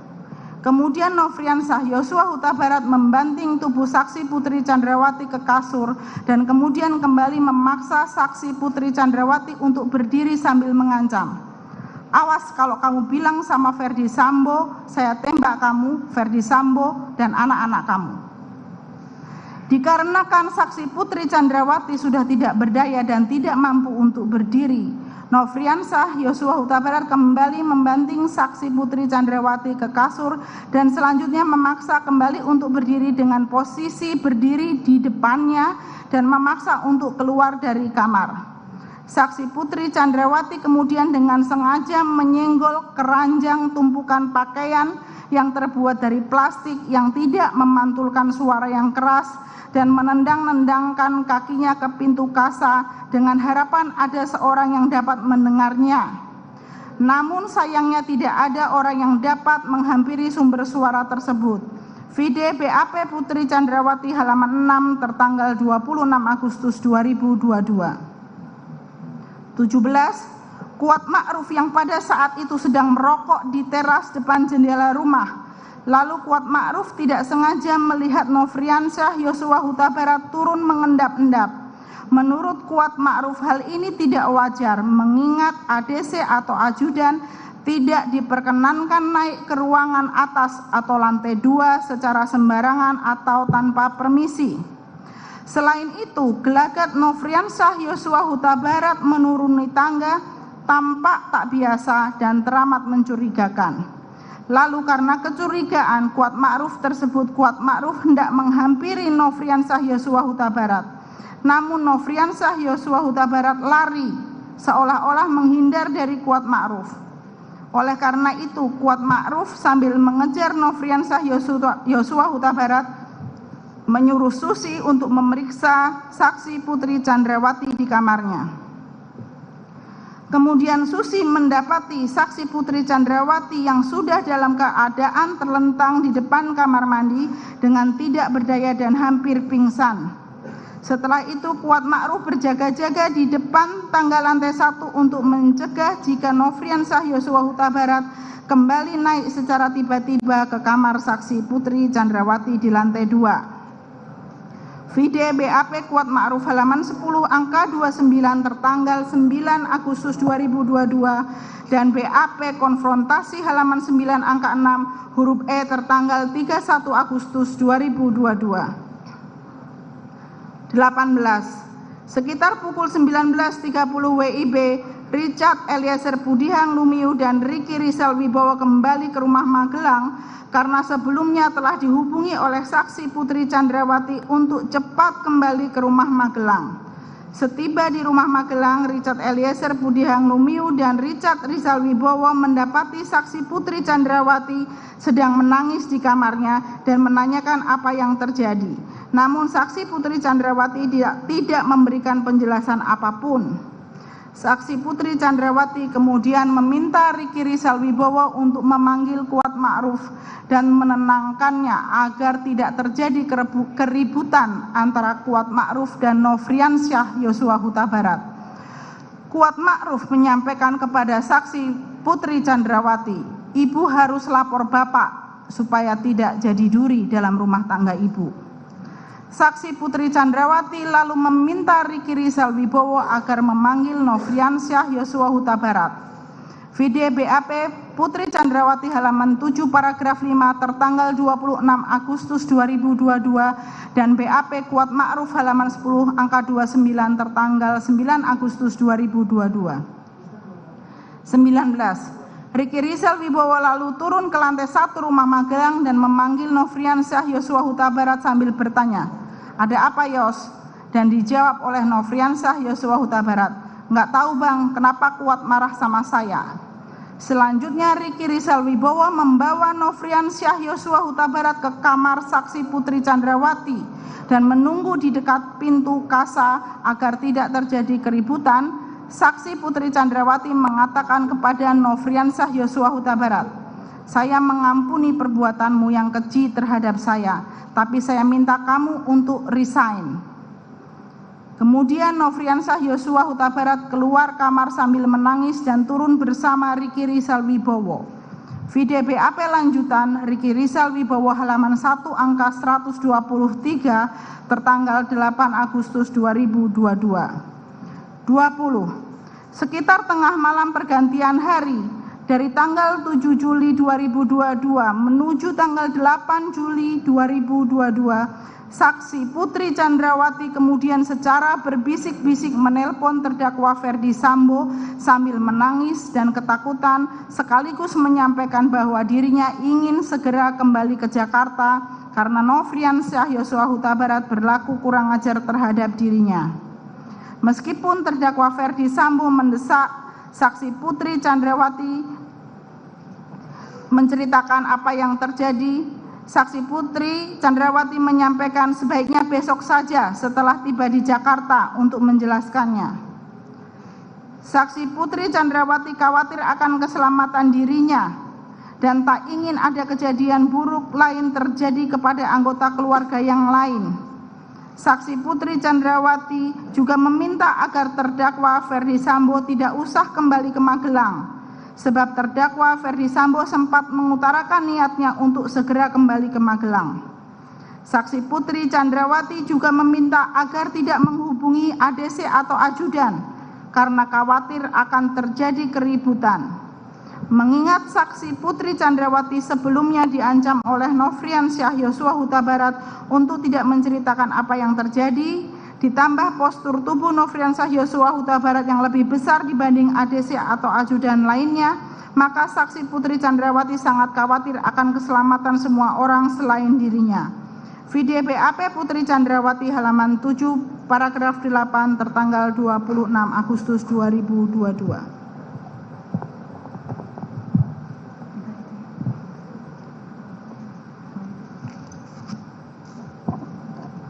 Kami lanjutkan majelis. Saksi Putri Chandrawati sebagai seorang ibu dan perempuan, apa yang dilakukan oleh Nofriansyah Yosua Huta Barat menjadi pukulan sangat berat tersendiri baginya. Sulit baginya untuk menceritakan hal ini bagi siapapun, karena akan dilihat sebagai aib oleh yang mendengar. Selain itu, jika dirinya melaporkan hal ini ke kepolisian setempat, kejadian tersebut akan diketahui oleh semakin banyak orang. Saksi Putri Chandrawati khawatir suaminya yaitu terdakwa Ferdi Sambo akan terdampak jikalau ada banyak orang yang mengetahui kejadian yang dialaminya dan menjadi bahan celaan kepadanya dan keluarganya. Saksi Putri Chandrawati di saat bersamaan mengalami kekacauan perasaan. Beban pikiran bertumpuk-tumpuk tak menentu sekaligus syok, sebab saksi Putri Chandrawati tidak pernah menyangka bahwa Nofriansyah Yosua Huta Barat yang selama ini sudah dianggap seperti anak dan menjadi bagian dari keluarga ternyata tega untuk berbuat demikian terhadap dirinya. Video BAP Putri Chandrawati halaman 7 paragraf 8 tertanggal 26 Agustus 2022. Nomor 22, terdakwa Ferdi Sambo yang sudah berada di Jakarta tiba di rumah pribadi yang bertempat di Jalan Saguling 3 nomor 29 untuk selanjutnya disebut sebagai Rumah Saguling pada pukul 15.28 WIB untuk swab antigen dan menyelesaikan pekerjaan di ruang kerja Rumah Saguling. Sekitar pukul 15.40 WIB, saksi Putri Chandrawati bersama-sama dengan Nofriansyah Yosua Huta Barat, Richard Eliezer Pudihang Lumiu, Riki Rizal Wibowo, Kuat Ma'ruf dan Susi tiba di Rumah Saguling. Ketika menurunkan barang-barang dari mobil, Richard Eliezer dan Kuat Ma'ruf juga mengamankan senjata api berlaras panjang, Steger AUG milik Nofriansyah Yosua Huta Barat di lantai 3 Rumah Saguling. Vide BAP konfrontasi halaman 3 angka 5 poin A tertanggal 18 Agustus 2022. 23. Setelah diceritakan tentang kekerasan seksual yang terjadi di rumah Magelang oleh saksi Putri Chandrawati, terdakwa Ferdi Sambo sambil menangis dan tertekan merasa bahwa martabat dan harga dirinya telah direndahkan oleh Nofriansyah Yosua Huta Barat. Kemudian pada pukul 16.24 WIB, terdakwa Ferdi Sambo memanggil Riki Rizal Wibowo ke lantai 3 rumah Saguling untuk mengkonfirmasi dan menanyakan perihal kejadian yang terjadi di rumah Magelang. Riki Rizal Wibowo yang hanya mengetahui adanya keributan antara Kuat Ma'ruf dan Nofriansyah Huta Barat telah diberitahu oleh terdakwa Ferdi Sambo bahwa kejadian yang sebenarnya telah terjadi adalah saksi Putri Chandrawati telah dilecehkan oleh Nofriansyah Yosua Huta Barat. Vide BAP Putri Chandrawati halaman 14 angka 52 tertanggal 26 Agustus 2022 dan BAP konfrontasi halaman 5 angka 7 huruf A tertanggal 18 Agustus 2022. 24. Kemudian Riki Rizal Wibowo diminta oleh terdakwa Ferdi Sambo untuk membackup dan mengamankan terdakwa Ferdi Sambo apabila terjadi perlawanan yang dilakukan Nofriansyah Yosua Huta Barat ketika terdakwa Ferdi Sambo mengkonfirmasi peristiwa pelecehan yang dilakukan terhadap saksi Putri Chandrawati kepada Nofriansyah Yosua Huta Barat. Namun Riki Rizal Wibowo menyatakan bahwa dirinya tidak bersedia dan terdakwa Ferdi Sambo meminta Riki Rizal Wibowo untuk memanggil Richard Eliezer Pudihang Lumiu. Vide BAP konfrontasi halaman 5 angka 7 huruf B tertanggal 18 Agustus 2022 dan BAP lanjutan Riki Rizal halaman 6 angka 131 tertanggal 8 Agustus 2022. 25. Mohon izin, saudara penasihat hukum, tanpa mengurangi hak saudara untuk melakukan pembacaan eksepsi, tetapi yang saudara bacakan sudah masuk materi pokok perkara. Bisa langsung masuk ke pengulangan aja ini yang tadi saya perhatikan, bisa langsung materi eksepsinya, karena kalau mengulang begini terus waktunya terbuang.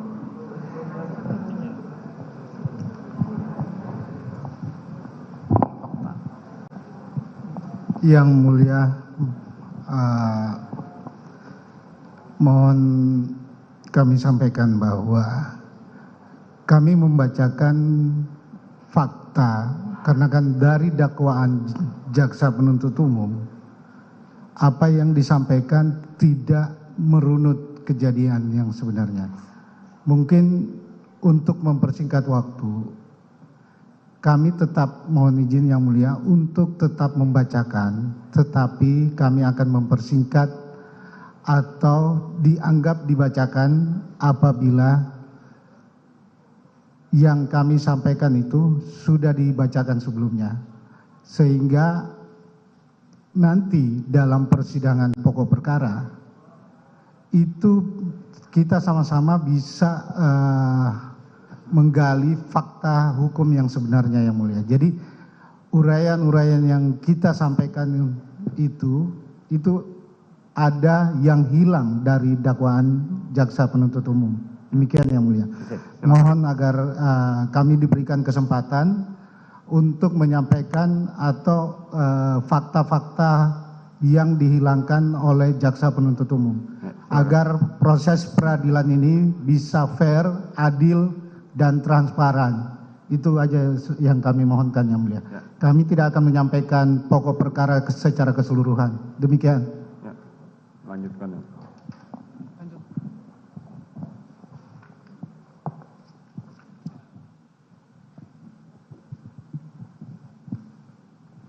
Baik, terima kasih. Kami lanjutkan kembali.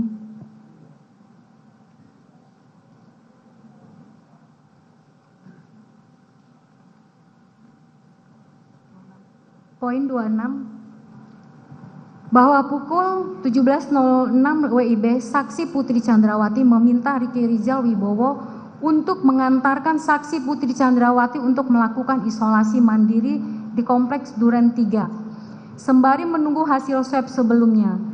Kegiatan swab PCR dan isolasi merupakan kegiatan rutin dan juga protokol yang dilakukan keluarga terdakwa Ferdi Sambo dan saksi Putri Chandrawati selama pandemi. Saksi Putri Chandrawati tidak mengetahui dan tidak pernah meminta Nofriansah Yosua Huta Barat untuk ikut ke rumah Duren 3. Sebelum pergi isolasi, saksi Putri Chandrawati menyampaikan ke terdakwa Ferdi Sambo agar menepati janji untuk bermain badminton sesuai jadwal rutin yang biasanya dengan salah satu petinggi dan mantan petinggi Mabes Polri, serta menyampaikan terkait konfirmasi perbuatan Nofriansah Yosua Huta Barat nanti saja setelah terdakwa Ferdi Sambo kembali dari kegiatan badmintonnya. Vide BAP Ricky Rizal halaman 10 angka 33 huruf G tertanggal 7 Agustus 2022 dan BAP Putri Chandrawati halaman 16 angka 60 tertanggal 26 Agustus. 27 setelah saksi Putri Chandrawati berangkat isolasi ke Duren 3, terdakwa Ferdi Sambo kemudian bersiap-siap berangkat badminton ke Depok. Beberapa saat kemudian dengan ditemani oleh Prayogi Azan Romer dan petugas motor Patwal Farhan, dirinya berangkat menuju lokasi badminton di Depok. Namun ketika melewati rumah Duren 3, terdakwa Ferdi Sambo yang masih terguncang dan tidak tenang, keadaan marah dan stres bersamaan akan kejadian yang dialami istrinya kemudian mendadak meminta supir untuk memundurkan kendaraan yang sudah terlanjur melewati rumah Duren 3. Kemudian terdakwa Ferdi Sambo dalam keadaan terburu-buru turun dari mobil hingga menjatuhkan pistol miliknya jenis Wilson Combat kaliber 45. Kemudian terdakwa Ferdi Sambo segera menuju ke dalam rumah Duren 3. Vide BAP Azan Romer halaman 2 angka 70 tertanggal 16 Agustus 2022 dan BAP tambahan Ferdi Sambo halaman 3 paragraf 4 tertanggal 8 September 2022. Sesampainya di Duren 3 pada pukul 17.10 terdakwa Ferdi Sambo memanggil Richard Eliezer dan Kuat Ma'ruf untuk turun dari lantai 2 dan berkumpul di dekat meja makan. Lalu terdakwa Ferdi Sambo menyuruh Kuat Ma'ruf untuk memanggil Ricky Rizal dan Nofriansah Yosua Huta Barat yang berada di luar rumah untuk menghadap terdakwa Ferdi Sambo yang berada di dekat meja makan. Sesaat setelah menghadap, Nofriansah Huta Barat ditanyakan oleh terdakwa Ferdi Sambo, kamu kenapa tega kurang ajar ke ibu? Yang dijawab, kurang ajar apa komandan? Ternyata Ferdi Sambo kembali menjawab, kamu kurang ajar sama ibu. Nofriansah Yosua Huta Barat dengan nada menantang kembali menjawab, ada apa komandan? Merespon jawaban Nofriansah Yosua Huta Barat yang menantang, secara spontan terdakwa Ferdi Sambo menyampaikan kepada Richard Eliezer, hajar cat. Vide BAP lanjutan Ricky Rizal halaman 6-7 angka 131 tertanggal 8 Agustus 2022, BAP tambahan Ferdi Sambo halaman 3 paragraf 5 tertanggal 8 September 2022 dan BAP tambahan Kuat Ma'ruf halaman 8 angka 7 tertanggal 8 September 2022. Mendengar perkataan itu, Richard Eliezer kemudian melesatkan tembakan beberapa kali ke arah Nofriansah Yosua Huta Barat dengan menggunakan senjata Glock 17 berwarna hitam. Melihat Nofriansah Yosua yang jatuh tertelungkup di samping tangga depan gudang, terdakwa Ferdi Sambo yang kaget dan panik melihat penembakan yang dilakukan Richard Eliezer tersebut. Kemudian secara spontan mengambil senjata jenis HS yang berada di belakang punggung Nofriansah Yosua Huta Barat, lalu kemudian melesatkan beberapa tembakan ke dinding. Setelah itu dirinya meletakkan kembali senjata HS tersebut di samping tubuh Nofriansah Yosua Huta Barat. Di saat yang bersamaan terdakwa Ferdi Sambo yang juga meminta untuk dipanggilkan ambulans berharap Nofriansah Yosua Huta Barat dapat segera mendapatkan pertolongan pertama. Aksi spontan terdakwa Ferdi Sambo melakukan penembakan ke dinding karena terdakwa Ferdi Sambo berpikir untuk melindungi dan menyelamatkan Richard Eliezer dari tuduhan pembunuhan. Terdakwa Ferdi Sambo yang sedang kalut merasa bahwa dengan membuat cerita soal terjadi Ini masih tetap pada Biarkan aja dulu. Oke. Sampai nanti. Oke, terima Lanjutkan. kasih. Ini langsung ini. Lanjutkan. Lanjutkan.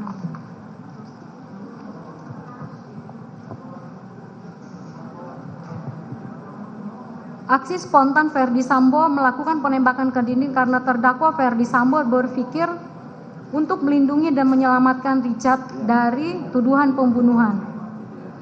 Terdakwa Verdi Sambo yang sedang kalut merasa bahwa dengan membuat cerita seolah-olah terjadi tembak-menembak, maka nantinya Richard Eliezer bisa lolos dari proses hukum.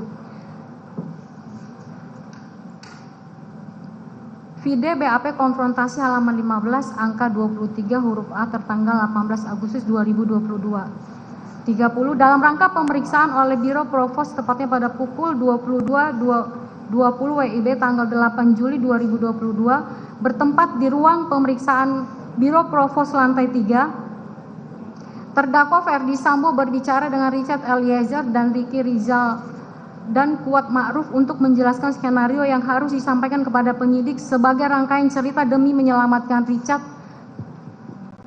Eliezer. Terdakwa Verdi Sambo menyampaikan kepada saksi tersebut untuk menyampaikan kronologis kejadian, yaitu bahwa sewaktu di rumah Duren 3, saksi Putri Chandrawati berteriak minta tolong karena telah, ini untuk selanjutnya mungkin dibacakan ya. Ya, sama. Vide BAP Verdi Sambo halaman 12 angka 51 tertanggal 11 Agustus 2022. Cerita ini pula yang kemudian disampaikannya kepada semua orang termasuk kepada pemimpin tertingginya untuk semakin meyakinkan dirinya untuk memerintahkan kepada beberapa orang untuk menghancurkan CCTV yang ada. Namun kebenaran akan selalu muncul tepat pada waktunya. Cerita tembak-menembak yang disusunnya ini kemudian runtuh dan diakui oleh terdakwa Verdi Sambo ke hadapan tim sus dan Komnas HAM di kemudian hari karena jiwanya dihantui oleh rasa bersalah, tak menceritakan kejadian secara apa adanya. Terdakwa Verdi Sambo belum bisa menerima perlakuan Nofriansah Yosua Huta Barat terhadap istrinya. Terdakwa Verdi Sambo memperlakukan Nofriansah Yosua Huta Barat dan keluarganya dengan baik, sama seperti ADC lainnya. Namun balasan yang diterima sebaliknya, harkat dan martabatnya sebagai seorang suami dan kepala keluarga seperti tercerabut atas kejadian yang dilakukan oleh Nofriansah Yosua Huta Barat kepada istrinya. Terlebih lagi, hal itu dilakukan oleh ajudan yang dipercaya dan dipilihnya sendiri. Nasib telah menjadi bubur, situasi menjadi kacau balau, citra institusi tempatnya menjadi mengabdi tak kurang dari sekian 28 tahun menjadi tercoreng. Banyak orang yang tak bersalah turut menjadi korban dari cerita yang dibuatnya.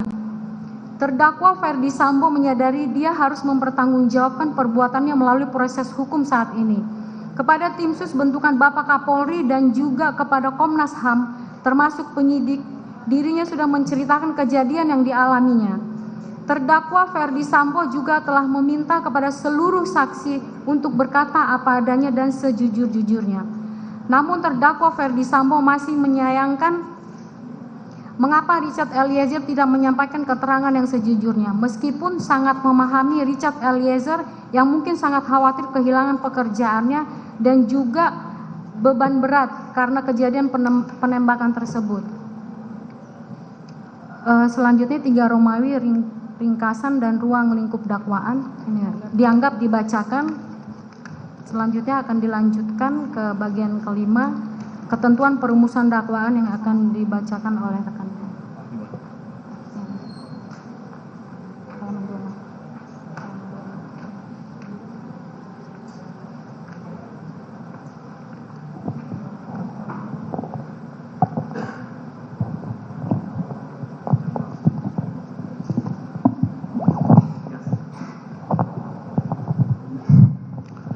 Izin yang mulia, kami bacakan langsung ke halaman 26. Ketentuan perumusan dakwaan, menyusun surat dakwaan harus dilakukan secara serius dan hati-hati. Surat dakwaan yang menyimpang dari hasil penyidikan dan atau yang tidak memenuhi syarat material merupakan dakwaan yang harus dinyatakan batal demi hukum menurut pasal 143 KUHP. 35. Dalam menyusun surat dakwaan tersebut, jaksa penuntut umum harus berpedoman pada aturan-aturan, hasil penyidikan, jurisprudensi Mahkamah Agung bahkan doktrin hukum bukan semata-mata pada asumsi dan karangan bebas. 36. Rumusan surat dakwaan harus sejalan dengan hasil pemeriksaan penyidikan. Rumusan surat dakwaan yang menyimpang dari hasil pemeriksaan penyidikan merupakan dakwaan yang palsu dan tidak benar. Surat dakwaan yang demikian tidak dapat dipergunakan jaksa menuntut terdakwa. 37. Selain itu, sesuai dengan pasal 143 KUHP, dakwaan juga harus memenuhi syarat baik formil maupun material. Pasal 143 ayat 2 merupakan ketentuan syarat material dari sebuah dakwaan. Sesuai dengan pasal 143 ayat 3, maka tidak dipenuhinya syarat material mengakibatkan surat dakwaan batal demi hukum. Ketentuan pasal 143 ayat 2 dan ayat 3 menyatakan sebagai berikut, saya tidak bacakan lagi yang mulia. 38. Berdasarkan pasal 143 ayat 2 tersebut, agar syarat material terpenuhi, maka ada dua unsur yang tidak boleh dilalaikan, yaitu uraian cermat, jelas, dan lengkap mengenai tindak pidana yang didakwakan dan menyebut waktu dan tempat tindak pidana dilakukan. 39. Surat dakwaan seperti apa yang tidak memenuhi kedua unsur tersebut, berikut uraian singkatnya. Surat dakwaan yang tidak terang. Seperti yang telah dijelaskan, syarat material surat dakwaan harus memuat dengan lengkap unsur-unsur tindak pidana yang didakwakan. Kalau tidak, akan terdapat kekaburan dalam surat dakwaan. Bahkan pada hakikatnya surat dakwaan yang tidak memuat secara jelas dan lengkap unsur-unsur tindak pidana yang didakwakan mengakibatkan tindak pidana tersebut bukan merupakan tindak pidana. Setiap surat dakwaan yang merugikan kepentingan terdakwa dianggap batal demi hukum. Hal ini dikuatkan oleh putusan Mahkamah Agung RI nomor 74K/KR/1973 tanggal 10 Desember 1973. Sekalipun unsur delik telah dirumuskan secara lengkap pada dakwaan, namun jika surat dakwaan tersebut bersifat membingungkan karena baik susunan maupun perumusannya tidak jelas antara dakwaan satu dengan yang lain, maka surat dakwaan tersebut juga batal demi hukum. Hal ini dikuatkan pula dengan putusan Mahkamah Agung RI nomor 600K/PIT/1982 tanggal 9 November 1983. Surat dakwaan yang mengandung pertentangan antara satu dengan yang lain, pertentangan isi dakwaan menimbulkan keraguan bagi terdakwa tentang perbuatan atau tindakan mana yang didakwakan kepadanya. Perumusan yang tidak jelas antara misalnya turut melakukan dan turut membantu dapat menimbulkan kerugian bagi terdakwa. Pendapat tersebut juga sejalan dengan surat edaran Jaksa Agung RI nomor SE 004-J.A/11/1993 tentang pembuatan surat dakwaan yang ditindaklanjuti dengan surat Jaksa Agung Muda Tindak Pidana Umum nomor B.607-E/11/1993 tanggal 22 November 1993 tentang pembuatan surat dakwaan yang menjelaskan perumusan cermat, jelas, dan lengkap adalah sebagai berikut. Bahwa yang dimaksud dengan cermat adalah menuntut ketelitian jaksa penuntut umum dalam mempersiapkan surat dakwaan yang akan diterapkan bagi terdakwa dengan menempatkan kata cermat paling depan dari rumusan pasal 143 ayat 2 huruf B KUHP. Pembuat undang-undang menghendaki agar jaksa penuntut umum dalam membuat surat dakwaan selalu bersifat korek dan teliti. Bahwa yang dimaksud dengan jelas adalah uraian kejadian atau fakta kejadian yang jelas dalam surat dakwaan, sehingga terdakwa dengan mudah memahami apa yang didakwakan terhadap dirinya dan dapat mempersiapkan pembelaan dengan sebaik-baiknya. Bahwa yang dimaksud dengan lengkap adalah surat dakwaan itu memuat semua unsur elemen tindak pidana yang didakwakan. Unsur-unsur tersebut harus terlukis di dalam uraian fakta kejadian yang dituangkan dalam surat dakwaan. Ketentuan pasal 143 KUHP tersebut dikukuhkan oleh Mahkamah Agung RI melalui putusan-putusan yang menyatakan bahwa surat dakwaan yang disusun secara tidak cermat, tidak jelas, tidak lengkap, dan oleh karenanya harus dinyatakan batal demi hukum sesuai dengan jurisprudensi 234K, jurisprudensi 292, jurisprudensi nomor 33K. Kami tidak bacakan secara lengkap, kami anggap dibacakan yang Romawi 5. Jaksa penuntut umum tidak cermat dan menyimpang dari ketentuan hukum karena menyusun dakwaan dengan melakukan pemecahan penuntutan splitsing atas satu perkara tindak pidana. Pemisahan penuntutan perkara splitsing dalam perkara akuo tidak tepat dan jelas bertentangan dengan hak asasi terdakwa. Dalam dakwaannya pada halaman 1 sampai 2 dan halaman 21 jaksa penuntut umum menguraikan sebagai berikut. Kami anggap dibacakan yang mulia. 42. Jika kita lihat dengan seksama, surat dakwaan jaksa penuntut umum menyatakan bahwa terdakwa melakukan suatu tindak pidana dalam dakwaan ke-1 primer dan subsidiar yang dilakukan secara bersama-sama dengan Richard Eliezer Pudiang Lumiu, Putri Chandrawati, Ricky Rizal Wibowo, dan Kuat Ma'ruf. Dalam surat dakwaannya, jaksa penuntut umum secara tegas telah menyatakan bahwa penuntutan yang dilakukan kepada terdakwa dan saksi-saksi tersebut dilakukan secara terpisah. Berdasarkan Kitab Undang-Undang Hukum Acara Pidana (KUHAP), untuk menentukan penggabungan dan pemisahan berkas perkara dan penuntutan dalam satu tindak pidana adalah kewenangan dari jaksa penuntut umum. Hal ini sebagaimana diatur dalam pasal 141 dan pasal 142 KUHAP yang berbunyi sebagai berikut, kami anggap dibacakan.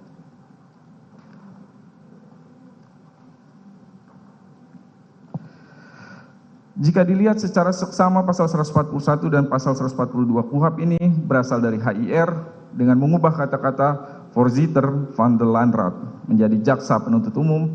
Pasal 141 KUHAP berasal dari pasal 250 ayat 14 HIR. Penjelasan pasal 141 KUHAP huruf B berasal dari pasal 250 ayat 15 HIR, sedangkan pasal 142 KUHAP berasal dari pasal 250 ayat 16 HIR.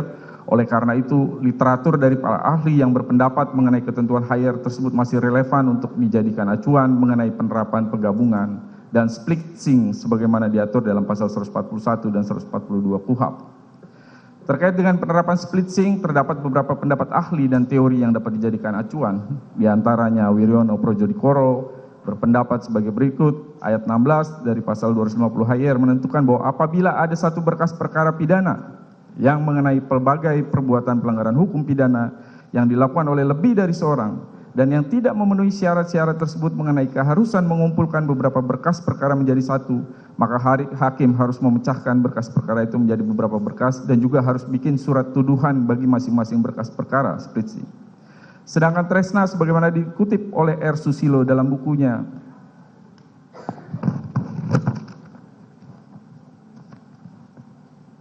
Hukum Acara Pidana berpendapat sebagai berikut.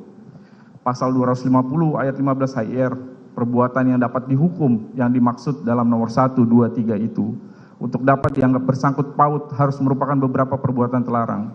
Suatu perbuatan terlarang saja meskipun dilakukan oleh beberapa orang selalu harus dipandang merupakan satu perkara saja yang tidak dapat dipecah-pecah, misalnya perkara pencurian dan penadahan barang curian itu harus dianggap suatu perbuatan terlarang dan oleh karenanya harus dimuat dalam satu perwising saja.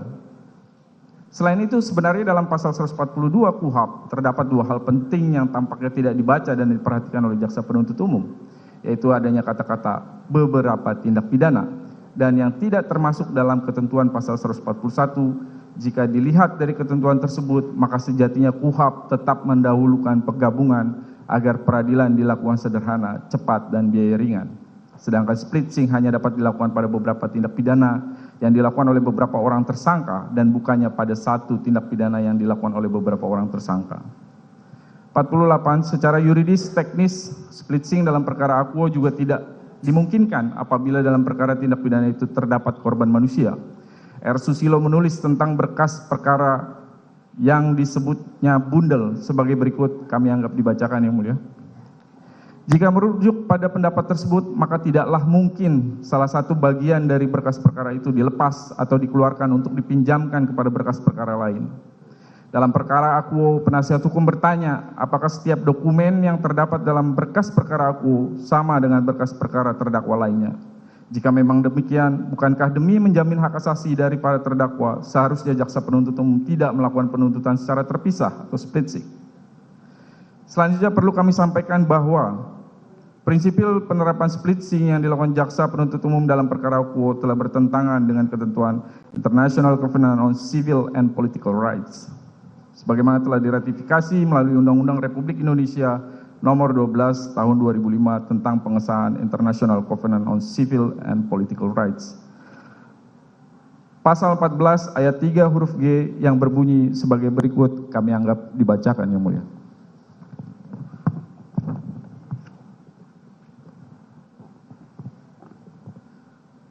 Berdasarkan ketentuan ICCPR tersebut, maka terdakwa memiliki hak asasi yang dijamin untuk tidak dipaksa memberikan kesaksian yang memberatkan dirinya sendiri. Dalam bahasa resminya disebut not to be compelled to testify against himself to confess guilt. Namun demikian pada split sing dalam perkara satu tindak pidana yang dilakukan oleh beberapa terdakwa seperti perkara Akuo, para terdakwa saling berkedudukan menjadi saksi untuk terdakwa lainnya tentang satu tindak pidana yang dituduhkan terhadap mereka. Sehingga para terdakwa dipaksa memberikan kesaksian yang memberatkan dirinya sendiri, compelled to testify against himself. Menurut ketentuan pasal 160 ayat 3 KUHP, sebelum memberikan keterangan, saksi wajib mengucapkan sumpah atau janji menurut cara agamanya masing-masing, bahwa ia akan memberikan keterangan yang sebenarnya dan tidak lain daripada yang sebenarnya. Di sisi lain terdakwa memiliki hak ingkar. Selain diatur di KUHP, hak ingkar juga diatur dalam Undang-Undang 48 tahun 2009 tentang kekuasaan kehakiman, khususnya pasal 17 ayat 1 yang berbunyi, pihak yang diadili mempunyai hak ingkar terhadap hakim yang mengadili perkara. Terkait dengan perkara Akuo, dengan adanya split sing, maka terdakwa akan diperiksa sebagai saksi untuk para terdakwa lainnya. Oleh karena itu, maka keterangan yang disampaikan oleh terdakwa sebagai saksi oleh terdakwa lain juga akan memberatkan terdakwa. Begitupun sebaliknya, saksi-saksi yang menjadi terdakwa dalam perkara lain akan kehilangan haknya untuk mendapat jaminan dan perlindungan untuk memberikan kesaksian yang tidak memberatkan dirinya. Oleh karena itu, pemisahan penuntutan atau split sing pada satu perkara pidana yang dilakukan oleh beberapa orang terdakwa merupakan pelanggaran terhadap hak asasi para terdakwa, yaitu para tersangka menjadi dipaksa memberikan kesaksian yang memberatkannya, compelled to testify against himself, yang diatur dalam ICCPR pasal 17 ayat 3 huruf G. Pemisahan penuntutan perkara split sing dalam perkara Akuo tidak tepat dan jelas bertentangan dengan asas sederhana, cepat, dan biaya ringan. Yang mulia Majelis Hakim, Undang-Undang Nomor 48 Tahun 2009 tentang kekuasaan kehakiman pasal 2 ayat 4 dengan tegas menyatakan bahwa asas penyelenggaraan kekuasaan kehakiman adalah peradilan dengan sederhana, cepat, dan biaya ringan. Asas ini juga harusnya dipegang teguh dalam proses persidangan perkara pidana, termasuk persidangan perkara Akuo.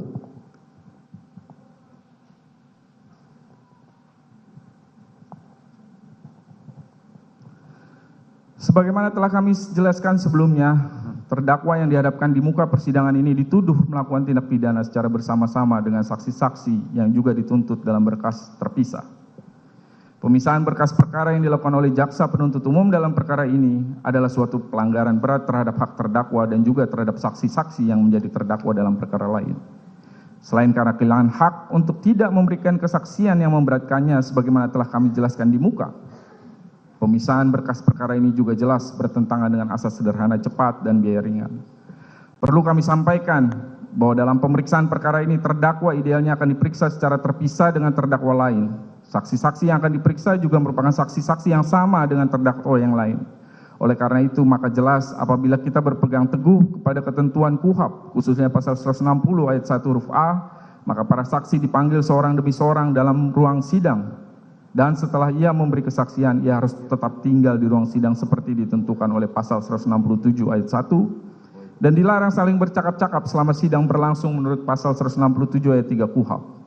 Hal ini juga berkaitan dengan ketentuan dalam pasal 165 ayat 4, untuk dapat saling menghadapkan saksi untuk menguji kebenaran keterangan mereka masing-masing, atau yang lebih dikenal dengan sebutan mengkonfrontir saksi yang satu dengan yang lain. Dengan demikian, para saksi yang sudah memberi keterangan harus tetap hadir pada tiap sidang sampai semua saksi memberi keterangan.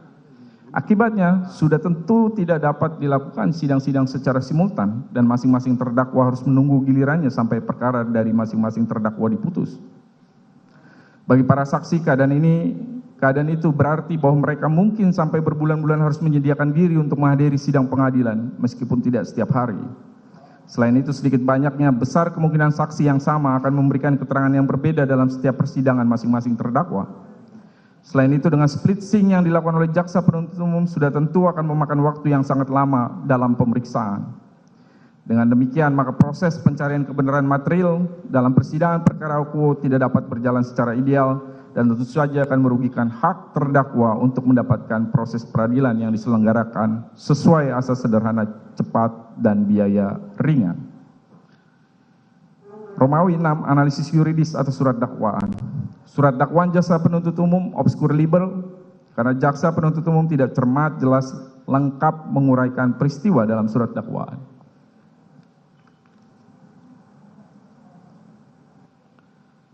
Dengan merujuk pada ketentuan perumusan dakwaan tersebut di atas, maka dapat disampaikan bahwa surat dakwaan yang dibuat oleh jaksa penuntut umum dalam perkara akuo tidak memenuhi syarat-syarat material sebagaimana diuraikan sebagai berikut. Jaksa penuntut umum tidak menguraikan rangkaian peristiwa dalam surat dakwaan secara utuh dan lengkap berdasarkan fakta. Berdasarkan buku pedoman pembuatan surat dakwaan terbitan Kejaksaan Agung RI tahun 1985, halaman 14 sampai 16 menyatakan bahwa uraian secara cermat berarti rumusan delik yang didakwakan diuraikan secara teliti, tidak terdapat kekurangan dan atau kekeliruan yang mengakibatkan batalnya surat dakwaan atau tidak dapat dibuktikan. Bahwa dalam surat dakwaannya terdapat banyak ketidakjelasan peristiwa dalam dakwaan sebagaimana disusun oleh penuntut umum sebagaimana diuraikan di bawah ini. Bahwa dalam surat dakwaan penuntut umum tidak menguraikan latar belakang atau alasan terdakwa beserta rombongan pergi ke Malang. Penuntut umum dalam menguraikan surat dakwaan seolah-olah mengabaikan atas menghilangkan fakta pada tanggal 4 Juli 2022, yaitu pada malam hari Nofriansah Yosua Huta Barat berusaha membopong saksi Putri Candrawati yang kemudian saksi Putri Candrawati menolaknya. Selain itu juga pada tanggal 7 Juli 2022, yaitu pada sore hari Nofriansah Yosua Huta Barat masuk ke dalam kamar saksi Putri Candrawati. Lalu Nofriansah Yosua Huta Barat melakukan kekerasan seksual kepada saksi Putri Candrawati sesuai keterangan di dalam BAP yang sebelumnya sudah disampaikan. Mengingat latar belakang terdakwa dan rombongan pergi ke Malang merupakan satu kesatuan peristiwa yang tidak terpisahkan, namun penuntut umum tidak dapat menguraikan secara jelas dan lengkap dalam menyusun rangkaian dakwaan. Selain itu, penuntut umum telah mengabaikan dan menghilangkan fakta yang krusial, di mana saksi Putri Candrawati ditemukan setengah sadar di depan kamar mandi oleh saksi Susi dan saksi Kuat Ma'ruf pada tanggal 7 Juli 2022. Fakta saksi Putri Candrawati ditemukan di depan kamar mandi oleh saksi Susi dan saksi Kuat Ma'ruf tidak diuraikan dalam dakwaan, padahal fakta tersebut merupakan fakta yang berkaitan dengan runtutan rangkaian peristiwa lainnya. Bahwa sebagaimana yang termuat dalam keterangan BAP saksi Kuat Ma'ruf dan saksi Susi yang menyatakan, kami anggap dibacakan yang mulia.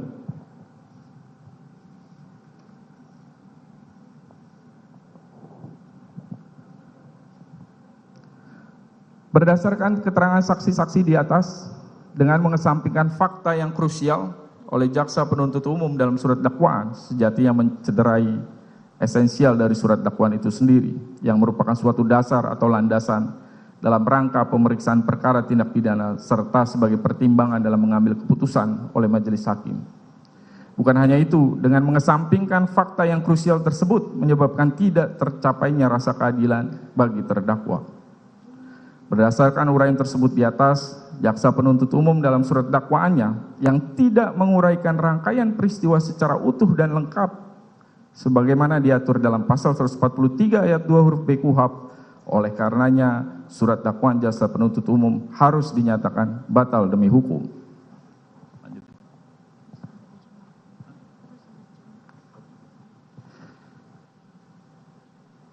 B. Jaksa penuntut umum tidak jelas, tidak cermat, dan tidak lengkap dalam menguraikan rangkaian peristiwa dalam surat dakwaan.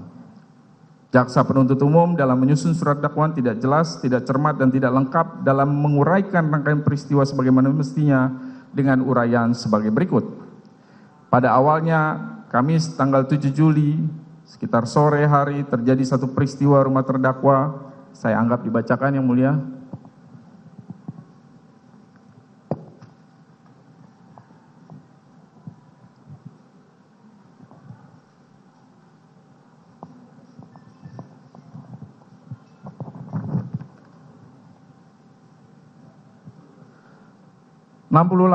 Jaksa penuntut umum tidak cermat dalam menguraikan secara teliti peristiwa yang menjadi rangkaian dalam surat dakwaan karena jaksa penuntut umum tidak menjelaskan apa yang melatar belakangi terjadinya keributan antara korban Nofriansah Yosua Huta Barat dengan saksi Kuat Ma'ruf pada tanggal 7 Juli 2022 yang merupakan satu kesatuan peristiwa yang tidak dapat terpisahkan dari tindak pidana yang didakwakan kepada terdakwa. 69. Faktanya, hal yang melatar belakangi keributan antara korban Nofriansah Yosua Huta Barat dengan saksi Kuat Ma'ruf tersebut berdasarkan BAP adalah melalui jendela kaca teras depan rumah ke arah anak tangga, saya melihat Nofriansah Yosua mengendap-endap menuruni tangga seolah-olah mencari apakah ada orang di lantai bawah dan seterusnya sebagaimana telah kami uraikan sebelumnya yang mulia. Kemudian yang B, di saat saya temukan Ibu Putri terlentang di lantai depan kamar mandi dengan posisi kepala Ibu Putri di tempat pakaian kotor. Kemudian saat itu ketika saya hendak mengangkat Ibu Putri bersama Susi, Nofriansah Yosua Huta Barat berada di tangga dengan mengatakan, Om saya jelaskan, dan seterusnya seperti kami uraikan sebelumnya yang mulia. C. Lalu Nofriansah Yosua juga mau menghampiri, akan tetapi dihalangi oleh Kuat dengan berkata, Yosua jangan dekat-dekat ibu. Lalu Yosua berkata, bukan begitu Om kejadiannya, mau saya jelasin kejadian sebenarnya. Vide butir 50 halaman 4 BAP lanjutan Susi tanggal 9 Agustus 2022. Berdasarkan BAP tersebut dapat terlihat jelas alasan saksi Kuat Ma'ruf bertengkar dengan korban Nofriansah Yosua Huta Barat sehingga terjadi keributan pada tanggal 7 Juli 2022 tidak lain dan tidak bukan adalah karena perilaku mencurigakan korban Nofriansah Yosua Huta Barat yang mengendap-endap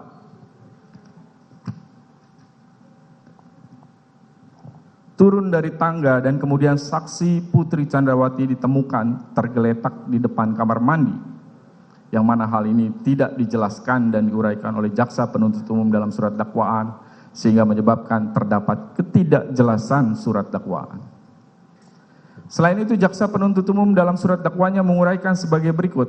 Pada awalnya hari Kamis 7 Juli 2022 sekira sore dan seterusnya,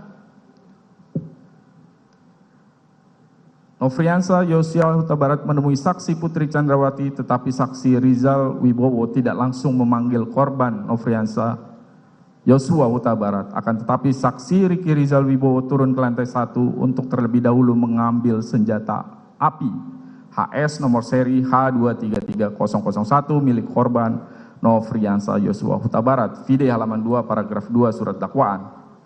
Jaksa penuntut umum tidak cermat dalam menguraikan secara teliti peristiwa yang menjadi rangkaian dalam surat dakwaan karena jaksa penuntut umum tidak menjelaskan korelasi antara permintaan saksi Putri Chandrawati kepada saksi Riki Rizal Wibowo untuk memanggil korban Nofriansah Yosua Huta Barat dengan tindakan mengambil senjata api milik korban Nofriansah Yosua Huta Barat oleh saksi Riki Rizal Wibowo. Jaksa penuntut umum tidak jelas dalam uraian dakwaan sebagai berikut. Kemudian terdakwa Freddy Sambo menghampiri korban Nofriansah Huta Barat yang tergeletak di dekat tangga depan kamar mandi dalam keadaan tertelungkup masih bergerak-gerak kesakitan. Lalu untuk memastikan benar-benar tidak bernyawa lagi, terdakwa Freddy Sambo yang sudah memakai sarung tangan hitam menggenggam senjata api dan menembak sebanyak 1 kali mengenai tepat kepala bagian belakang sisi kiri korban Nofriansah Yosua Huta Barat hingga korban meninggal dunia. Vide halaman 12 paragraf 2 surat dakwaan. Jaksa penuntut umum dalam menguraikan dakwaan tidak menjelaskan dengan rinci seandainya atau seumpama kuat non terdakwa menembak korban, jaksa penuntut umum tidak menjelaskan senjata apa yang digunakan oleh terdakwa. Padahal dalam surat dakwaan sejak awal jaksa penuntut umum tampak yakin dalam menyebutkan beberapa jenis senjata. Namun dalam peristiwa tersebut jaksa penuntut umum sama sekali tidak menyebutkan atau menjelaskan senjata yang digunakan terdakwa jika seandainya kuat non terdakwa melakukan apa yang dituduhkan oleh jaksa penuntut umum tersebut.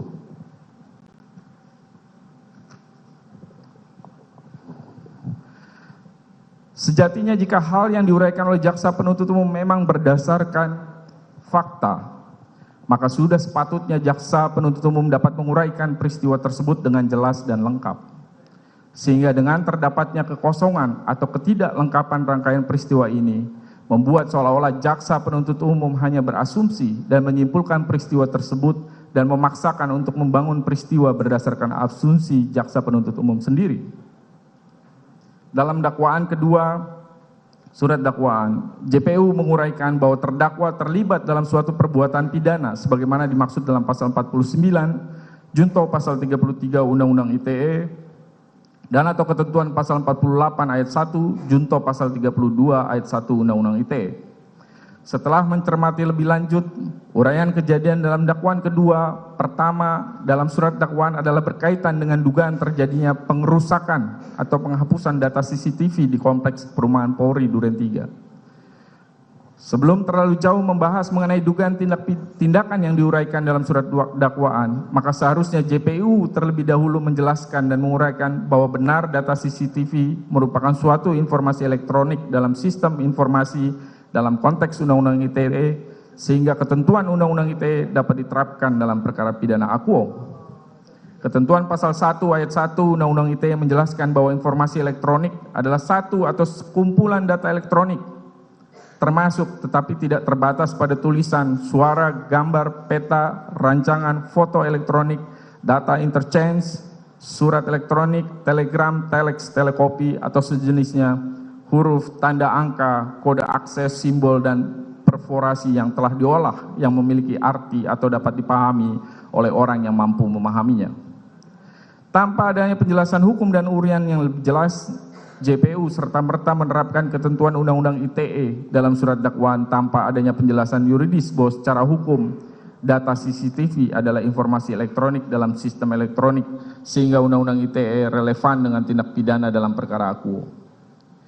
Dengan demikian, jaksa penuntut umum telah gagal dalam menguraikan rangkaian peristiwa secara jelas, cermat, dan lengkap sebagaimana syarat material surat dakwaan dalam ketentuan pasal 142 ayat 2 huruf B Buku Pedoman Pembuatan Surat Dakwaan terbitan Kejaksaan Agung RI tahun 1985 halaman 14-16 serta berbagai jurisprudensi lainnya. Oleh karenanya, surat dakwaan jaksa penuntut umum batal demi hukum. Izin dilanjutkan rekan kami yang lain, yang mulia.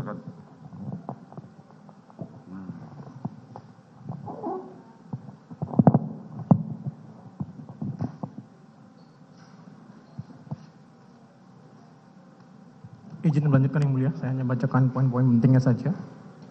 C. Jaksa penuntut umum tidak cermat dalam menyusun surat dakwaan karena hanya berdasarkan asumsi serta membuat kesimpulan sendiri. Poin 78. Jaksa penuntut umum dalam menguraikan rangkaian dakwaan sangat menunjukkan bahwa jaksa penuntut umum hanya berdasarkan asumsi bukan berdasarkan fakta dari keterangan saksi-saksi dalam BAP. Sehingga JPU terkesan menyimpulkan berdasarkan asumsi sendiri. Sebagai contoh, dalam paragraf 3 halaman 11 surat dakwaan, JPU menguraikan sebagai berikut bahwa saksi Putri Chandrawati sudah berganti pakaian model blus kemeja warna hijau garis-garis hitam dan celana pendek warna hijau garis-garis hitam, lalu Putri Chandrawati dengan tenang dan acuh tak acuh pergi meninggalkan rumah Duren 3. Dalil yang menyatakan saksi Putri Chandrawati dengan tenang dan acuh tak acuh atau cuek tidak didukung dengan keterangan saksi dan alat bukti manapun yang kami periksa dalam berkas perkara. Dalam hal ini, jaksa penuntut umum memberikan kesimpulan yang tidak berdasar dan bersifat subjektif. D, langsung kami langkahin saja. Surat dakwaan jaksa penuntut umum tidak terang atau obskur libel karena hanya didasarkan pada satu keterangan saksi. Poin 83, setelah mencermati isi surat dakwaan dapat disimpulkan bahwa dalam menguraikan fakta di surat dakwaan, JPU hanya menggunakan keterangan dari satu saksi saja sebagai berikut. Kami memberikan ada beberapa contoh, saya akan kutipkan satu saja.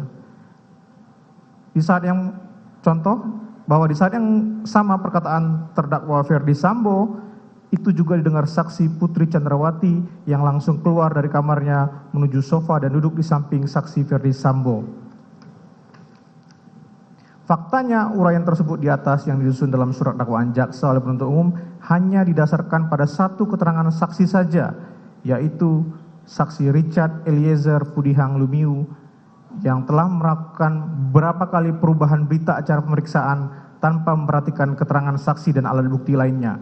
Kami mencatat saudara Richard melakukan beberapa kali perubahan dalam BAP-nya, termasuk dalam beberapa keterangannya. Bahwa mengingat dalam hukum pidana terdapat azas unus testis, artinya bahwa satu saksi bukanlah saksi. Isi surat dakwaan tersebut yang hanya didasarkan pada keterangan saksi Richard Eliezer Pudihang Lumiu mengakibatkan jalannya persidangan terdakwa akan menjadi bias dan tendensius serta merugikan kepentingan hukum terdakwa. Karena surat dakwaan sebagai landasan dan titik tolak pemeriksaan terdakwa berisi dalil-dalil yang kabur. Kami masukkan satu contoh lain, poin 88, dalil yang menyatakan terdakwa Ferdi Sambo memerintahkan Richard Eliezer Pudihang Lumiu untuk melakukan penembakan hanya muncul dalam BAP Richard Eliezer Pudihang Lumiu sendiri. Sementara dalam BAP terdakwa, bisa dilihat dalam butir 6, halaman 3 BAP tambahan tanggal 8 September 2022, dan BAP saksi Kuat Makruf, butir 5, halaman 8, BAP tambahan tanggal 8 September 2022, yang saling bersesuaian, tindakan yang diinstruksikan terdakwa adalah hajar cat. Kekeliruan dakwaan yang lebih fatal muncul pada paragraf 2 halaman 6 dakwaan, di mana jaksa penuntut umum menguraikan bahwa saat di rumah Saguling, saksi Putri Chandrawati langsung keluar dari kamarnya menuju sofa dan duduk di samping terdakwa sehingga ikut terlibat dalam pembicaraan antara terdakwa dan saksi Richard Eliezer Pudihang Lumiu di lantai 3. Keterangan terdakwa dan saksi Putri Chandrawati yang saling bersesuaian justru menyatakan bahwa saksi Putri Chandrawati sedang beristirahat di kamar lantai 3 rumah Saguling.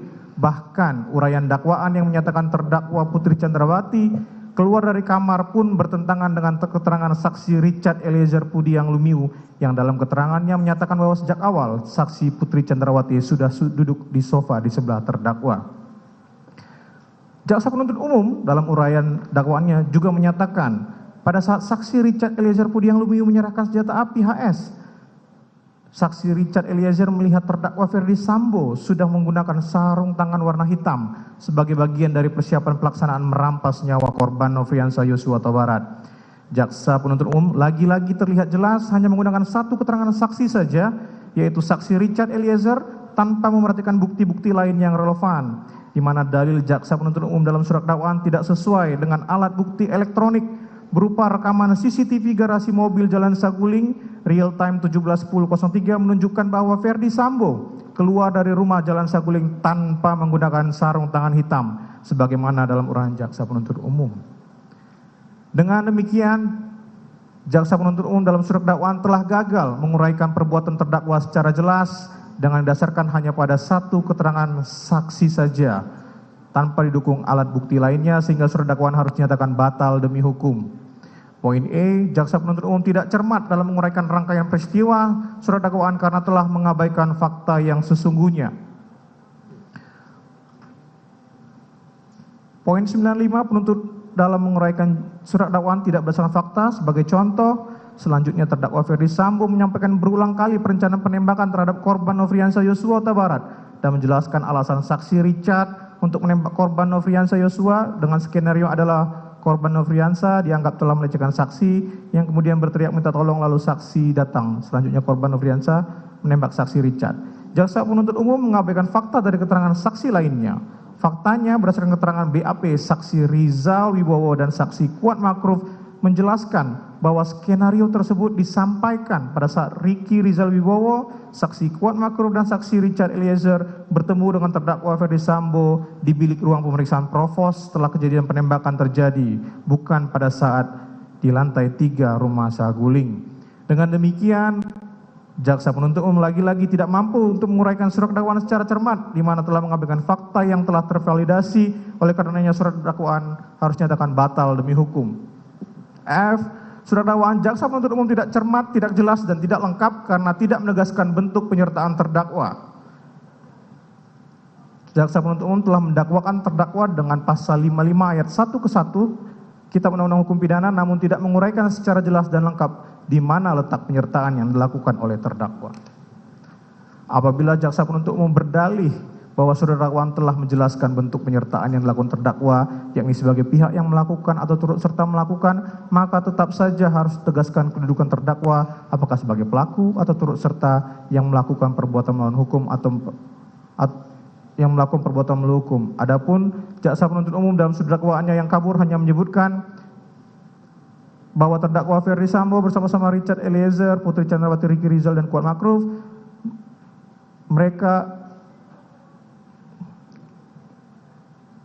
mereka yang sengaja nyuruh melakukan dan turut serta melakukan perbuatan dan dengan sengaja dengan rencana terlebih dahulu merampas nyawa orang lain dilakukan dengan cara sebagai berikut. VD halaman 1-2 surat dakwaan.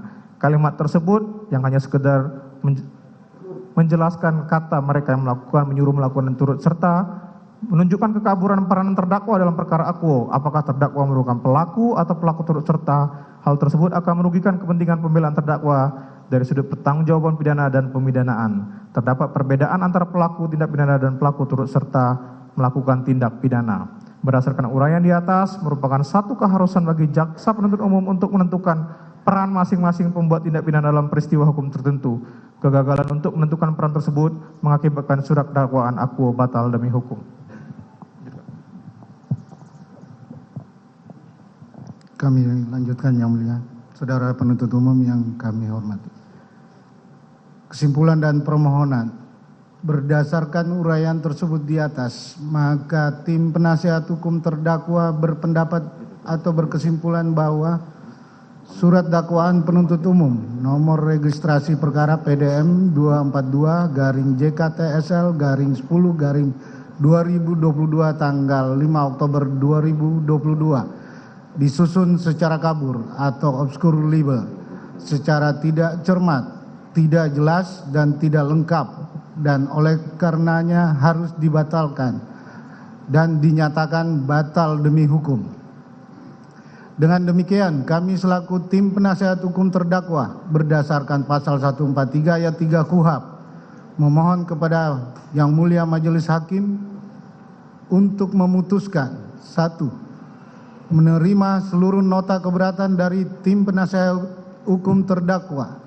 2. Menyatakan surat dakwaan nomor registrasi perkara PDM 244-GKTSL-10-2022 tanggal 5 Oktober 2022 batal demi hukum.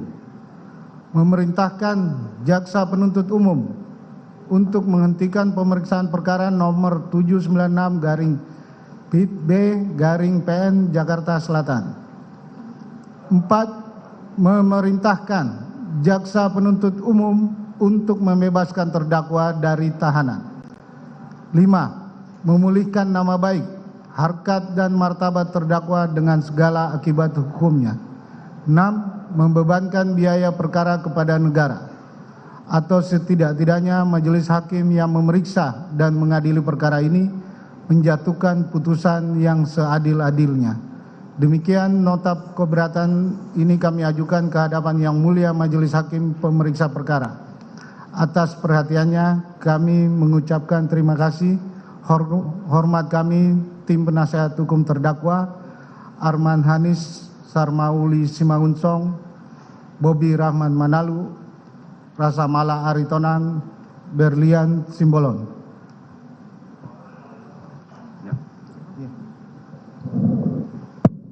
Ya, udah.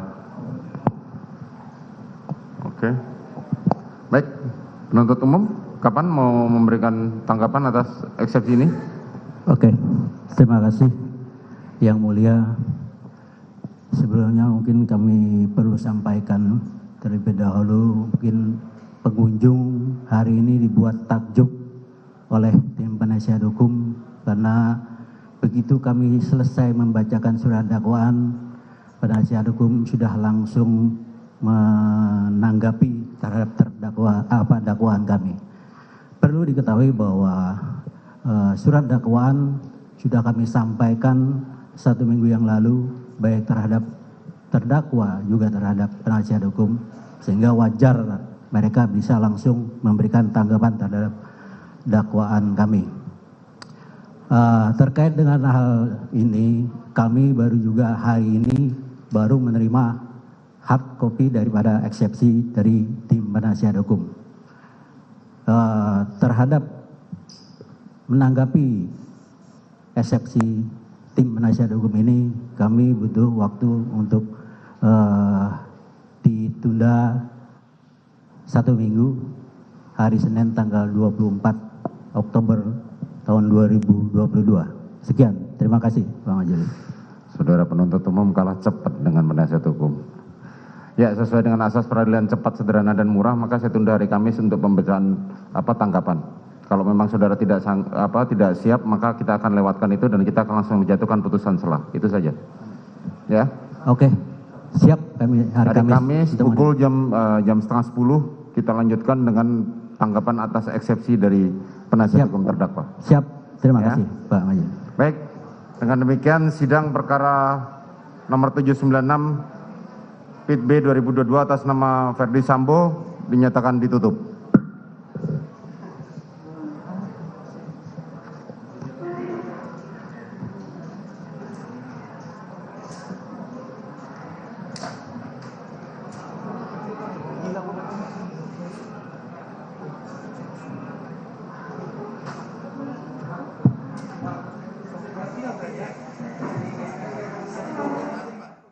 Saudara, baru saja Anda menyaksikan pembacaan nota keberatan atau eksepsi yang disampaikan tim penasihat hukum terdakwa Ferdi Sambo.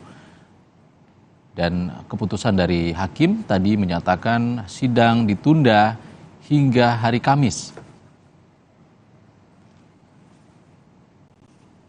Tadi juga sempat menanyakan hakim ketua kepada pimpinan jaksa penuntut umum Rudi Irmawan yang menyatakan membutuhkan waktu untuk menjawab nota keberatan yang disampaikan tim penasihat hukum terdakwa Ferdi Sambo yang menyatakan sejumlah poin tadi terkait keberatan atas surat dakwaan yang dianggap tidak lengkap secara material dan banyak poin yang disampaikan oleh tim penasihat hukum Ferdi Sambo tadi terkait peristiwa di Magelang, Jawa Tengah yang tidak digambarkan secara lengkap oleh jaksa penuntut umum dalam surat dakwaan, dan beberapa poin dakwaan yang ditulis dalam surat dakwaan disebut tidak lengkap atau hanya berdasarkan asumsi hingga hanya berdasarkan keterangan satu orang saksi, yakni Barada Richard Eliezer. Banyak orang yang menyebut buku hitam itu terkait konsorsium 303, Bapak mau ikut berapa?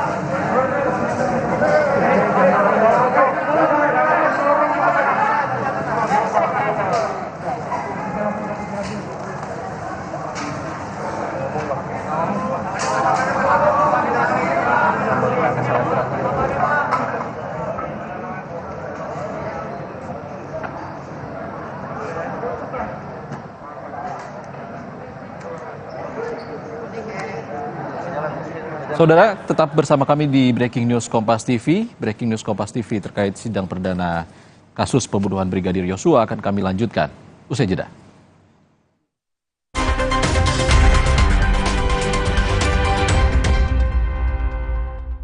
Masa kehamilan, asupan air mineral sangat penting. Harus terjamin kualitasnya. Untuk itu, kita pilih Le Mineral. Galonnya begitu bening, selalu baru. Jadi tenang buat aku dan calon buah hatiku. Galon Le Mineral. Sapiku. Wah, kalau dilihat dari gejala klinisnya, sapi Bapak terkena PMK. Baiknya dipotong bersyarat ya, Pak. Nah, selain potong bersyarat, ada beberapa cara yang bisa kita lakukan untuk mencegah penularan virus PMK ini, Pak. Yang pertama ada biosecurity, yang kedua ada vaksinasi, yang ketiga pengobatan, dan dipotong bersyarat menjadi opsi yang paling akhir. Mari kita sama-sama basmi PMK dari bumi Indonesia. Le Mineral beda banget. Lebih smooth, lebih segar. Le Mineral memang berbeda, mengandung mineral esensial, dikemas menggunakan 3 proteksi berlapis. Bikin badan lebih enteng. Le Mineral. Sendi sehat, semangat goes ya. Amin. Sendi Anda aktif geraknya. Amin. Akan banyak hal baik terjadi saat sendi kita sehat. Amin. Olahraga teratur, bila perlu minum Wellmove. Wellmove halal. Untuk membantu atasi capek, pegal, dan nyeri otot, pakai Hotin Cream. Kalau untuk meredakan nyeri sendi, rematik dan keseleo, nah, itu pakai Hotin DCL baru. Bahan aktif DCL-nya efektif mengobati rematik, lindung, dan nyeri sendi. hotnya Hotin banget deh. Sikat gigi saja masih dapat meninggalkan kuman. Lengkapi dengan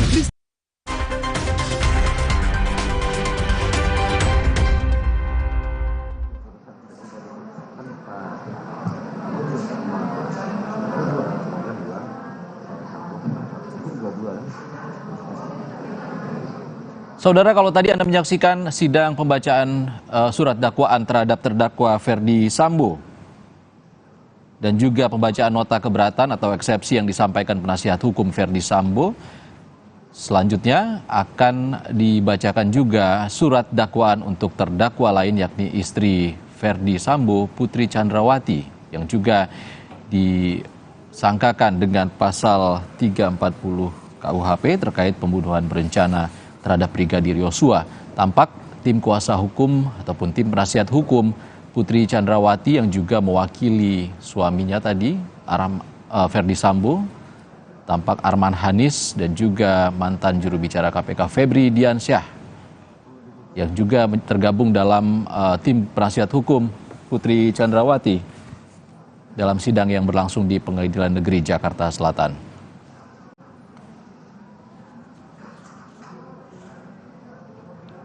Saat ini perangkat sidang, baik hakim anggota, jaksa penuntut umum dan juga tim penasihat hukum Putri Chandrawati sedang menantikan kedatangan dari istri Ferdi Sambo, Putri Chandrawati, ke ruangan sidang di Pengadilan Negeri Jakarta Selatan. Tadi keputusan hakim terkait dengan sidang Ferdi Sambo, pembacaan dakwaan terhadap Ferdi Sambo, berakhir pada penundaan ataupun penundaan respons dari jaksa penuntut umum terkait dengan nota keberatan atau eksepsi yang dibacakan oleh tim kuasa hukum Ferdi Sambo yang akan dilakukan Kamis mendatang.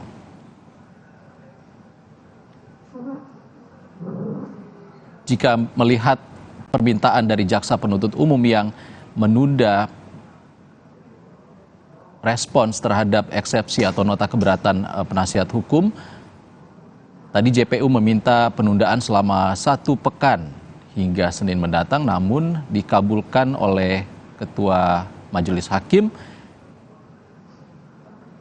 diberi waktu hingga hari Kamis mendatang. Jika melihat tidak disebutkan tanggalnya, tapi kalau kita melihat hanya dikabulkan dalam waktu singkat yakni hari Kamis,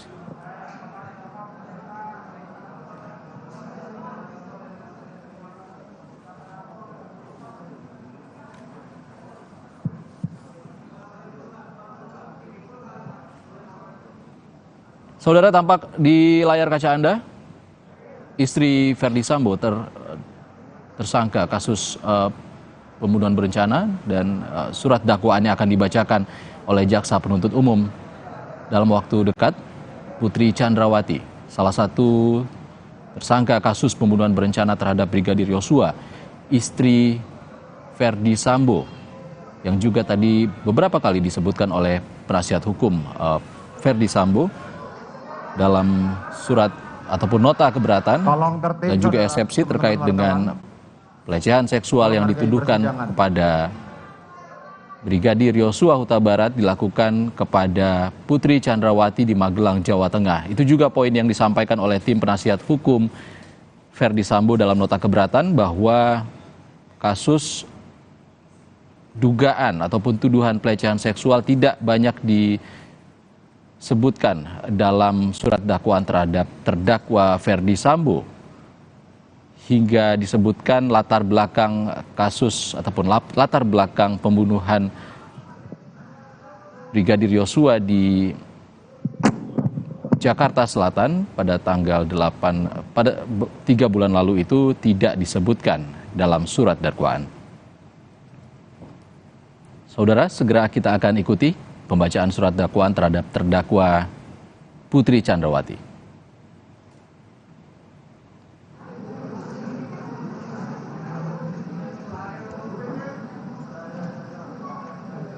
Oke, cukup ya.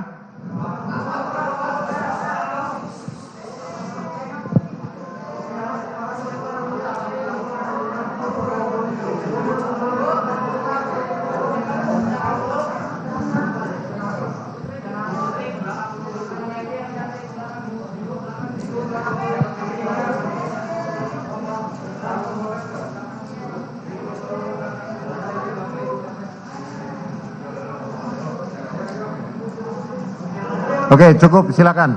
Silakan tunggu di luar, teman-teman wartawan. Silakan.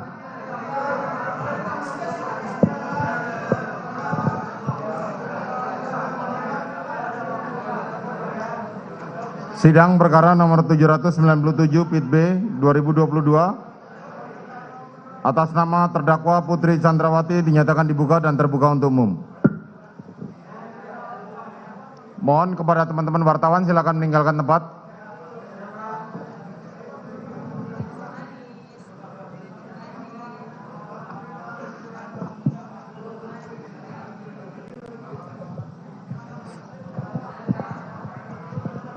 Saudara terdakwa sehat hari ini? Sehat yang mulia. Ya, mohon didekatkan karena tidak terdengar. Mohon maaf. Kita periksa identitas saudara dulu ya. Iya, yang mulia. Nama lengkap Putri Chandrawati. Benar yang mulia. Nomor identitas 320 101 540 973 0003. Tempat lahir Jakarta, umur 49 tahun. Tanggal lahir 14 September tahun 73. Betul ya? Betul yang mulia. Jenis kelamin perempuan, kebangsaan Indonesia. Tempat tinggal, Jalan. Mohon teman-teman wartawan untuk meninggalkan tempat.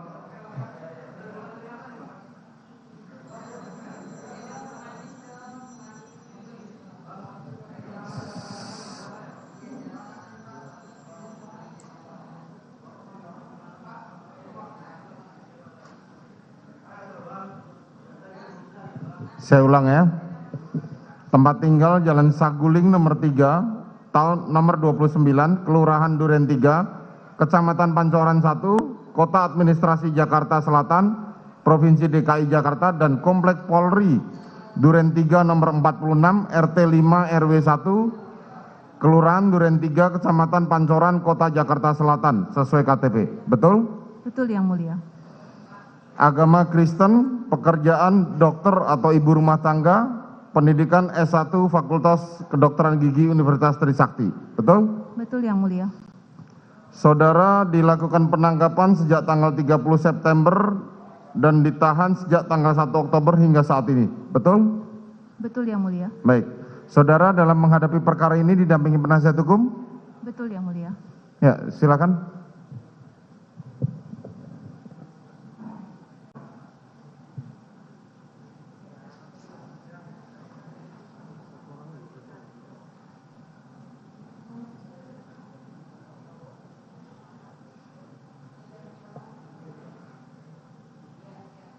Ini masih sama dengan yang tadi ya? Sama. Baik. Nggak mau perlu dicek? Silakan.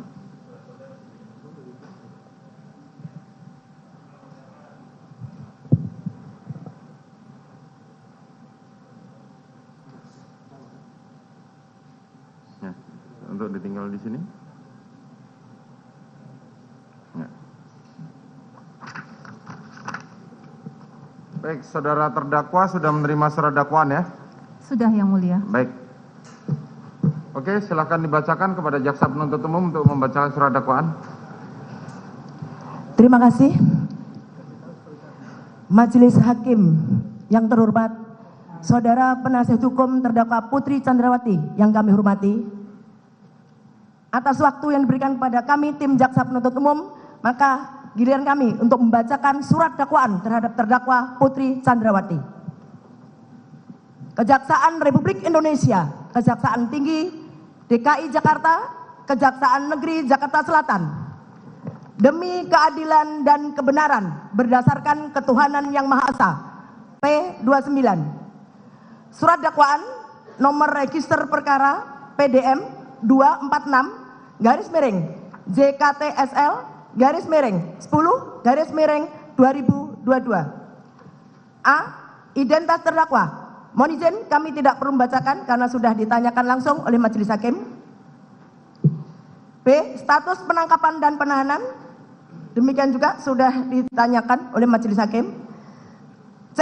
Dakwaan primer bahwa terdakwa Putri Chandrawati bersama-sama Ferdi Sambo, SH, SIK, MH Richard Eliezer Pudiang Lumiu, Ricky Rizal Wibowo, dan Kuat Ma'ruf dituntut dalam perkara terpisah pada hari Jumat tanggal 8 Juli tahun 2022 sekitar pukul 15.28 waktu Indonesia bagian Barat sampai dengan sekitar pukul 18.00 waktu Indonesia bagian Barat atau setidak-tidaknya pada waktu lain dalam bulan Juli tahun 2022 bertempat di Jalan Saguling 3 nomor 29 Kelurahan Duren 3 Kecamatan Pancoran 1 Kota Administrasi Jakarta Selatan Provinsi DKI Jakarta, selanjutnya disebut Rumah Saguling 3 nomor 29 dan bertempat di Rumah Dinas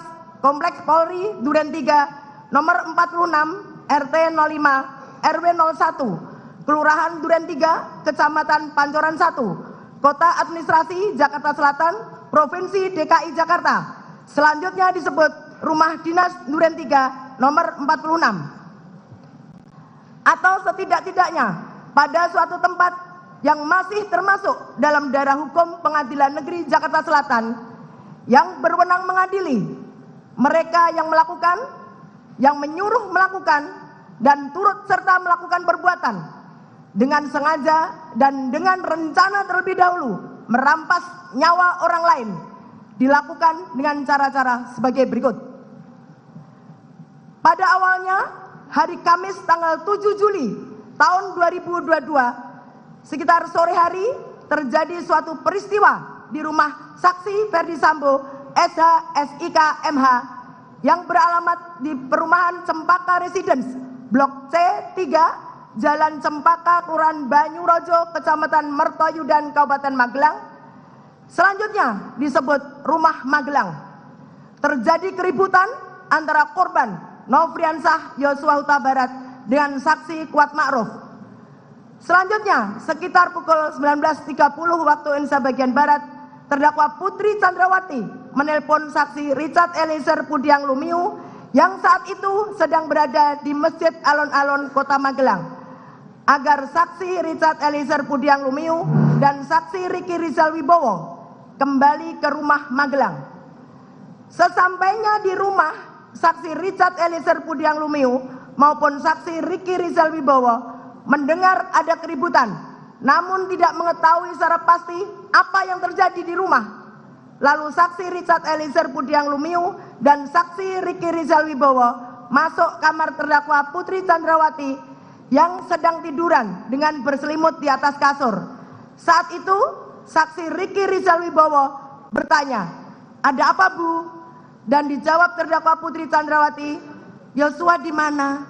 Kemudian terdakwa Putri Chandrawati meminta kepada saksi Ricky Rizal Wibowo untuk memanggil korban Nofriansah Yosua Huta Barat menemui terdakwa Putri Chandrawati. Tetapi saksi Ricky Rizal Wibowo tidak langsung memanggil korban Nofriansah Yosua Huta Barat. Akan tapi saksi Ricky Rizal Wibowo turun ke lantai 1 untuk terlebih dahulu mengambil senjata api HS nomor seri H233001 milik korban Nofriansah Yosua Huta Barat dan juga mengambil senjata laras panjang jenis Chair Off kaliber 223 nomor pabrik 14 USA 247 yang berada di kamar tidur korban Nofriansah Yosua Huta Barat, lalu mengamankan kedua senjata tersebut ke lantai 2 di kamar Tri Brata Putra Sambo, anak dari saksi Ferdi Sambo SH SIK MH dengan terdakwa Putri Chandrawati. Kemudian saksi Ricky Rizal Wibowo turun lagi ke lantai 1 untuk menghampiri korban Nofriansah Yosua Huta Barat yang berada di depan rumah. Lalu bertanya kepada korban Nofriansah Yosua Huta Barat, "Ada apaan, Yos?" Dan dijawab oleh korban Nofriansah Yosua Huta Barat, "Enggak tahu, Bang, kenapa Kuat marah-marah sama saya?" Kemudian saksi Ricky Rizal Wibowo mengajak korban Nofriansah Yosua Huta Barat masuk ke rumah karena dipanggil terdakwa Putri Chandrawati. Namun sempat ditolak oleh korban Nofriansah Yosua Huta Barat. Akan tetapi saksi Ricky Rizal Wibowo berusaha membujuk korban Nofriansah Yosua Huta Barat untuk bersedia menemui terdakwa Putri Chandrawati di dalam kamarnya di lantai 2. Kemudian korban Nofriansah Yosua Huta Barat akhirnya bersedia dan menemui terdakwa Putri Chandrawati dengan posisi duduk di lantai, sementara terdakwa Putri Chandrawati duduk di atas kasur sambil bersandar. Kemudian saksi Riki Rizal Wibowo meninggalkan terdakwa Putri Chandrawati dan korban Nofriansah Yosua Huta Barat berdua berada di dalam kamar pribadi terdakwa Putri Chandrawati sekitar 15 menit lamanya. Setelah itu korban Nofriansah Yosua Huta Barat keluar dari kamar. Selanjutnya saksi Kuat Ma'ruf mendesak terdakwa Putri Chandrawati untuk melapor kepada saksi Ferdi Sambo SH SIK MH dengan berkata, "Ibu harus lapor Bapak, biar di rumah ini tidak ada duri dalam rumah tangga Ibu." Meskipun saat itu saksi Kuat Ma'ruf masih belum mengetahui secara pasti kejadian yang sebenarnya.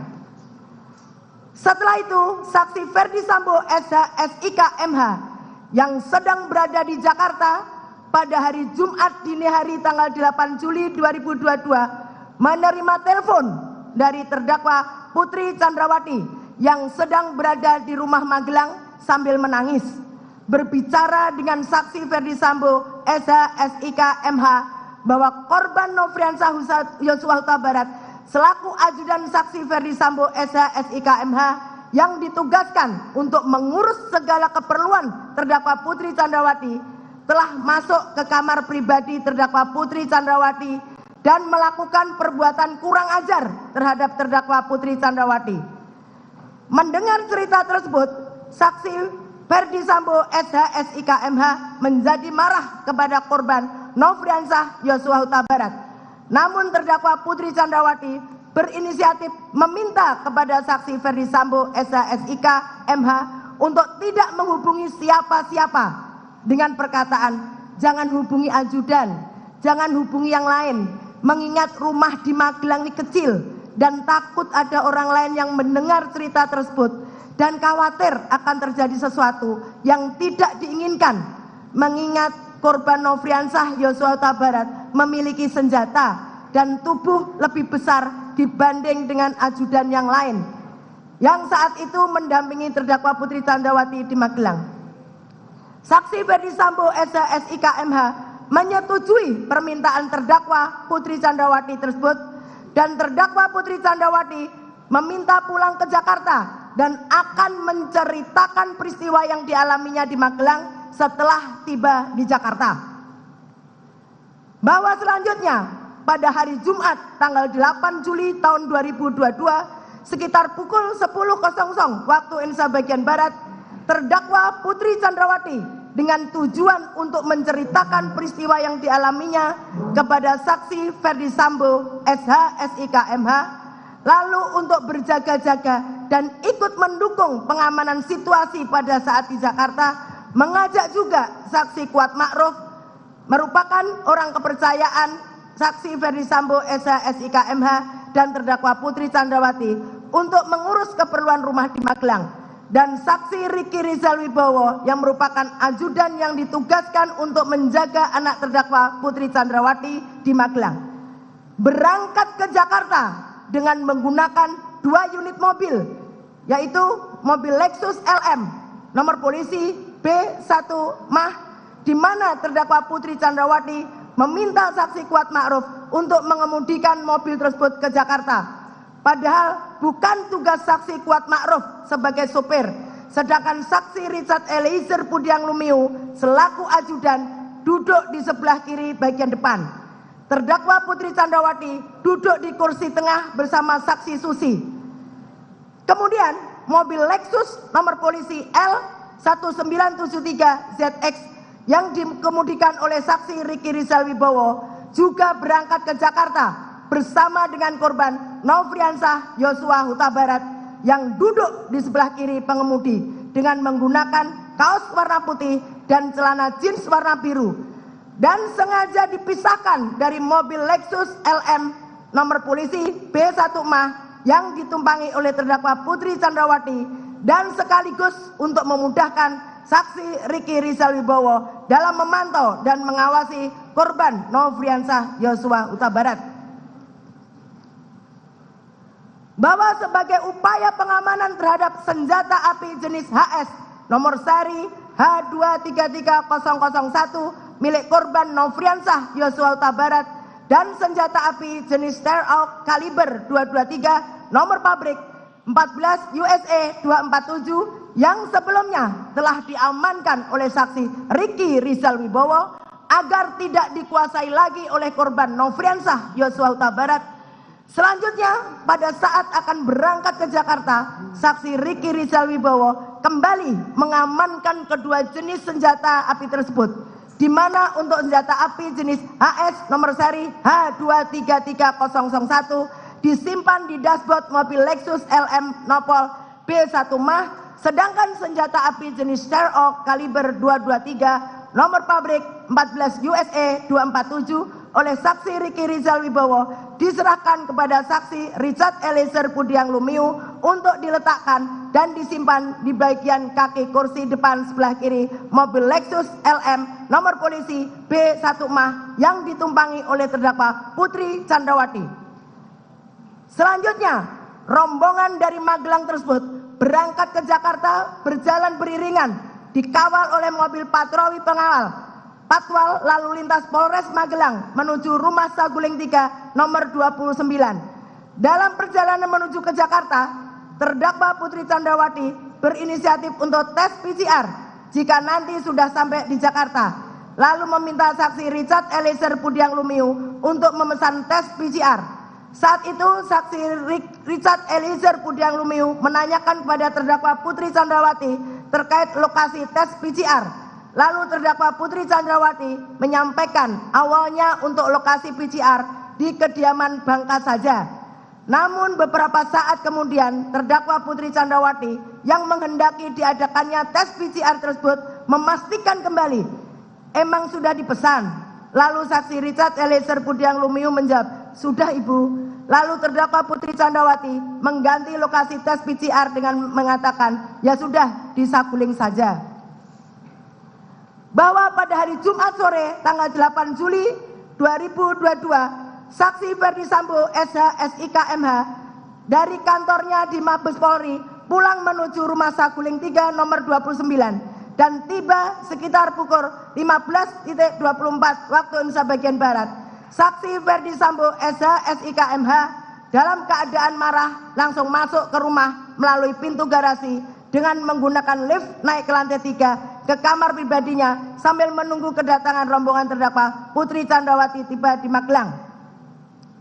Tidak berapa lama kemudian, sekitar pukul 15.40 waktu Indonesia bagian Barat, terdakwa Putri Chandrawati bersama rombongan tiba di Rumah Saguling 3 nomor 29. Kemudian saksi Kuat Ma'ruf turun dari pintu mobil bagian depan sebelah kanan. Saksi Richard Eliezer Pudiang Lumiu turun di pintu depan sebelah kiri. Terdakwa Putri Chandrawati turun dari pintu tengah sebelah kanan dan saksi Susi turun dari pintu tengah sebelah kiri. Sedangkan saksi Riki Rizal Wibowo tiba di Rumah Saguling 3 nomor 29 lalu turun dari pintu mobil depan samping sebelah kanan. Setelah itu korban Nofriansah Yosua Huta Barat turun dari pintu depan sebelah kiri.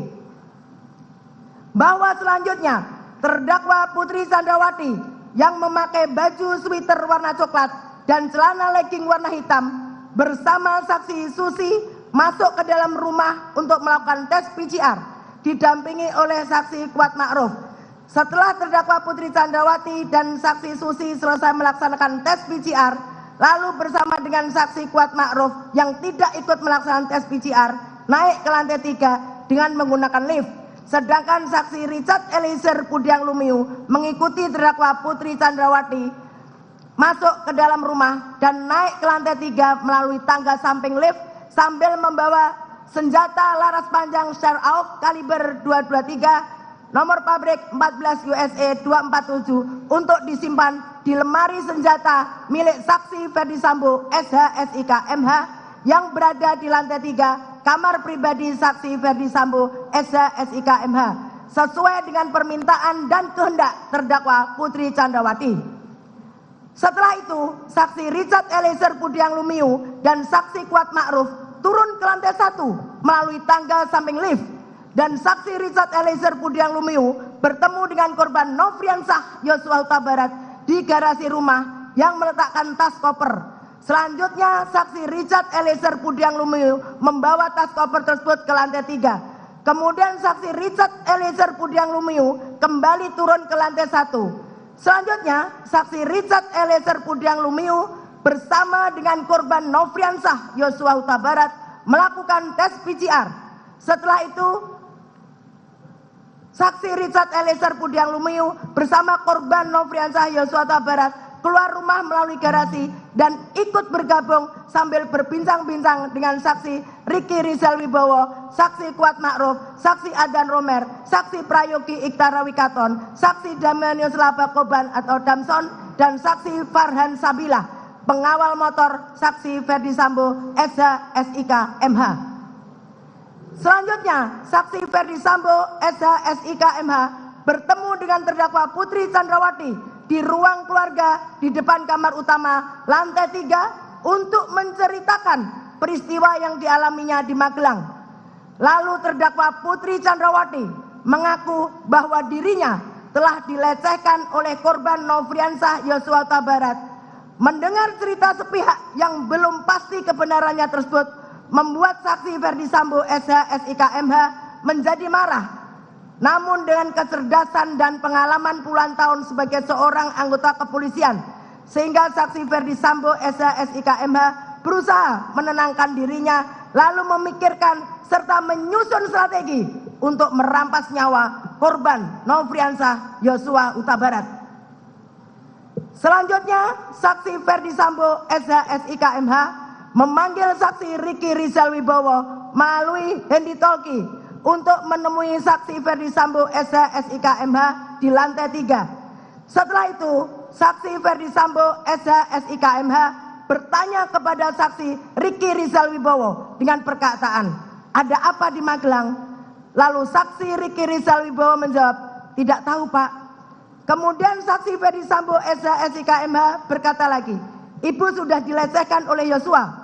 Selanjutnya, saksi Ferdi Sambo, SH, SIK, MH meminta kepada saksi Ricky Rizal Wibowo dengan berkata, "Kamu berani enggak tembak dia, Yosua?" Dijawab oleh saksi Ricky Rizal Wibowo, "Tidak berani, Pak, karena saya enggak kuat mentalnya, Pak." Kemudian saksi Ferdi Sambo, SH, SIK, MH mengatakan pada saksi Ricky Rizal Wibowo, "Tidak apa-apa, tapi kalau dia, Yosua, melawan, kamu backup saya di Duren 3. Dan perkataan perkataan saksi Ferdi Sambo, SH, SIK, MH tersebut tidak dibantah oleh saksi Ricky Rizal Wibowo sebagaimana jawaban sebelumnya.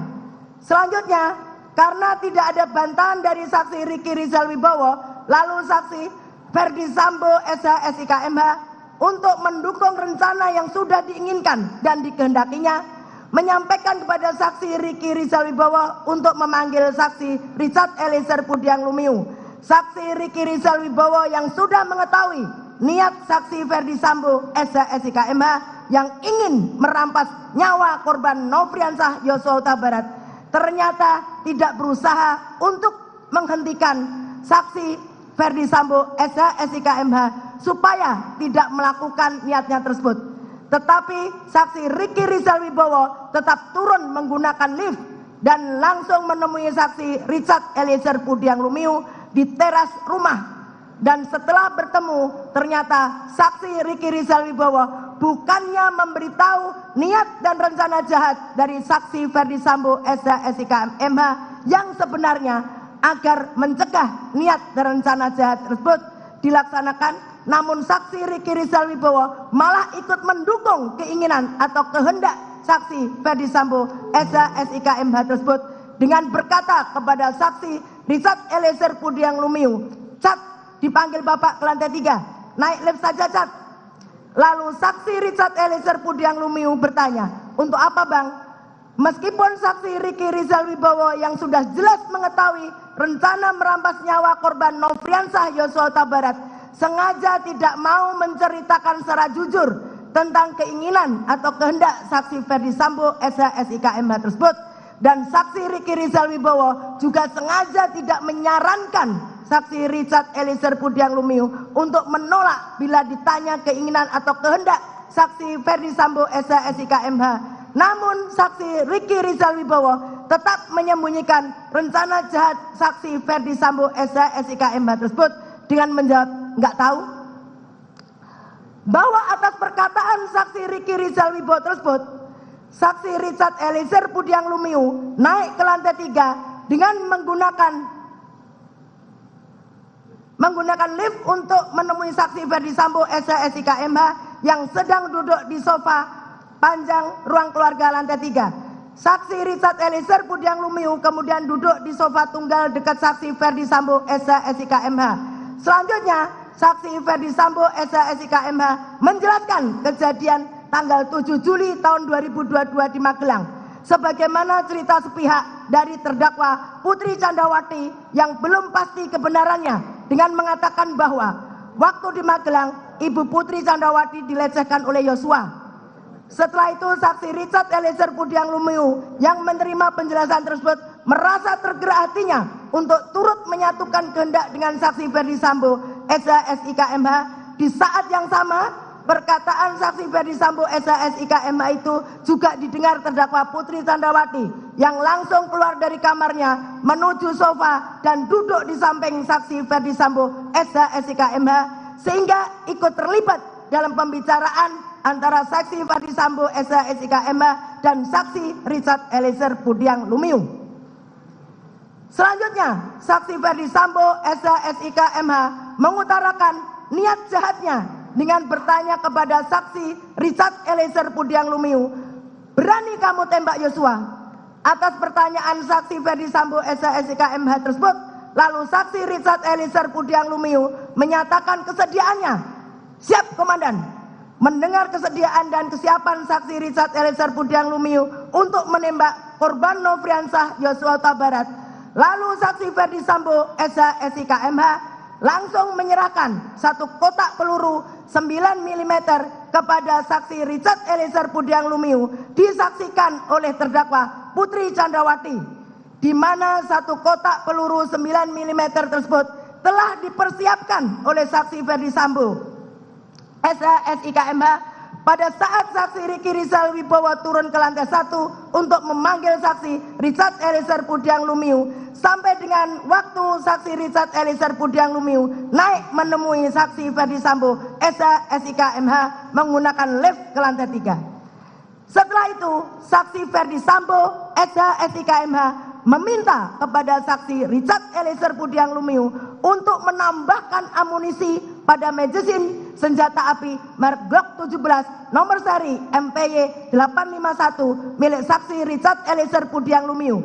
Saat itu, amunisi dalam magazine saksi Richard Eliezer Pudiang Lumiu yang semula berisi 7 butir peluru 9 mm ditambah 8 butir peluru 9 mm. Selanjutnya, saksi Richard Eliezer Pudiang Lumiu memasukkan peluru satu persatu ke dalam magazine pada senjata api Glock 17 nomor seri MPY 851 miliknya untuk mengikuti permintaan saksi Ferdi Sambo SH/SIK MH tersebut. Pada saat saksi Richard Eliezer Pudiang Lumiu mengisi 8 butir peluru 9 mm ke dalam magazine senjata api Glock 17 nomor seri MPY 851 yang diberikan oleh saksi Ferdi Sambo SH/SIK MH, saksi Richard Eliezer Pudiang Lumiu telah mengetahui tujuan pengisian peluru 9 mm digunakan untuk menembak korban Nofriansah Yosua Huta Barat. Kemudian saksi Ferdi Sambo SH/SIK MH mempertimbangkan dengan tenang dan matang segala perbuatan dan kemungkinan tentang akibat-akibat dari tindakan yang akan dilakukan oleh saksi Richard Eliezer Pudiang Lumiu untuk menembak korban Nofriansah Yosua Huta Barat yang dapat mengakibatkan dirampasnya nyawa korban Nofriansah Yosua Huta Barat. Lalu saksi Ferdi Sambo SH/SIK MH berkata lagi kepada saksi Richard Eliezer Pudiang Lumiu dengan menyatakan peran saksi Richard Eliezer Pudiang Lumiu adalah untuk menembak korban Nofriansah Yosua Huta Barat. Sementara saksi Ferdi Sambo SH SIK MH akan berperan untuk menjaga saksi Richard Eliezer Pudiang Lumiu. Karena kalau saksi Ferdi Sambo SH SIK MH yang menembak, dikhawatirkan tidak ada yang bisa menjaga semuanya. Selanjutnya, saksi Ferdi Sambo SH SIK MH menyampaikan berulang kali perencanaan penembakan terhadap korban Nofriansah Yosua Huta Barat dan menjelaskan alasan saksi Richard Eliezer Pudiang Lumiu untuk menembak korban Nofriansah Yosua Huta Barat dengan skenarionya adalah korban Nofriansah Yosua Huta Barat dianggap telah melecehkan terdakwa Putri Candrawati yang kemudian berteriak minta tolong. Lalu saksi Richard Eliezer Pudiang Lumiu datang. Selanjutnya korban Nofriansah Yosua Huta Barat menembak saksi Richard Eliezer Pudiang Lumiu dan dibalas tembakan lagi oleh saksi Richard Eliezer Pudiang Lumiu. Pada saat saksi Ferdi Sambo SH SIK MH menjelaskan tentang skenario tersebut, terdakwa Putri Candrawati masih ikut mendengarkan pembicaraan antara saksi Ferdi Sambo SH SIK MH dengan saksi Richard Eliezer Pudiang Lumiu perihal pelaksanaan merampas nyawa korban Nofriansah Yosua Huta Barat akan dilaksanakan di rumah dinas Duren 3 nomor 46. Dan tidak hanya itu saja, terdakwa Putri Candrawati juga mendengar saksi Ferdi Sambo SH SIK MH mengatakan kepada saksi Richard Eliezer Pudiang Lumiu, jika ada orang yang bertanya, dijawab dengan alasan akan melakukan isolasi mandiri atau isoman. Mendengar perkataan saksi Ferdi Sambo SH SIK MH tersebut, lalu saksi Richard Eliezer Pudiang Lumiu menganggukkan kepala sebagai tanda mengerti dan bentuk persetujuan atas rencana jahat saksi Ferdi Sambo SH SIK MH untuk merampas nyawa korban Nofriansah Yosua Huta Barat, di mana terdakwa Putri Candrawati juga ikut terlibat dalam pembicaraan dengan saksi Ferdi Sambo SH SIK MH mengenai keberadaan CCTV di rumah dinas Duren 3 nomor 46 dan penggunaan sarung tangan dalam pelaksanaan perampasan nyawa korban Nofriansah Yosua Huta Barat. Mohon izin dilanjutkan oleh rekan kami. Terima kasih. Terima kasih majelis, kami lanjutkan. Untuk meminimalisir perlawanan korban Nofriansah Yosua Huta Barat ketika rencana jahat tersebut dilaksanakan, maka harus dipastikan korban Nofriansah Yosua Huta Barat dalam keadaan sudah tidak bersenjata. Lalu saksi Ferdi Sambo menanyakan keberadaan senjata api milik korban Nofriansah Yosua Huta Barat kepada saksi Richard Eliezer Pudiang Lumiu yang sudah diamankan oleh saksi Riki Rizal Wibowo terlebih dahulu dengan mengatakan, "Mana senjata Yosua?" Dijawab oleh saksi Richard Eliezer Pudiang Lumiu, "Ada, disimpan di mobil Lexus LM." Kemudian saksi Ferdi Sambo meminta saksi Richard Eliezer Pudiang Lumiu mengambil senjata api milik korban Nofriansah Yosua Huta Barat. Lalu saksi Richard Eliezer Pudiang Lumiu turun ke lantai 1 dengan menggunakan lift menuju mobil Lexus LM nomor polisi B1MH untuk mengambil senjata api HS nomor seri H233001 yang sudah diamankan oleh saksi Riki Rizal Wibowo di dalam dashboard mobil Lexus LM nomor polisi B1MH. Dan kemudian saksi Richard Eliezer Pudiang Lumiu memasukkan senjata api HS nomor seri H233001 ke dalam tas merek Tumi milik saksi Richard Eliezer Pudiang Lumiu dan kemudian membawanya menuju ke lantai 3 melewati tangga dapur untuk kemudian menyerahkan senjata api tersebut kepada saksi Ferdi Sambo. Pada saat saksi Richard Eliezer Pudiang Lumiu menyerahkan senjata api HS nomor seri H233001 milik korban Nofriansah Yosua Huta Barat kepada saksi Ferdi Sambo, saksi Richard Eliezer Pudiang Lumiu melihat saksi Ferdi Sambo sudah menggunakan sarung tangan warna hitam sebagai bagian dari persiapan pelaksanaan merampas nyawa korban Nofriansah Yosua Huta Barat. bahwa rencana jahat saksi Ferdi Sambo untuk merampas nyawa korban Nofriansah Yosua Huta Barat yang akan dilaksanakan di rumah dinas Duren 3 nomor 46 juga diketahui terdakwa Putri Chandrawati. Namun, bukannya membuat saksi Ferdi Sambo dan terdakwa Putri Chandrawati yang merupakan suami istri tersebut saling mengingatkan untuk mengurungkan terlaksananya niat jahat, akan tetapi keduanya justru saling bekerja sama untuk mengikuti dan mendukung kehendak saksi Ferdi Sambo dengan mengajak saksi Riki Rizal Wibowo, saksi Richard Eliezer Budiang Lumiu, saksi Kuat Ma'ruf, dan korban Nofriansah Yosua Huta Barat dengan alasan untuk melakukan isolasi mandiri di rumah dinas Duren 3 nomor 46. Begitupun juga saksi Riki Rizal Wibowo, saksi Richard Eliezer Budiang Lumiu, dan saksi Kuat Ma'ruf. Tidak satu pun dari ketiganya yang berupaya mencegah rencana jahat saksi Ferdi Sambo dan justru mengikuti skenario melakukan isolasi mandiri isoman. Padahal terhadap saksi Riki Rizal Wibowo dan saksi Kuat Ma'ruf jelas tidak melakukan tes PCR karena akan kembali ke Magelang. Akan tetapi turut mendukung kehendak bersama saksi Ferdi Sambo untuk merampas nyawa korban Nofriansah Yosua Huta Barat.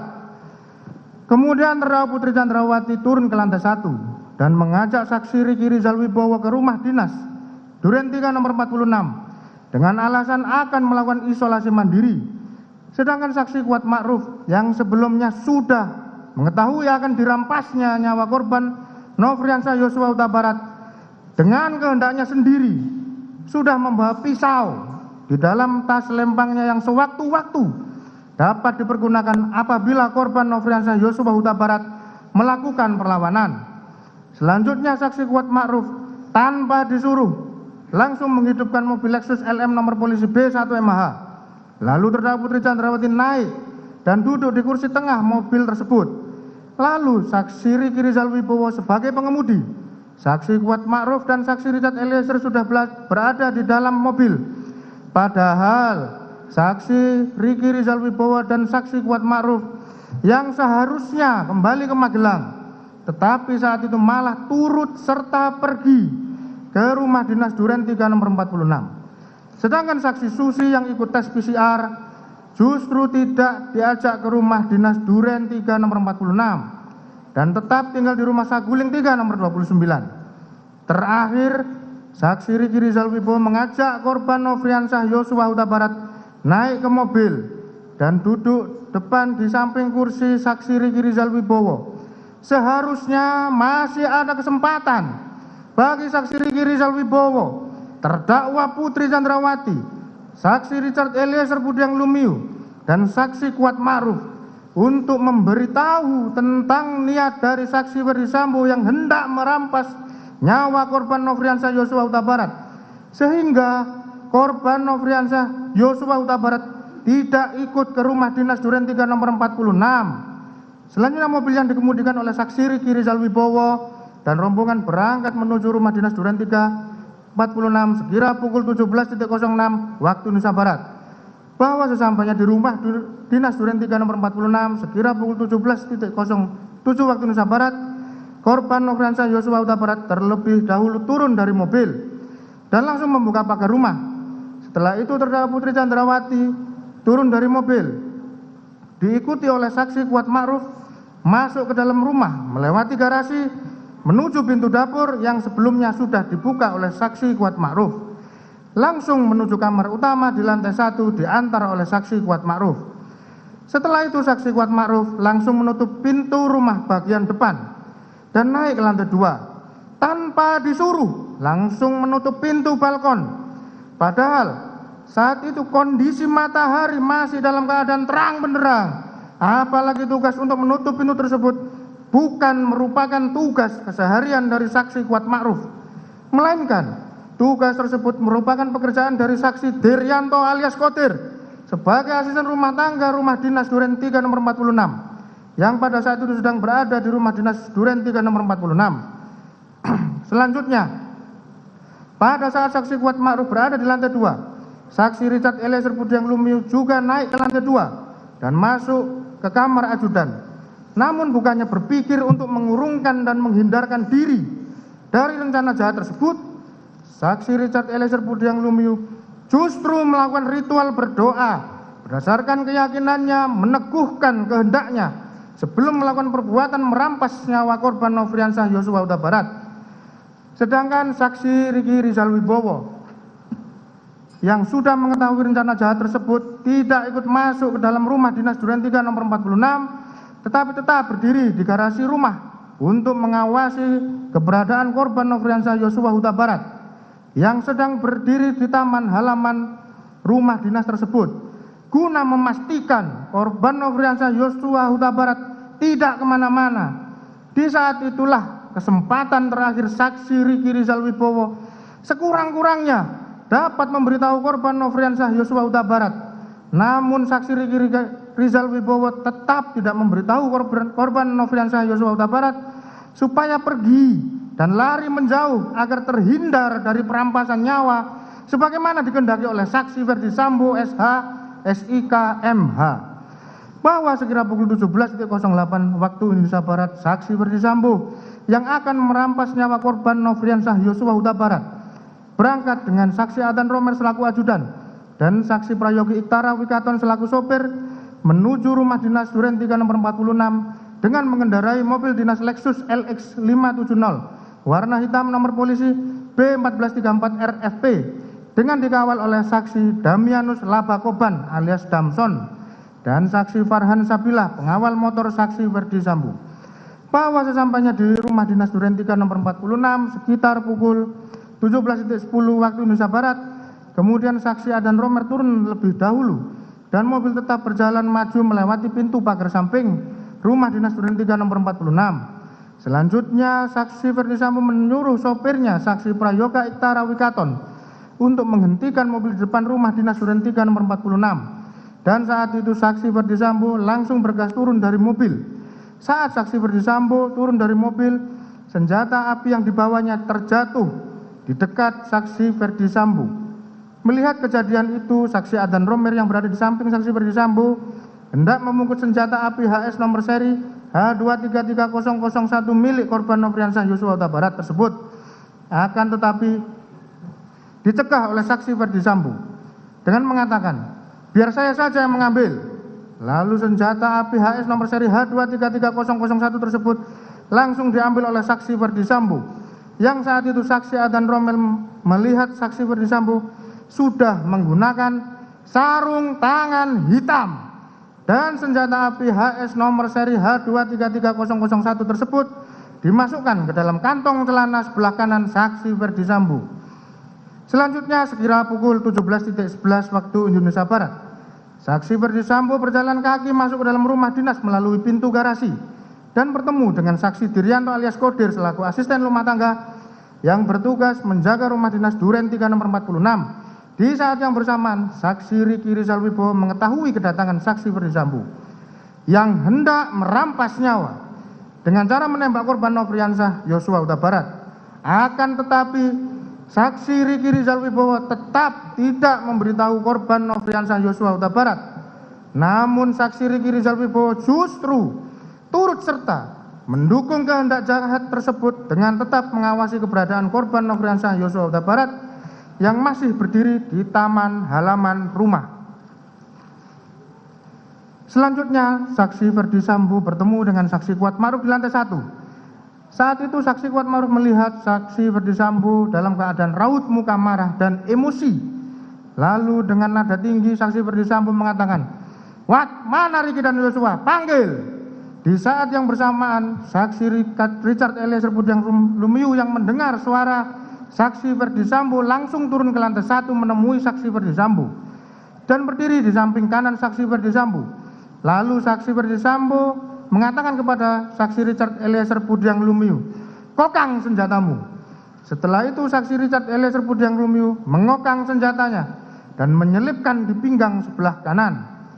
Bahwa sekira pukul 17.12 waktu Indonesia Barat, saksi Kuat Ma'ruf yang mengetahui kehendak saksi Ferdi Sambo dengan sigap dan tanggap keluar melalui pintu dapur menuju garasi dan menghampiri saksi Riki Rizal Wibowo yang berdiri dekat garasi di dekat bak sampah dengan mengatakan, "Om, dipanggil Bapak sama Yosua."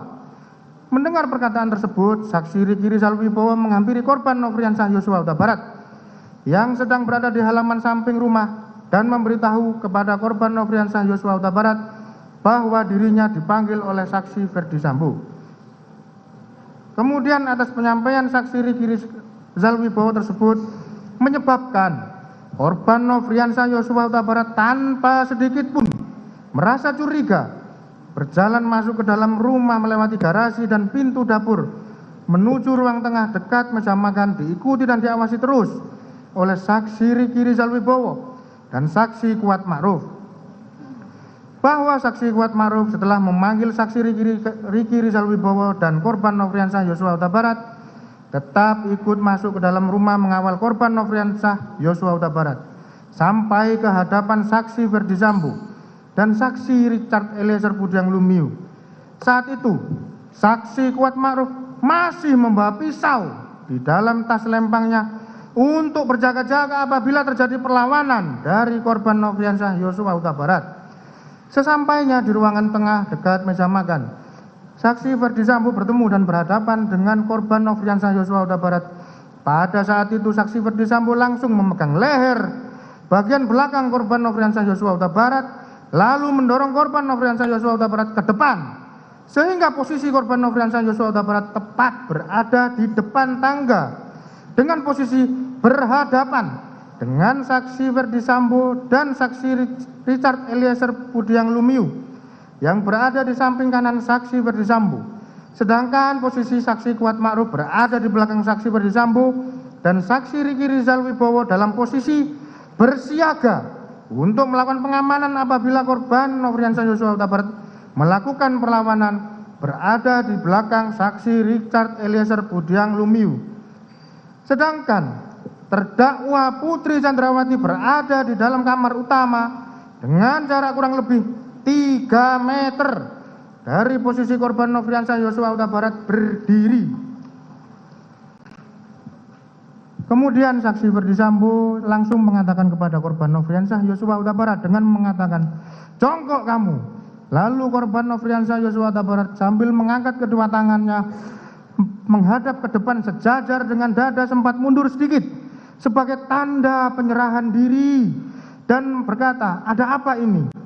Selanjutnya saksi Ferdi Sambo yang sudah mengetahui jika menembak dapat merampas nyawa berteriak dengan suara keras kepada saksi Richard Eliezer Budiang Lumiu dengan mengatakan, "Woi, kau tembak, cepat kau tembak, woi."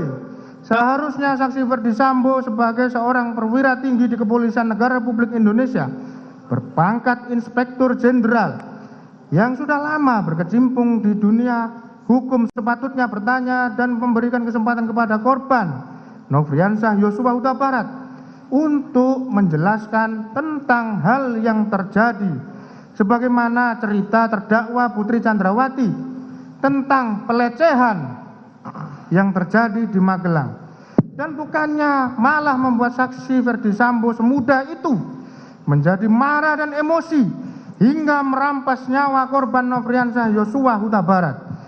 Setelah mendengar teriakan saksi Ferdi Sambo, lalu saksi Richard Eliezer Budiang Lumiu sesuai dengan rencana jahat yang telah disusun sebelumnya dengan pikiran tenang dan matang serta tanpa ada keraguan sedikit pun karena sudah mengetahui jika menembak akan mengakibatkan dirampasnya nyawa korban Nofriansah Yosua Huta Barat, langsung mengarahkan senjata api Glock 17 nomor seri MPY 851 ke tubuh korban Nofriansah Yosua Huta Barat dan menembakkan senjata api miliknya sebanyak 3 atau 4 kali hingga korban Nofriansah Yosua Huta Barat terjatuh dan terkapar mengeluarkan banyak darah.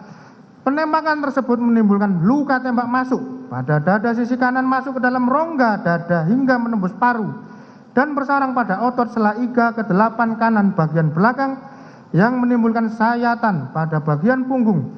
Luka tembak masuk pada bahu kanan menyebabkan luka tembak keluar pada lengan atas kanan. Luka tembak masuk pada bibir sisi kiri menyebabkan patahnya tulang rahang bawah dan menembus hingga ke leher sisi kanan. luka tembak masuk pada lengan bawah kiri bagian belakang telah menembus ke pergelangan tangan kiri dan menyebabkan kerusakan pada jari manis dan jari kelingking tangan kiri. Kemudian saksi Ferdi Sambo menghampiri korban Nofriansah Yosua Huta Barat yang tergeletak di dekat tangga depan kamar mandi dalam keadaan tertelungkup masih bergerak-gerak kesakitan. Lalu untuk memastikan benar-benar tidak bernyawa lagi, saksi Ferdi Sambo yang sudah memakai sarung tangan hitam menggenggam senjata api dan menembak sebanyak 1 kali mengenai tepat kepala bagian belakang sisi kiri korban Nofriansah Yosua Huta Barat hingga korban meninggal dunia.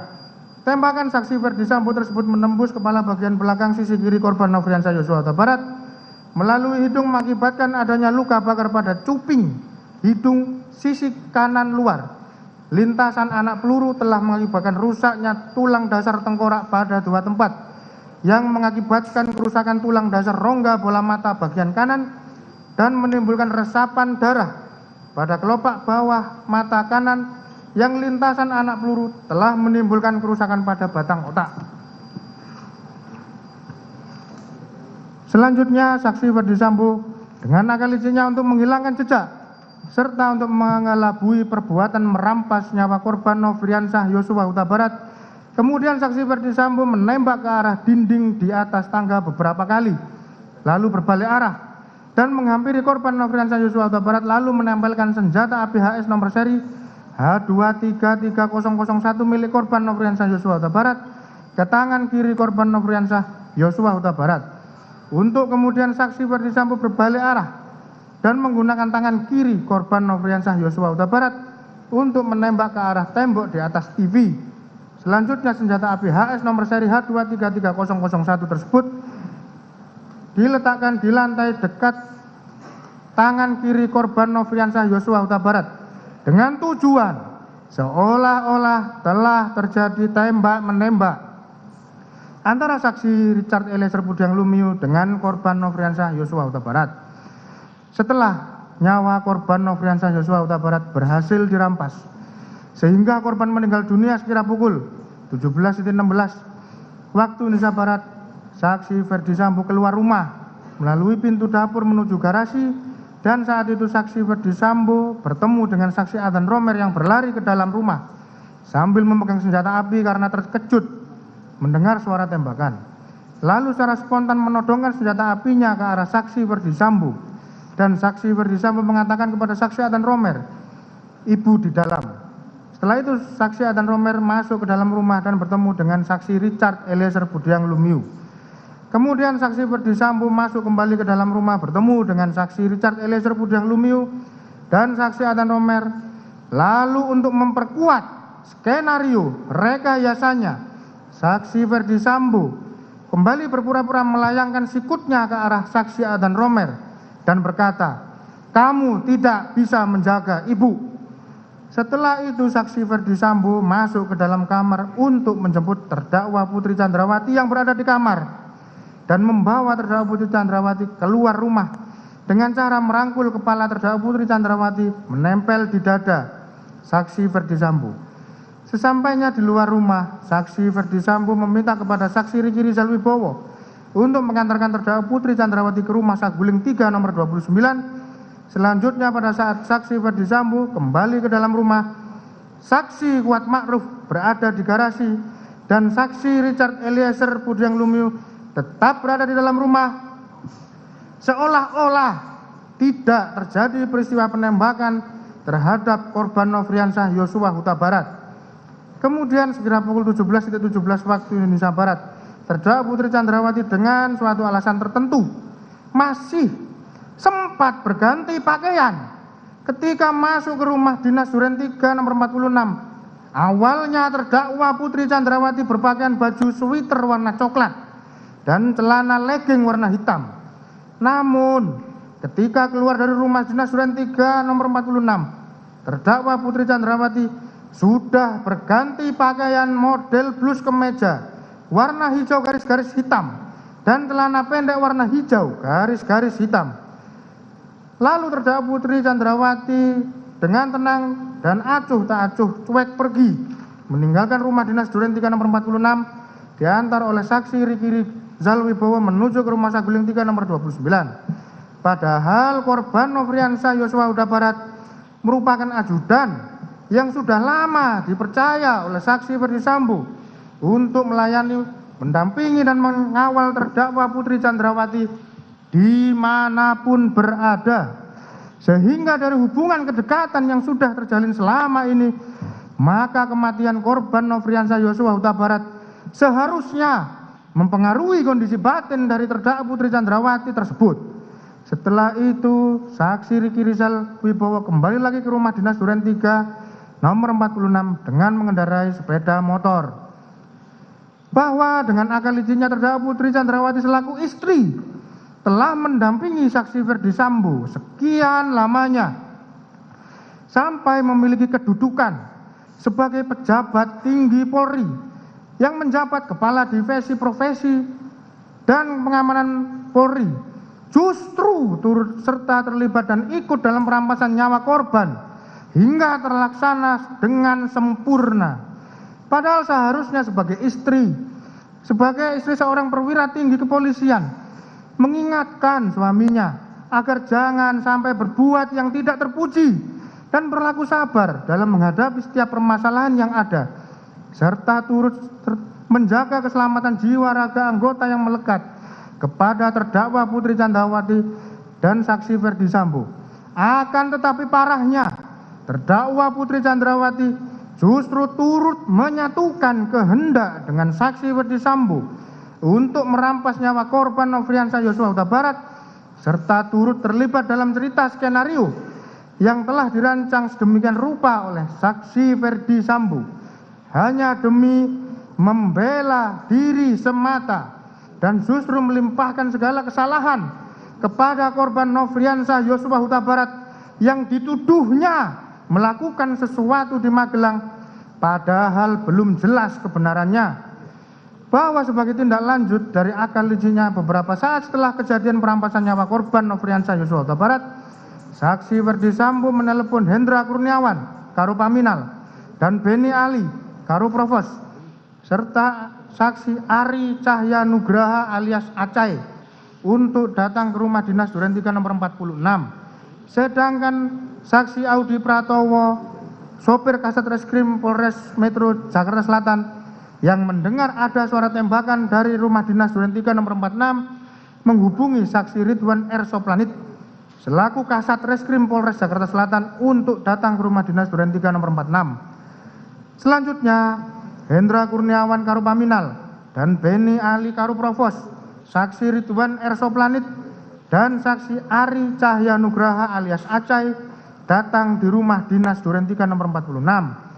Saat itu melihat di dalam rumah sudah tergeletak korban Nofriansah Yosua Huta Barat yang bergelimang darah dan melihat selongsong peluru dan proyektil serta serpian peluru yang berserakan di sekitar lokasi kejadian.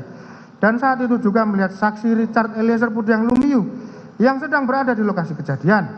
Tidak berapa lama kemudian, sekira pukul 19.40 WIB, terhadap jenazah korban Nofriansah Yosua Huta Barat dilakukan evakuasi, di mana saksi Ahmad Syahrul Ramadan, driver ambulan PT Bintang Medika, mengawalinya dengan mengecek nadi bagian leher dan tangan sebelah kiri korban Nofriansah Yosua Huta Barat. Ternyata sudah meninggal dunia.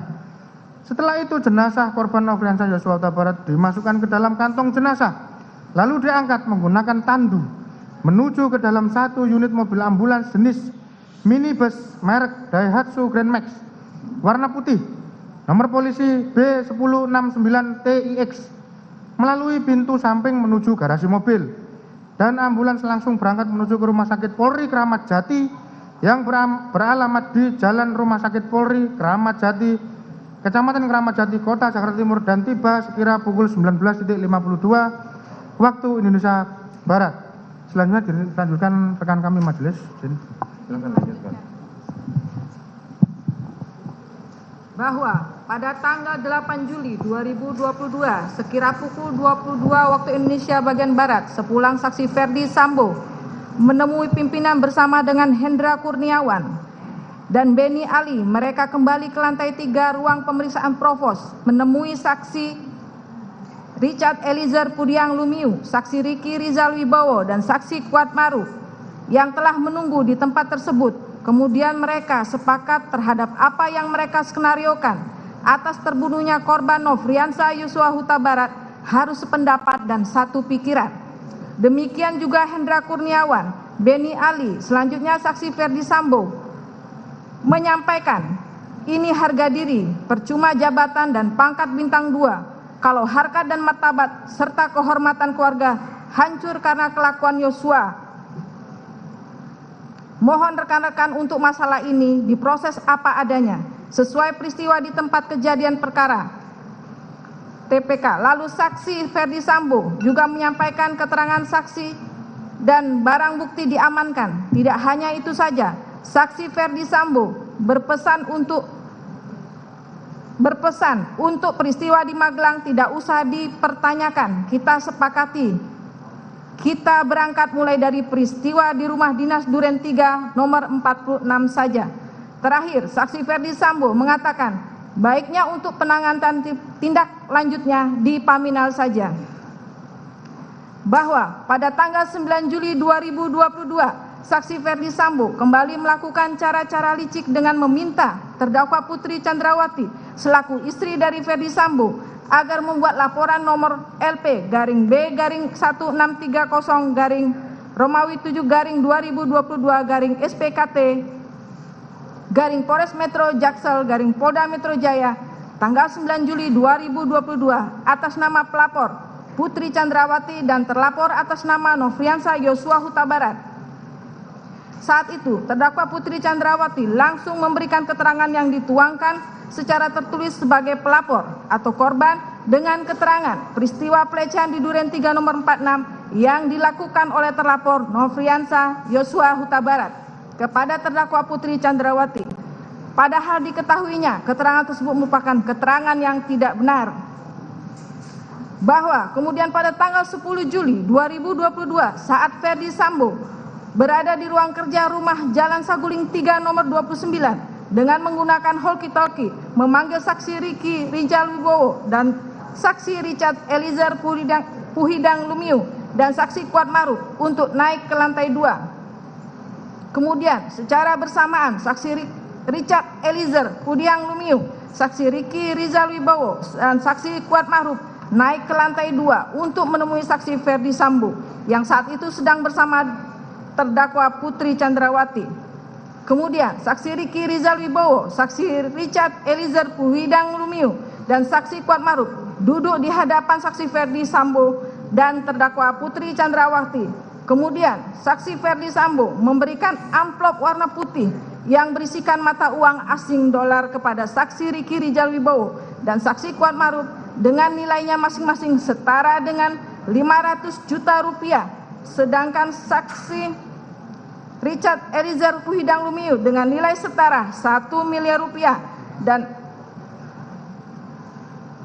sedangkan saksi Richard Eliezer Pudiang Lumiu dengan nilai setara 1 miliar rupiah dan amplop yang berisikan uang tersebut diambil kembali oleh saksi Ferdi Sambo dengan janji akan diserahkan pada bulan Agustus 2022 apabila kondisi sudah aman. Kemudian saksi Ferdi Sambo memberikan handphone merek iPhone 13 Pro Max sebagai hadiah untuk mengganti handphone lama yang telah dirusak atau dihilangkan agar jejak komunikasi peristiwa merampas nyawa korban Nofriansah Yosua Huta Barat tidak terdeteksi.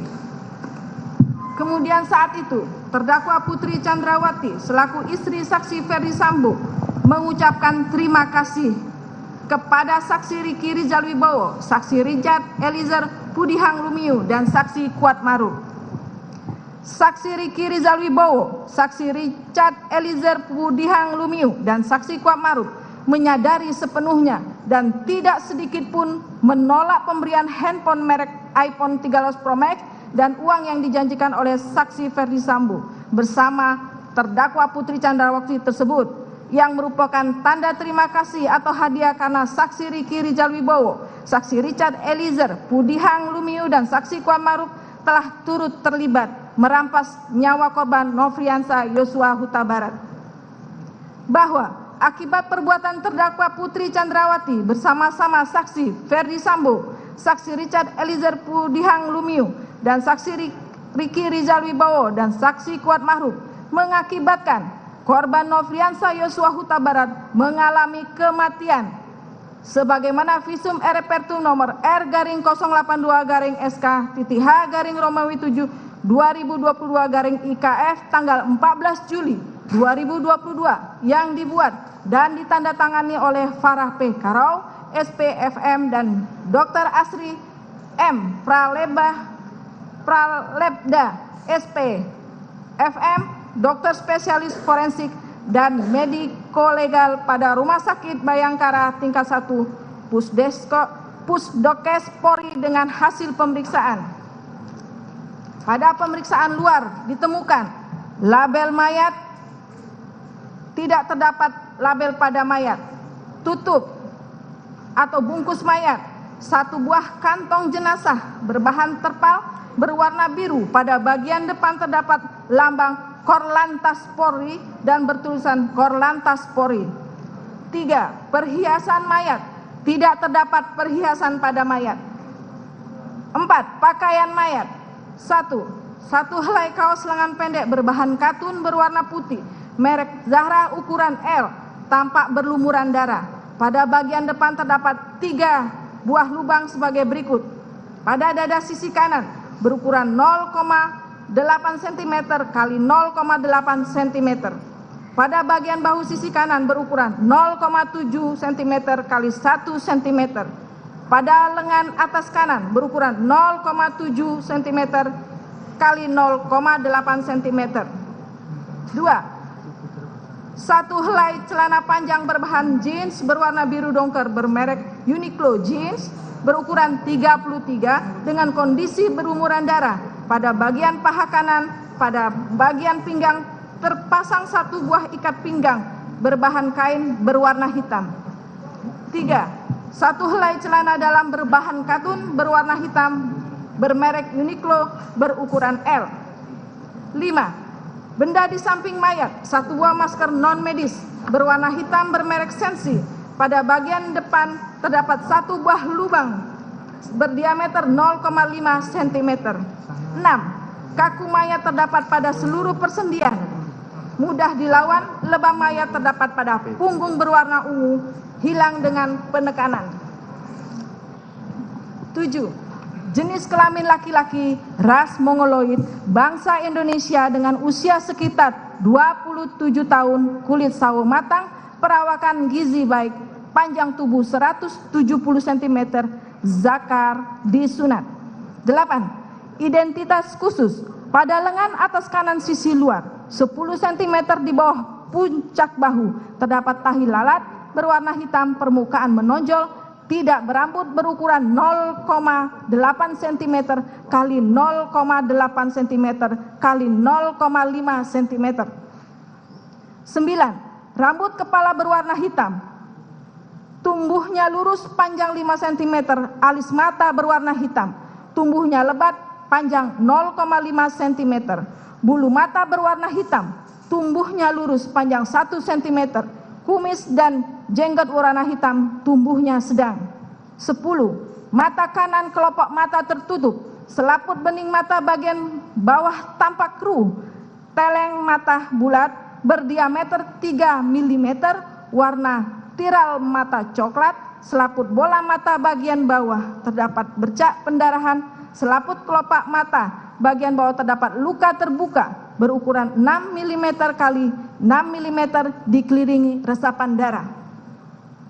Mata kiri, kelopak mata tertutup, selaput bening mata jernih, teleng mata kiri bulat, berdiameter 5 mm, warna tiral mata berwarna coklat, selaput bola mata putih, selaput kelopak mata kiri pucat. 11. Hidung mancung, telinga kanan dan telinga kiri menggantung, mulut tertutup, lidah tidak terjulur atau tergigit. 12. Gigi geligi berjumlah 32 buah dengan 8 buah gigi pada masing-masing sisi rahang. Pada rahang bawah sisi kanan antara gigi pertama dan gigi kedua tampak patah dengan gusi di sekitarnya disekelilingi resapan darah. 13. Dari mulut dan lubang hidung keluar darah. Dari kedua lubang telinga, lubang kemaluan, dan lubang pelepasan tidak keluar apa-apa.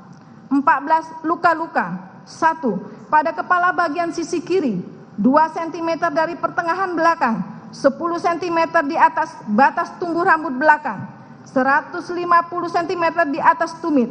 Terdapat luka berbentuk bulat berdiameter 5 mm dikelilingi kelim lecet dengan ukuran sebagai berikut: kanan atas 2 mm, kanan atas 2 mm, kanan bawah 2 mm, kiri bawah 2 mm, kiri atas 2 mm. 2. Pada kelopak bawah mata kanan 4 cm dari pertengahan depan, 1,5 cm di bawah sudut luar mata, 150 cm di atas tumit. Terdapat luka terbuka berbentuk lonjong berukuran 5 mm kali 3 mm. Dikelilingi klim lecet dengan ukuran sebagai berikut: kiri bawah 3 mm, kanan bawah 2 mm, kanan atas 1 mm, kiri atas 2 mm. Luka dikelilingi memar berwarna ungu kemerahan seluas 6 cm kali 4 cm. Pada sudut kanan atas luka terbuka berlanjut menjadi luka terbuka dangkal sepanjang 6 mm. 1,5 cm di bawah luka tersebut terdapat 2 buah luka lecet berbentuk garis serong dari kiri bawah ke kanan atas, masing-masing sepanjang 1 cm dan 0,6 cm. Dikelilingi memar berwarna ungu kehitaman seluas 1,5 cm kali 1 cm.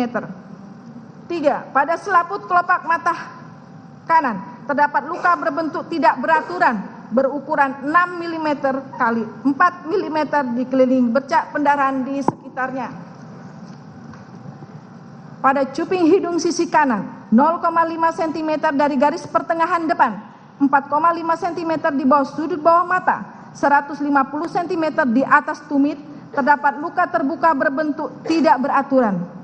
Dasar tampak tulang hidung dan sekat antar rongga hidung yang patah berkeping. Luka berukuran 1,5 cm kali 1 cm. Di sekitarnya terdapat 2 buah luka lecet bentuk garis, masing-masing sepanjang 0,4 cm dan 0,5 cm. 5. Pada bibir bagian bawah sisi kiri, 1 cm dari garis pertengahan depan, 150 cm di atas tumit. Terdapat luka berbentuk bulat berdiameter 5 mm, dikelilingi klim lecet sebagai berikut: kiri atas berukuran 12 mm, kiri bawah berukuran 2 mm, kanan bawah 1 mm, kanan atas 8 mm. 6. Pada leher sisi kanan, 4 cm dari garis pertengahan depan, 6 cm di bawah sudut bibir, 140 cm di atas tumit. Terdapat luka berbentuk tidak beraturan dengan dasar teraba tulang rahang bawah yang patah berkeping. Luka berukuran 2 cm kali 2,5 cm. 7. Pada puncak bahu kanan 20 cm dari pertengahan depan terdapat luka berbentuk terbuka berbentuk lonjong berukuran 8 mm kali 6 mm.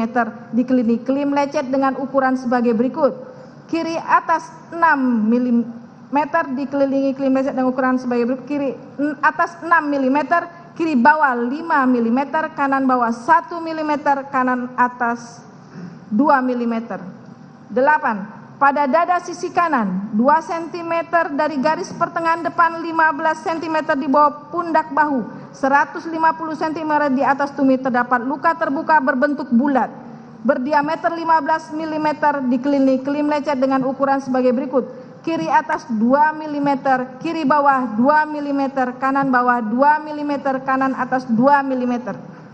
Pada lengan 9, pada lengan atas sisi luar 12 cm di bawah puncak bahu terdapat luka terbuka berbentuk tidak beraturan, dasar teraba otot, luka berukuran 1,3 cm kali 1 cm.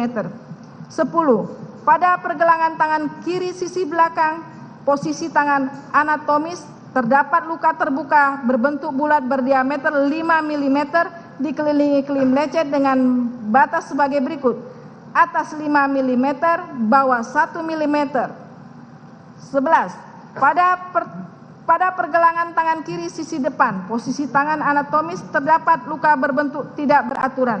Dasar teraba otot, luka berukuran 9 mm kali 7 mm, dikelilingi memar berwarna keunguan. 12. Pada ruas ujung jari kelingking kiri sisi belakang, posisi tangan anatomis terdapat luka terbuka dengan tepi tidak rata dan berbentuk tidak beraturan. Dasar tampak tulang jari yang patah berkeping. Luka berukuran 1,2 cm kali 0,6 cm.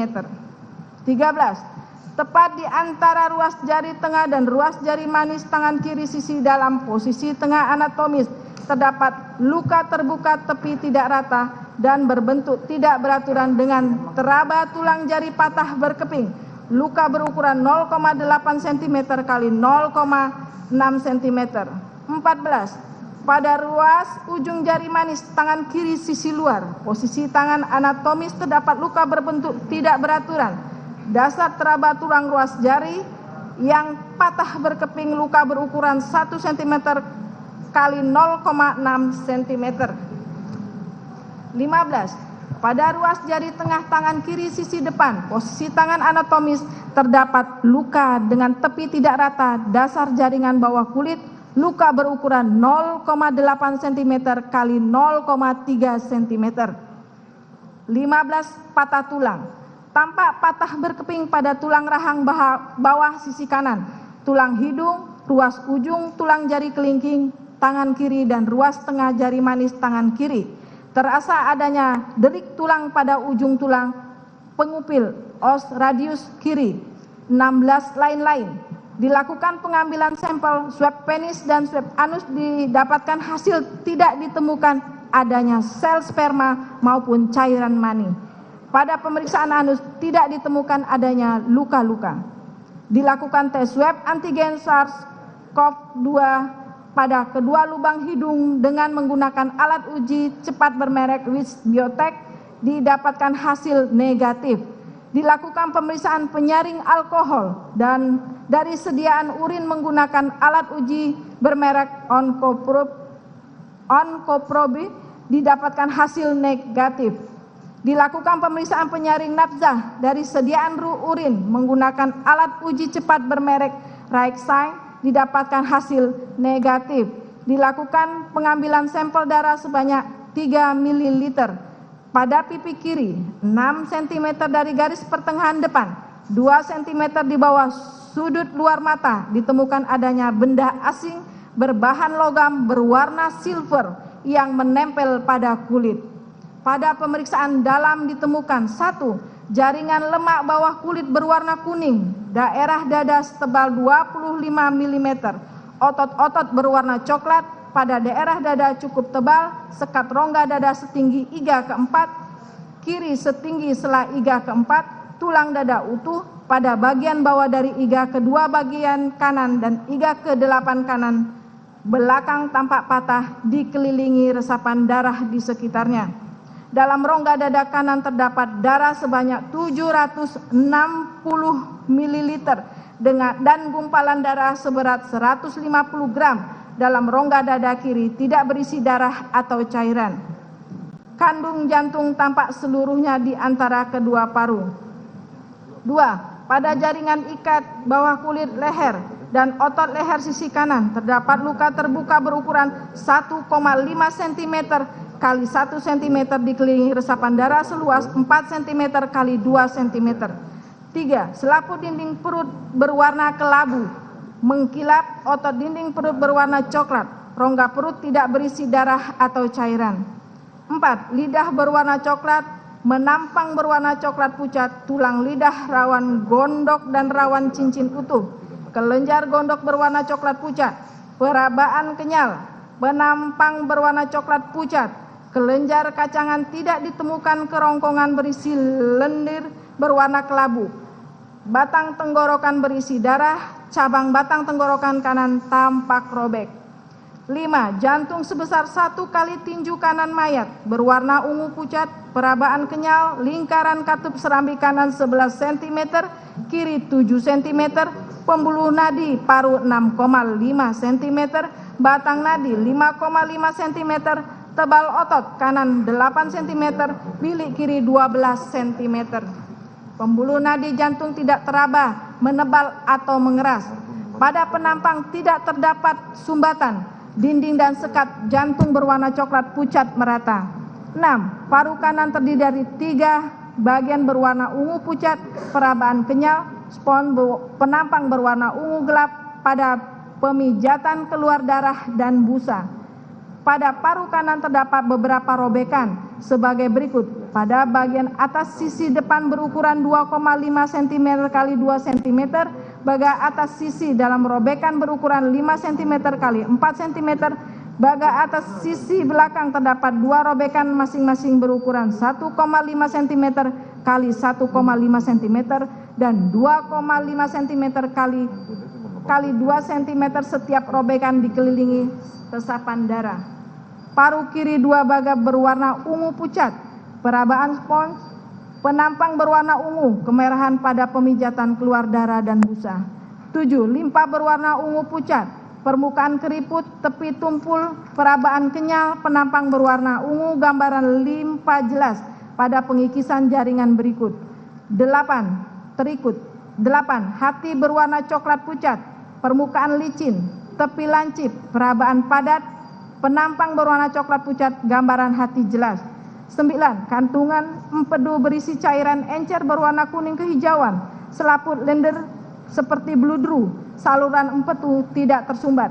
10. Kelenjar liur perut pucat, permukaan berbaga-baga, perabaan kenyal, penampang berwarna abu pucat, perabaan kelenjar jelas, tidak terdapat resapan darah. 11. Lambung berisi cairan encer berwarna putih keruh, selaput lendir pucat, usus 12 jari berisi lendir berwarna kelabu, usus halus berisi lendir berwarna kuning kecoklatan, usus besar berisi tinja berwarna coklat kehijauan. 12. Kelenjar anak ginjal kanan berbentuk seperti trapesium, warna kuning, penampang berlapis. Kelenjar anak ginjal kiri berbentuk seperti bulan sabit, warna kuning, penampang berlapis. 13. Ginjal kanan simpai lemak sangat tebal, simpai ginjal mudah dilepas, permukaan ginjal licin, warna coklat pucat, penampang warna coklat pucat, gambaran ginjal jelas, piala ginjal kosong, saluran kemih tidak tersumbat. Ginjal kiri simpai lemak sangat tebal, simpai ginjal mudah dilepas, permukaan ginjal licin, warna coklat pucat, penampang warna coklat pucat, gambaran ginjal jelas, piala ginjal kosong, saluran kemih tidak tersumbat. 14. Kandung kemih berisi urin berwarna kuning keruh, selaput lendir pucat. 15. Pada kulit kepala bagian dalam daerah belakang sisi kiri tampak resapan darah seluas 25 cm kali 18 cm pada tulang tengkorak terdapat patahan sebagai berikut. A. Pada belakang sisi kiri bagian luar tampak patahan berbentuk bulat berdiameter 10 mm dan pada bagian dalamnya tampak patahannya berbentuk menyerupai corong. B. Patahan poin. A. Berlanjut ke arah dasar tulang tengkorak sisi kiri serta ke arah puncak kepala dengan patahan berbentuk garis. C. Pada tulang di antara kedua mata etmoid tampak patah berkeping. Pada selaput keras dan selaput lunak otak terdapat robekan tepat di bawah patahan poin A dengan pendarahan di bawah selaput keras otak dan selaput lunak otak baga kiri. Otak besar baga kiri, sisi belakang occipital tampak adanya robekan berbentuk bulat yang berlanjut ke otak kecil baga kiri sebagian batang otak sisi kiri.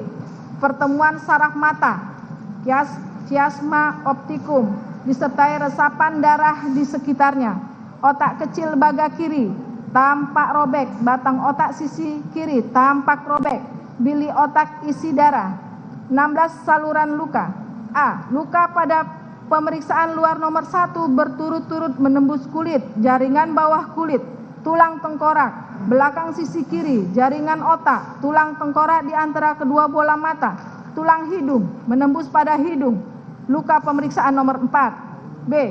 luka pada pemeriksaan luar nomor 2 berturut-turut menembus kulit, jaringan kulit, menembus pada selaput kelopak bawah mata kanan, luka pada pemeriksaan luka nomor 3.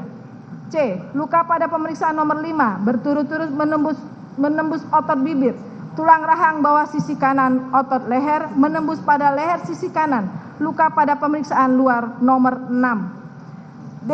Luka pada pemeriksaan luar nomor 7 berturut-turut menembus kulit, jaringan bawah kulit, menembus lengan atas kanan sisi luar, luka pada pemeriksaan luar nomor 9. E. Luka pada pemeriksaan nomor 8 berturut-turut menembus kulit, jaringan bawah kulit, otot selah iga kedua dengan sebagian tepi bawah iga kedua kanan depan, paru kanan, iga ke-8 kanan belakang. F. Luka pada pemeriksaan luar nomor 10 berturut-turut menembus kulit, jaringan bawah kulit, otot, sebagian tulang mengumpil sisi luar, menembus pada pergelangan tangan sisi depan, luka pada pemeriksaan luar nomor 11. Luka pada pemeriksaan 12, 13, 14, dan 15 merupakan satu garis luka yang dimulai dari luka nomor 12 dan berakhir pada luka nomor 15. 17 lain-lain, pada kulit punggung sisi kanan teraba adanya benda dengan perabaan padat, kemudian dilakukan sayatan dan ditemukan satu buah anak peluru kondisi utuh berbahan logam berwarna kuning keemasan, dan selanjutnya anak peluru diserahkan kepada penyidik Kepolisian Resort Jakarta Selatan. Kesimpulan, telah dilakukan pemeriksaan terhadap jenazah laki-laki berusia 27 tahun. Pada pemeriksaan ditemukan 7 buah luka tembak masuk pada kepala bagian belakang sisi kiri, kelopak bawah mata kanan, bibir bagian bawah sisi kiri, puncak bahu kanan, dada sisi kanan, pergelangan tangan kiri, sisi belakang, dan ruas jari manis tangan kiri sisi dalam, serta luka tembak keluar pada selaput kelopak mata, kelopak bawah mata kanan, hidung, leher sisi kanan, lengan atas kanan sisi luar, pergelangan tangan kiri sisi depan, dan ruas ujung jari manis tangan kiri sisi luar akibat senjata api. Ditemukan juga patahnya tulang rahang bawah sisi kanan, memar dan luka lecet pada pipi kanan, serta luka-luka terbuka pada jari kelingking dan jari tengah, disertai patahnya tulang jari kelingking dan jari manis tangan kiri yang sesuai dengan pola perlukaan akibat lintasan dari anak peluru. Luka tembak masuk pada kepala bagian belakang sisi kiri, menembus tengkorak dan menimbulkan patah tulang-tulang tengkorak dan tulang hidung disertai robekan jaringan otak dan pendarahan dalam rongga kepala. Luka tembak masuk pada dada sisi kanan menembus rongga dada dan menimbulkan patahnya iga-iga serta robekan-robekan pada utut selah iga dan organ paru kanan disertai pendarahan pada rongga dada kanan. Selanjutnya ditemukan adanya satu buah anak peluru yang bersarang di jaringan bawah kulit punggung sisi kanan yang sesuai dengan pola saluran dari luka tembak masuk pada dada sisi kanan. Sebab mati orang ini akibat luka tembak masuk pada kepala bagian belakang sisi kiri yang menimbulkan kerusakan serta pendarahan jaringan otak, serta luka tembak masuk pada dada sisi kanan yang merobek paru sehingga menimbulkan pendarahan hebat. Luka tembak masuk pada kepala dan dada secara bersama-sama maupun tersendiri dapat menyebabkan kematian. Selanjutnya pada tanggal 27 Juli 2022 sekira pukul 9.30 waktu Indonesia bagian Barat bertempat di ruang pulasarah jenazah Rumah Sakit Umum Daerah Sungai Bahar Kabupaten Muara Jambi telah dilakukan pemeriksaan luar jenazah korban Nofriansah Yosua Huta Barat sebagaimana surat keterangan ahli nomor 060-Romawi 7-2022-PP-PD FI dan ditandatangani oleh penasihat yaitu Profesor Dr. Agus Purwadianto SPSN KSA MSI DFM, Profesor Dr. Ahmad Yudianto SPFM KSH MKes, Profesor Dr. Dedi Afandi DFM SPFMK. Ketua yaitu Dr. Adi Firmansyah Sugiharto SPFMK. Anggota yaitu Dr. Yudi SPFMK, Dr. Rika Susanti FPFMK, Dr. Sofiana SPFM, Dr. Iga Bagus Putu Alif SPFMK DFM. Dengan kesimpulan, pada pemeriksaan mayat laki-laki usia 27 tahun yang telah dikubur dengan peti dan telah dilakukan bedah mayat serta pengawetan jenazah selama 17 hari dan sudah dalam keadaan membusuk. Sebagian ini ditemukan 5 luka tembak masuk masing-masing terdapat di kepala bagian belakang sisi kiri, bibir bawah, puncak bahu kanan dan sisi kanan, dan lengan bawah tangan kiri sisi belakang, serta 4 luka tembak keluar masing-masing di puncak hidung sisi kanan, leher sisi kanan, lengan atas kanan, dan pergelangan tangan kiri sisi depan akibat kekerasan senjata api. Selanjutnya, tidak ditemukan adanya tanda-tanda kekerasan pada bagian tubuh lainnya selain sebagaimana yang telah disebutkan pada pemeriksaan luka. Sebab matinya orang ini adalah akibat kekerasan senjata api di daerah dada yang telah menembus paru. Kekerasan senjata api pada kepala bagian belakang secara tersendiri juga bersifat fatal dan dapat menyebabkan kematian. Waktu kematian diperkirakan terjadi antara 8 atau 9 hingga 16 jam sebelum tindakan pengawetan atau embalming pada organ ginjal. Perbuatan terdakwa Putri Chandrawati tersebut di atas sebagaimana diatur dan diancam pidana dalam pasal 340 KUH pidana junto pasal 55 ayat 1 ke 1 KUH pidana. Dilanjutkan, rekan.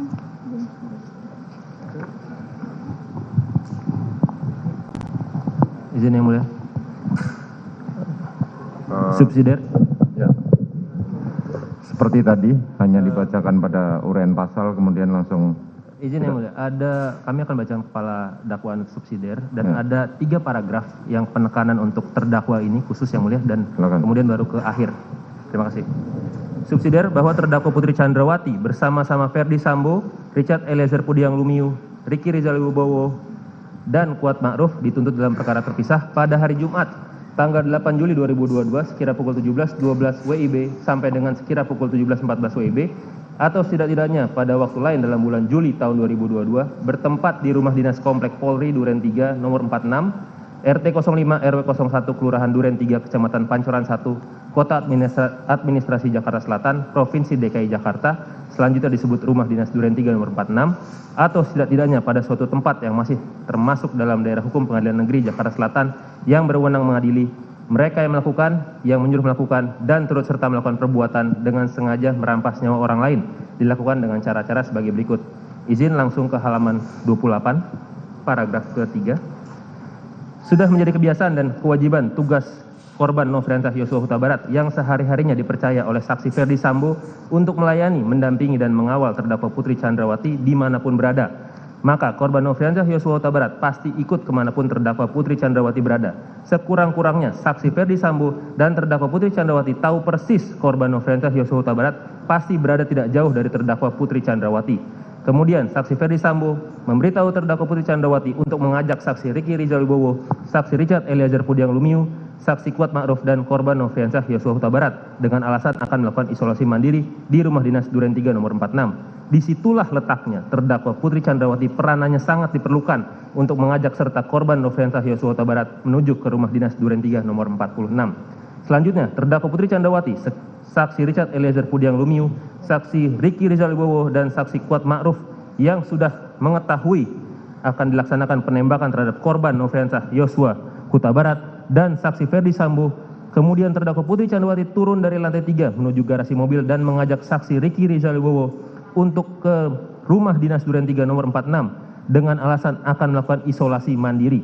Sedangkan saksi Kuat Ma'ruf yang sebelumnya sudah mengetahui akan dilaksanakan penembakan terhadap korban Nofriansah Yosua Huta Barat dengan inisiatif dan kehendaknya sendiri membawa pisau ke dalam tas lempangnya yang sewaktu-waktu dapat dipergunakan apabila korban Nofriansah Yosua Huta Barat melakukan perlawanan.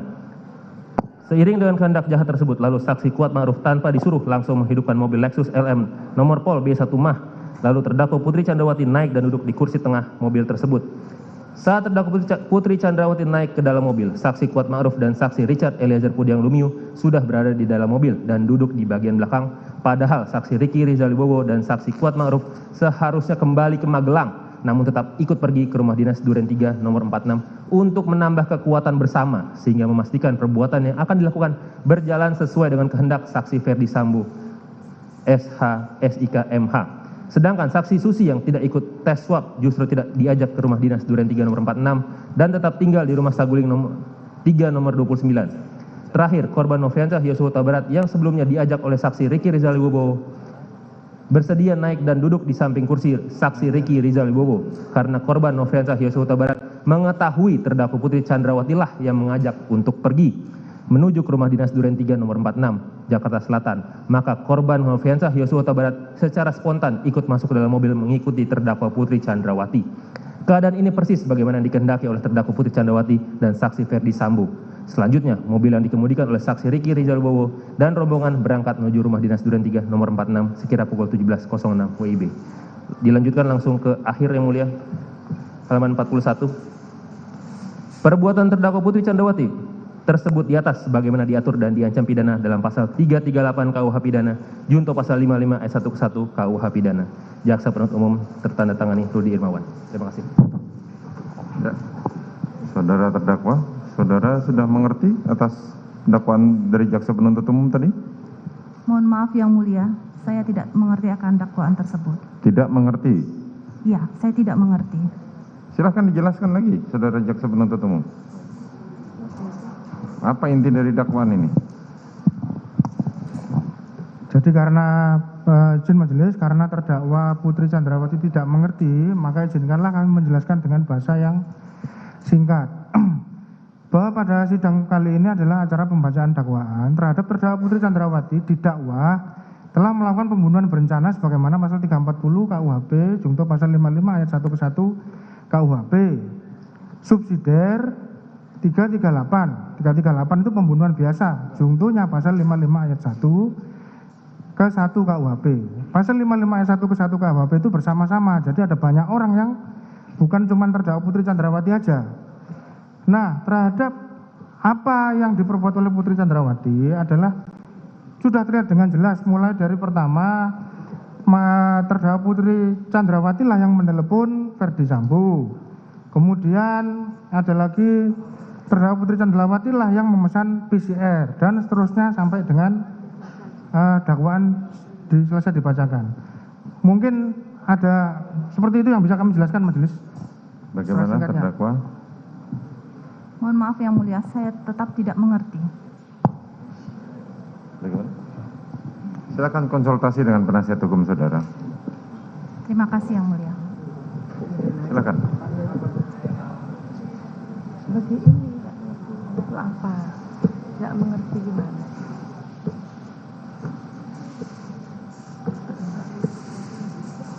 Saya tidak mengerti.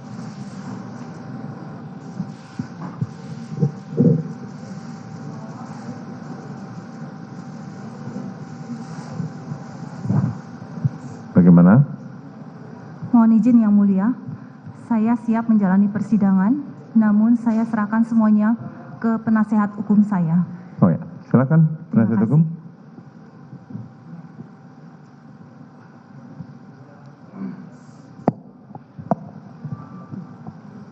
Terima kasih yang mulia. Hari ini atau tadi sudah dibacakan dakwaan kepada terdakwa klien kami. Klien kami pada prinsipnya akan kooperatif untuk menjalani persidangan dan mohon izin agar kami langsung menyampaikan nota keberatan atau eksepsi dan kami langsung bacakan. Oke. Akan kita saudara akan bacakan sekarang tapi kita tunda dulu untuk isoma. Baik yang mulia. Kita akan mulai lagi pukul 7:04 ya. Baik. Ya. Kita akan mulai lagi pukul 7:04. Baik. Baik. Sidang perkara nomor 797 atas nama Putri Chandrawati diskors. Sidang dinyatakan ditutup.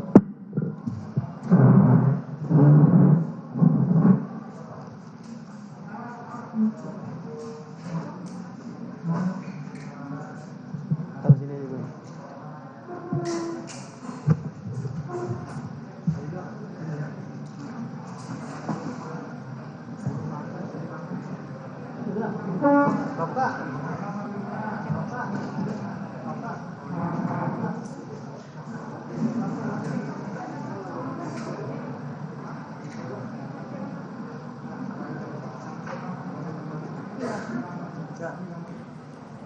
Sidang pembacaan dakwaan sebagai sidang perdana Putri Chandrawati, istri Irjen Verdi Sambo sudah selesai.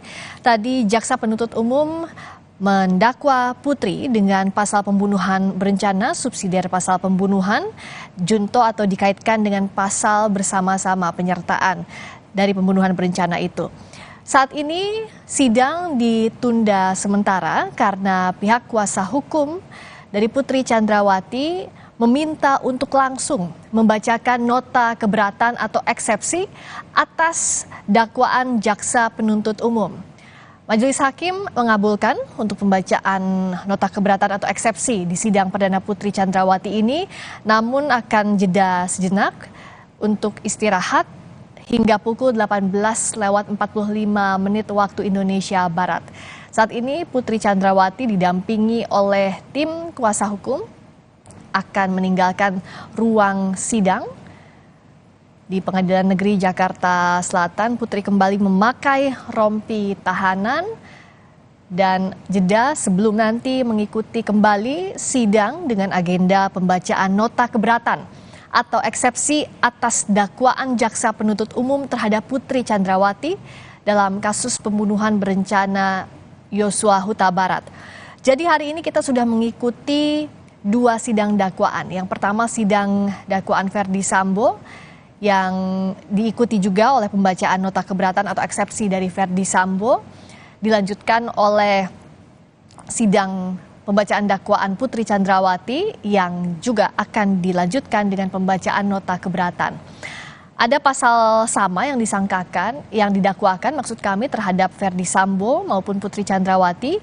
Verdi Sambo dan Putri Chandrawati sama-sama didakwa dengan pasal 340 Kitab Undang-Undang Hukum Pidana atau pembunuhan berencana, subsidiar pasal 338 KUHP atau pasal pembunuhan dikaitkan atau junto dengan pasal penyertaan pidana dalam perbuatan pidananya menghilangkan nyawa Yosua Huta Barat. Saat ini Putri Chandrawati sudah meninggalkan ruang sidang dan nanti sidang akan dilanjutkan kembali pukul 18:45 waktu Indonesia Barat.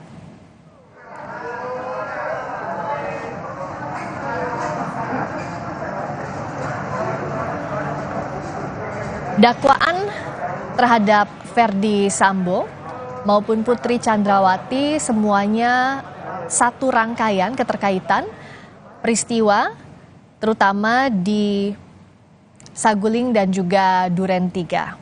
Kita jeda sejenak dan kami akan kembali menghadirkan Breaking News Kompas TV sidang perdana Putri Chandrawati langsung dari Pengadilan Negeri Jakarta Selatan. Kami kembali sesaat lagi.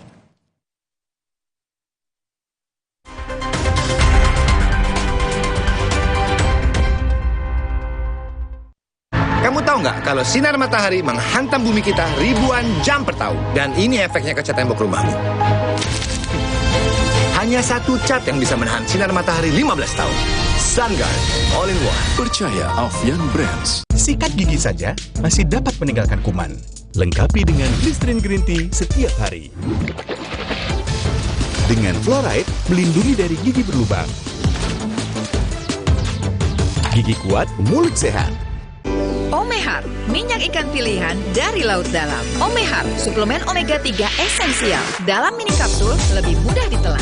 Diproses dengan teknologi modern di Amerika. Bantu pelihara kesehatan tubuh kini dan nanti. Bos bawel, anak rewel. Well, my well. Baru, my well vitamin C plus zinc. Bantu jaga daya tahan tubuh. Well, my well vitamin C plus zinc. Aku pikir semua air mineral itu sama. Le Mineral itu beda, lebih fresh dari yang lain. Le Mineral memang berbeda, mengandung mineral esensial, dikemas menggunakan 3 proteksi berlapis. Segernya. Le Mineral. Omehar, minyak ikan pilihan dari laut dalam. Omehar, suplemen omega 3 esensial. Dalam mini kapsul, lebih mudah ditelan. Diproses dengan teknologi modern kini dan nanti. Bos bawel, anak rewel, well, my well. Baru, my well vitamin C plus zinc. Bantu jaga daya tahan tubuh. Well, my well vitamin C plus zinc. Sendi sehat semangat goes ya. Amin. Sendi Anda aktif geraknya. Amin. Akan banyak hal baik terjadi saat sendi kita sehat. Amin. Olahraga teratur, bila perlu minum Wellmove. Wellmove halal. Untuk membantu atasi capek, pegal, dan nyeri otot, pakai Hotin Cream. Kalau untuk meredakan nyeri sendi, rematik dan keseleo, nah, itu pakai Hotin DCL baru. Bahan aktif DCL-nya efektif mengobati rematik, lindung, dan nyeri sendi. hotnya Hotin banget deh. Hotin Cream selalu ada untuk membantu redakan pegal dan nyeri otot. Panasnya pas, hotnya in sampai ke dalam. Selalu ada Hotin Cream, bantu redakan capek, pegal, dan nyeri otot. Otot dihantam capek pegal habis-habisan. Lawan dengan Hotin Strong. Baru krim otot ekstra panas. Hotnya in, strong sampai ke otot. Atasi capek dan pegal. Nggak lengket tanpa bekas. Hotin Strong. Panasnya berani adu strong. Kerja gini resikonya masuk angin. Pecah tuh badan. Minum TJ masuk angin. Pertama kemasan botol. Sekali pencet setara 1 saset. Redakan masuk angin dengan sensasi mint yang greng. TJ masuk angin. Pecah anginnya. Keluarga nomor 1. Rasa nomor 1. Kesehatan nomor 1. Apapun nomor satunya, Madu TJ pilihanku. Madu TJ, madu pilihanku. Datang dan hadiri Hospital Expo ke-34 yang dirangkai dengan acara Seminar Nasional ke-18 Perhimpunan Rumah Sakit Seluruh Indonesia, Persi, serta Seminar Patient Safety ke-16, tanggal 19 sampai 22 Oktober di Jakarta Convention Center. Pameran terbuka untuk umum jam 9 pagi sampai 5 sore. Hari terakhir pameran 22 Oktober, buka jam 9 pagi hingga jam 2 siang. Pameran kebutuhan rumah sakit dan alat-alat kesehatan bagi profesional dan masyarakat umum ini diikuti 400 perusahaan dan 700 staf. Ini kami ambil pada saat kami melihat secara langsung bahwa para pensiunan ini setelah pensiun mau eselon 3, 4, ataupun 2 sekalipun selaku para dinas, ya pensiun saja.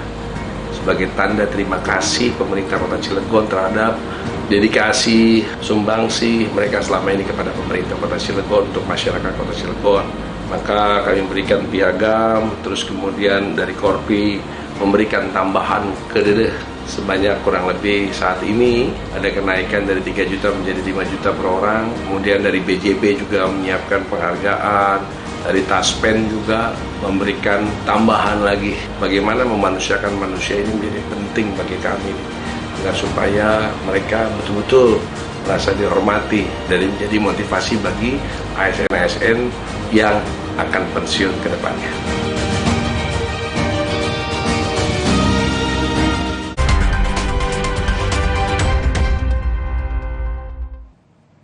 Masih di Breaking News Kompas TV, kali ini bersama saya Friska Clarissa, kami masih menginformasikan perkembangan terkini dari sidang perdana kasus pembunuhan Yosua Huta Barat. Tadi Verdi Sambo sudah selesai dibacakan dakwaannya oleh jaksa penuntut umum diikuti eksepsi, begitu pula dengan istri Verdi Sambo, Putri Chandrawati, yang didakwa pasal pembunuhan berencana sama dengan suaminya. Jaksa penuntut umum menyebut Putri mengetahui rencana Sambo membunuh Yosua namun tak mencegah pembunuhan terjadi. Mulai dari menelepon Sambo, lalu memesan PCR dan tindakan lainnya yang mengetahui rangkaian rencana pembunuhan terhadap Yosua. Rombongan terdakwa Putri Chandrawati tiba di Magelang. Bahwa rencana jahat saksi Verdi Sambo untuk merampas nyawa korban Nofriansyah Yosua Huta Barat yang akan dilaksanakan di rumah dinas Duren 3 nomor 46 juga diketahui terdakwa Putri Chandrawati. Namun, bukannya membuat saksi Verdi Sambo dan terdakwa Putri Chandrawati yang merupakan suami istri tersebut saling mengingatkan untuk mengurungkan terlaksananya niat jahat, akan tetapi keduanya justru saling bekerja sama untuk mengikuti dan mendukung kehendak saksi Verdi Sambo dengan mengajak saksi Riki Rizal Wibowo, saksi Richard Eliezer Budiang Lumiu, saksi Kuat Ma'ruf, dan korban Nofriansyah Yosua Huta Barat dengan alasan untuk melakukan isolasi mandiri di rumah dinas Duren 3 nomor 46. Begitupun juga saksi Riki Rizal Wibowo saksi Richard Eliezer Budiang Lumiu, dan saksi Kuat Ma'ruf.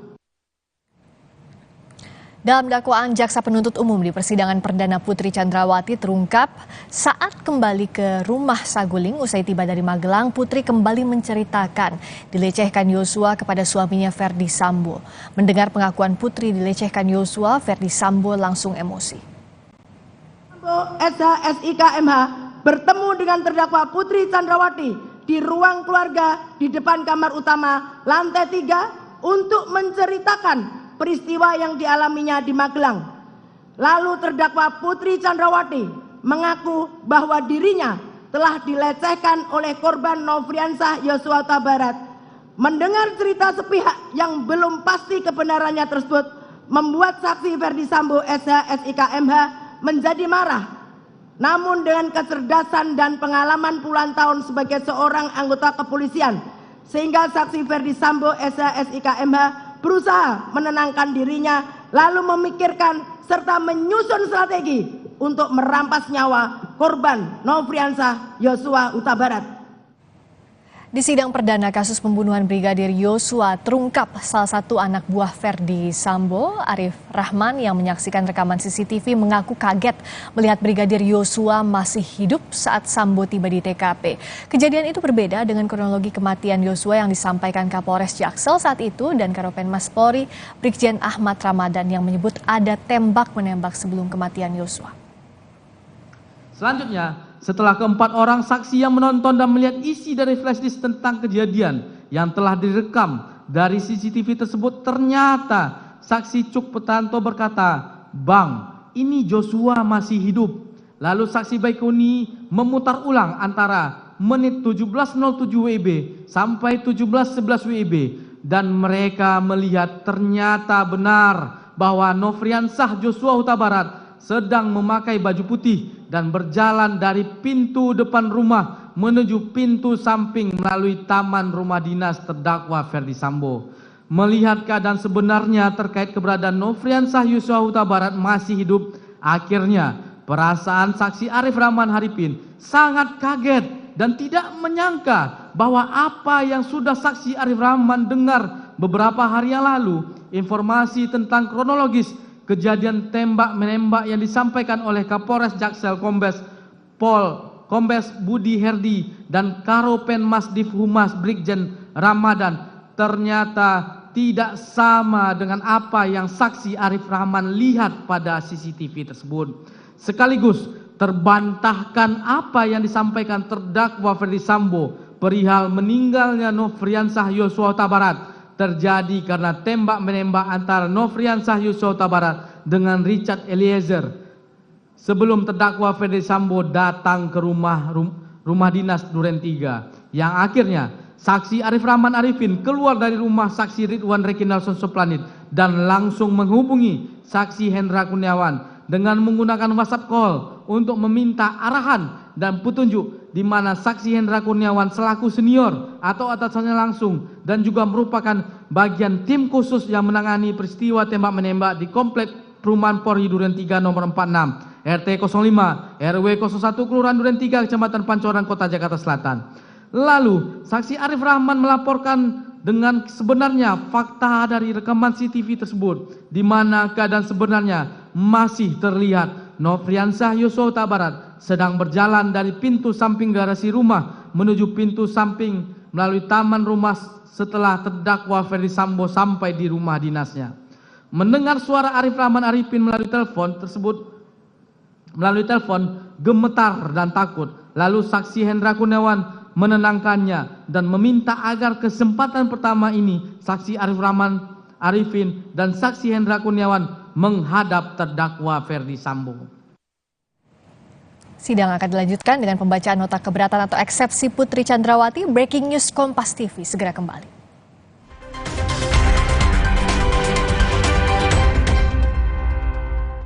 Ini efek sinar matahari pada tembok rumahmu. Hanya satu cat yang bisa menahan sinar matahari 15 tahun. SunGuard All-in-One dengan puluhan ribu warna pilihan. SunGuard All-in-One, warna tetap cerah 15 tahun. Percaya Alfian Brands. Sapiku. Wah, kalau dilihat dari gejala klinisnya, sampai Bapak terkena PMK. Baiknya dipotong bersyarat ya, Pak. Nah, selain potong bersyarat, ada beberapa cara yang bisa kita lakukan untuk mencegah penularan virus PMK ini, Pak. Yang pertama ada biosecurity, yang kedua ada vaksinasi, yang ketiga pengobatan, dan dipotong bersyarat menjadi opsi yang paling akhir. Mari kita sama-sama basmi PMK dari bumi Indonesia. Vitamin dan mineral dalam tubuh seperti bahan bakar yang akan berkurang setiap hari. Akibatnya, tubuh dan organ-organ di dalamnya tidak akan bekerja maksimal. Penuhi kebutuhannya dengan Nutra4Gold. Dengan 22 vitamin dan mineral, membantu semua yang hilang balik normal. Recharge your body, recharge your life. Nutra4Gold. Perhatian, Mas E, Mbak E, pandemi belum selesai loh ya. Jangan lengah, meski kasus sudah rendah. Disiplin prokes, maskernya tetap dipakai. Satu lagi, vaksin booster, penting itu. Ayo buruan vaksin booster, biar tubuh kebal dan bebas bepergian. Loh, pada mau kemana? Mau vaksin booster atuh Pak Camat. Le Mineral beda banget. Lebih smooth, lebih segar. Le Mineral memang berbeda, mengandung mineral esensial, dikemas menggunakan 3 proteksi berlapis. Bikin badan lebih enteng. Le Mineral. Wah, kalau dilihat dari gejala klinisnya, sampai Bapak terkena PMK. Baiknya dipotong bersyarat ya, Pak. Nah, selain potong bersyarat, ada beberapa cara yang bisa kita lakukan untuk mencegah penularan virus PMK ini, Pak. Yang pertama ada biosecurity, yang kedua ada vaksinasi, yang ketiga pengobatan, dan dipotong bersyarat menjadi opsi yang paling akhir. Mari kita sama-sama basmi PMK dari bumi Indonesia. Sikat gigi saja masih dapat meninggalkan kuman. Lengkapi dengan Listerine Green Tea setiap hari. Dengan fluoride, melindungi dari gigi berlubang. Gigi kuat, mulut sehat. Wah, kalau dilihat dari gejala klinisnya, sampai Bapak terkena PMK. Baiknya dipotong bersyarat ya, Pak. Nah, selain potong bersyarat, ada beberapa cara yang bisa kita lakukan untuk mencegah penularan virus PMK ini, Pak. Yang pertama ada biosecurity, yang kedua ada vaksinasi, yang ketiga pengobatan, dan dipotong bersyarat menjadi opsi yang paling akhir. Mari kita sama-sama basmi PMK dari bumi Indonesia. Oreo wafer? Nanti. Hah? Nyesel nggak bisa ngomong keras-keras. Oreo wafer, 7 lapis, tebal, terasa coklatnya renyah. Duh, lagi meeting penting malah sakit kepala. Pilek bikin bete. Untung kita selalu sedia minyak angin cap kapak. Minyak angin cap kapak, pilihan kita.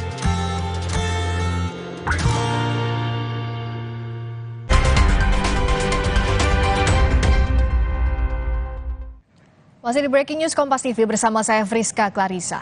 Ferdi Sambo didakwa melakukan pembunuhan berencana terhadap Brigadir Yosua. Jaksa Penuntut Umum Kejaksaan Negeri Jakarta Selatan menyebutkan pembunuhan terhadap Yosua dilakukan bersama-sama dengan Putri Chandrawati, Richard Eliezer, Ricky Rizal, dan Kuat Ma'ruf. Jaksa Penuntut Umum menjabarkan runtutan peristiwa pembunuhan yang dilakukan Ferdi Sambo dan terdakwa lain di Duren 3, 7 Juli lalu. Atas tindakannya ini Ferdi Sambo dikenakan dakwaan yaitu pasal 340 tentang pembunuhan berencana dan subsidiar 338 KUHP. Mereka yang melakukan, yang menyuruh melakukan, dan turut serta melakukan perbuatan dengan sengaja dan dengan rencana terlebih dahulu merampas nyawa orang lain. Dalam sidang dakwaan juga terungkap bahwa cerita Putri Chandrawati yang mengaku dilecehkan oleh Brigadir Yosua di Magelang memicu niat jahat Ferdi Sambo. Suami Putri Chandrawati itu disebut kemudian menyusun strategi untuk membunuh Yosua. Lalu saksi Putri Chandrawati mengaku bahwa dirinya telah dilecehkan oleh korban Nopriansah Yosua Huta Barat. Mendengar cerita si pihak yang belum pasti kebenarannya tersebut, membuat terdakwa Sambo SH, SIK MH menjadi marah. Namun dengan kecerdasan dan pengalaman puluhan tahun sebagai seorang anggota kepolisian, sehingga terdakwa Ferdi Sambo SH, SIK MH berusaha menenangkan dirinya, lalu memikirkan serta menyusun strategi untuk merampas nyawa korban Nopriansah Yosua Huta Barat. Jaksa mengungkap terdakwa Ferdi Sambo awalnya meminta Riki Rizal Wibowo menembak Brigadir Yosua, namun Riki menolak dengan alasan mentalnya tidak kuat. Hingga akhirnya Sambo memerintahkan Eliezer untuk menembak Yosua. Selanjutnya terdakwa Ferdi Sambo SH, SIK MH memanggil saksi Riki Rizal Wibowo melalui handy talkie untuk menemui terdakwa Ferdi Sambo SH, SIK MH di lantai 3. Setelah itu, terdakwa Ferdi Sambo SH, SIK MH bertanya kepada saksi Riki Rizal Wibowo dengan perkataan, "Ada apa di Magelang?" Lalu saksi Riki Rizal Wibowo menjawab, "Tidak tahu, Pak." Kemudian terdakwa Ferdi Sambo SH, SIK MH berkata lagi, "Ibu sudah dilecehkan oleh Yosua." Selanjutnya terdakwa Ferdi Sambo SH, SIK MH meminta kepada saksi Riki Rizal Wibowo dengan berkata, "Kamu berani enggak tembak dia?" Dijawab oleh saksi Riki Rizal Wibowo, "Tidak berani, Pak, karena saya enggak kuat mentalnya, Pak." Kemudian terdakwa Ferdi Sambo SH, SIK MH mengatakan kepada saksi Riki Rizal Wibowo, "Tidak apa-apa, tapi kalau dia Yosua melawan, kamu backup saya di Duren 3. Dan perkataan terdakwa Ferdi Sambo SH, SIK MH tersebut tidak dibantah oleh saksi Riki Rizal Wibowo, sebagaimana jawabannya sebelumnya. Mantan Kepala Divisi Profesi dan Pengamanan Polri Ferdi Sambo didakwa melakukan pembunuhan berencana terhadap Brigadir Yosua. Jaksa Penuntut Umum pada Kejaksaan Negeri Jakarta Selatan menyebutkan pembunuhan terhadap Yosua dilakukan bersama-sama dengan Putri Chandrawati, Richard Eliezer, Riki Rizal, dan Kuat Ma'ruf. Lalu bagaimana tanggapan dari kuasa hukum keluarga Yosua? Saya hubungi langsung Martin Simanjuntak, kuasa hukum dari keluarga Yosua. Bung Martin, selamat petang. Selamat petang, Mbak Priska Clarissa. Tadi sudah mencermati dakwaan dari Jaksa Penuntut Umum. Kalau dari pihak keluarga Yosua, apakah sudah kuat konstruksi hukum yang dibangun Jaksa Penuntut Umum dari dakwaan tadi pembunuhan berencana? Ya, dari yang kami amati ya, dari pagi tadi pembacaan surat dakwaan sampai dengan selesai pukul hampir 13.00. Apa yang disampaikan ya oleh saudara ataupun dari Jaksa Penuntut Umum, menurut kami itu sudah objektif ya, sesuai dengan keterangan kita tahu dan publik yang melalui pemeriksaan saksi, khususnya Richard, Riki, Kuat, dan juga para saksi yang lain juga sebagai tersangka. Lalu apa yang disampaikan oleh Jaksa Penuntut Umum melalui surat dakwaan itu juga seperti yang kami tahu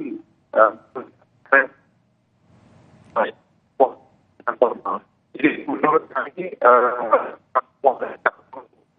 ini kriteria termasyarakat dan sudah sangat baik yang mengkonstruksikan pasal 340 yaitu pembunuhan dengan rencana.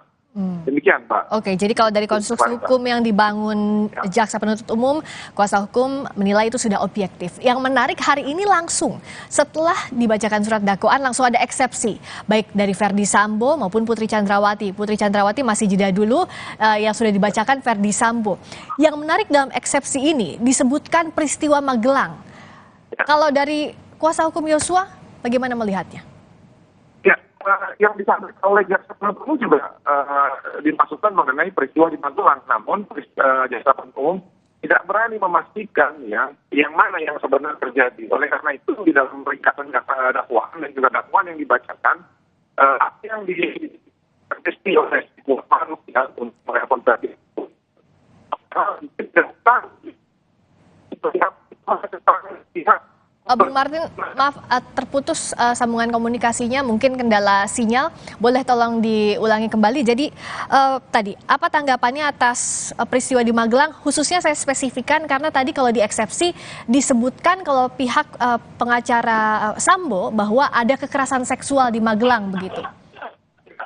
Di peristiwa di Magelang itu sudah dijabarkan oleh hukum, ya, tapi ya sesuai dengan keterangan saksi kita tidak bisa membuktikan apakah memang benar terjadi kekerasan seksual. Maka di dalam dakwaan itu tertulis bahwa keterangan tersebut adalah sepihak dan belum tentu pasti kebenarannya karena hanya didalilkan hanya oleh melalui keterangannya Putri Chandrawati. Oke, nah soal kebenaran ini, maaf Bung Martin, sekali lagi kita akan hubungi kontak ulang Bung Martin karena yang ditangkap kami suaranya terputus-putus. Saya kontak lagi Bung Martin ya, dan kita sambil menunggu koneksi ulang dengan kuasa hukum keluarga Yosua, Martin Simanjuntak. Tadi kalau menurut kuasa hukum keluarga Yosua, dakwaan dari jaksa penuntut umum dinilai sudah objektif. Dakwaan jaksa penuntut umum terhadap Ferdi Sambo adalah pasal pembunuhan berencana atau 340 KUHP, subsidiar pasal pembunuhan yakni 338 KUHP, junto atau dikaitkan dengan pasal penyertaan pidana. Untuk Ferdi Sambo juga ada dakwaan maksud kami obstruction of justice atau perintangan penyidikan. Sementara untuk Putri Chandrawati didakwakan pasal pembunuhan berencana sama juga junto atau subsidiar pasal pembunuhan dan junto penyertaan pidana atau 55 ayat 1 KUHP. Nah, yang menarik juga tadi kalau kita lihat prosesnya hari ini selain dibacakan dakwaan terhadap Ferdi Sambo dan juga Putri Chandrawati, langsung hari yang sama dibacakan eksepsi. Eksepsi ini saudara adalah nota keberatan dari terdakwa. Tadi sudah dibacakan Ferdi Sambo dan kita masih menunggu setelah jeda sidang akan dibacakan eksepsi dari Putri Chandrawati. Saya ke Bung Martin lagi. Bung Martin, maaf saya harus tanyakan ulang karena tadi koneksi kita terputus. Sekarang saya sudah bisa mendengar suaranya Bung Martin. Halo? Boleh diulangi, silakan Bung Martin. Halo? Bung Martin bisa mendengar suara saya? Bisa. Oke. Silakan diulangi, mohon maaf, ya, saya akan tanyakan kembali ya. Kalau dari penasihat hukum terdakwa ini kan mereka maunya jaksa penuntut umum itu mempercayai dalil dari mereka, ya bahwa terjadi pelecehan seksual. Faktanya, ya tidak ada saksi yang mendukung ataupun menguatkan terjadinya kekerasan seksual baik di tanggal 4 maupun di tanggal 7, ya. Itu oleh karena itu yang disampaikan melalui surat dakwaan oleh jaksa penuntut umum itu adalah keterangan ya yang diyakini kuat, namun sumbernya itu sepihak dan belum tentu pasti. Oleh karena itu jaksa penuntut umum tentunya tidak akan mempercayai ya dalil tanpa bukti gitu loh, Mbak Friska. Oke. Nah, yang menariknya kalau Anda lihat juga ini kan berulang kali dikatakan ada pelecehan di Magelang. Kalau dari pihak Yosua yakin betul bahwa tidak ada pelecehan itu di Magelang begitu, dan yakin bahwa jaksa penuntut umum punya bukti-bukti itu. Harus dikuatkan dengan bukti-bukti lain ya. Ini kan banyak kejanggalan. Ngakunya dibilang melakukan kekerasan seksual tapi tidak lapor polisi, ya, tidak langsung melakukan visum. Ya, yang ada ngaku dilakukan kekerasan seksual tapi melakukan perencanaan pembunuhan.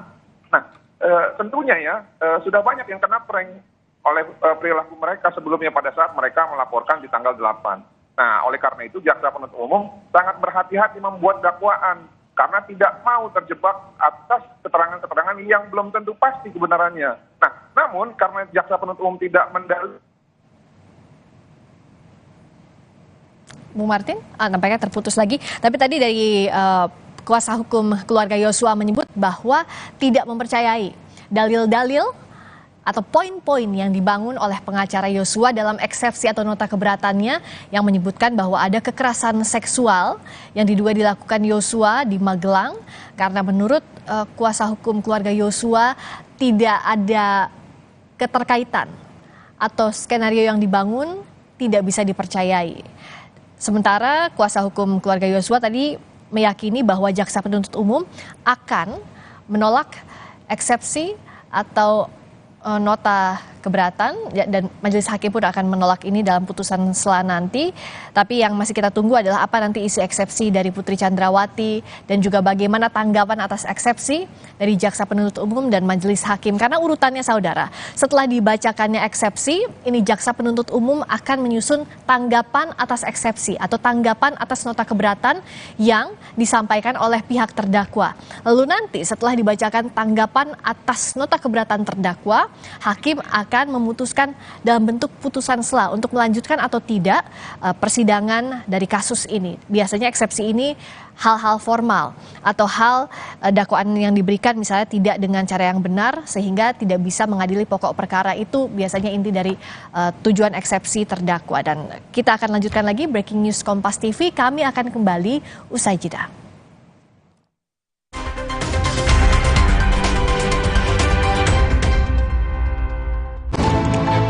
Ini cat tembok yang bisa menahan sinar matahari 15 tahun. SunGuard All-in-One. Dengan teknologi UV Shield Pro, menolak 90% sinar UV matahari. SunGuard All-in-One. Warna tetap cerah 15 tahun. Percaya Alfian Brands.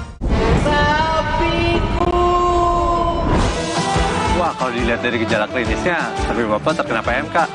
Baiknya dipotong bersyarat ya, Pak. Nah, selain potong bersyarat, ada beberapa cara yang bisa kita lakukan untuk mencegah penularan virus PMK ini, Pak. Yang pertama ada biosecurity, yang kedua ada vaksinasi, yang ketiga pengobatan, dan dipotong bersyarat menjadi opsi yang paling akhir. Mari kita sama-sama basmi PMK dari bumi Indonesia. Kalau ada Indomie, kepikiran apa ya? Ya, bikin warmindo aja. Dibikin jadi jajanan unik bisa loh. Kenapa enggak dibikin jadi yang keren? Bisa jadi sesuatu yang nyeni juga. Indomie, hidupkan inspirasimu. Aku gak akan nyerah meskipun gerah dan keringat menggangguku. Karena Dettol Cool, perlindungan 12 jam dengan sensasi cool 5 derajat. Segarnya bikin aku unstoppable. Berani taklukkan panasmu. Perhatian, Mas E, Mbak E, pandemi belum selesai loh ya. Jangan lengah, meski kasus sudah rendah. Disiplin prokes, maskernya tetap dipakai. Satu lagi, vaksin booster, penting itu. Ayo buruan vaksin booster, biar tubuh kebal dan bebas bepergian. Loh, pada mau kemana? Mau vaksin booster atuh Pak Camat. Walau dari jalan yang sempit, mimpi kami bisa besar. Berawal dari dukungannya dan kekuatan kami dari dalam. Biskuat Academy dukung anak Indonesia mewujudkan mimpi. Beli Biskuat dan menangkan trip ke stadion internasional. Perhatian, Mas E, Mbak E, pandemi belum selesai loh ya. Jangan lengah, meski kasus sudah rendah. Disiplin prokes, maskernya tetap dipakai. Satu lagi, vaksin booster, penting itu. Ayo buruan vaksin booster, biar tubuh kebal dan bebas bepergian. Loh, pada mau kemana? Mau vaksin booster atuh Pak Camat. Mandi, cuci. Nuvo bersama Wings mendukung UNICEF. Mari biasakan hidup bersih. Alam pun ikut berseri. Ngakunya keju, ternyata air dan tepung. Cek labelnya. Pastikan keju di urutan pertama komposisi seperti Kraft Cheddar. Dalam kemasan hemat, cuma 5 ribuan. Kejunya asli, nutrisinya pasti. Sapiku. Wah, kalau dilihat dari gejala klinisnya, sapi Bapak terkena PMK. Baiknya dipotong bersyarat ya, Pak. Nah, selain potong bersyarat, ada beberapa cara yang bisa kita lakukan untuk mencegah penularan virus PMK ini, Pak. Yang pertama ada biosecurity, yang kedua ada vaksinasi, yang ketiga pengobatan, dan dipotong bersyarat menjadi opsi yang paling akhir. Mari kita sama-sama basmi PMK dari bumi Indonesia. Duh, lagi meeting penting malah sakit kepala. Pilek bikin bete. Untung kita selalu sedia minyak angin cap kapak. Minyak angin cap kapak, pilihan kita. Vitamin dan mineral dalam tubuh seperti bahan bakar yang akan berkurang setiap hari. Akibatnya, tubuh dan organ-organ di dalamnya tidak akan bekerja maksimal. Penuhi kebutuhannya dengan Nutra4Gold. Dengan 22 vitamin dan mineral, membantu semua yang hilang balik normal. Recharge your body, recharge your life. Nutra4Gold.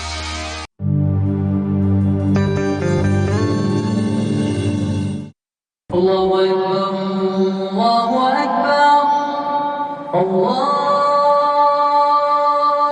Akbar,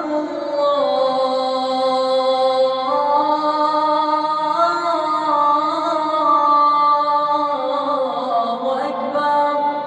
Asyhadu an la ilaha illallah.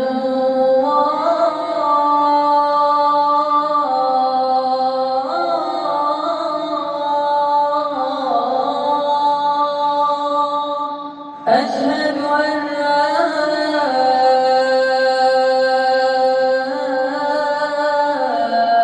إله إلا الله.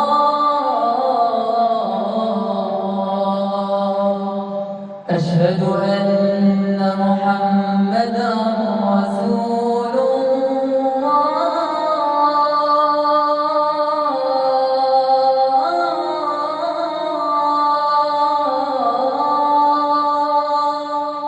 أشهد أن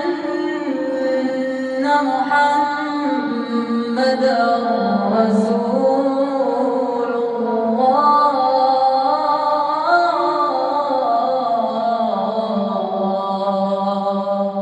حي على الصلاة.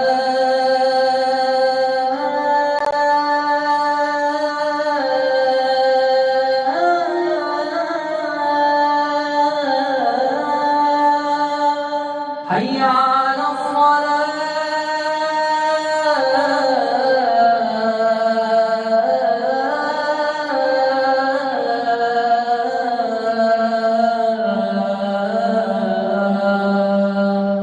حي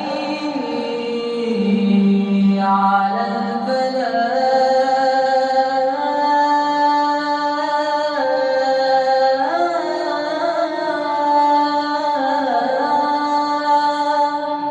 حي على الفلاح.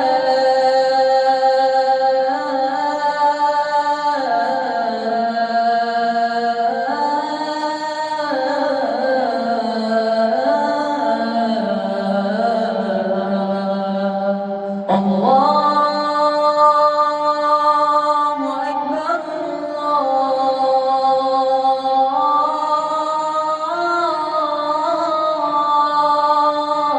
الله أكبر. لا إله إلا الله.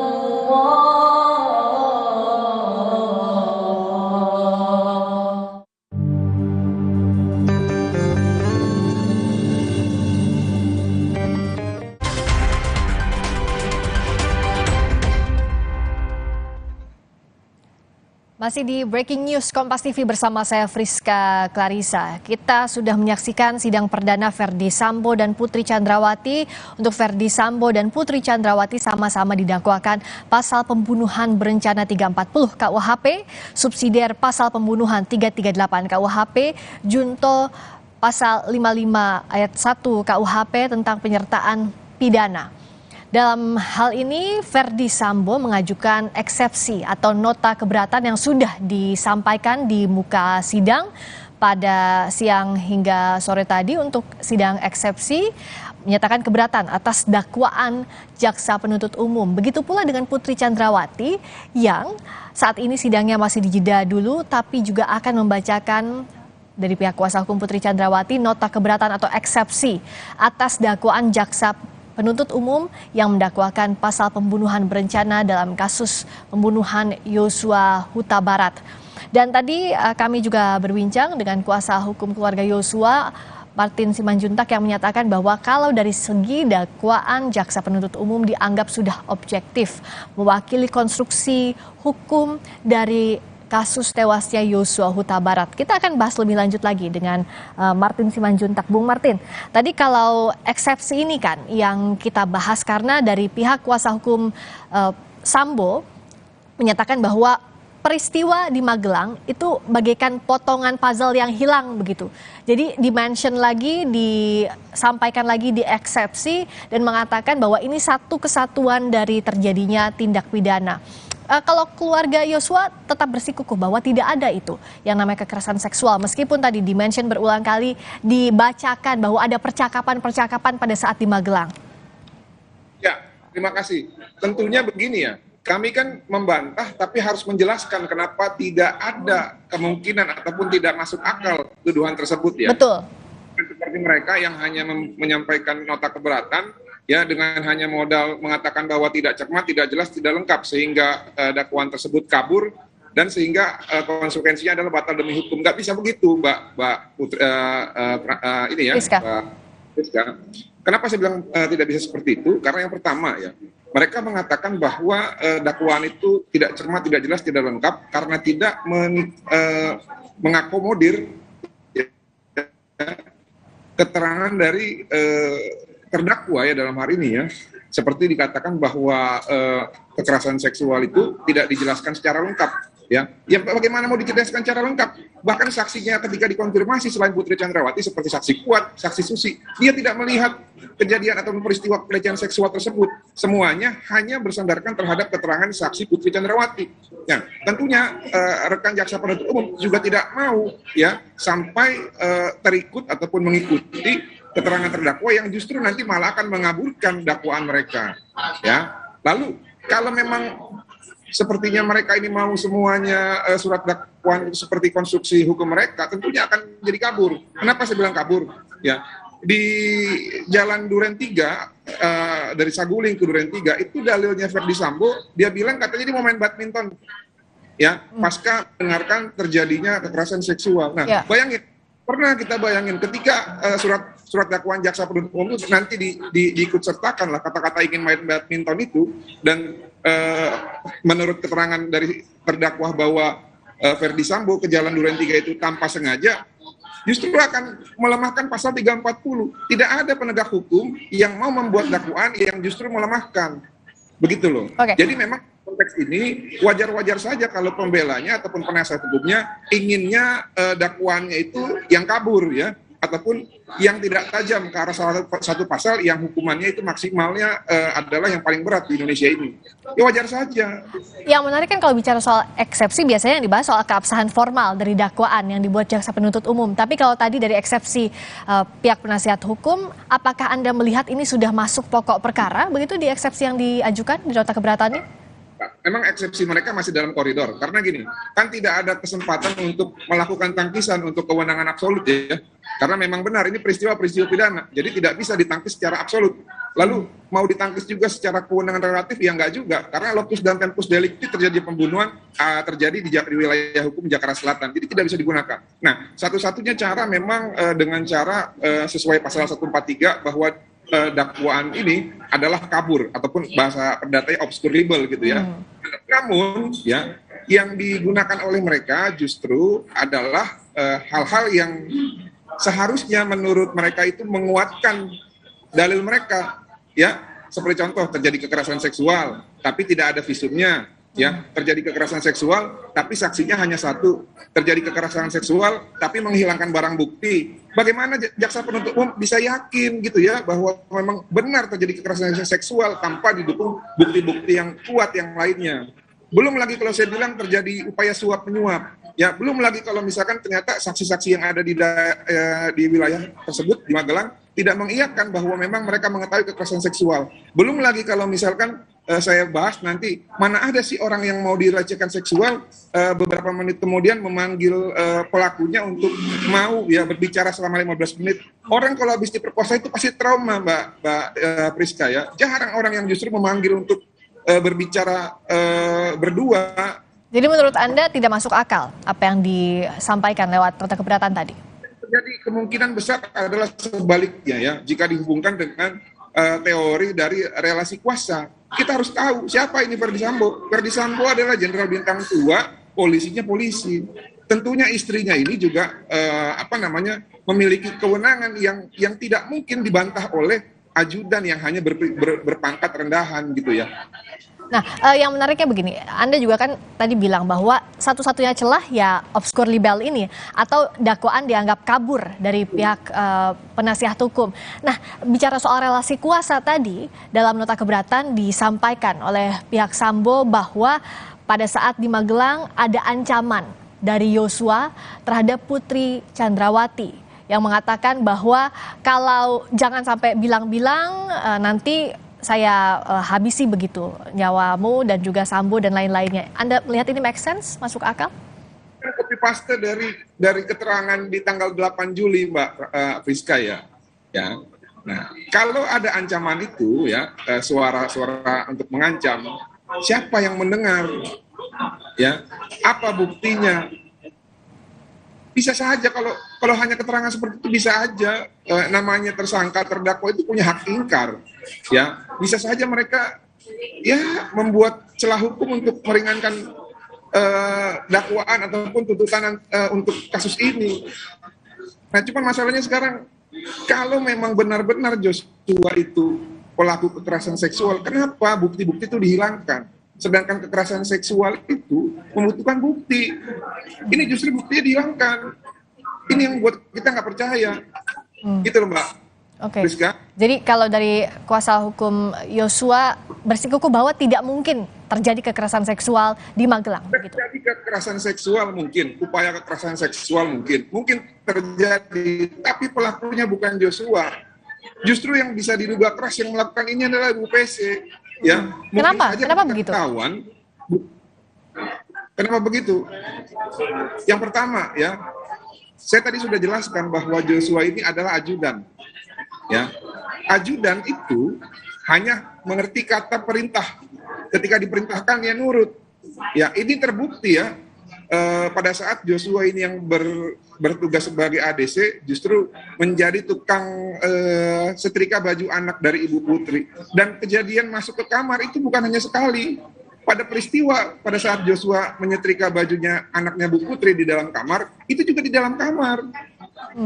Seperti itu, Priska. Jadi menurut saya ya, satu-satunya kemungkinan jika memang terjadi kekerasan seksual itu adalah upaya seksual harassment yang diduga keras dilakukan oleh Ibu PC sendiri kepada Joshua. Joshua memberontak, akhirnya mungkin Ibu PC jatuh. Karena mungkin dilihat jatuh, dia mungkin malu. Dia bilang Joshua yang mau berupaya untuk melakukan seksual harassment. Padahal mungkin saja yang terjadi adalah sebaliknya. Nah, sebenarnya ini semua bisa dijawab dengan clear. Jika memang terjadi kekerasan seksual itu dan segera mungkin Joshua dilaporkan di kepolisian Magelang. Ini kan enggak. Kenapa nggak dilapor? Atau nggak minimal kalau nggak dilapor ya jangan dibunuh lah gitu ya. Diadakan sidang internal keluarga dulu, ditanya dengan baik. Ini kan enggak. Ditanya, kamu tega sama ibu? Tega apa komandan? Saya tidak tahu. Tembak gitu kan. Pasti cuma begitu doang. Nah, kalau dari pihak Yosua tapi membacakah bahwa kekerasan seksual ini, narasi ini akan terus disampaikan, disuarakan di persidangan dalam proses pembuktian sampai nanti? Bung Martin? Tampaknya terputus lagi koneksi kita dengan Martin Simanjuntak. Tapi tadi dari pihak keluarga Yosua membantah apa yang disampaikan oleh pengacara Sambo di nota keberatan yang dibacakan bahwa ada kekerasan seksual di Magelang. Kalau dari pihak keluarga Yosua menganggap itu tidak masuk akal. Silakan dilanjutkan Bung Martin, tadi sempat terputus. Ya, tadi sampai mana saya jelasin ya? Soal kekerasan seksual itu, apakah Anda juga membaca bahwa nantinya ini akan diulang di persidangan sebagai tanda kutip senjata dari pihak Sambo atau pihak terdakwa lain termasuk Putri Chandrawati? Ya, tentu ini pasti akan diulang ya. Ini pasti akan diulang karena mereka akan mencari alasan ya. Tapi nggak masalah. Selagi mereka bisa buktikan itu hak mereka ya. Tapi jangan cuma hanya membuktikan ya dengan hanya satu keterangan saksi, itu mustahil untuk dipercaya dengan kondisi saat ini ya. Kalau mereka pun mau kaitkan dengan keterangan dari Vera Simanjuntak ya itu justru nggak masuk akal. Kenapa saya bilang nggak masuk akal? tidak ada orang yang habis mau memperkosa itu menghubungi pacarnya. Justru karena dia merasa terancam, dihubungilah pacarnya di tanggal 7 bahwa ada yang mengancam dia menggunakan pisau. Begitu. Jadi janganlah kita nanti menggunakan logikal falasi gitu ya, seperti apa yang dicoba untuk dilakukan oleh para penasihat hukum ini dengan mensimplifikasikan ada 3 fase yang terjadi dan memutus bahwa antara fase-fase itu tidak ada kaitannya lagi dan kita harus percaya kepada omongan mereka. Nggak bisa begitu. Nggak boleh. Jadi, karena memang sampai saat ini pun Verdi Sambo bukan hanya ingin bebas dari unsur perencanaan, tapi dia ingin bebas murni. Saya bisa buktikan itu. Kenapa saya bilang kenapa sampai ke bebas murni Anda membacanya yang dicari? Dia bilang dia tidak merencanakan. Dia bilang perintah dia itu hajar, bukan tembak. Dan dia juga mengatakan dia tidak menembak. Lalu apa yang dia lakukan? Yang dia lakukan adalah hanya perintah yang salah ditafsirkan oleh Richard Eliezer. Ada nggak ketentuan pasal 340, 338 yang mengakomodir perbuatan dia? Nggak ada. Ya kalau nggak terbukti bagaimana? Bebas.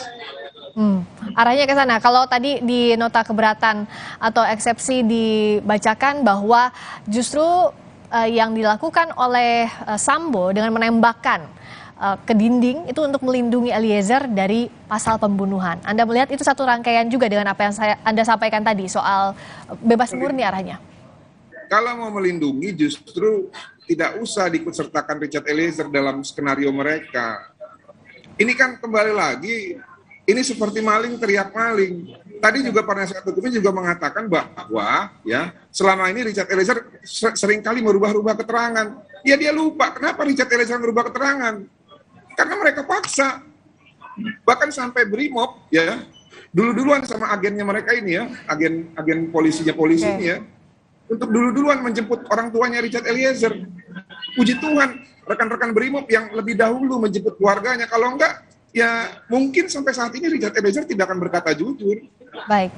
Jadi kalau terakhir, Bung Martin, Anda yakin bahwa eksepsi dari Verdi Sambo maupun Putri Chandrawati nanti akan ditolak oleh majelis hakim dan perkara akan dilanjutkan? Eksepsinya akan ditolak. Ya, karena apa yang didalilkan oleh Arman Hanis dan kawan-kawan melalui eksepsinya itu menurut saya itu hal yang lumrah saja, tapi kualitasnya ya menurut saya tidak akan bisa menangkis dari surat dakwaan rekan-rekan jaksa penuntut umum yang menurut kami sudah memenuhi kriteria baik secara formil maupun material ya, cermat, jelas dan lengkap. Kita lihat saja nanti di hari Kamis nanti ya. Baik, secara formal dan material kita lihat pembuktiannya termasuk tanggapan atas eksepsi dan juga nanti putusan setelah majelis hakim soal eksepsi. Martin Simanjuntak, kuasa hukum keluarga Yosua. Terima kasih telah bergabung di Breaking News Kompas TV. Dan saat ini sidang masih diskors untuk menunggu dilanjutkan kembali sekitar pukul 18.45 dengan agenda pembacaan eksepsi atau nota keberatan dari Putri Chandrawati. Breaking News Kompas TV segera kembali.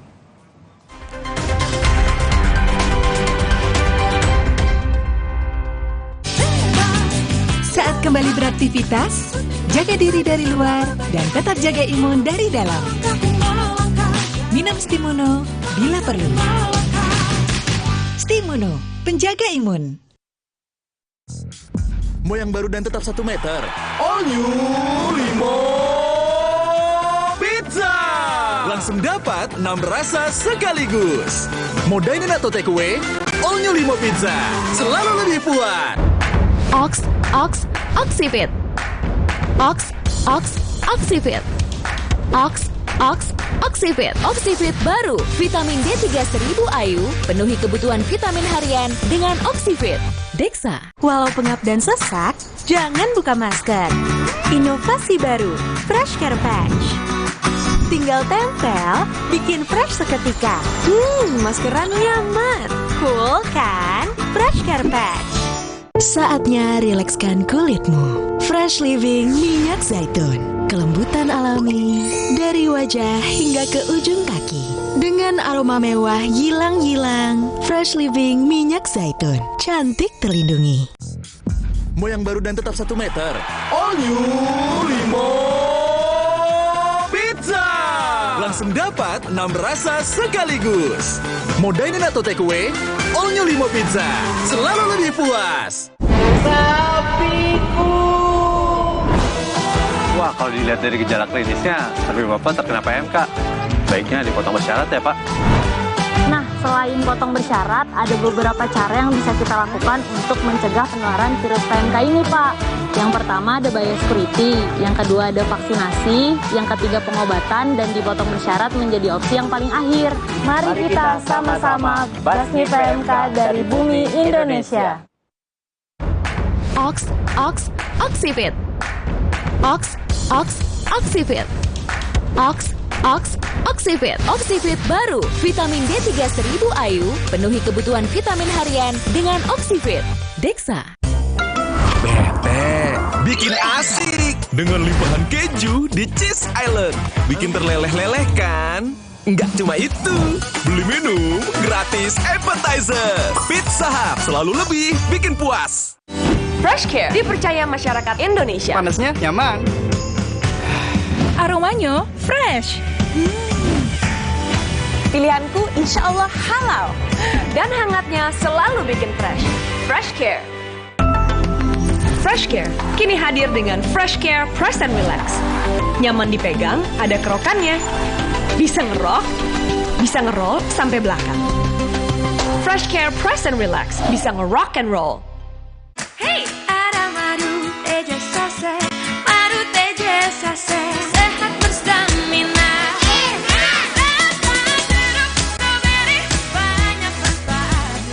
Madu teja saset, enak sehatnya.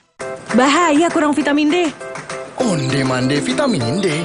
Berjemur aja, cukup nggak ya? Minum MyWell Vitamin D 1000 IU. Penuhi kebutuhan vitamin D, jaga imun well everyday. MyWell Vitamin D 100% well everyday. Wah, kalau dilihat dari gejala klinisnya, tapi Bapak terkena PMK. Baiknya dipotong bersyarat ya, Pak.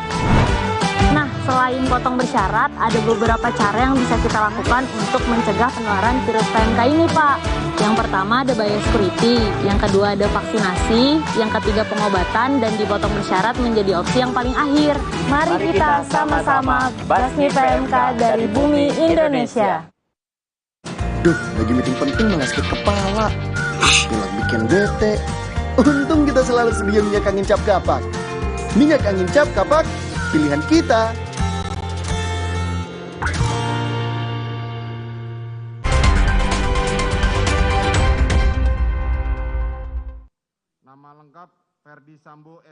Mantan Kadif Propam Polri Verdi Sambo hari ini duduk di kursi pesakitan sebagai terdakwa dalam kasus pembunuhan berencana Brigadir Yosua yang tak lain adalah ajudannya sendiri.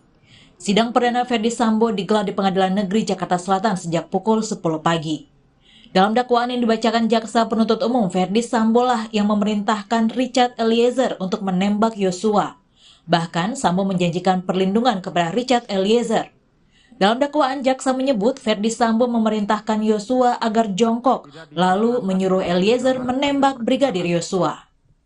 Verdi Sambo, SHSIK MH, langsung mengatakan pada korban Nofriansah Yosua Huta Barat dengan perkataan, jongkok kamu. Lalu korban Nofriansah Yosua Huta Barat sambil mengangkat kedua tangannya menghadap ke depan, sejajar dengan dada sempat mundur sedikit, tetap sebagai tanda penyerahan diri, dan berkata, ada apa ini? Selanjutnya terdakwa Verdi Sambo SHSIK MH yang sudah mengetahui jika menembak dapat merampas nyawa, berteriak dengan suara keras pada saksi Richard Eliezer Pudihang Lumiu dengan mengatakan, "Weh, kau tembak, cepat weh, kau tembak." Kemudian terdakwa Verdi Sambo SHSIK MH menghampiri korban Nofriansah Yosua Huta Barat yang tergeletak di dekat tangga depan kamar mandi dalam keadaan tertelungkup masih bergerak-gerak kesakitan. Lalu untuk memastikan benar-benar tidak bernyawa lagi, terdakwa Verdi Sambo SHSIK MH yang sudah memakai sarung tangan hitam, menggenggam senjata api dan menembak sebanyak 1 kali mengenai tepat kepala bagian belakang sisi kiri korban Nofriansah Yosua Huta Barat hingga korban meninggal dunia. Sementara itu, kuasa hukum Sambo menyebut seluruh dakwaan yang dibacakan jaksa akan sama-sama dibuktikan di agenda persidangan selanjutnya. Tim kuasa hukum Sambo yakin dari keterangan saksi-saksi nantinya akan terungkap fakta yang terjadi saat penembakan Yosua. Sebaliknya kami dengan apa yang kami sampaikan bahwa Pak AFS tidak pernah melakukan penembakan langsung, tetapi itu dilakukan oleh Richard gitu. Nah itu juga nanti tentu kami sajikan faktanya sesuai dengan apa yang kami miliki. Nanti kita lihat, kita akan nilai kesesuaian bukti-bukti. Ada saksi-saksi kan banyak di dalam peristiwa itu. Nanti kita lihat bagaimana keterangan saksi-saksi lain menguatkan yang mana. Saya pikir kita mesti sabar menunggu sampai dengan proses pembuktian nanti. Itu kira-kira. Sementara keluarga almarhum Yosua di Jambi mengikuti jalannya sidang dari tayangan televisi. Tim kuasa hukum keluarga Yosua tampak hadir pada sidang perdana Ferdi Sambo di Pengadilan Negeri Jakarta Selatan. Kuasa hukum keluarga Yosua, Kamarudin Simanjuntak, menyebut akan mengawal persidangan hingga selesai. Rencana dengan diduga pepasang peredam, pakai sarung tangan, melakukan tembak-tembak dinding supaya terkesan tembak menembak. Oh enggak, dia pakai sarung tangan karena mau berangkat main bola tenis katanya. Kok main bola tenis kok bawanya pistol sampai terjatuh pistolnya? Kalau orang mau bawa bola tenis bawanya stick sama bolanya gitu loh. Raket dan ininya gitu loh. Bang, ini kan sampai akhir tampaknya Sambo masih berusaha tetap dengan konsisten dengan pernyataan. Kalau dia konsisten dia dihukum mati. Ya, itu jawabannya. Sidang sempat diskors dan dilanjutkan dengan agenda eksepsi atau nota keberatan dari pihak Ferdi Sambo. Sidang Ferdi Sambo akan kembali dilanjutkan pada Kamis 20 Oktober mendatang. Tim Liputan Kompas TV.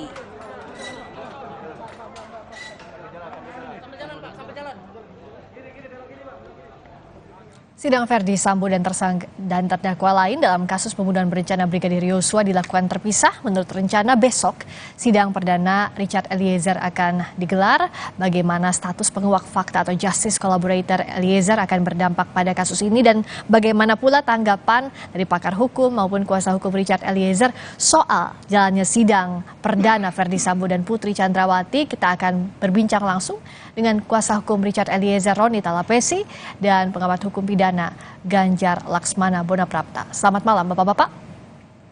Selamat malam. Selamat malam Mbak Friska. Selamat malam, saya ke Bung Roni dulu. Karena nama Richard Eliezer ini dibacakan, baik itu di surat dakwaan maupun di nota keberatan Ferdi Sambo. Versi mana yang sesuai dengan versi Eliezer? Jadi begini ya Mbak Friska, bahwa klien saya sudah menyampaikan peristiwa sebenar-benarnya.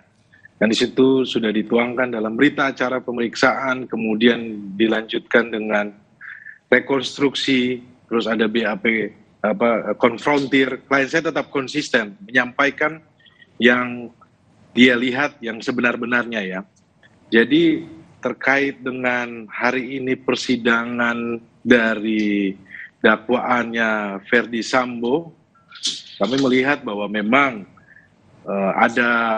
ini merupakan pembelaan dari tim penasihat hukum ya, sah-sah saja karena memang keterangan terdakwa itu kan nilai pembuktiannya kan sebenarnya tidak kuat gitu. Kalau dia membantah ya silakan saja, tetapi kami masih yakin bahwa dalam proses perkara ini tentunya pastinya didukung juga dengan alat bukti yang lainnya. Nah, tetapi yang perlu saya sampaikan dalam proses ini, klien saya ini sebagai status sebagai justice collaborator, itu juga pun diberikan oleh LPSK dengan syarat yang sangat ketat gitu kan. Nah, kemudian dilakukan evaluasi bahwa klien saya harus berkata jujur begitu ya? Harus berkata jujur, itu syarat utamanya, kan ada perjanjian ya. Oke. Nah, jadi tetapi di sini kan yang saya lihat bahwa yang mau disampaikan adalah mengenai keterangan saksi yang mana yang dipercaya, apakah Richard Eliezer atau Ferdi Sambo. Nah, perlu kita mengetahui ya, kita flashback lagi ya, kasus ini awalnya kan sangat rumit kan, ditutup-tutupi, kemudian saya ingat sekali perintah Bapak Presiden sampai 4 kali baru. Oke, baik. Nah, kalau soal faktanya, izin Bung Roni, saya tanya soal itu. Karena yang berbeda hari ini kalau kita dengarkan adalah perintah tembak itu ada atau tidak dari Sambo. Kalau dari versi Jaksa Penuntut Umum mengatakan bahwa ada. Ferdi Sambo yang menyuruh menembak Eliezer. Tapi kalau dari versi Ferdi Sambo yang disuruh adalah hajar bukan tembak begitu. Yang sesuai dengan Eliezer adalah yang Jaksa Penuntut Umum. Iya, keterangan klien saya, Baradae, itu menyampaikan bahwa perintahnya adalah perintah tembak.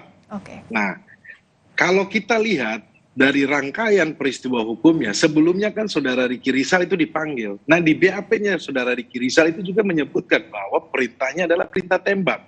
Kemudian saudara Ricky Rizal ini memanggil Baradae untuk naik ke lantai 3 rumah Saguling. Kemudian perintahnya itu adalah perintah tembak. Nah, yang menjadi pertanyaan kita, kalau seandainya dalam peristiwa dari rumah Saguling ke rumah Duren 3, saudara Ferdi Sambo itu membawa pistol dari almarhum Joshua. Waktu rekonstruksi itu kan kalau teman-teman lihat, sempat di depan rumah Duren 3 itu pistol jatuh. Kan itu nggak pakai ada peran pengganti loh. Itu diinin sama beliau sama Ferdi Sambo langsung kan. Berarti kan dia mengakui bahwa di rekonstruksi itu bahwa pistol yang dibawa dari Saguling ke Duren 3 itu adalah pistolnya almarhum Joshua. Pertanyaannya kenapa dia bawa pistol gitu kan? Ya. Kenapa bawa pistol ke Duren 3? Nah kemudian di dalam penembakan kan jelas di dakwaannya, woi tembak, kamu tembak, woi tembak. Di situ sangat jelas perintahnya. Nah klien saya ini kan di bawah kuasa, tidak bisa berbuat apa-apa, tidak mempunyai pilihan, rasa takut, kemudian relasi kuasanya sangat kuat, hingga klien saya melaksanakan perintah. Ingat bahwa klien saya ini merupakan pasukan polisi yang dididik sebagai pasukan gitu, brimob. Kan? Nah kemudian kan setelah klien saya menembak, klien saya menyampaikan bahwa saudara Ferdi Sambo itu ikut menembak. Nah nanti kita buktikan di persidangan kan. Nah kemudian senjatanya almarhum Joshua itu yang dibikin TKP, ditembak ke tembok. Itu kalau teman-teman kembali lagi melihat rekonstruksi video yang ada itu seperti itu. Oke baik. Jadi saya pikir bahwa ini mereka mencoba untuk menyampaikan pembelaan, tetapi menurut saya terlalu dini ya, karena dakwaan yang tadi disampaikan, kemudian tadi eksepsi langsung dipersiapkan dengan mengejutkan. Oke, sudah dipersiapkan begitu ya oleh pihak. Ya persiapkan, tetapi yang Ferdi Sambo adalah masuk pokok perkara kan. Oke, kita akan bahas ini. Ya, kami berharap bahwa majelis hakim harusnya juga pun tegas dalam proses. Baik, saya akan tanyakan ini ke Pak Ganjar. Kalau tadi Pak Ganjar lihat apakah eksepsi yang disusun oleh tim dari Ferdi Sambo ini sudah masuk pokok perkara, padahal biasanya soal keabsahan formal dalam nota keberatan. Ya, kalau mendengar eksepsi yang disampaikan oleh tim pengacara, menurut saya memang itu terlalu jauh ya masuk ke dalam pokok perkara. Bukan cuma masuk, tapi masuknya juga terlalu jauh ke dalam pokok perkara ya. Ada kesan bahwa ingin membuktikan atau mematahkan sesuatu fakta yang padahal jaksa penuntut umum itu baru bicara dakwaan. Jadi kalau saya ilustrasikan ya, jaksa penuntut umum itu baru membacakan cerita, ya, baca buku. Nah, nanti isi bukunya di dalam pemeriksaan pengadilan dia akan buktikan. Nah, tapi ini cerita sudah mau dibantah, bahkan dengan ada upaya membangun pembuktian tertentu ya, yang memang sih begini, sering terjadi ini eksepsi ini masuk jauh ke dalam pokok perkara, ya, karena memang katakanlah ada kepentingan untuk menggoyahkan ya isi dakwaan, cerita yang disampaikan jaksa itu pada umumnya ya para pengacara itu begitu ingin menggoyahkan ya, menunjukkan bahwa ada sesuatu yang tidak masuk akal, ada yang tidak logis ya, ada fakta yang begini begitu. Nah, tapi kan kita harus kembali kepada eksepsi menyangkut formalitas dakwaan. Gitu ya, apakah ada yang dari sisi formalitas ada mengandung cacat ya, misalnya identitas, jangan-jangan ini salah orang gitu ya, itu aja sebetulnya eksepsi. Tapi kalau misalnya arahnya dari nota keberatan atau eksepsi hari ini, apakah Pak Ganjar melihat ya arahnya untuk obskur libel begitu, dakwaannya kabur ke sana kah? Ya, memang ada pada umumnya yang paling puncak eksepsi itu sebetulnya obskur libel ya, bukan sekedar menyatakan bahwa terdakwa ini bukan orang yang dimaksud, bukan sekedar gitu ya, tapi bahwa ada dakwaan yang kurang jelas. Nah, ini sesuatu yang biasa ya, tapi kalau dalam pengamatan saya, apa yang dibacakan dakwaan jaksa itu justru menurut saya sebagai sebuah pengantar. Surat dakwaan ini kan cuma pengantar cerita ya. Nanti dibedah di dalam pembuktian. Sebagai satu pengantar cerita ini menurut saya sudah cukup jelas ya.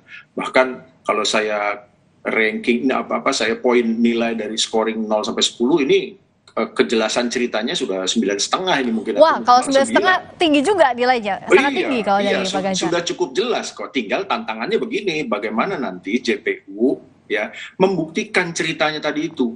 Oke. Dan gitu. Nah, bicara soal bagaimana tantangan JPU membuktikan pengantar cerita atau dakwaan tadi yang sudah dibacakan, kita akan bahas usai jeda. Tetap di Breaking News Kompas TV, kami segera kembali.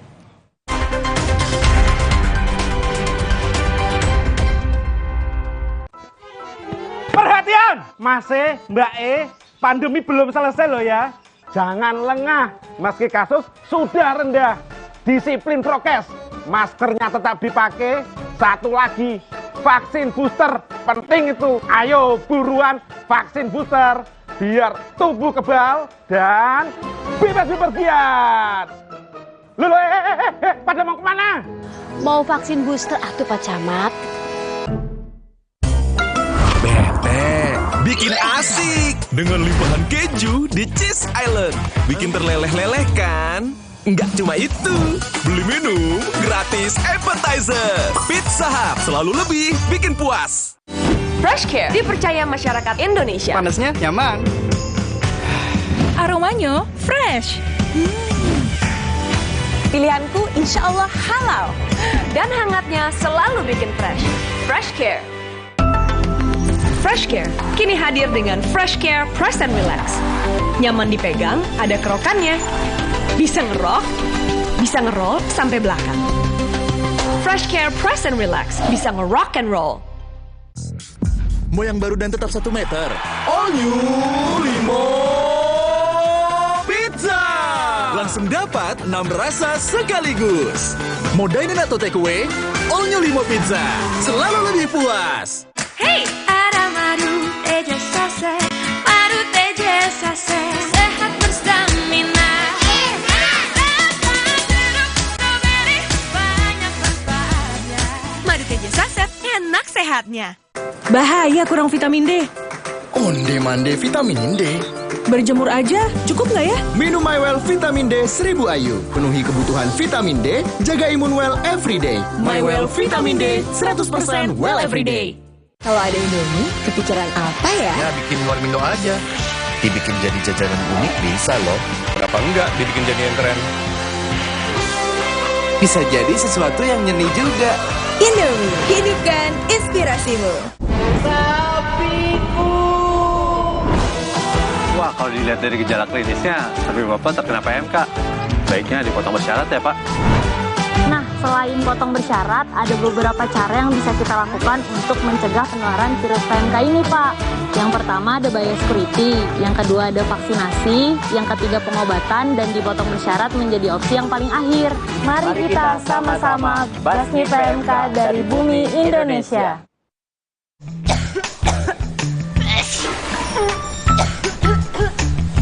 Batuk dan pilek, minum nih. Ultra Flu Extra dipercaya meringankan batuk dan flu yang mengganggu.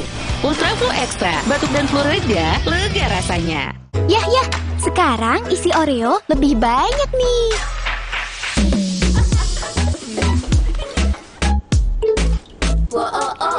Isi Oreo kini lebih banyak. Beli sekarang. Aku gak akan nyerah meskipun gerah dan keringat menggangguku. Karena Dental Cool, perlindungan 12 jam dengan sensasi cool 5 derajat. Segarnya bikin aku unstoppable. Berani taklukkan panasmu. Perhatian, Mas E, Mbak E, pandemi belum selesai loh ya. Jangan lengah, meski kasus sudah rendah. Disiplin prokes, maskernya tetap dipakai. Satu lagi, vaksin booster, penting itu. Ayo buruan vaksin booster, biar tubuh kebal dan bebas bepergian. Loh, pada mau kemana? Mau vaksin booster atuh Pak Camat. Dulu hidup dikontrol gula darah. Sekarang saatnya pegang kontrol bareng Diabetasol. Vita Digest-nya bantu kontrol gula darah. Lancar aktivitasnya karena terkontrol gula darahnya. Diabetasol. Kilaf sama makanan, gue sih sering banget. Terus ya nyesel banget sih. Habis makan langsung Benekol. Plan Stanolesternya hajar kolesterol dari makanan yang habis kita makan. Nutrif Benekol, cara enak turunkan kolesterol.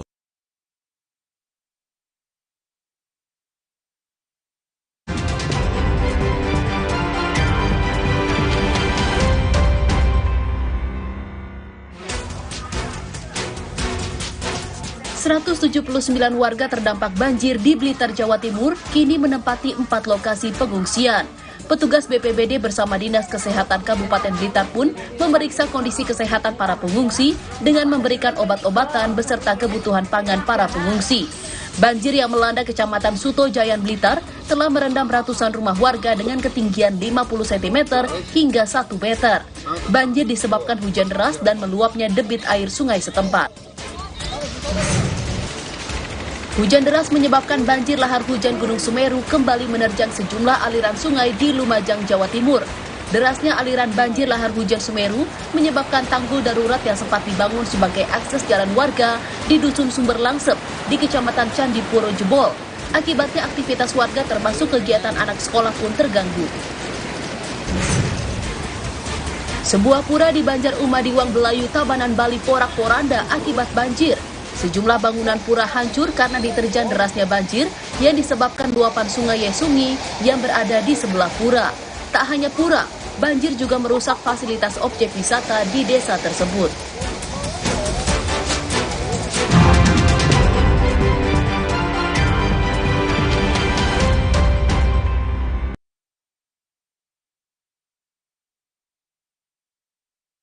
Dulu hidup dikontrol gula darah. Sekarang saatnya pegang kontrol bareng Diabetasol. Vita Digest-nya bantu kontrol gula darah. Lancar aktivitasnya karena terkontrol gula darahnya. Diabetasol. Kilaf sama makanan, gue sih sering banget. Terus ya nyesel banget sih. Habis makan langsung Benekol. Plan Stanolesternya hajar kolesterol dari makanan yang habis kita makan. Nutrif Benekol, cara enak turunkan kolesterol.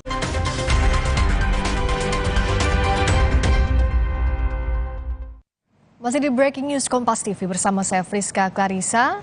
Kita menantikan kurang lebih 15 menit lagi sidang akan dilanjutkan dengan agenda eksepsi atau pembacaan nota keberatan dari Putri Chandrawati yang sebelumnya sudah didakwa oleh Jaksa Penuntut Umum dengan pasal pembunuhan berencana 340 KUHP, subsidiar pasal pembunuhan 338 KUHP dikaitkan atau junto pasal penyertaan pidana.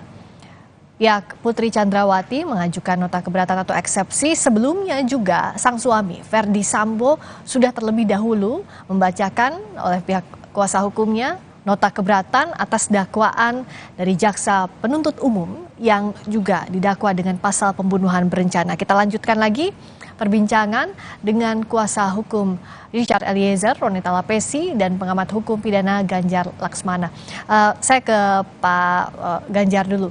Jadi kalau tantangannya Jaksa Penuntut Umum ini kan untuk membuktikan pengantar cerita atau dakwaan yang sudah disusun. Apa saja tantangan utamanya yang Anda lihat, Pak Ganjar? Ya, prinsipnya kan begini ya. Pertama kita bicara pasal yang didakwakan. Pembunuhan berencana 340 yaitu yang utama yang dilakukan secara bersama-sama ya, pasal 55. Nah, kalau kita lihat unsur pembunuhan berencana itu misalnya barang siapa dengan sengaja dan dengan rencana menghilangkan nyawa orang lain. Nah, maka unsur-unsur itulah yang harus dibuktikan. Dibuktikannya dengan apa? Dengan alat-alat bukti. Ya, barang siapanya sudah jelas pelaku-pelakunya. Kesengajaannya apakah ada? Nah, disinilah niatnya, disinilah tergambar motifnya juga ya. Lalu unsur perencanaannya bagaimana? Ada waktu bagi para pelaku untuk berpikir dengan tenang, mempersiapkan hal-hal tertentu supaya tujuan jahatnya tercapai. Kan gitu. Lalu penghilangan nyawa, faktanya memang ada yang nyawanya melayang. Nah, sekarang tinggal kita lihat apa alat buktinya. Misalnya kesengajaan, ya, ada niat, ada motif dan lain-lain. Bagaimana mengungkapkan bahwa para pelaku ini memang bertujuan menghilangkan nyawa, ya, ada pistol yang disiapkan, ada peluru yang dipersiapkan, ada perintah, ya, termasuk ada motif, misalnya dibilang ada pelecehan seksual, itu malah menyempurnakan niat untuk melakukan kekerasan, ya. Nah, jadi kuncinya kan tentu kita melihat alat-alat bukti. Kan kita di dalam hukum itu ada 5 alat bukti, ya. Selama ini memang banyak sekali penegak hukum di pengadilan yang terlalu fokus pada keterangan saksi. Ya, memang keterangan saksi itu kalau dibilang itu pembuktian yang paling mudah, ya, katanya sih begitu. Tetapi kan kebenaran apa yang disampaikan seorang saksi di pengadilan itu harus digali, ya, harus dipastikan bahwa yang diucapkan benar, bahwa kalau dia melihat suatu peristiwa itu benar seperti apa yang dia lihat dan dia ceritakan, seperti sebagaimana dia dengar dan dia ceritakan di pengadilan. Itu. Jadi misalnya kalau bilang misalnya begini, ya, konon kan katanya perintahnya ya dibantah oleh pihak Pak FS, ya. Perintahnya hajar cat. Poinnya begini, jaksa di dakwaannya bilang supaya tembak, ya. Nah, sekarang jaksa punya alat bukti apa yang bisa membenarkan bahwa memang perintahnya tembak. Nah, misalnya apa? Misalnya keterangan saksi, ya, di dalam sidang dengan terdakwa Pak FS, maka yang lain kan menjadi saksi. Ya. Nah, maka ada keterangan saksi dalam hal ini Richard dan RR, ya, yang berkesesuaian bahwa perintahnya tembak. Nah, sementara Pak FS akan membantah dalam kapasitas terdakwa, dia akan membantah. Keterangannya didukung alat bukti apa? Kalau kita lihat saksi, apakah kira-kira ada saksi yang akan menguatkan? Misalnya nih, begitu, ya? Ya, misalnya katakanlah ternyata siapa itu KM, ya. KM ternyata mengatakan, oh iya perintahnya hajar bukan tembak. Baru satu, ya, baru satu Pak KM. Gitu. Sementara keterangan Pak FS karena dia terdakwa, itu sementara ini menurut saya tidak bisa digunakan untuk menyatakan bahwa perintahnya tidak seperti itu. Jadi kan Pak FS sebagai terdakwa ini butuh bukti-bukti yang bisa mendukung ucapannya, termasuk misalnya apakah ada bukti petunjuk, ya. Petunjuk itu kan bisa dari keterangan-keterangan saksi-saksi lain, bisa dari hasil tembakan, ya, seperti misalnya begini, gimana mau perintah hajar dia nenteng senjata, pakai sarung tangan, senjata terjatuh, nyodorkan peluru, misalnya kan begitu. Hajarnya, ya, di mana begitu, ya, kalau sudah dipersiapkan, ya, untuk menembak. Hajarnya di mana gitu, kenapa nggak sekalian aja kasih pelajaran gitu. Jadi kalau ditanya pelajaran apa, ya mungkin matematika, biologi begitu kan. Jadi begini, justru terdakwa, ya, kalau kita mau pertegas, yang diperintahkan Pak FS apa, maka jangan gunakan kata-kata bersayap. Gitu. Kalau hajar ya hajar, kalau tembak ya tembak. Jangan pakai pengertian lain. Dan kita kan sudah tahu, ya, dalam praktek selama ini, ya, bahwa ungkapan-ungkapan hajar dan lain-lain itu mengarah kepada kekerasan tertentu. Apalagi nenteng senjata. Gitu. Oke, kalau dari Bung Roni terakhir, jadi apakah alat bukti ini sejauh ini masih berkesesuaian dengan keterangannya Eliezer dan apa juga yang disiapkan untuk sidang besok? Ya, kalau dari dakwaannya kan sudah jelas, ya. Banyak memang kalau saya lihat sesuai fakta, ya, yang dalam proses pemeriksaan itu sesuai fakta dengan alat bukti yang lainnya gitu kan. Kalau seandainya klaim dari Verdi Sambo dan pengacaranya, ya maksud saya tidak masuk nalar lah. Orang dalam keadaan marah kemudian perintahnya perintah hajar. Nah, nanti kita kan persesuaian saksi dengan alat bukti yang lainnya. Kalau tadi kan saya sempat dengar bahwa satu saksi bukan saksi. Perlu saya sampaikan juga di pasal 185 KUHP itu kan ayat 3-nya kan. Ya, kalau alat bukti yang lainnya kan selama didukung dengan alat bukti yang lainnya gitu kan. Nanti kita lihat aja di persidangan. Maksud saya kan tadi terlalu eksepsinya terlalu menyampaikan sudah masuk ke pokok perkara, ya kita harapkan bahwa dalam hal ini majelis hakim juga pun tegas sehingga untuk hal-hal yang memang di luar hukum acara ini tolong juga diperhatikan. Seperti itu, Mbak Friska. Baik, yang jelas siapa yang mendalilkan harus bisa membuktikan di persidangan, begitu ya Bapak-Bapak? Iya, sesuai hukum acara, ya. Baik, kan nanti masuk pembuktian, baik, ada. Baik, terima kasih Pak Ganjar Laksmana, terima kasih Bung Roni Talapesi telah bergabung di Breaking News Kompas TV. Berikutnya kita jeda dulu sejenak sambil menunggu sidang pembacaan eksepsi atau nota keberatan yang disiapkan oleh terdakwa Putri Chandrawati. Breaking News Kompas TV segera kembali.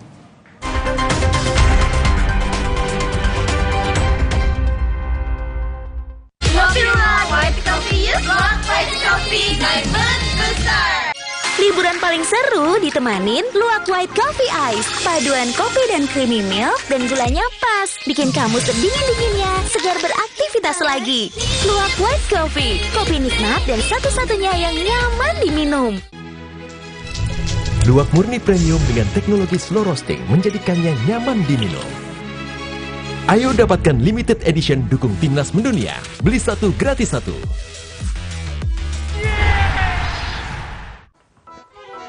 Perhatian, Mas E, Mbak E, pandemi belum selesai loh ya. Jangan lengah, meski kasus sudah rendah. Disiplin prokes, maskernya tetap dipakai. Satu lagi, vaksin booster, penting itu. Ayo buruan vaksin booster, biar tubuh kebal dan bebas bepergian.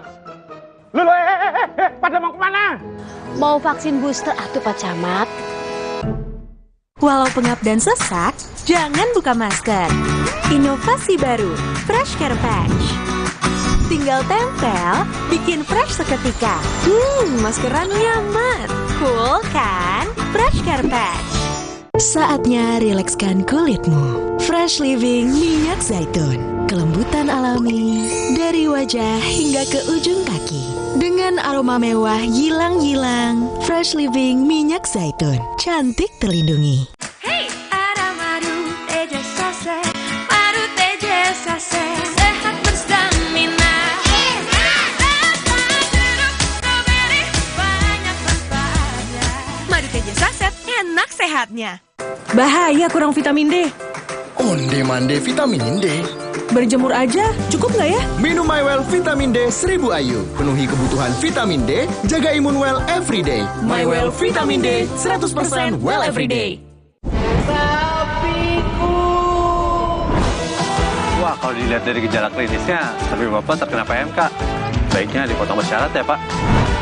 Nah, selain potong bersyarat, ada beberapa cara yang bisa kita lakukan untuk mencegah penularan virus PMK ini, Pak. Yang pertama ada biosecurity, yang kedua ada vaksinasi, yang ketiga pengobatan, dan dipotong bersyarat menjadi opsi yang paling akhir. Mari kita sama-sama basmi PMK dari bumi Indonesia. Pesta Rakyat Simpedes kembali hadir di Kota Makassar. Mulai dari tanggal 21 hingga 23 Oktober di Lapangan Hasanuddin, Kota Makassar. Dimeriahkan oleh Slang, Gigi, Kotak, dan 420. Juga diramaikan dengan karnaval budaya, berbagai diskon produk UMKM terbaik, edukasi UMKM, serta banyak acara menarik lainnya. Tidak ketinggalan juga akan ada beragam hadiah istimewa. Ayo datang dan rasakan kemeriahannya. Perhatian, Mas E, Mbak E, pandemi belum selesai loh ya. Jangan lengah, meski kasus sudah rendah. Disiplin prokes, maskernya tetap dipakai. Satu lagi, vaksin booster, penting itu. Ayo buruan vaksin booster, biar tubuh kebal dan bebas bepergian. Loh, pada mau kemana? Mau vaksin booster atuh Pak Camat?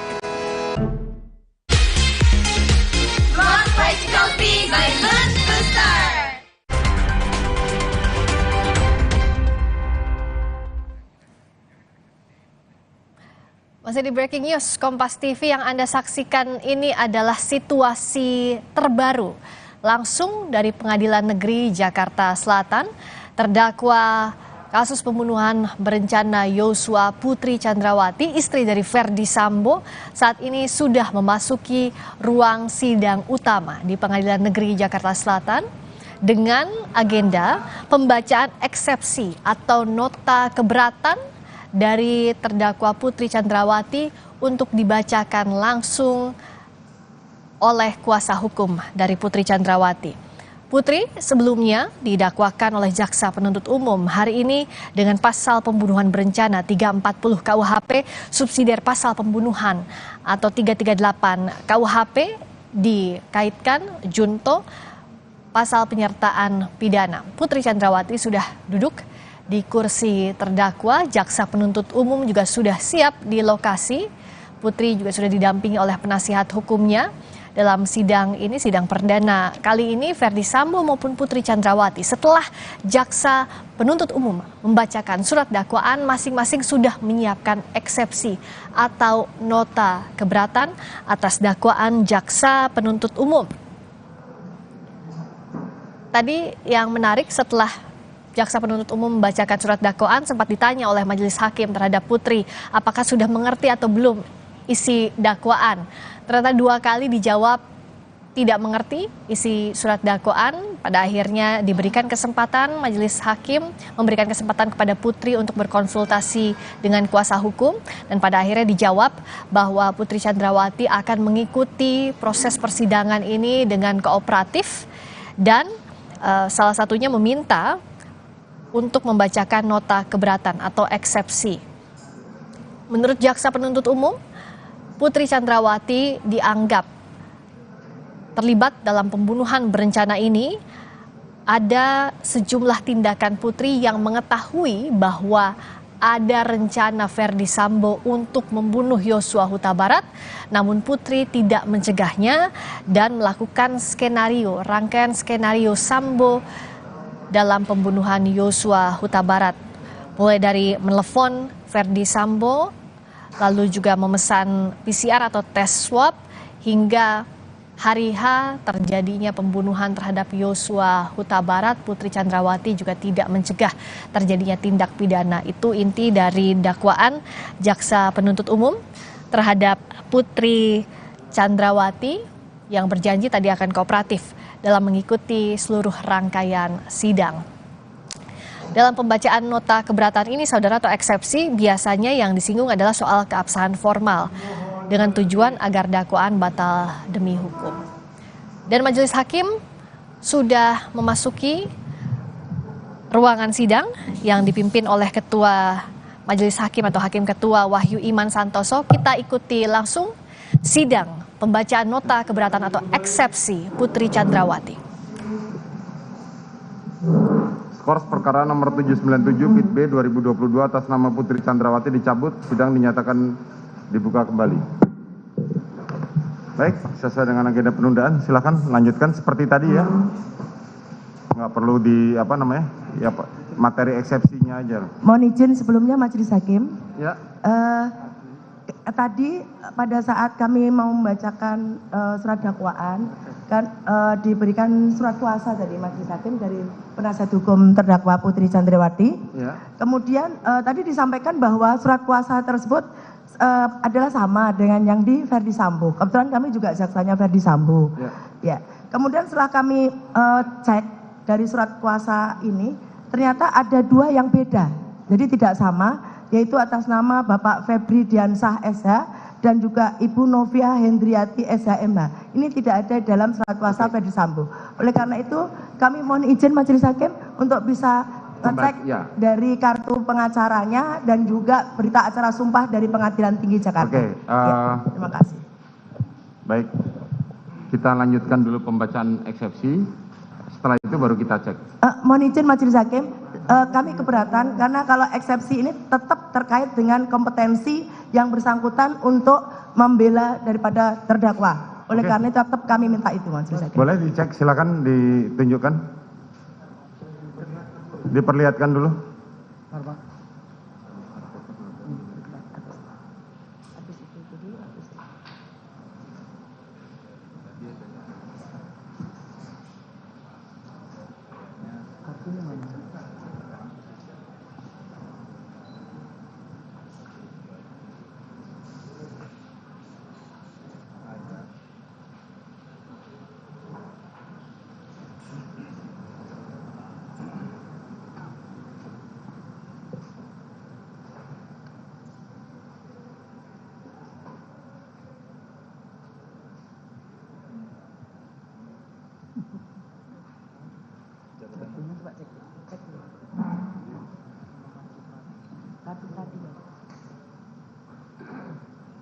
Tadi mau dikasih lihat nama.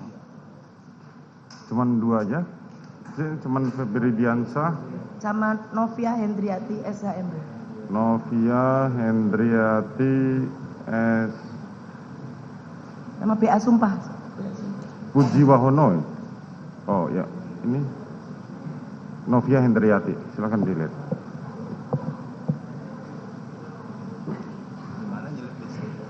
Oke.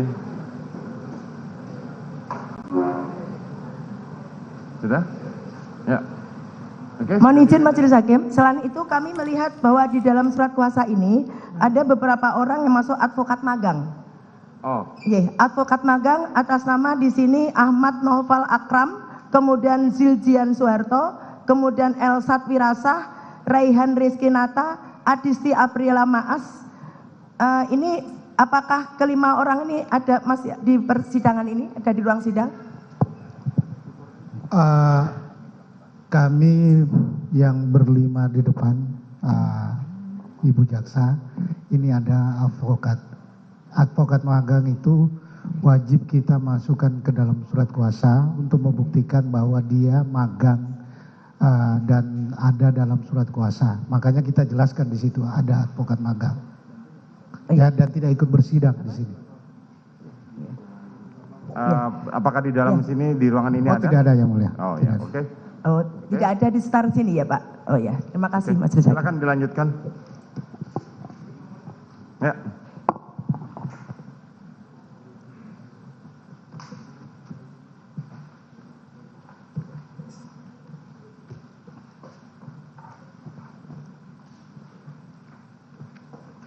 Silakan. Baik, terima kasih yang mulia, saudara penuntut umum yang kami hormati. Bismillahirrahmanirrahim. Assalamualaikum warahmatullahi wabarakatuh. Nota keberatan atas nama Ibu Putri Chandrawati yang diajukan oleh tim penasehat hukum. Izin yang mulia, kami ada beberapa poin yang kita tidak bacakan dan dianggap dibacakan. Ya, silakan. Terima kasih. Perkenankan kami yang bertanda tangan di bawah ini, para advokat yang saat ini memilih domisili pada kantor hukum Hanis dan Hanis, beralamat di Gedung Lipo Tamrin, lantai 3, Jalan MH Tamrin, Kafling 20, Jakarta Pusat 10350. Dalam hal ini bertindak untuk dan atas nama terdakwa Putri Chandrawati, warga negara Indonesia, pemegang KTP, dan seterusnya tidak kami bacakan, dianggap dibacakan. Melalui kesempatan ini, setelah mendengar surat dakwaan yang disampaikan dan dibacakan pada tanggal 17 Oktober 2022, hendak mengajukan nota keberatan atas surat dakwaan tersebut. Nota keberatan ini kami ajukan berdasarkan ketentuan sebagaimana diatur dalam pasal 156 KUHP.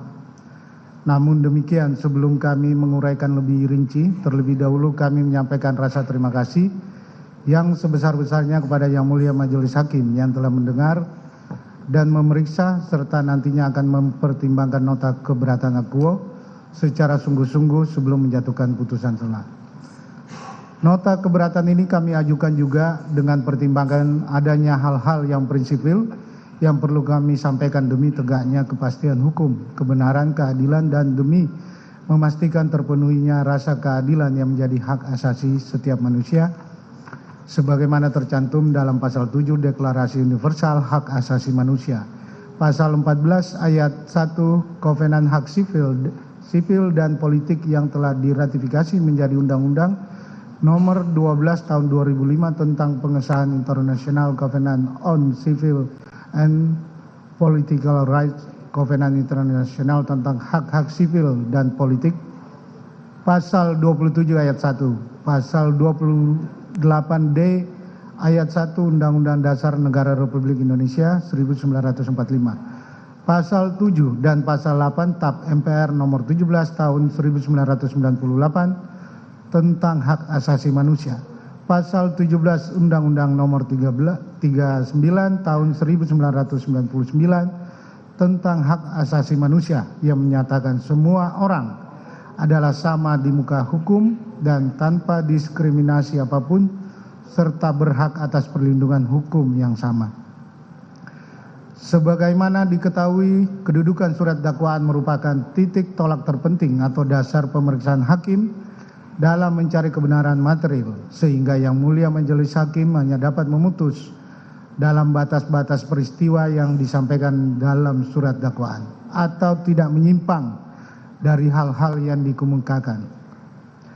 Terdakwa hanya dapat dipidana jika terbukti telah melakukan delik yang disebut dalam dakwaan, sebagaimana yang juga menjadi jurisprudensi Mahkamah Agung nomor 68K garing KR garing 1973 tanggal 16 Desember 1976. Dengan demikian, jika terdakwa terbukti melakukan delik tetapi tidak disebut dalam dakwaan, maka ia tidak dapat dipidana. Dilanjutkan, Yang Mulia.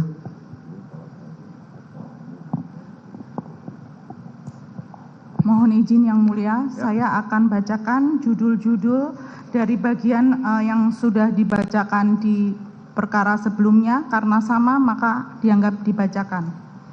1. Ringkasan eksekutif dari halaman 4 sampai dengan halaman 6 dianggap dibacakan. 2. Kronologi dan fase peristiwa dari halaman 6 sampai dengan halaman 17 dianggap dibacakan. 3. Romawi, ringkasan dan ruang lingkup dakwaan dari halaman 17 sampai dengan halaman 22 dianggap dibacakan. Romawi 4, ketentuan perumusan dakwaan. Menyusun surat dakwaan harus dilakukan secara serius dan hati-hati. Surat dakwaan yang menyimpang dari hasil penyidikan dan atau yang tidak memenuhi syarat material merupakan dakwaan yang harus dinyatakan batal demi hukum menurut pasal 143. Uraiannya dari halaman 22 sampai dengan halaman 24 dianggap dibacakan. Romawi 5, jaksa penuntut umum tidak cermat dan menyimpang dari ketentuan hukum karena menyusun dakwaan dengan melakukan pemecahan penuntutan splitsing atas satu perkara tindak pidana. Halaman 24 sampai dengan halaman 28 dianggap dibacakan. Halaman 28, pemisahan penuntutan perkara splitsing dalam perkara akwo tidak tepat dan jelas bertentangan dengan asas sederhana, cepat, dan biaya ringan. Dianggap dibacakan. Romawi 6, analisis yuridis atas surat dakwaan. Surat dakwaan jaksa penuntut umum obskur libel karena jaksa penuntut umum tidak cermat, jelas, lengkap menguraikan peristiwa dalam surat dakwaan. Nomor 59 sampai dengan 63 sudah pernah dibacakan, maka dianggap dibacakan. Selanjutnya dari poin 64 akan dilanjutkan oleh rekan kami.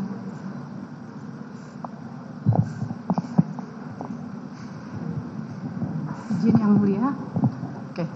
64, bahwa jaksa penuntut umum telah mengabaikan dan menghilangkan fakta yang krusial di mana terdakwa Putri Chandrawati ditemukan setengah sadar di depan kamar mandi oleh saksi Susi dan saksi Kuat Ma'ruf pada tanggal 7 Juli 2022. Bahwa fakta terdakwa Putri Chandrawati ditemukan tergeletak dengan posisi kepala di tempat pakaian kotor di depan kamar mandi oleh saksi Susi dan saksi Kuat Ma'ruf tidak diuraikan dalam dakwaan. Padahal fakta tersebut merupakan fakta yang krusial dan akan berkaitan dengan rangkaian peristiwa lainnya. Poin 66, bahwa sebagaimana yang termuat dalam keterangan BAP saksi Kuat Ma'ruf dan saksi Susi yang menyatakan bahwa A. Melalui jendela kaca teras depan rumah ke arah anak tangga, saya melihat Nofriansa Yosua mengendap-endap menuruni tangga seolah-olah mencari apakah ada orang di lantai bawah. Kemudian saat itu karena muka Nofriansa Yosua saya lihat merah seperti orang ketakutan. Selanjutnya saya gedor kaca jendela sambil saya teriak ke Nofriansa Yosua, "Woi!" Namun ternyata atas teriakan tersebut Nofriansa Yosua malah lari ke arah dapur. Kemudian saya susul ke dapur Kemudian Nofriansah Yosua malah lari ke depan lewat pintu tamu sehingga saya teriak ke Susi, "Susi, lihat ibu, lihat ibu." Kemudian setelah Susi lari ke arah kamar ibu, Susi teriak menjerit dan menangis kencang sambil teriak, "Ibu, ibu, ibu." Sehingga atas teriakan Susi tersebut, saya tidak jadi mengejar Nofriansah Yosua, melainkan saya lari ke atas ke kamar ibu terdakwa Putri Chandrawati. Dan saat di atas, saya temukan ibu Putri terlentang di lantai depan kamar mandi dengan posisi kepala ibu Putri di tempat pakaian kotor. Vide butir 5 halaman 5 BAP tambahan Kuat Ma'ruf pada tanggal 8 September 2022. B.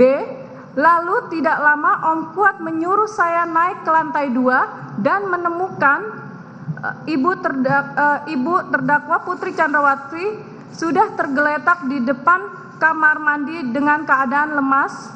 Vide butir 73 halaman 4 BAP lanjutan Susi pada tanggal 10 Agustus 2022. C. Kemudian Om Kuat naik ke atas dan meminta kepada saya selimut dan bantal ke kamar Mas Tribrata Putra Sambo. Lalu saya tidak berani masuk ke dalam pintu kaca karena saya melihat pintu kaca tertutup dan mendengar Ibu Putri Chandrawati menangis. Vide halaman 3 butir 73 BAP lanjutan Susi tertanggal 10 Agustus 2022. D. Kemudian saya duduk di tangga, saya mendengar bunyi suara pintu kasa atau pengaman nyamuk seperti dibuka. Grek. Lalu saya melihat dari pintu kaca ada tangan keluar membuka pintu kamar Ibu Putri Chandrawati. Lalu saya berkata, "Ibu minta bantal dan selimut." Setelah saya meminta bantal dan selimut, tiba-tiba pintu kamar Ibu Putri Chandrawati ditutup kembali. Vide halaman 3 butir 73 BAP lanjutan Susi tertanggal 10 Agustus 2022. E. Bahwa sekitar pukul 19.00 waktu Indonesia Barat, saya sedang menunggu di tangga. Kemudian menggerakkan pintu kamar Ibu Putri Chandrawati terbuka. Saya berkata, "Ibu minta bantal dan selimut." Namun pintu kamar Ibu Putri Chandrawati langsung ditutup. Dan saya tidak melihat apakah tangan tersebut adalah tangan Ibu Putri Chandrawati atau orang lain, karena saya hanya melihat dari pintu kaca. Vide halaman 3 butir 74 BAP lanjutan Susi tertanggal 10 Agustus 2022. Bahwa dengan mengesampingkan 67 dengan mengesampingkan fakta yang krusial oleh jaksa penuntut umum dalam surat dakwaan tersebut dapat mengaburkan peristiwa kekerasan seksual yang dilakukan Nofriansah Yosua Huta Barat kepada terdakwa Putri Chandrawati yang terjadi di Magelang. Padahal peristiwa kekerasan tersebut terkonfirmasi berdasarkan A. Keterangan korban kekerasan seksual yaitu terdakwa Putri Chandrawati yang telah disampaikan di dalam BAP tanggal 26 Agustus 2022. B. Hasil pemeriksaan psikologi forensik nomor 056-HPPF-HPP-9-2022 tertanggal 6 September 2022. C. Keterangan ahli yang tertuang dalam BAP Dr. Randa Reni Kusumawardani, MPSI, psikolog, yang pada pokoknya menyatakan bahwa didapatkan informasi yang konsisten dari Putri Chandrawati dan saksi Ferdi Sambo. Menurut Putri Chandrawati, telah terjadi kekerasan seksual tersebut merupakan suatu tindakan yang tidak diduga serta tidak dikehendakinya yang menurut Putri Chandrawati dilakukan oleh Nofriansah Yosua Huta Barat, bahwa ditemukan adanya kondisi psikologis yang buruk pada Putri Chandrawati berupa simptom depresi dan reaksi trauma yang akut, bahwa ditemukan dari integrasi hasil tes tidak ada indikasi ke arah malingering atau tidak melebih-lebihkan kondisi psikologis yang dialami, bahwa keadaan informasi yang disampaikan Putri Chandrawati yang menurut Putri Chandrawati dirinya mengalami kekerasan seksual oleh Nofriansah Yosua Huta Barat berkesesuaian dengan indikator keterangan yang kredibel. Vide BAP Dr. Anda Reni Kusumo Wardani MPSI psikolog halaman 18 tertanggal 9 September 2022. D. Bukti petunjuk atau bukti tidak langsung circumstantial evidence yang pada pokoknya membuktikan adanya kondisi terdakwa Putri Chandrawati ditemukan dalam keadaan tidak berdaya di depan kamar mandi lantai 2 Rumah Magelang oleh saksi Susi dan saksi Kuat Ma'ruf. 68. Sehingga mencederai aspek esensial surat dakwaan tersebut. Padahal surat dakwaan merupakan dasar atau landasan dalam rangka pemeriksaan perkara tindak pidana serta sebagai pertimbangan dalam mengambil keputusan oleh majelis hakim. Lebih dari itu, dengan mengesampingkan fakta-fakta yang krusial dapat menyebabkan tidak tercapainya rasa keadilan bagi semua pihak, baik bagi terdakwa ataupun korban. Berdasarkan uraian tersebut di atas, perlu dipertanyakan kenapa jaksa penuntut umum tidak menguraikan dan bahkan menghilangkan sebagian rangkaian peristiwa penting sehingga rangkaian peristiwa tersebut tidak utuh dan lengkap. Hal tersebut melanggar pasal 142 ayat 2 huruf B Kitab Undang-Undang Hukum Acara Pidana, sehingga berdasarkan pasal 143 ayat 3 Kitab Undang-Undang Hukum Acara Pidana, surat dakwaan penuntut umum harus dinyatakan batal demi hukum. Selanjutnya.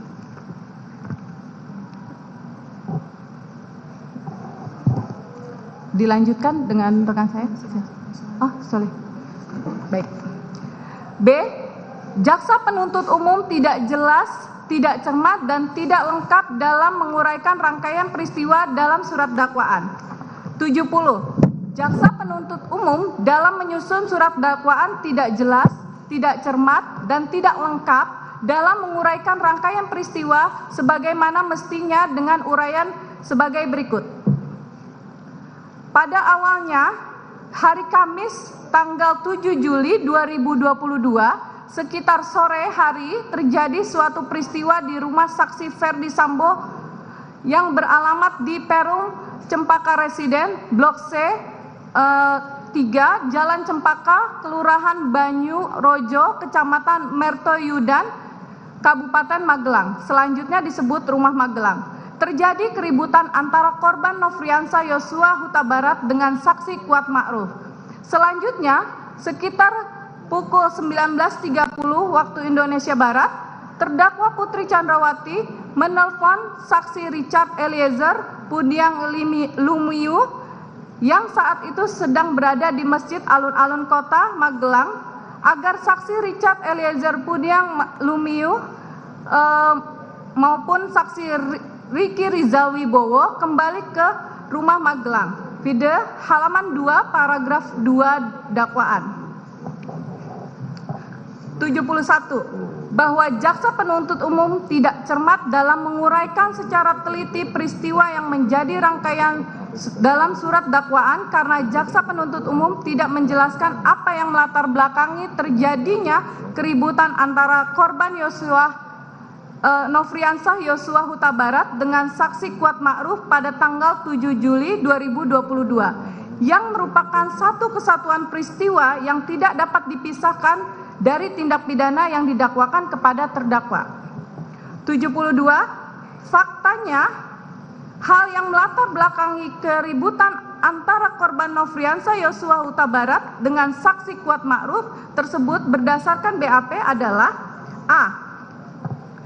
Melalui jendela kaca teras depan rumah ke arah anak tangga, saya melihat Nofriansah Yosua mengendap-endap menuruni tangga seolah-olah mencari apakah ada orang di lantai bawah. Kemudian saat itu karena muka Nofriansah Yosua, saya lihat merah seperti orang ketakutan. Selanjutnya saya gedor kaca jendela sambil saya teriak ke Nofriansah Yosua, "Woi!" Namun ternyata atas teriakan tersebut Nofriansah Yosua malah lari ke arah dapur. Kemudian saya susul ke dapur. Kemudian Nofriansah Yosua malah lari ke depan pintu tamu. Video butir 5 halaman 5 berita acara tambahan Kuat Ma'ruf pada tanggal 8 September 2022. B.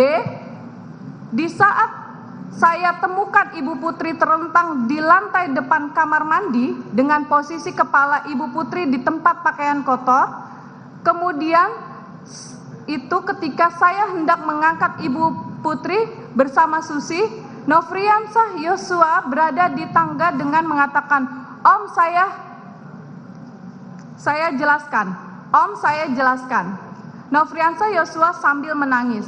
Kemudian sebelum Nofriansah Yosua jelaskan, saya turun lagi mengejar Nofriansah Yosua sampai pintu dapur, dan saat melewati dapur saya lihat ada pisau buah di atas meja. Kemudian pisau tersebut saya ambil dan saya mengejar Nofriansah Yosua sampai pintu dapur. Video butir 5 halaman 5 BAP tambahan Kuat Ma'ruf pada tanggal 8 September 2022. C. Lalu Nofriansah Yosua juga mau menghampiri, akan tetapi dihalangi oleh Kuat dengan berkata, "Yosua, jangan dekat ibu." Lalu Yosua berkata, "Bukan gitu Om kejadiannya, mau saya jelasin kejadian sebenarnya." Video butir 50 halaman 4 BAP lanjutan Susi pada tanggal 9 Agustus 2022.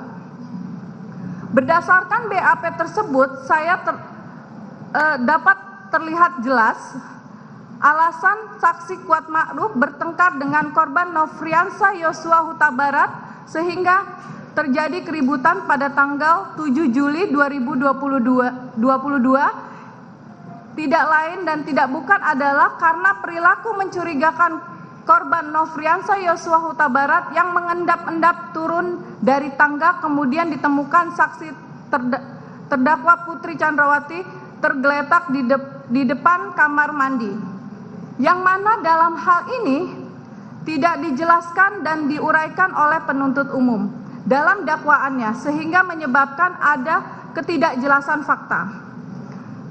73. Bahwa jaksa penuntut umum dalam surat dakwaannya menguraikan sebagai berikut. Pada awalnya hari Kamis tanggal 7 Juli 2022 sekiranya sore hari terjadi suatu peristiwa di rumah saksi Ferdi Sambo. Kemudian terdakwa Putri Chandrawati meminta kepada saksi Riki Rizal Wibowo untuk memanggil korban Nofriansah Yosua Huta Barat menemui terdakwa Putri Chandrawati, tetapi saksi Riki Rizal Wibowo tidak langsung memanggil korban Nofriansah Yosua Huta Barat. Akan tetapi saksi Riki Rizal Wibowo turun ke lantai 1 untuk terlebih dahulu mengambil senjata api HS nomor seri H233001 milik korban Nofriansah Yosua Huta Barat Vide halaman 2 paragraf 2 surat dakwaan. 74 bahwa jaksa penuntut umum tidak cermat dalam menguraikan secara teliti peristiwa yang menjadi rangkaian dalam surat dakwaan karena jaksa penuntut umum tidak menjelaskan korelasi antara permintaan terdakwa Putri Chandrawati kepada saksi Riki Rizal Wibowo untuk memanggil korban Nofriansah Yosua Huta Barat dengan tindakan mengambil senjata api milik korban Nofriansah Yosua Huta Barat oleh saksi Riki Rizal Wibowo. 75. Dengan demikian jaksa penuntut umum telah gagal dalam menguraikan rangkaian peristiwa secara jelas, cermat dan lengkap sebagaimana syarat material surat dakwaan dalam ketentuan pasal 142 ayat 2 huruf B buku pedoman pembuatan surat dakwaan terbitan Kejaksaan Agung RI tahun 1985 halaman 14 sampai 16 serta jurisprudensi lainnya. Oleh karena itu surat dakwaan jaksa penuntut umum batal demi hukum. Ya, silakan dilanjutkan.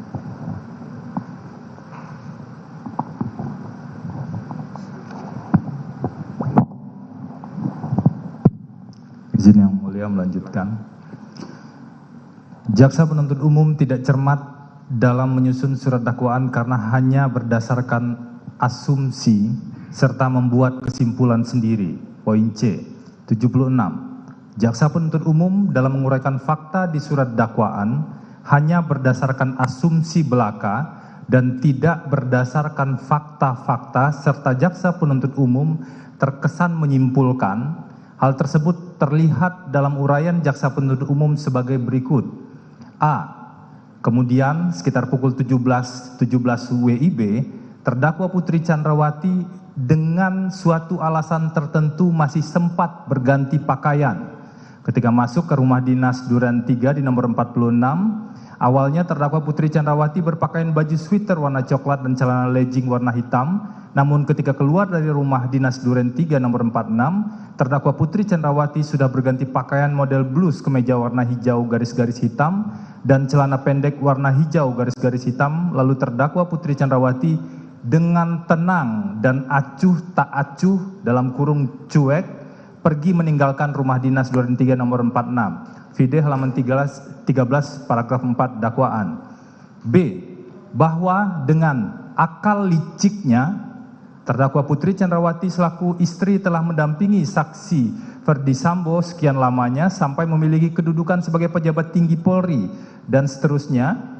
Padahal seharusnya sebagai istri seorang perwira tinggi kepolisian mengingat suaminya agar jangan sampai berbuat yang tidak terpuji dan berlaku sabar dalam menghadapi setiap permasalahan yang ada. Vide halaman 14 paragraf 2 dakwaan. C. Korban Nofriansah Yosua Huta Barat yang sebelumnya diajak oleh saksi Riki Rizal Wibowo karena korban Nofriansah Yosua Huta Barat mengetahui terdakwa Putri Chandrawati yang mengajak untuk pergi menuju rumah dinas Duren 3 nomor 46 Jaksel, maka korban Nofriansah Yosua Huta Barat secara spontan ikut masuk ke dalam mobil mengikuti terdakwa Putri Chandrawati. Keadaan ini persis sebagaimana yang dikehendaki oleh terdakwa Putri Chandrawati dan saksi Ferdi Sambo. Vide halaman 29 paragraf 1 dakwaan. Jadi itu 3 poin yang menunjukkan asumsi dalam surat dakwaan penuntut umum. 77. Jaksa penuntut umum dalam menguraikan rangkaian dakwaan sangat menunjukkan bahwa jaksa penuntut umum hanya berdasarkan asumsi, bukan berdasarkan fakta dari keterangan saksi dalam BAP. Selanjutnya dari asumsi tersebut jaksa penuntut umum terkesan menyimpulkan berdasarkan asumsi jaksa penuntut umum sendiri. Dalam menguraikan fakta di surat dakwaan, jaksa penuntut umum terlihat memberikan kesimpulan subjektif atas uraian tindakan dalam surat dakwaan. Sebagai contoh, dalam paragraf 2 halaman 14 surat dakwaan, jaksa penuntut umum menguraikan sebagai berikut, bahwa dengan akal liciknya terdakwa Putri Chandrawati selaku istri telah mendampingi saksi Ferdi Sambo sekian lamanya sampai memiliki kedudukan sebagai pejabat tinggi Polri yang menjabat Kepala Divisi Profesi dan Pengamanan Polri justru turut serta terlibat dan ikut dalam perampasan nyawa korban. Jadi di bagian ini tiba-tiba jaksa penuntut umum menyimpulkan berdasarkan asumsi hingga terlaksana dengan sempurna. Padahal seharusnya sebagai istri seorang perwira tinggi kepolisian mengingatkan suaminya agar jangan sampai berbuat yang tidak terpuji dan berlaku sabar dalam menghadapi setiap permasalahan yang ada.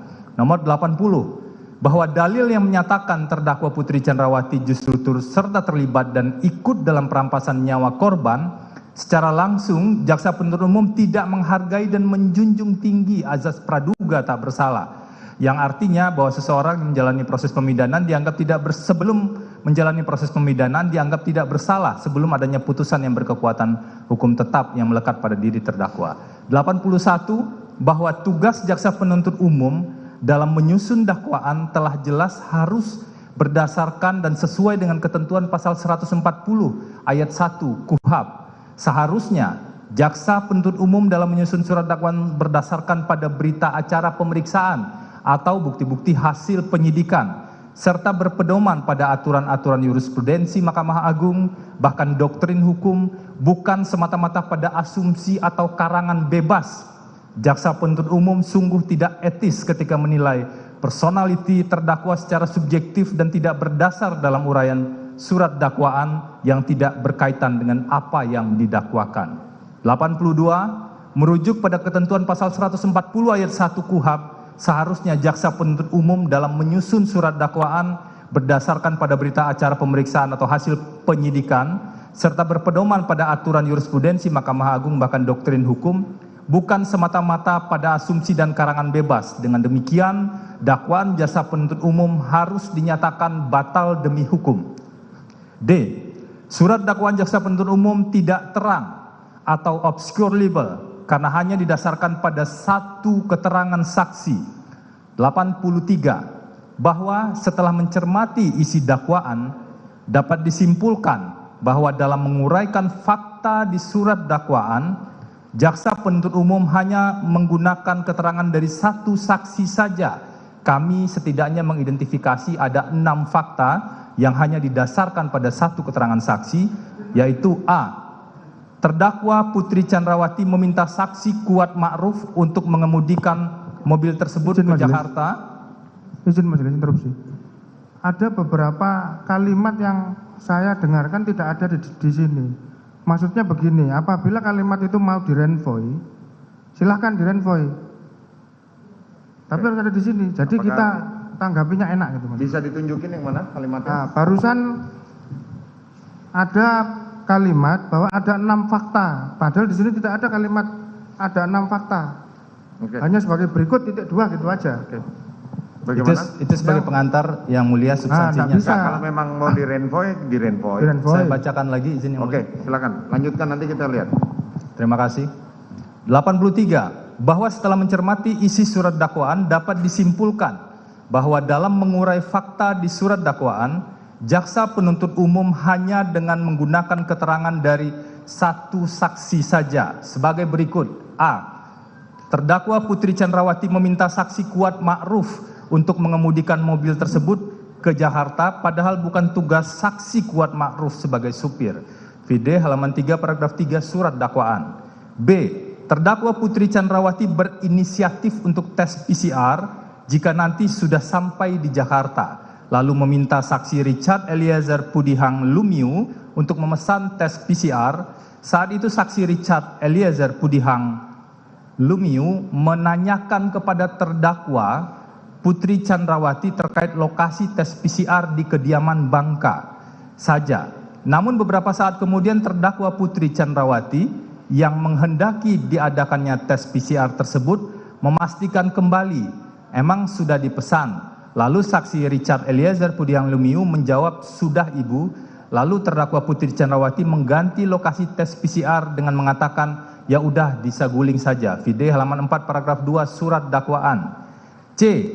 Saksi Richard Eliezer Pudihang Lumiu mengikuti terdakwa Putri Chandrawati masuk ke dalam rumah dan naik ke lantai 3 melalui tangga samping lift sambil membawa senjata laras panjang Steyr AUG KAL 233 nomor pabrik 14 USA 247 untuk disimpan di lemari senjata milik Ferdi Sambo yang berada di lantai 3 kamar pribadi saksi Ferdi Sambo sesuai dengan permintaan dan kehendak terdakwa Putri Chandrawati, VD halaman 5 paragraf 1 surat dakwaan.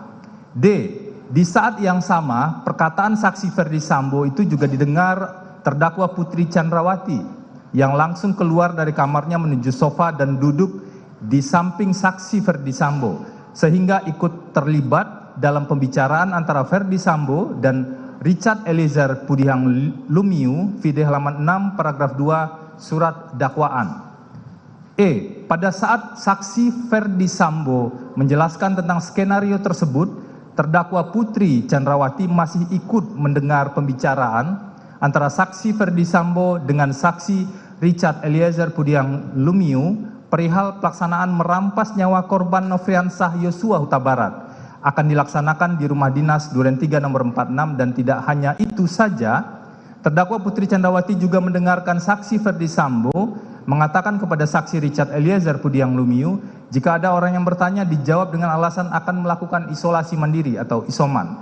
VD halaman 7 paragraf 5 surat dakwaan. Bahwa rencana jahat saksi Ferdi Sambo untuk merampas nyawa korban Nofriansah Yosua Huta Barat yang akan dilaksanakan di rumah dinas Duren 3 nomor 46 juga diketahui terdakwa Putri Chandrawati, VD halaman 8 paragraf 3 surat dakwaan. Bahwa faktanya uraian tersebut di atas yang disusun dalam surat dakwaan oleh jaksa penuntut umum hanya didasarkan pada satu keterangan saksi saja, yaitu saksi Richard Eliezer Pudihang Lumia yang telah melakukan 4 kali perubahan berita acara pemeriksaan yang merubah keterangan secara signifikan, yaitu BAP pada tanggal 9 Juli 2022, BAP tanggal 3 Agustus 2022, BAP pada tanggal 15 Agustus 2022, BAP tambahan pada tanggal 7 September 2022. Penuntut umum menggunakan keterangan satu saksi ini tanpa memperhatikan kesesuaian dengan keterangan saksi dan alat bukti yang lain. 85.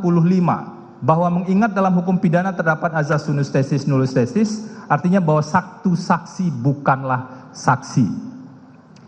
Bahwa isi surat dakwaan tersebut yang hanya didasarkan pada keterangan saksi Richard Eliezer Pudihang Lumiu mengakibatkan jalannya persidangan perkara akan bias dan tendensius serta merugikan kepentingan hukum terdakwa karena surat dakwaan sebagai landasan dan titik tolak pemeriksaan terdakwa berisi dalil-dalil yang kabur. 87. Bahwa kekeliruan dakwaan yang lebih fatal nampak pada halaman 6 paragraf 2 dakwaan, di mana jaksa penuntut umum menguraikan bahwa saat di rumah saguling, terdakwa Putri Chandrawati langsung keluar dari kamarnya menuju sofa dan duduk di samping terdakwa sehingga ikut terlibat dalam pembicaraan antara saksi Ferdi Sambo dan saksi Richard Eliezer Pudihang Lumiu di lantai 3 rumah saguling. 88. Bahwa keterangan terdakwa Putri Chandrawati, saksi Ferdi Sambo dan saksi Riki Rizal Wibowo yang saling berkesesuaian justru menyatakan bahwa terdakwa Putri Chandrawati sedang beristirahat di kamar lantai 3 rumah saguling. Bahkan uraian dakwaan yang menyatakan terdakwa Putri Chandrawati keluar dari kamar pun bertentangan dengan keterangan saksi Richard Eliezer Pudihang Lumiu yang dalam keterangannya menyatakan bahwa sejak awal terdakwa Putri Chandrawati sudah duduk di sofa di sebelah terdakwa. 89. Dengan demikian, jaksa penuntut umum dalam surat dakwaannya telah gagal menguraikan perbuatan terdakwa secara jelas, obscure libel, dengan didasarkan pada keterangan saksi maupun alat bukti lainnya sehingga surat dakwaan harus dinyatakan batal demi hukum. Poin E, jaksa penuntut umum tidak cermat dalam menguraikan rangkaian peristiwa surat dakwaan karena telah mengabaikan fakta yang sesungguhnya. Mohon izin dianggap dibacakan dari angka 90 sampai dengan 93. Kemudian poin F, surat dakwaan jaksa penuntut umum tidak cermat, tidak jelas dan tidak lengkap, obscure libel karena tidak menegaskan bentuk penyertaan terdakwa. Izin dianggap dibacakan dari 94, 95, 96 sampai dengan 100. Berikutnya angka Romawi 7 kesimpulan dan permohonan saya serahkan pada rekan Arman Hanis.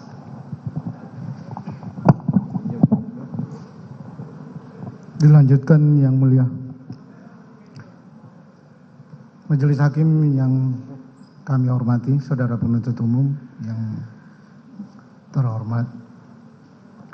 Kesimpulan dan permohonan. Berdasarkan uraian tersebut di atas, maka kami tim penasehat hukum terdakwa berpendapat atau berkesimpulan bahwa surat dakwaan penuntut umum nomor registrasi perkara PDM 246 garing JKTSL garing 10 garing 2022 tanggal 5 Oktober 2022 disusun secara kabur atau obskur libel, secara tidak cermat, tidak jelas dan tidak lengkap, dan oleh karenanya harus dinyatakan batal demi hukum.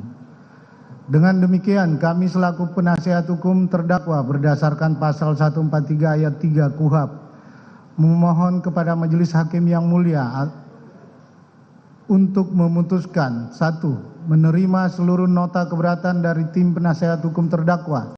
2. Menyatakan surat dakwaan nomor registrasi perkara PDM 246 garing JKTSL garing 10 garing 2022 tanggal 5 Oktober 2022 batal demi hukum. 3. Memerintahkan jaksa penuntut umum untuk menghentikan pemeriksaan perkara nomor 797 garing PIT B garing PN Jakarta Selatan. 4. Memerintahkan jaksa penuntut umum untuk membebaskan terdakwa dari tahanan. 5. Memulihkan nama baik, harkat dan martabat terdakwa dengan segala akibat hukumnya. 6. Membebankan biaya perkara kepada negara. Atau setidak-tidaknya majelis hakim yang memeriksa dan mengadili perkara ini menjatuhkan putusan yang seadil-adilnya. Demikianlah nota pembelaan, nota keberatan ini kami ajukan ke hadapan Yang Mulia Majelis Hakim Pemeriksa Perkara. Atas perhatiannya kami menyampaikan terima kasih. Hormat kami penasihat hukum terdakwa Arman Hanis, Febri Diansyah, Sarmauli Simangunsong, Berlian Simbolon, dan Novia Gasma. Terima kasih Yang Mulia. Terima kasih. Bagaimana penasihat jaksa penuntut umum? Majelis Hakim yang terhormat dan saudara penasihat hukum yang kami hormati, bahwa kami tim jaksa penuntut umum telah menyerahkan surat dakwaan kami sekitar seminggu yang lalu, sehingga tim penasihat hukum terdakwa Putri Chandrawati mampu menanggapi atau memberikan eksepsi atau nota keberatan atas surat dakwaan kami pada hari ini juga. Mungkin membuat pengunjung tercengang, bisanya hari ini juga memberikan eksepsinya. Oleh karena itu majelis hakim, karena seminggu surat dakwaan sudah ada pada penasihat hukum terdakwa, kami hanya mohon waktu 3 hari saja untuk menyusun tanggapan atas eksepsi penasihat hukum terdakwa Putri Chandrawati, dan mohon waktu seizin majelis hakim yang mulia dan yang terhormat, hari Kamis dapat kami bacakan pada sidang yang mulia pada tanggal 20 Oktober tahun 2022. Terima kasih majelis hakim yang mulia. Baik, terima kasih saudara jaksa penuntut umum. Ya, kita tunda untuk tanggal 20. Sebelum ditutup Yang Mulia, berkenan ada yang ingin kami sampaikan. Ya, apa? Masih ada yang mau disampaikan Yang Mulia atau ini saya mau menyampaikan tadi pada waktu skor saya mendapatkan surat dari permohonan dari penasihat hukum terdakwa yang melalui ketua pengadilan. 2 surat ini intinya sama, yaitu meminta dari penasihat hukum agar saudara terdakwa Putri Chandrawati dipindahkan tahanannya dari Rutan Kejaksaan Agung ke Makobrimob. Baik, karena kewenangan penahanan itu sudah di tangan majelis, maka majelis akan segera menanggapi, yaitu bahwa kami tidak bisa mengabulkan permohonan ini dikarenakan kalau alasannya adalah anak, rumah kediaman terdakwa lebih dekat ke Kejaksaan Agung dibanding dengan Makobrimob. Tetapi untuk surat yang ketiga, yakni mengenai permohonan izin dari keluarga terdakwa untuk dapat menengok, kami akan berikan besok, silakan jam 2 siang berhubungan dengan panitera penggantinya, akan kami berikan setiap 2 minggu sekali dan mengikuti ketentuan yang berlaku pada Rutan Kejaksaan Agung di Salemba. Mungkin itu yang saya sampaikan. Ya, baik Yang Mulia. Kami juga selaku penasihat hukum mohon kebijaksanaan yang mulia bahwa kami juga kesulitan untuk mengakses atau mengunjungi klien kami yang mulia. Sehingga kalau yang mulia perhatikan di dalam surat kami yang nomor 152 tanggal 13 Oktober itu juga permohonan izin besuk dari tim penasihat hukum yang mulia. Sehingga berdasarkan KUHAP kami setiap saat boleh untuk mengunjungi atau melakukan konsultasi dengan klien kami. Karena dalam hal ini perlu kami sampaikan, sejak hari Jumat kami tidak bisa mengunjungi klien kami. Jadi perlu dalam persidangan ini kami sampaikan agar yang mulia bisa memahami bahwa kami selaku tim penasihat hukum mempunyai hak setiap saat yang diatur oleh KUHAP pasal 70 diatur setiap saat dapat mengunjungi klien kami. Demikian yang mulia. Ya, sesuai dengan ketentuan di KUHAP, penasihat hukum berhak untuk mengunjungi namun mengikuti ketentuan yang berlaku pada rutan Kejaksaan Agung. Mohon dibantu saudara jaksa penuntut umum untuk penasihat hukum, tetapi untuk keluarganya akan kami keluarkan surat izin setiap 2 minggu sekali. Ya. Izin yang mulia. Izin yang mulia. Jadi intinya adalah mungkin harus pada waktu-waktu tertentu juga itu sesuai dengan aturan yang ada dalam rutan. Memang ada aturan. Tadi saya sampaikan. Iya. Dan itu juga harus ada suratnya. Jadi memang kalau misalkan dari hari Jumat, hari Sabtu dan Minggu juga ada aturan di rutan. Jadi mungkin kalau memang mintanya hari Sabtu dan Minggu itu akan kesulitan. Jadi mungkin nanti koordinasikan di luar persidangan yang mulia. Ya, makanya kan tadi saya sampaikan bahwa untuk keluarganya, kan ini permintaannya setiap hari. Kami akan berikan selama 2 minggu mengikuti ketentuan yang berlaku pada rutan Salemba cabang Kejaksaan Agung itu. Nah, mengenai penasihat hukum, demikian juga hal yang sama. Kita tidak memerlukan izin, tapi dengan sendirinya karena penasihat hukum diatur dalam KUHAP untuk mengunjungi kliennya, tetapi mengikuti ketentuan yang berlaku. Mungkin begitu. Silakan. Izin yang mulia, kalau boleh menambahkan sedikit. Di lapangan ini jadi persoalan yang mulia. Kalau disebutkan mengikuti ketentuan yang berlaku, seolah-olah nanti SOP yang berlaku di rutan itu mengalahkan KUHAP di pasal 70. Kenapa begitu? Karena ini kami sendiri yang mengalami. Kami datang ke Kejaksaan Agung, bahkan sudah ada surat karena kami menghormati Kejaksaan pengelola rutan pada saat itu, tapi tidak diperbolehkan bertemu pada saat itu. Setelah kami jelaskan pasal 70, barulah diperbolehkan bertemu dan itu hanya terbatas. Padahal KUHAP menjamin hak kuasa hukum tanpa mengurangi rasa hormat kami dengan pengaturan di internal, tapi tentu tidak rasanya kalau SOP kemudian menghalangi hak-hak yang sudah dijamin di KUHAP. Mohon kebijaksanaannya yang mulia. Terima kasih. Ya, nanti saudara penuntut umum silakan. Mungkin nggak perlu kita berpanjang lebar. Izin sebentar yang mulia. Sebenarnya kalau misalkan kita melihat KUHAP itu juga harus ada peraturan pelaksanaannya. Di sini juga ada keputusan Menteri Kehakiman. Setiap waktu itu juga ada batasannya. Jadi jam-jam kerja. Jadi kalau misalkan memang rekan-rekan penasihat hukum ingin hadir, ya jam kerja, karena memang KUHAP tidak bisa dilihat hanya KUHAP-nya saja, tapi aturan-aturan pelaksanaan lainnya juga harus dilihat. Demikian, terima kasih. Saya pikir saya akan tengahi mengenai perdebatan ini, ya kan, dan saya tidak perdebatan ini tidak perlu kita lanjutkan lagi, tetapi saya berpendapat bahwa silakan kunjungi, itu hak itu dijamin oleh undang-undang, tetapi sesuai dengan jam dan ketentuan yang berlaku. Itu saja. Ya. Baik, sebelum ditutup yang mulia, jadi jangan disampaikan bahwa kami mengunjungi klien kami itu tidak dalam jam kerja. Kami mengunjungi dalam jam kerja. Dan surat T10 itu sudah kami pegang. Ya. Jadi janganlah dipersulit yang mulia. Kalau memang kami bisa mengunjungi setiap saat jam kerja, kami akan mengunjungi. Ya. Besok kami akan mengunjungi jam kerja. Janganlah kami disuruh tunggu surat T10 diajukan, katanya kewenangan majelis hakim. Jadi tolonglah bahwa ada hak kami selaku penasihat hukum untuk mengunjungi klien kami. Dan perlu kami sampaikan keadaan klien kami ini berdasarkan psikiater dari kejaksaan sesuai surat kami, itu dalam keadaan kondisi trauma berat dan depresi. Suratnya ada di kejaksaan. Kami sudah tulis di situ di surat kami nomor suratnya, sehingga kami khawatir yang mulia. Khawatir kita ingin mengunjungi, besuk juga tidak bisa. Jadi kalau mau kita sama-sama mengikuti apa yang diatur dalam KUHP, kita harap sama-sama mengerti dan memahami.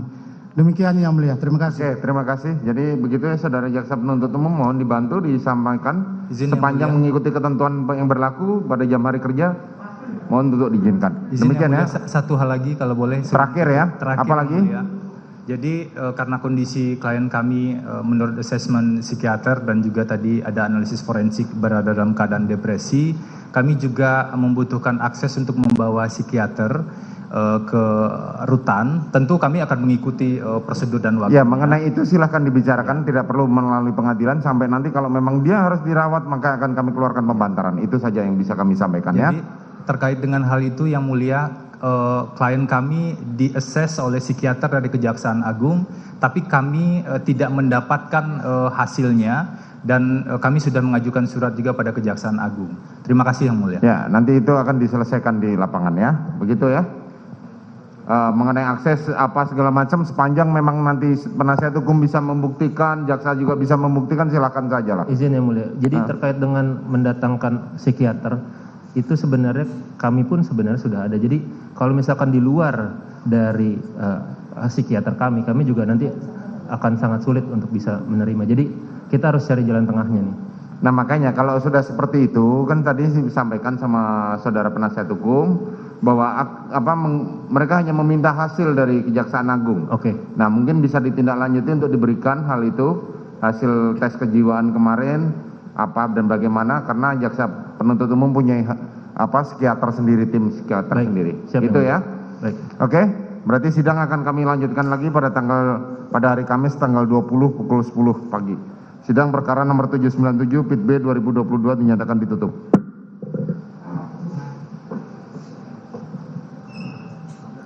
Riki ya? Riki.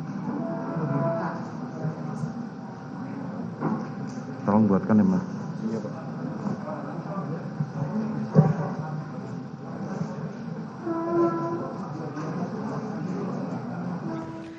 Saudara, Anda baru saja mendengarkan pembacaan nota keberatan Putri Sambo yang dibacakan oleh tim kuasa hukum. Tadi ada sejumlah pernyataan yang dibacakan oleh tim kuasa hukum terkait dengan nota keberatan Putri Sambo. Ada juga beberapa poin terkait dengan respon dari tim jaksa yang akan membacakan tanggapan atas nota keberatan ini pada 20 Oktober mendatang.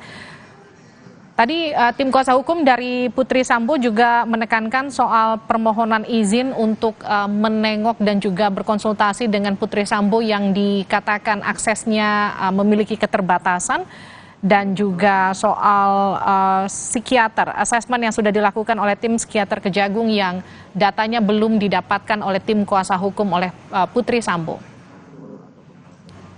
Putri Sambo sudah kembali menggunakan rompi tahanan kejaksaan dan meninggalkan ruang sidang, saudara.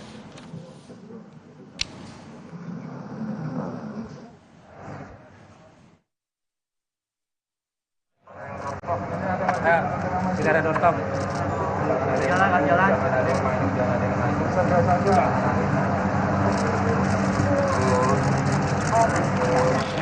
Kompas TV masih akan kembali usai jeda, tetap bersama kami.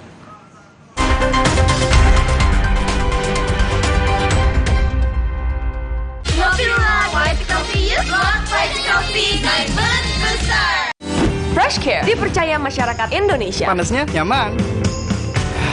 Aromanya fresh. Pilihanku insya Allah halal. Dan hangatnya selalu bikin fresh. FreshCare. FreshCare kini hadir dengan FreshCare Press and Relax. Nyaman dipegang, ada kerokannya. Bisa ngerok, bisa ngeroll sampai belakang. FreshCare Press and Relax bisa ngerock and roll.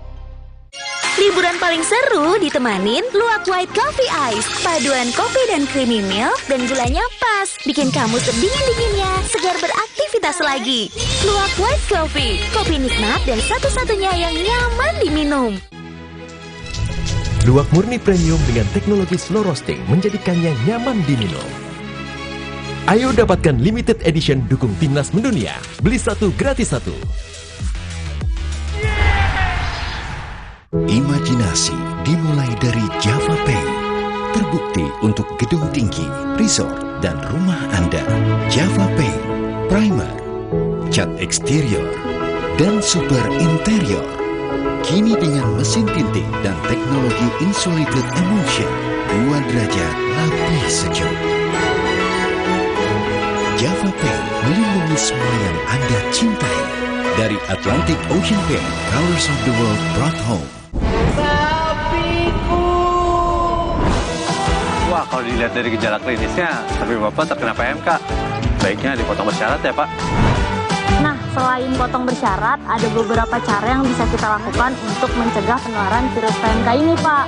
Yang pertama ada biosecurity, yang kedua ada vaksinasi, yang ketiga pengobatan, dan dipotong bersyarat menjadi opsi yang paling akhir. Mari kita sama-sama basmi PMK dari bumi Indonesia.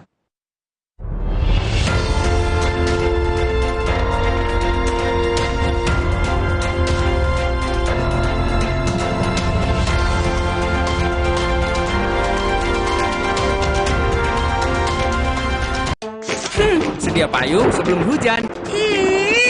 Sedia Altex Waterproofer sebelum rembes. Anti rembes. Kan Altex Waterproofer. Anti rembes paling the best. Warnanya?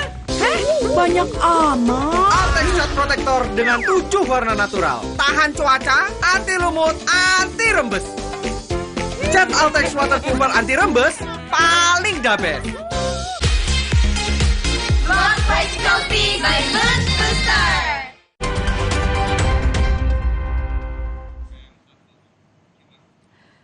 Anda kembali bersama kami di Breaking News Kompas TV, Saudara. Tadi kita baru saja menyaksikan sidang terdakwa Putri Chandrawati. Dalam sidang tadi, jaksa penuntut umum sempat menyebutkan terdakwa sepatutnya mengingatkan Ferdi Sambo agar tidak melakukan perbuatan yang melanggar hukum, bukan sebaliknya, menjadi bagian dalam skenario pembunuhan Yosua. Izinnya terdakwa Putri Chandrawati selaku istri telah mendampingi saksi Ferdi Sambo sekian lamanya sampai memiliki kedudukan sebagai pejabat tinggi Polri yang menjabat kepala divisi profesi dan pengamanan Polri, justru turut serta terlibat dan ikut dalam perampasan nyawa korban hingga terlaksana dengan sempurna. Padahal seharusnya sebagai istri seorang perwira tinggi kepolisian, mengingatkan suaminya agar jangan sampai berbuat yang tidak terpuji dan berlaku sabar dalam menghadapi setiap permasalahan yang ada. Saudara, kita kembali ke Pengadilan Negeri Jakarta Selatan untuk mendengarkan pembacaan dakwaan atas terdakwa Riki Rizal Wibowo.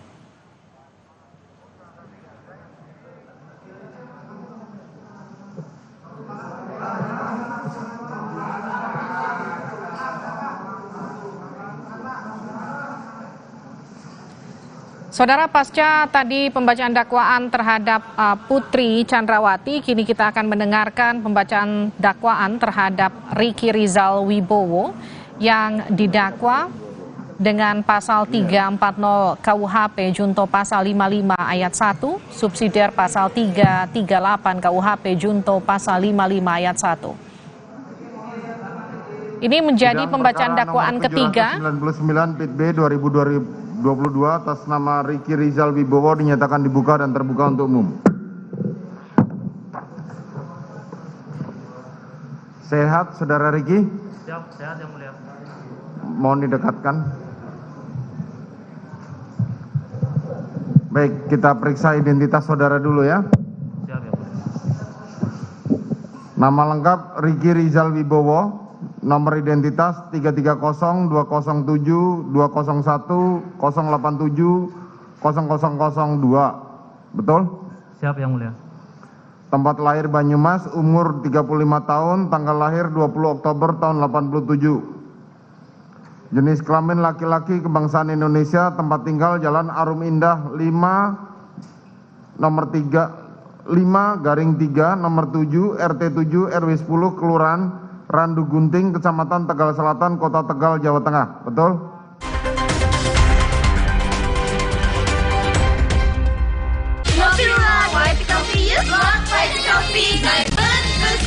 Saya pilih Entrasol dengan ekstrak buah zaitun dan tinggi serat, 4 kali lebih kuat tangkal radikal bebas. Bantu jaga kesehatan jantung saya. Tinggi proteinnya bantu jaga massa otot saya. Entrasol. Aku pilih Morinaga karena triple bifidusnya bantu jaga daya tahan tubuh dan dukung proses belajarnya serta optimalkan tumbuh kembangnya. Karena waktu tak bisa kembali. Morinaga. Wah, kalau dilihat dari gejala klinisnya, sapi Bapak terkena PMK. Baiknya dipotong bersyarat ya, Pak. Nah, selain potong bersyarat, ada beberapa cara yang bisa kita lakukan untuk mencegah penularan virus PMK ini, Pak. Yang pertama ada biosecurity, yang kedua ada vaksinasi, yang ketiga pengobatan, dan dipotong bersyarat menjadi opsi yang paling akhir. Mari kita sama-sama basmi PMK dari bumi Indonesia. Belum juga nyampe, udah keringatan. Aqua dulu.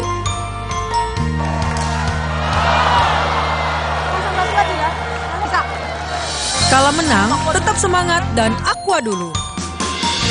Datang dari sumber alam yang terlindungi, murninya air mineral Aqua, berikan air minum berkualitas. Apapun aktivitasmu, Aqua dulu. Perhatian, Mas E, Mbak E, pandemi belum selesai loh ya. Jangan lengah, meski kasus sudah rendah. Disiplin prokes, maskernya tetap dipakai. Satu lagi, vaksin booster, penting itu. Ayo buruan vaksin booster, biar tubuh kebal dan bebas bepergian. Loh, pada mau kemana? Mau vaksin booster atuh Pak Camat.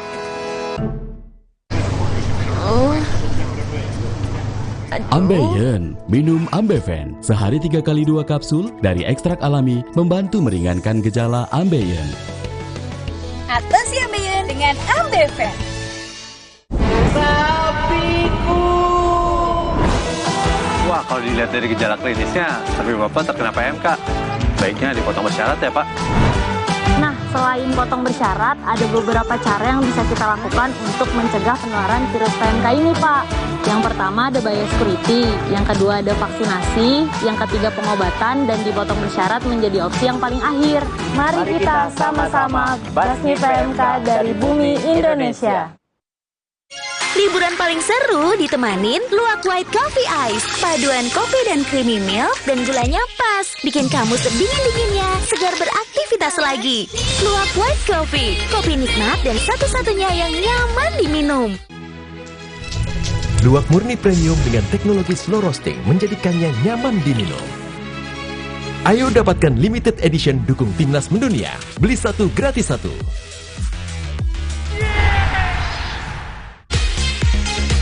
Luwak White Coffee by Moon Booster.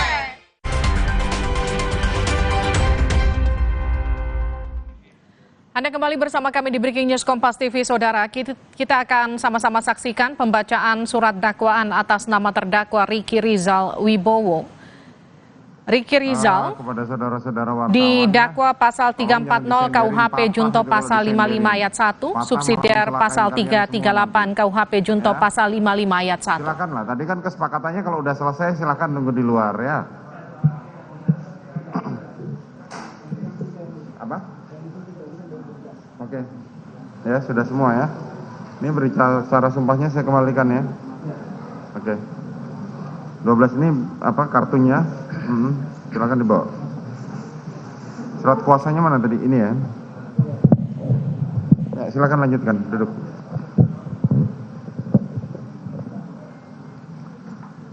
Baik, saudara terdakwa, saudara sudah menerima surat dakwaan ya? Siap, Yang Mulia. Sudah. Baik, silakan dibacakan, saudara penuntut umum.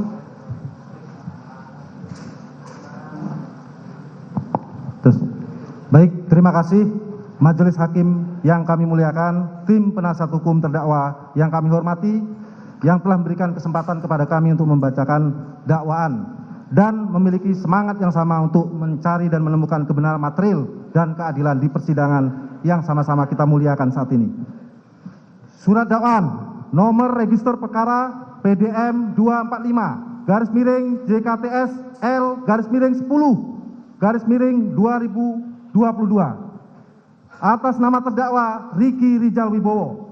Dakwaan primer bahwa terdakwa Ricky Rijal Wibowo bersama-sama Ferdi Sambo SH SIK MH, Richard Eliezer Pudihang Lumiu, Putri Chandrawati dan Kuat Ma'ruf dituntut dalam perkara terpisah pada hari Jumat tanggal 8 Juli tahun 2022 sekira pukul 15.28 WIB sampai dengan sekira pukul 18 WIB atau setidak-tidaknya pada waktu lain dalam bulan Juli tahun 2022 bertempat di Jalan Saguling 3 nomor 29 Kelurahan Duren 3 Kecamatan Pancoran 1 Kota Administrasi Jakarta Selatan Provinsi DKI Jakarta.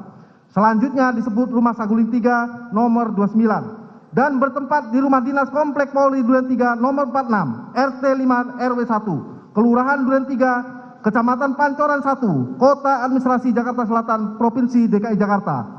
Selanjutnya disebut Rumah Dinas Duren 3 nomor 46 atau setidak-tidaknya pada suatu waktu yang masih termasuk dalam daerah hukum Pengadilan Negeri Jakarta Selatan yang berwenang mengadili, mereka yang melakukan, yang menyuruh melakukan, dan yang turut serta melakukan perbuatan dengan sengaja dan dengan rencana terlebih dahulu merampas nyawa orang lain dilakukan dengan cara-cara sebagai berikut.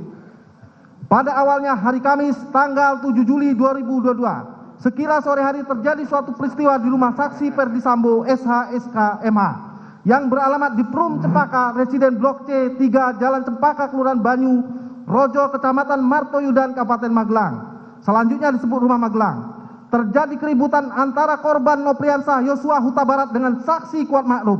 Selanjutnya sekira pukul 19.30 WIB, saksi Putri Chandrawati menelpon saksi Richard Eliezer Pudihang Lumiu yang saat itu sedang berada di Masjid Alun-Alun Kota Magelang agar saksi Richard Eliezer Pudihang Lumiu dan terdakwa Ricky Rijal Wibowo kembali ke rumah Magelang. Sesampainya di rumah, saksi Richard Eliezer Pudihang Lumiu maupun terdakwa Ricky Rijal Wibowo mendengar ada keributan, namun tidak mengetahui secara pasti apa yang terjadi di rumah. Lalu saksi Richard Eliezer Pudihang Lumiu dan terdakwa Ricky Rijal Wibowo masuk kamar saksi Putri Chandrawati yang sedang tiduran dengan berselimut di atas kasur. Saat itu terdakwa Ricky Rijal Wibowo bertanya, "Ada apa, Bu?" Dan dijawab saksi Putri Chandrawati, "Yosua di mana?" Kemudian saksi Putri Chandrawati meminta kepada terdakwa Ricky Rijal Wibowo untuk memanggil korban Nopriansah Yosua Huta Barat menemui saksi Putri Chandrawati. Tetapi terdakwa Ricky Rijal Wibowo tidak langsung memanggil korban Nopriansah Yosua Huta Barat.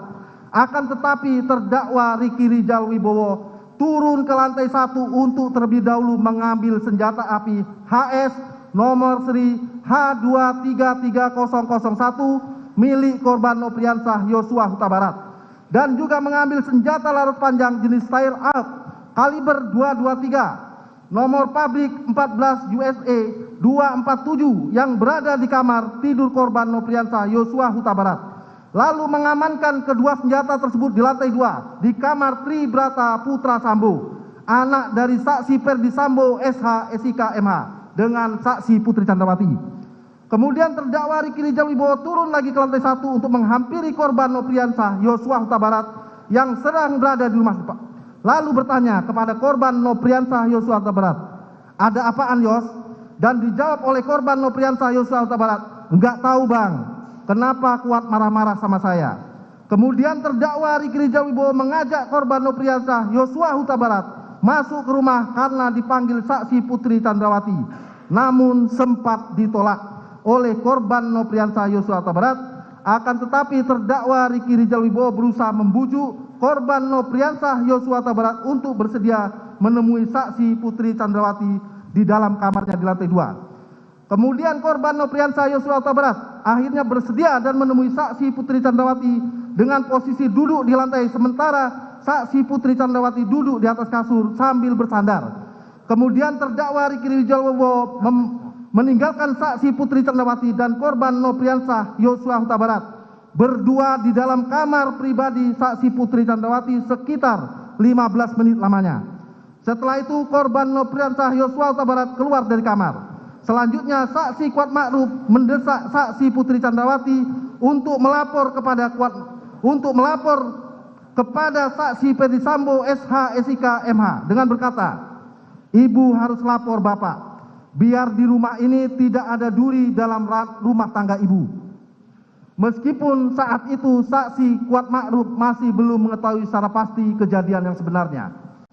Setelah itu, saksi Ferdi Sambo SH SIK MH yang sedang berada di Jakarta pada hari Jumat dini hari tanggal 8 Juli 2022 menerima telepon dari saksi Putri Candrawati yang sedang berada di rumah Magelang sambil menangis, berbicara dengan saksi Ferdi Sambo SH SIK MH bahwa korban Nopriansah Yosua Huta Barat selaku ajudan saksi Ferdi Sambo SH SIK MH yang ditugaskan untuk mengurus segala keperluan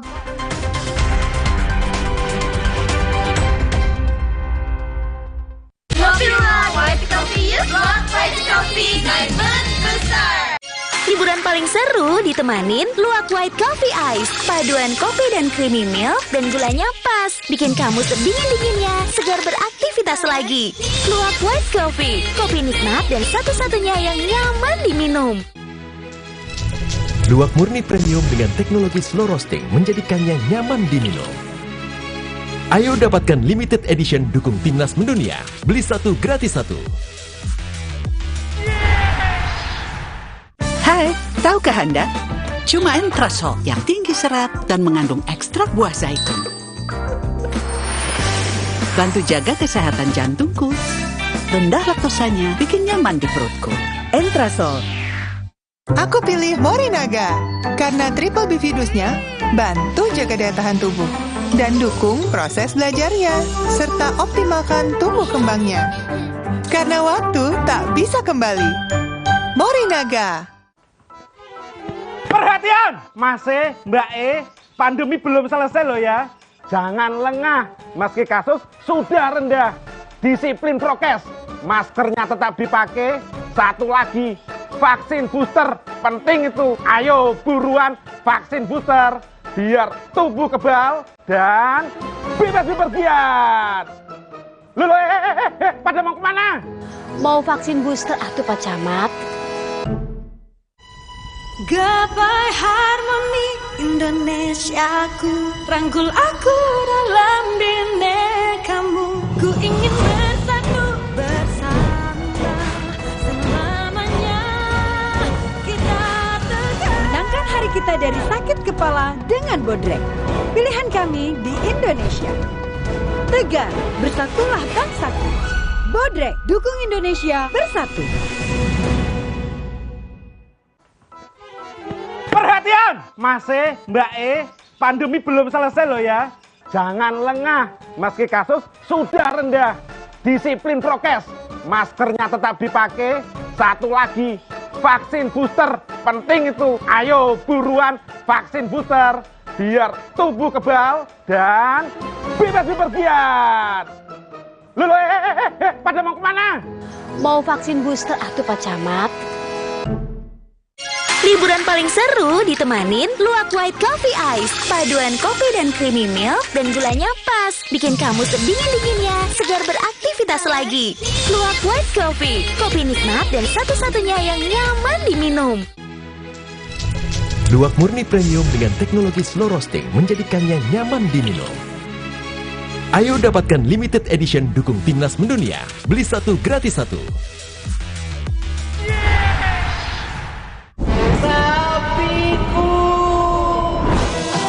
Wah, kalau dilihat dari gejala klinisnya, sapi Bapak terkena PMK.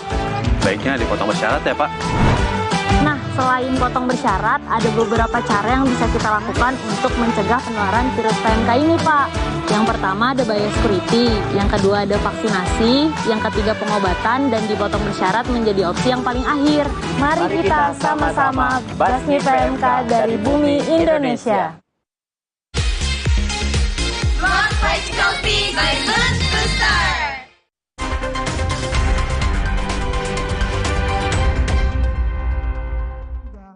nomor pabrik 14 USA 247 oleh terdakwa Ricky Rijal Wibowo diserahkan kepada saksi Richard Eliezer Pudiang Lumiu untuk diletakkan dan disimpan di bagian kaki kursi depan sebelah kiri mobil Lexus LM Nopol B1 MAH yang ditumpangi oleh saksi Putri Chandrawati.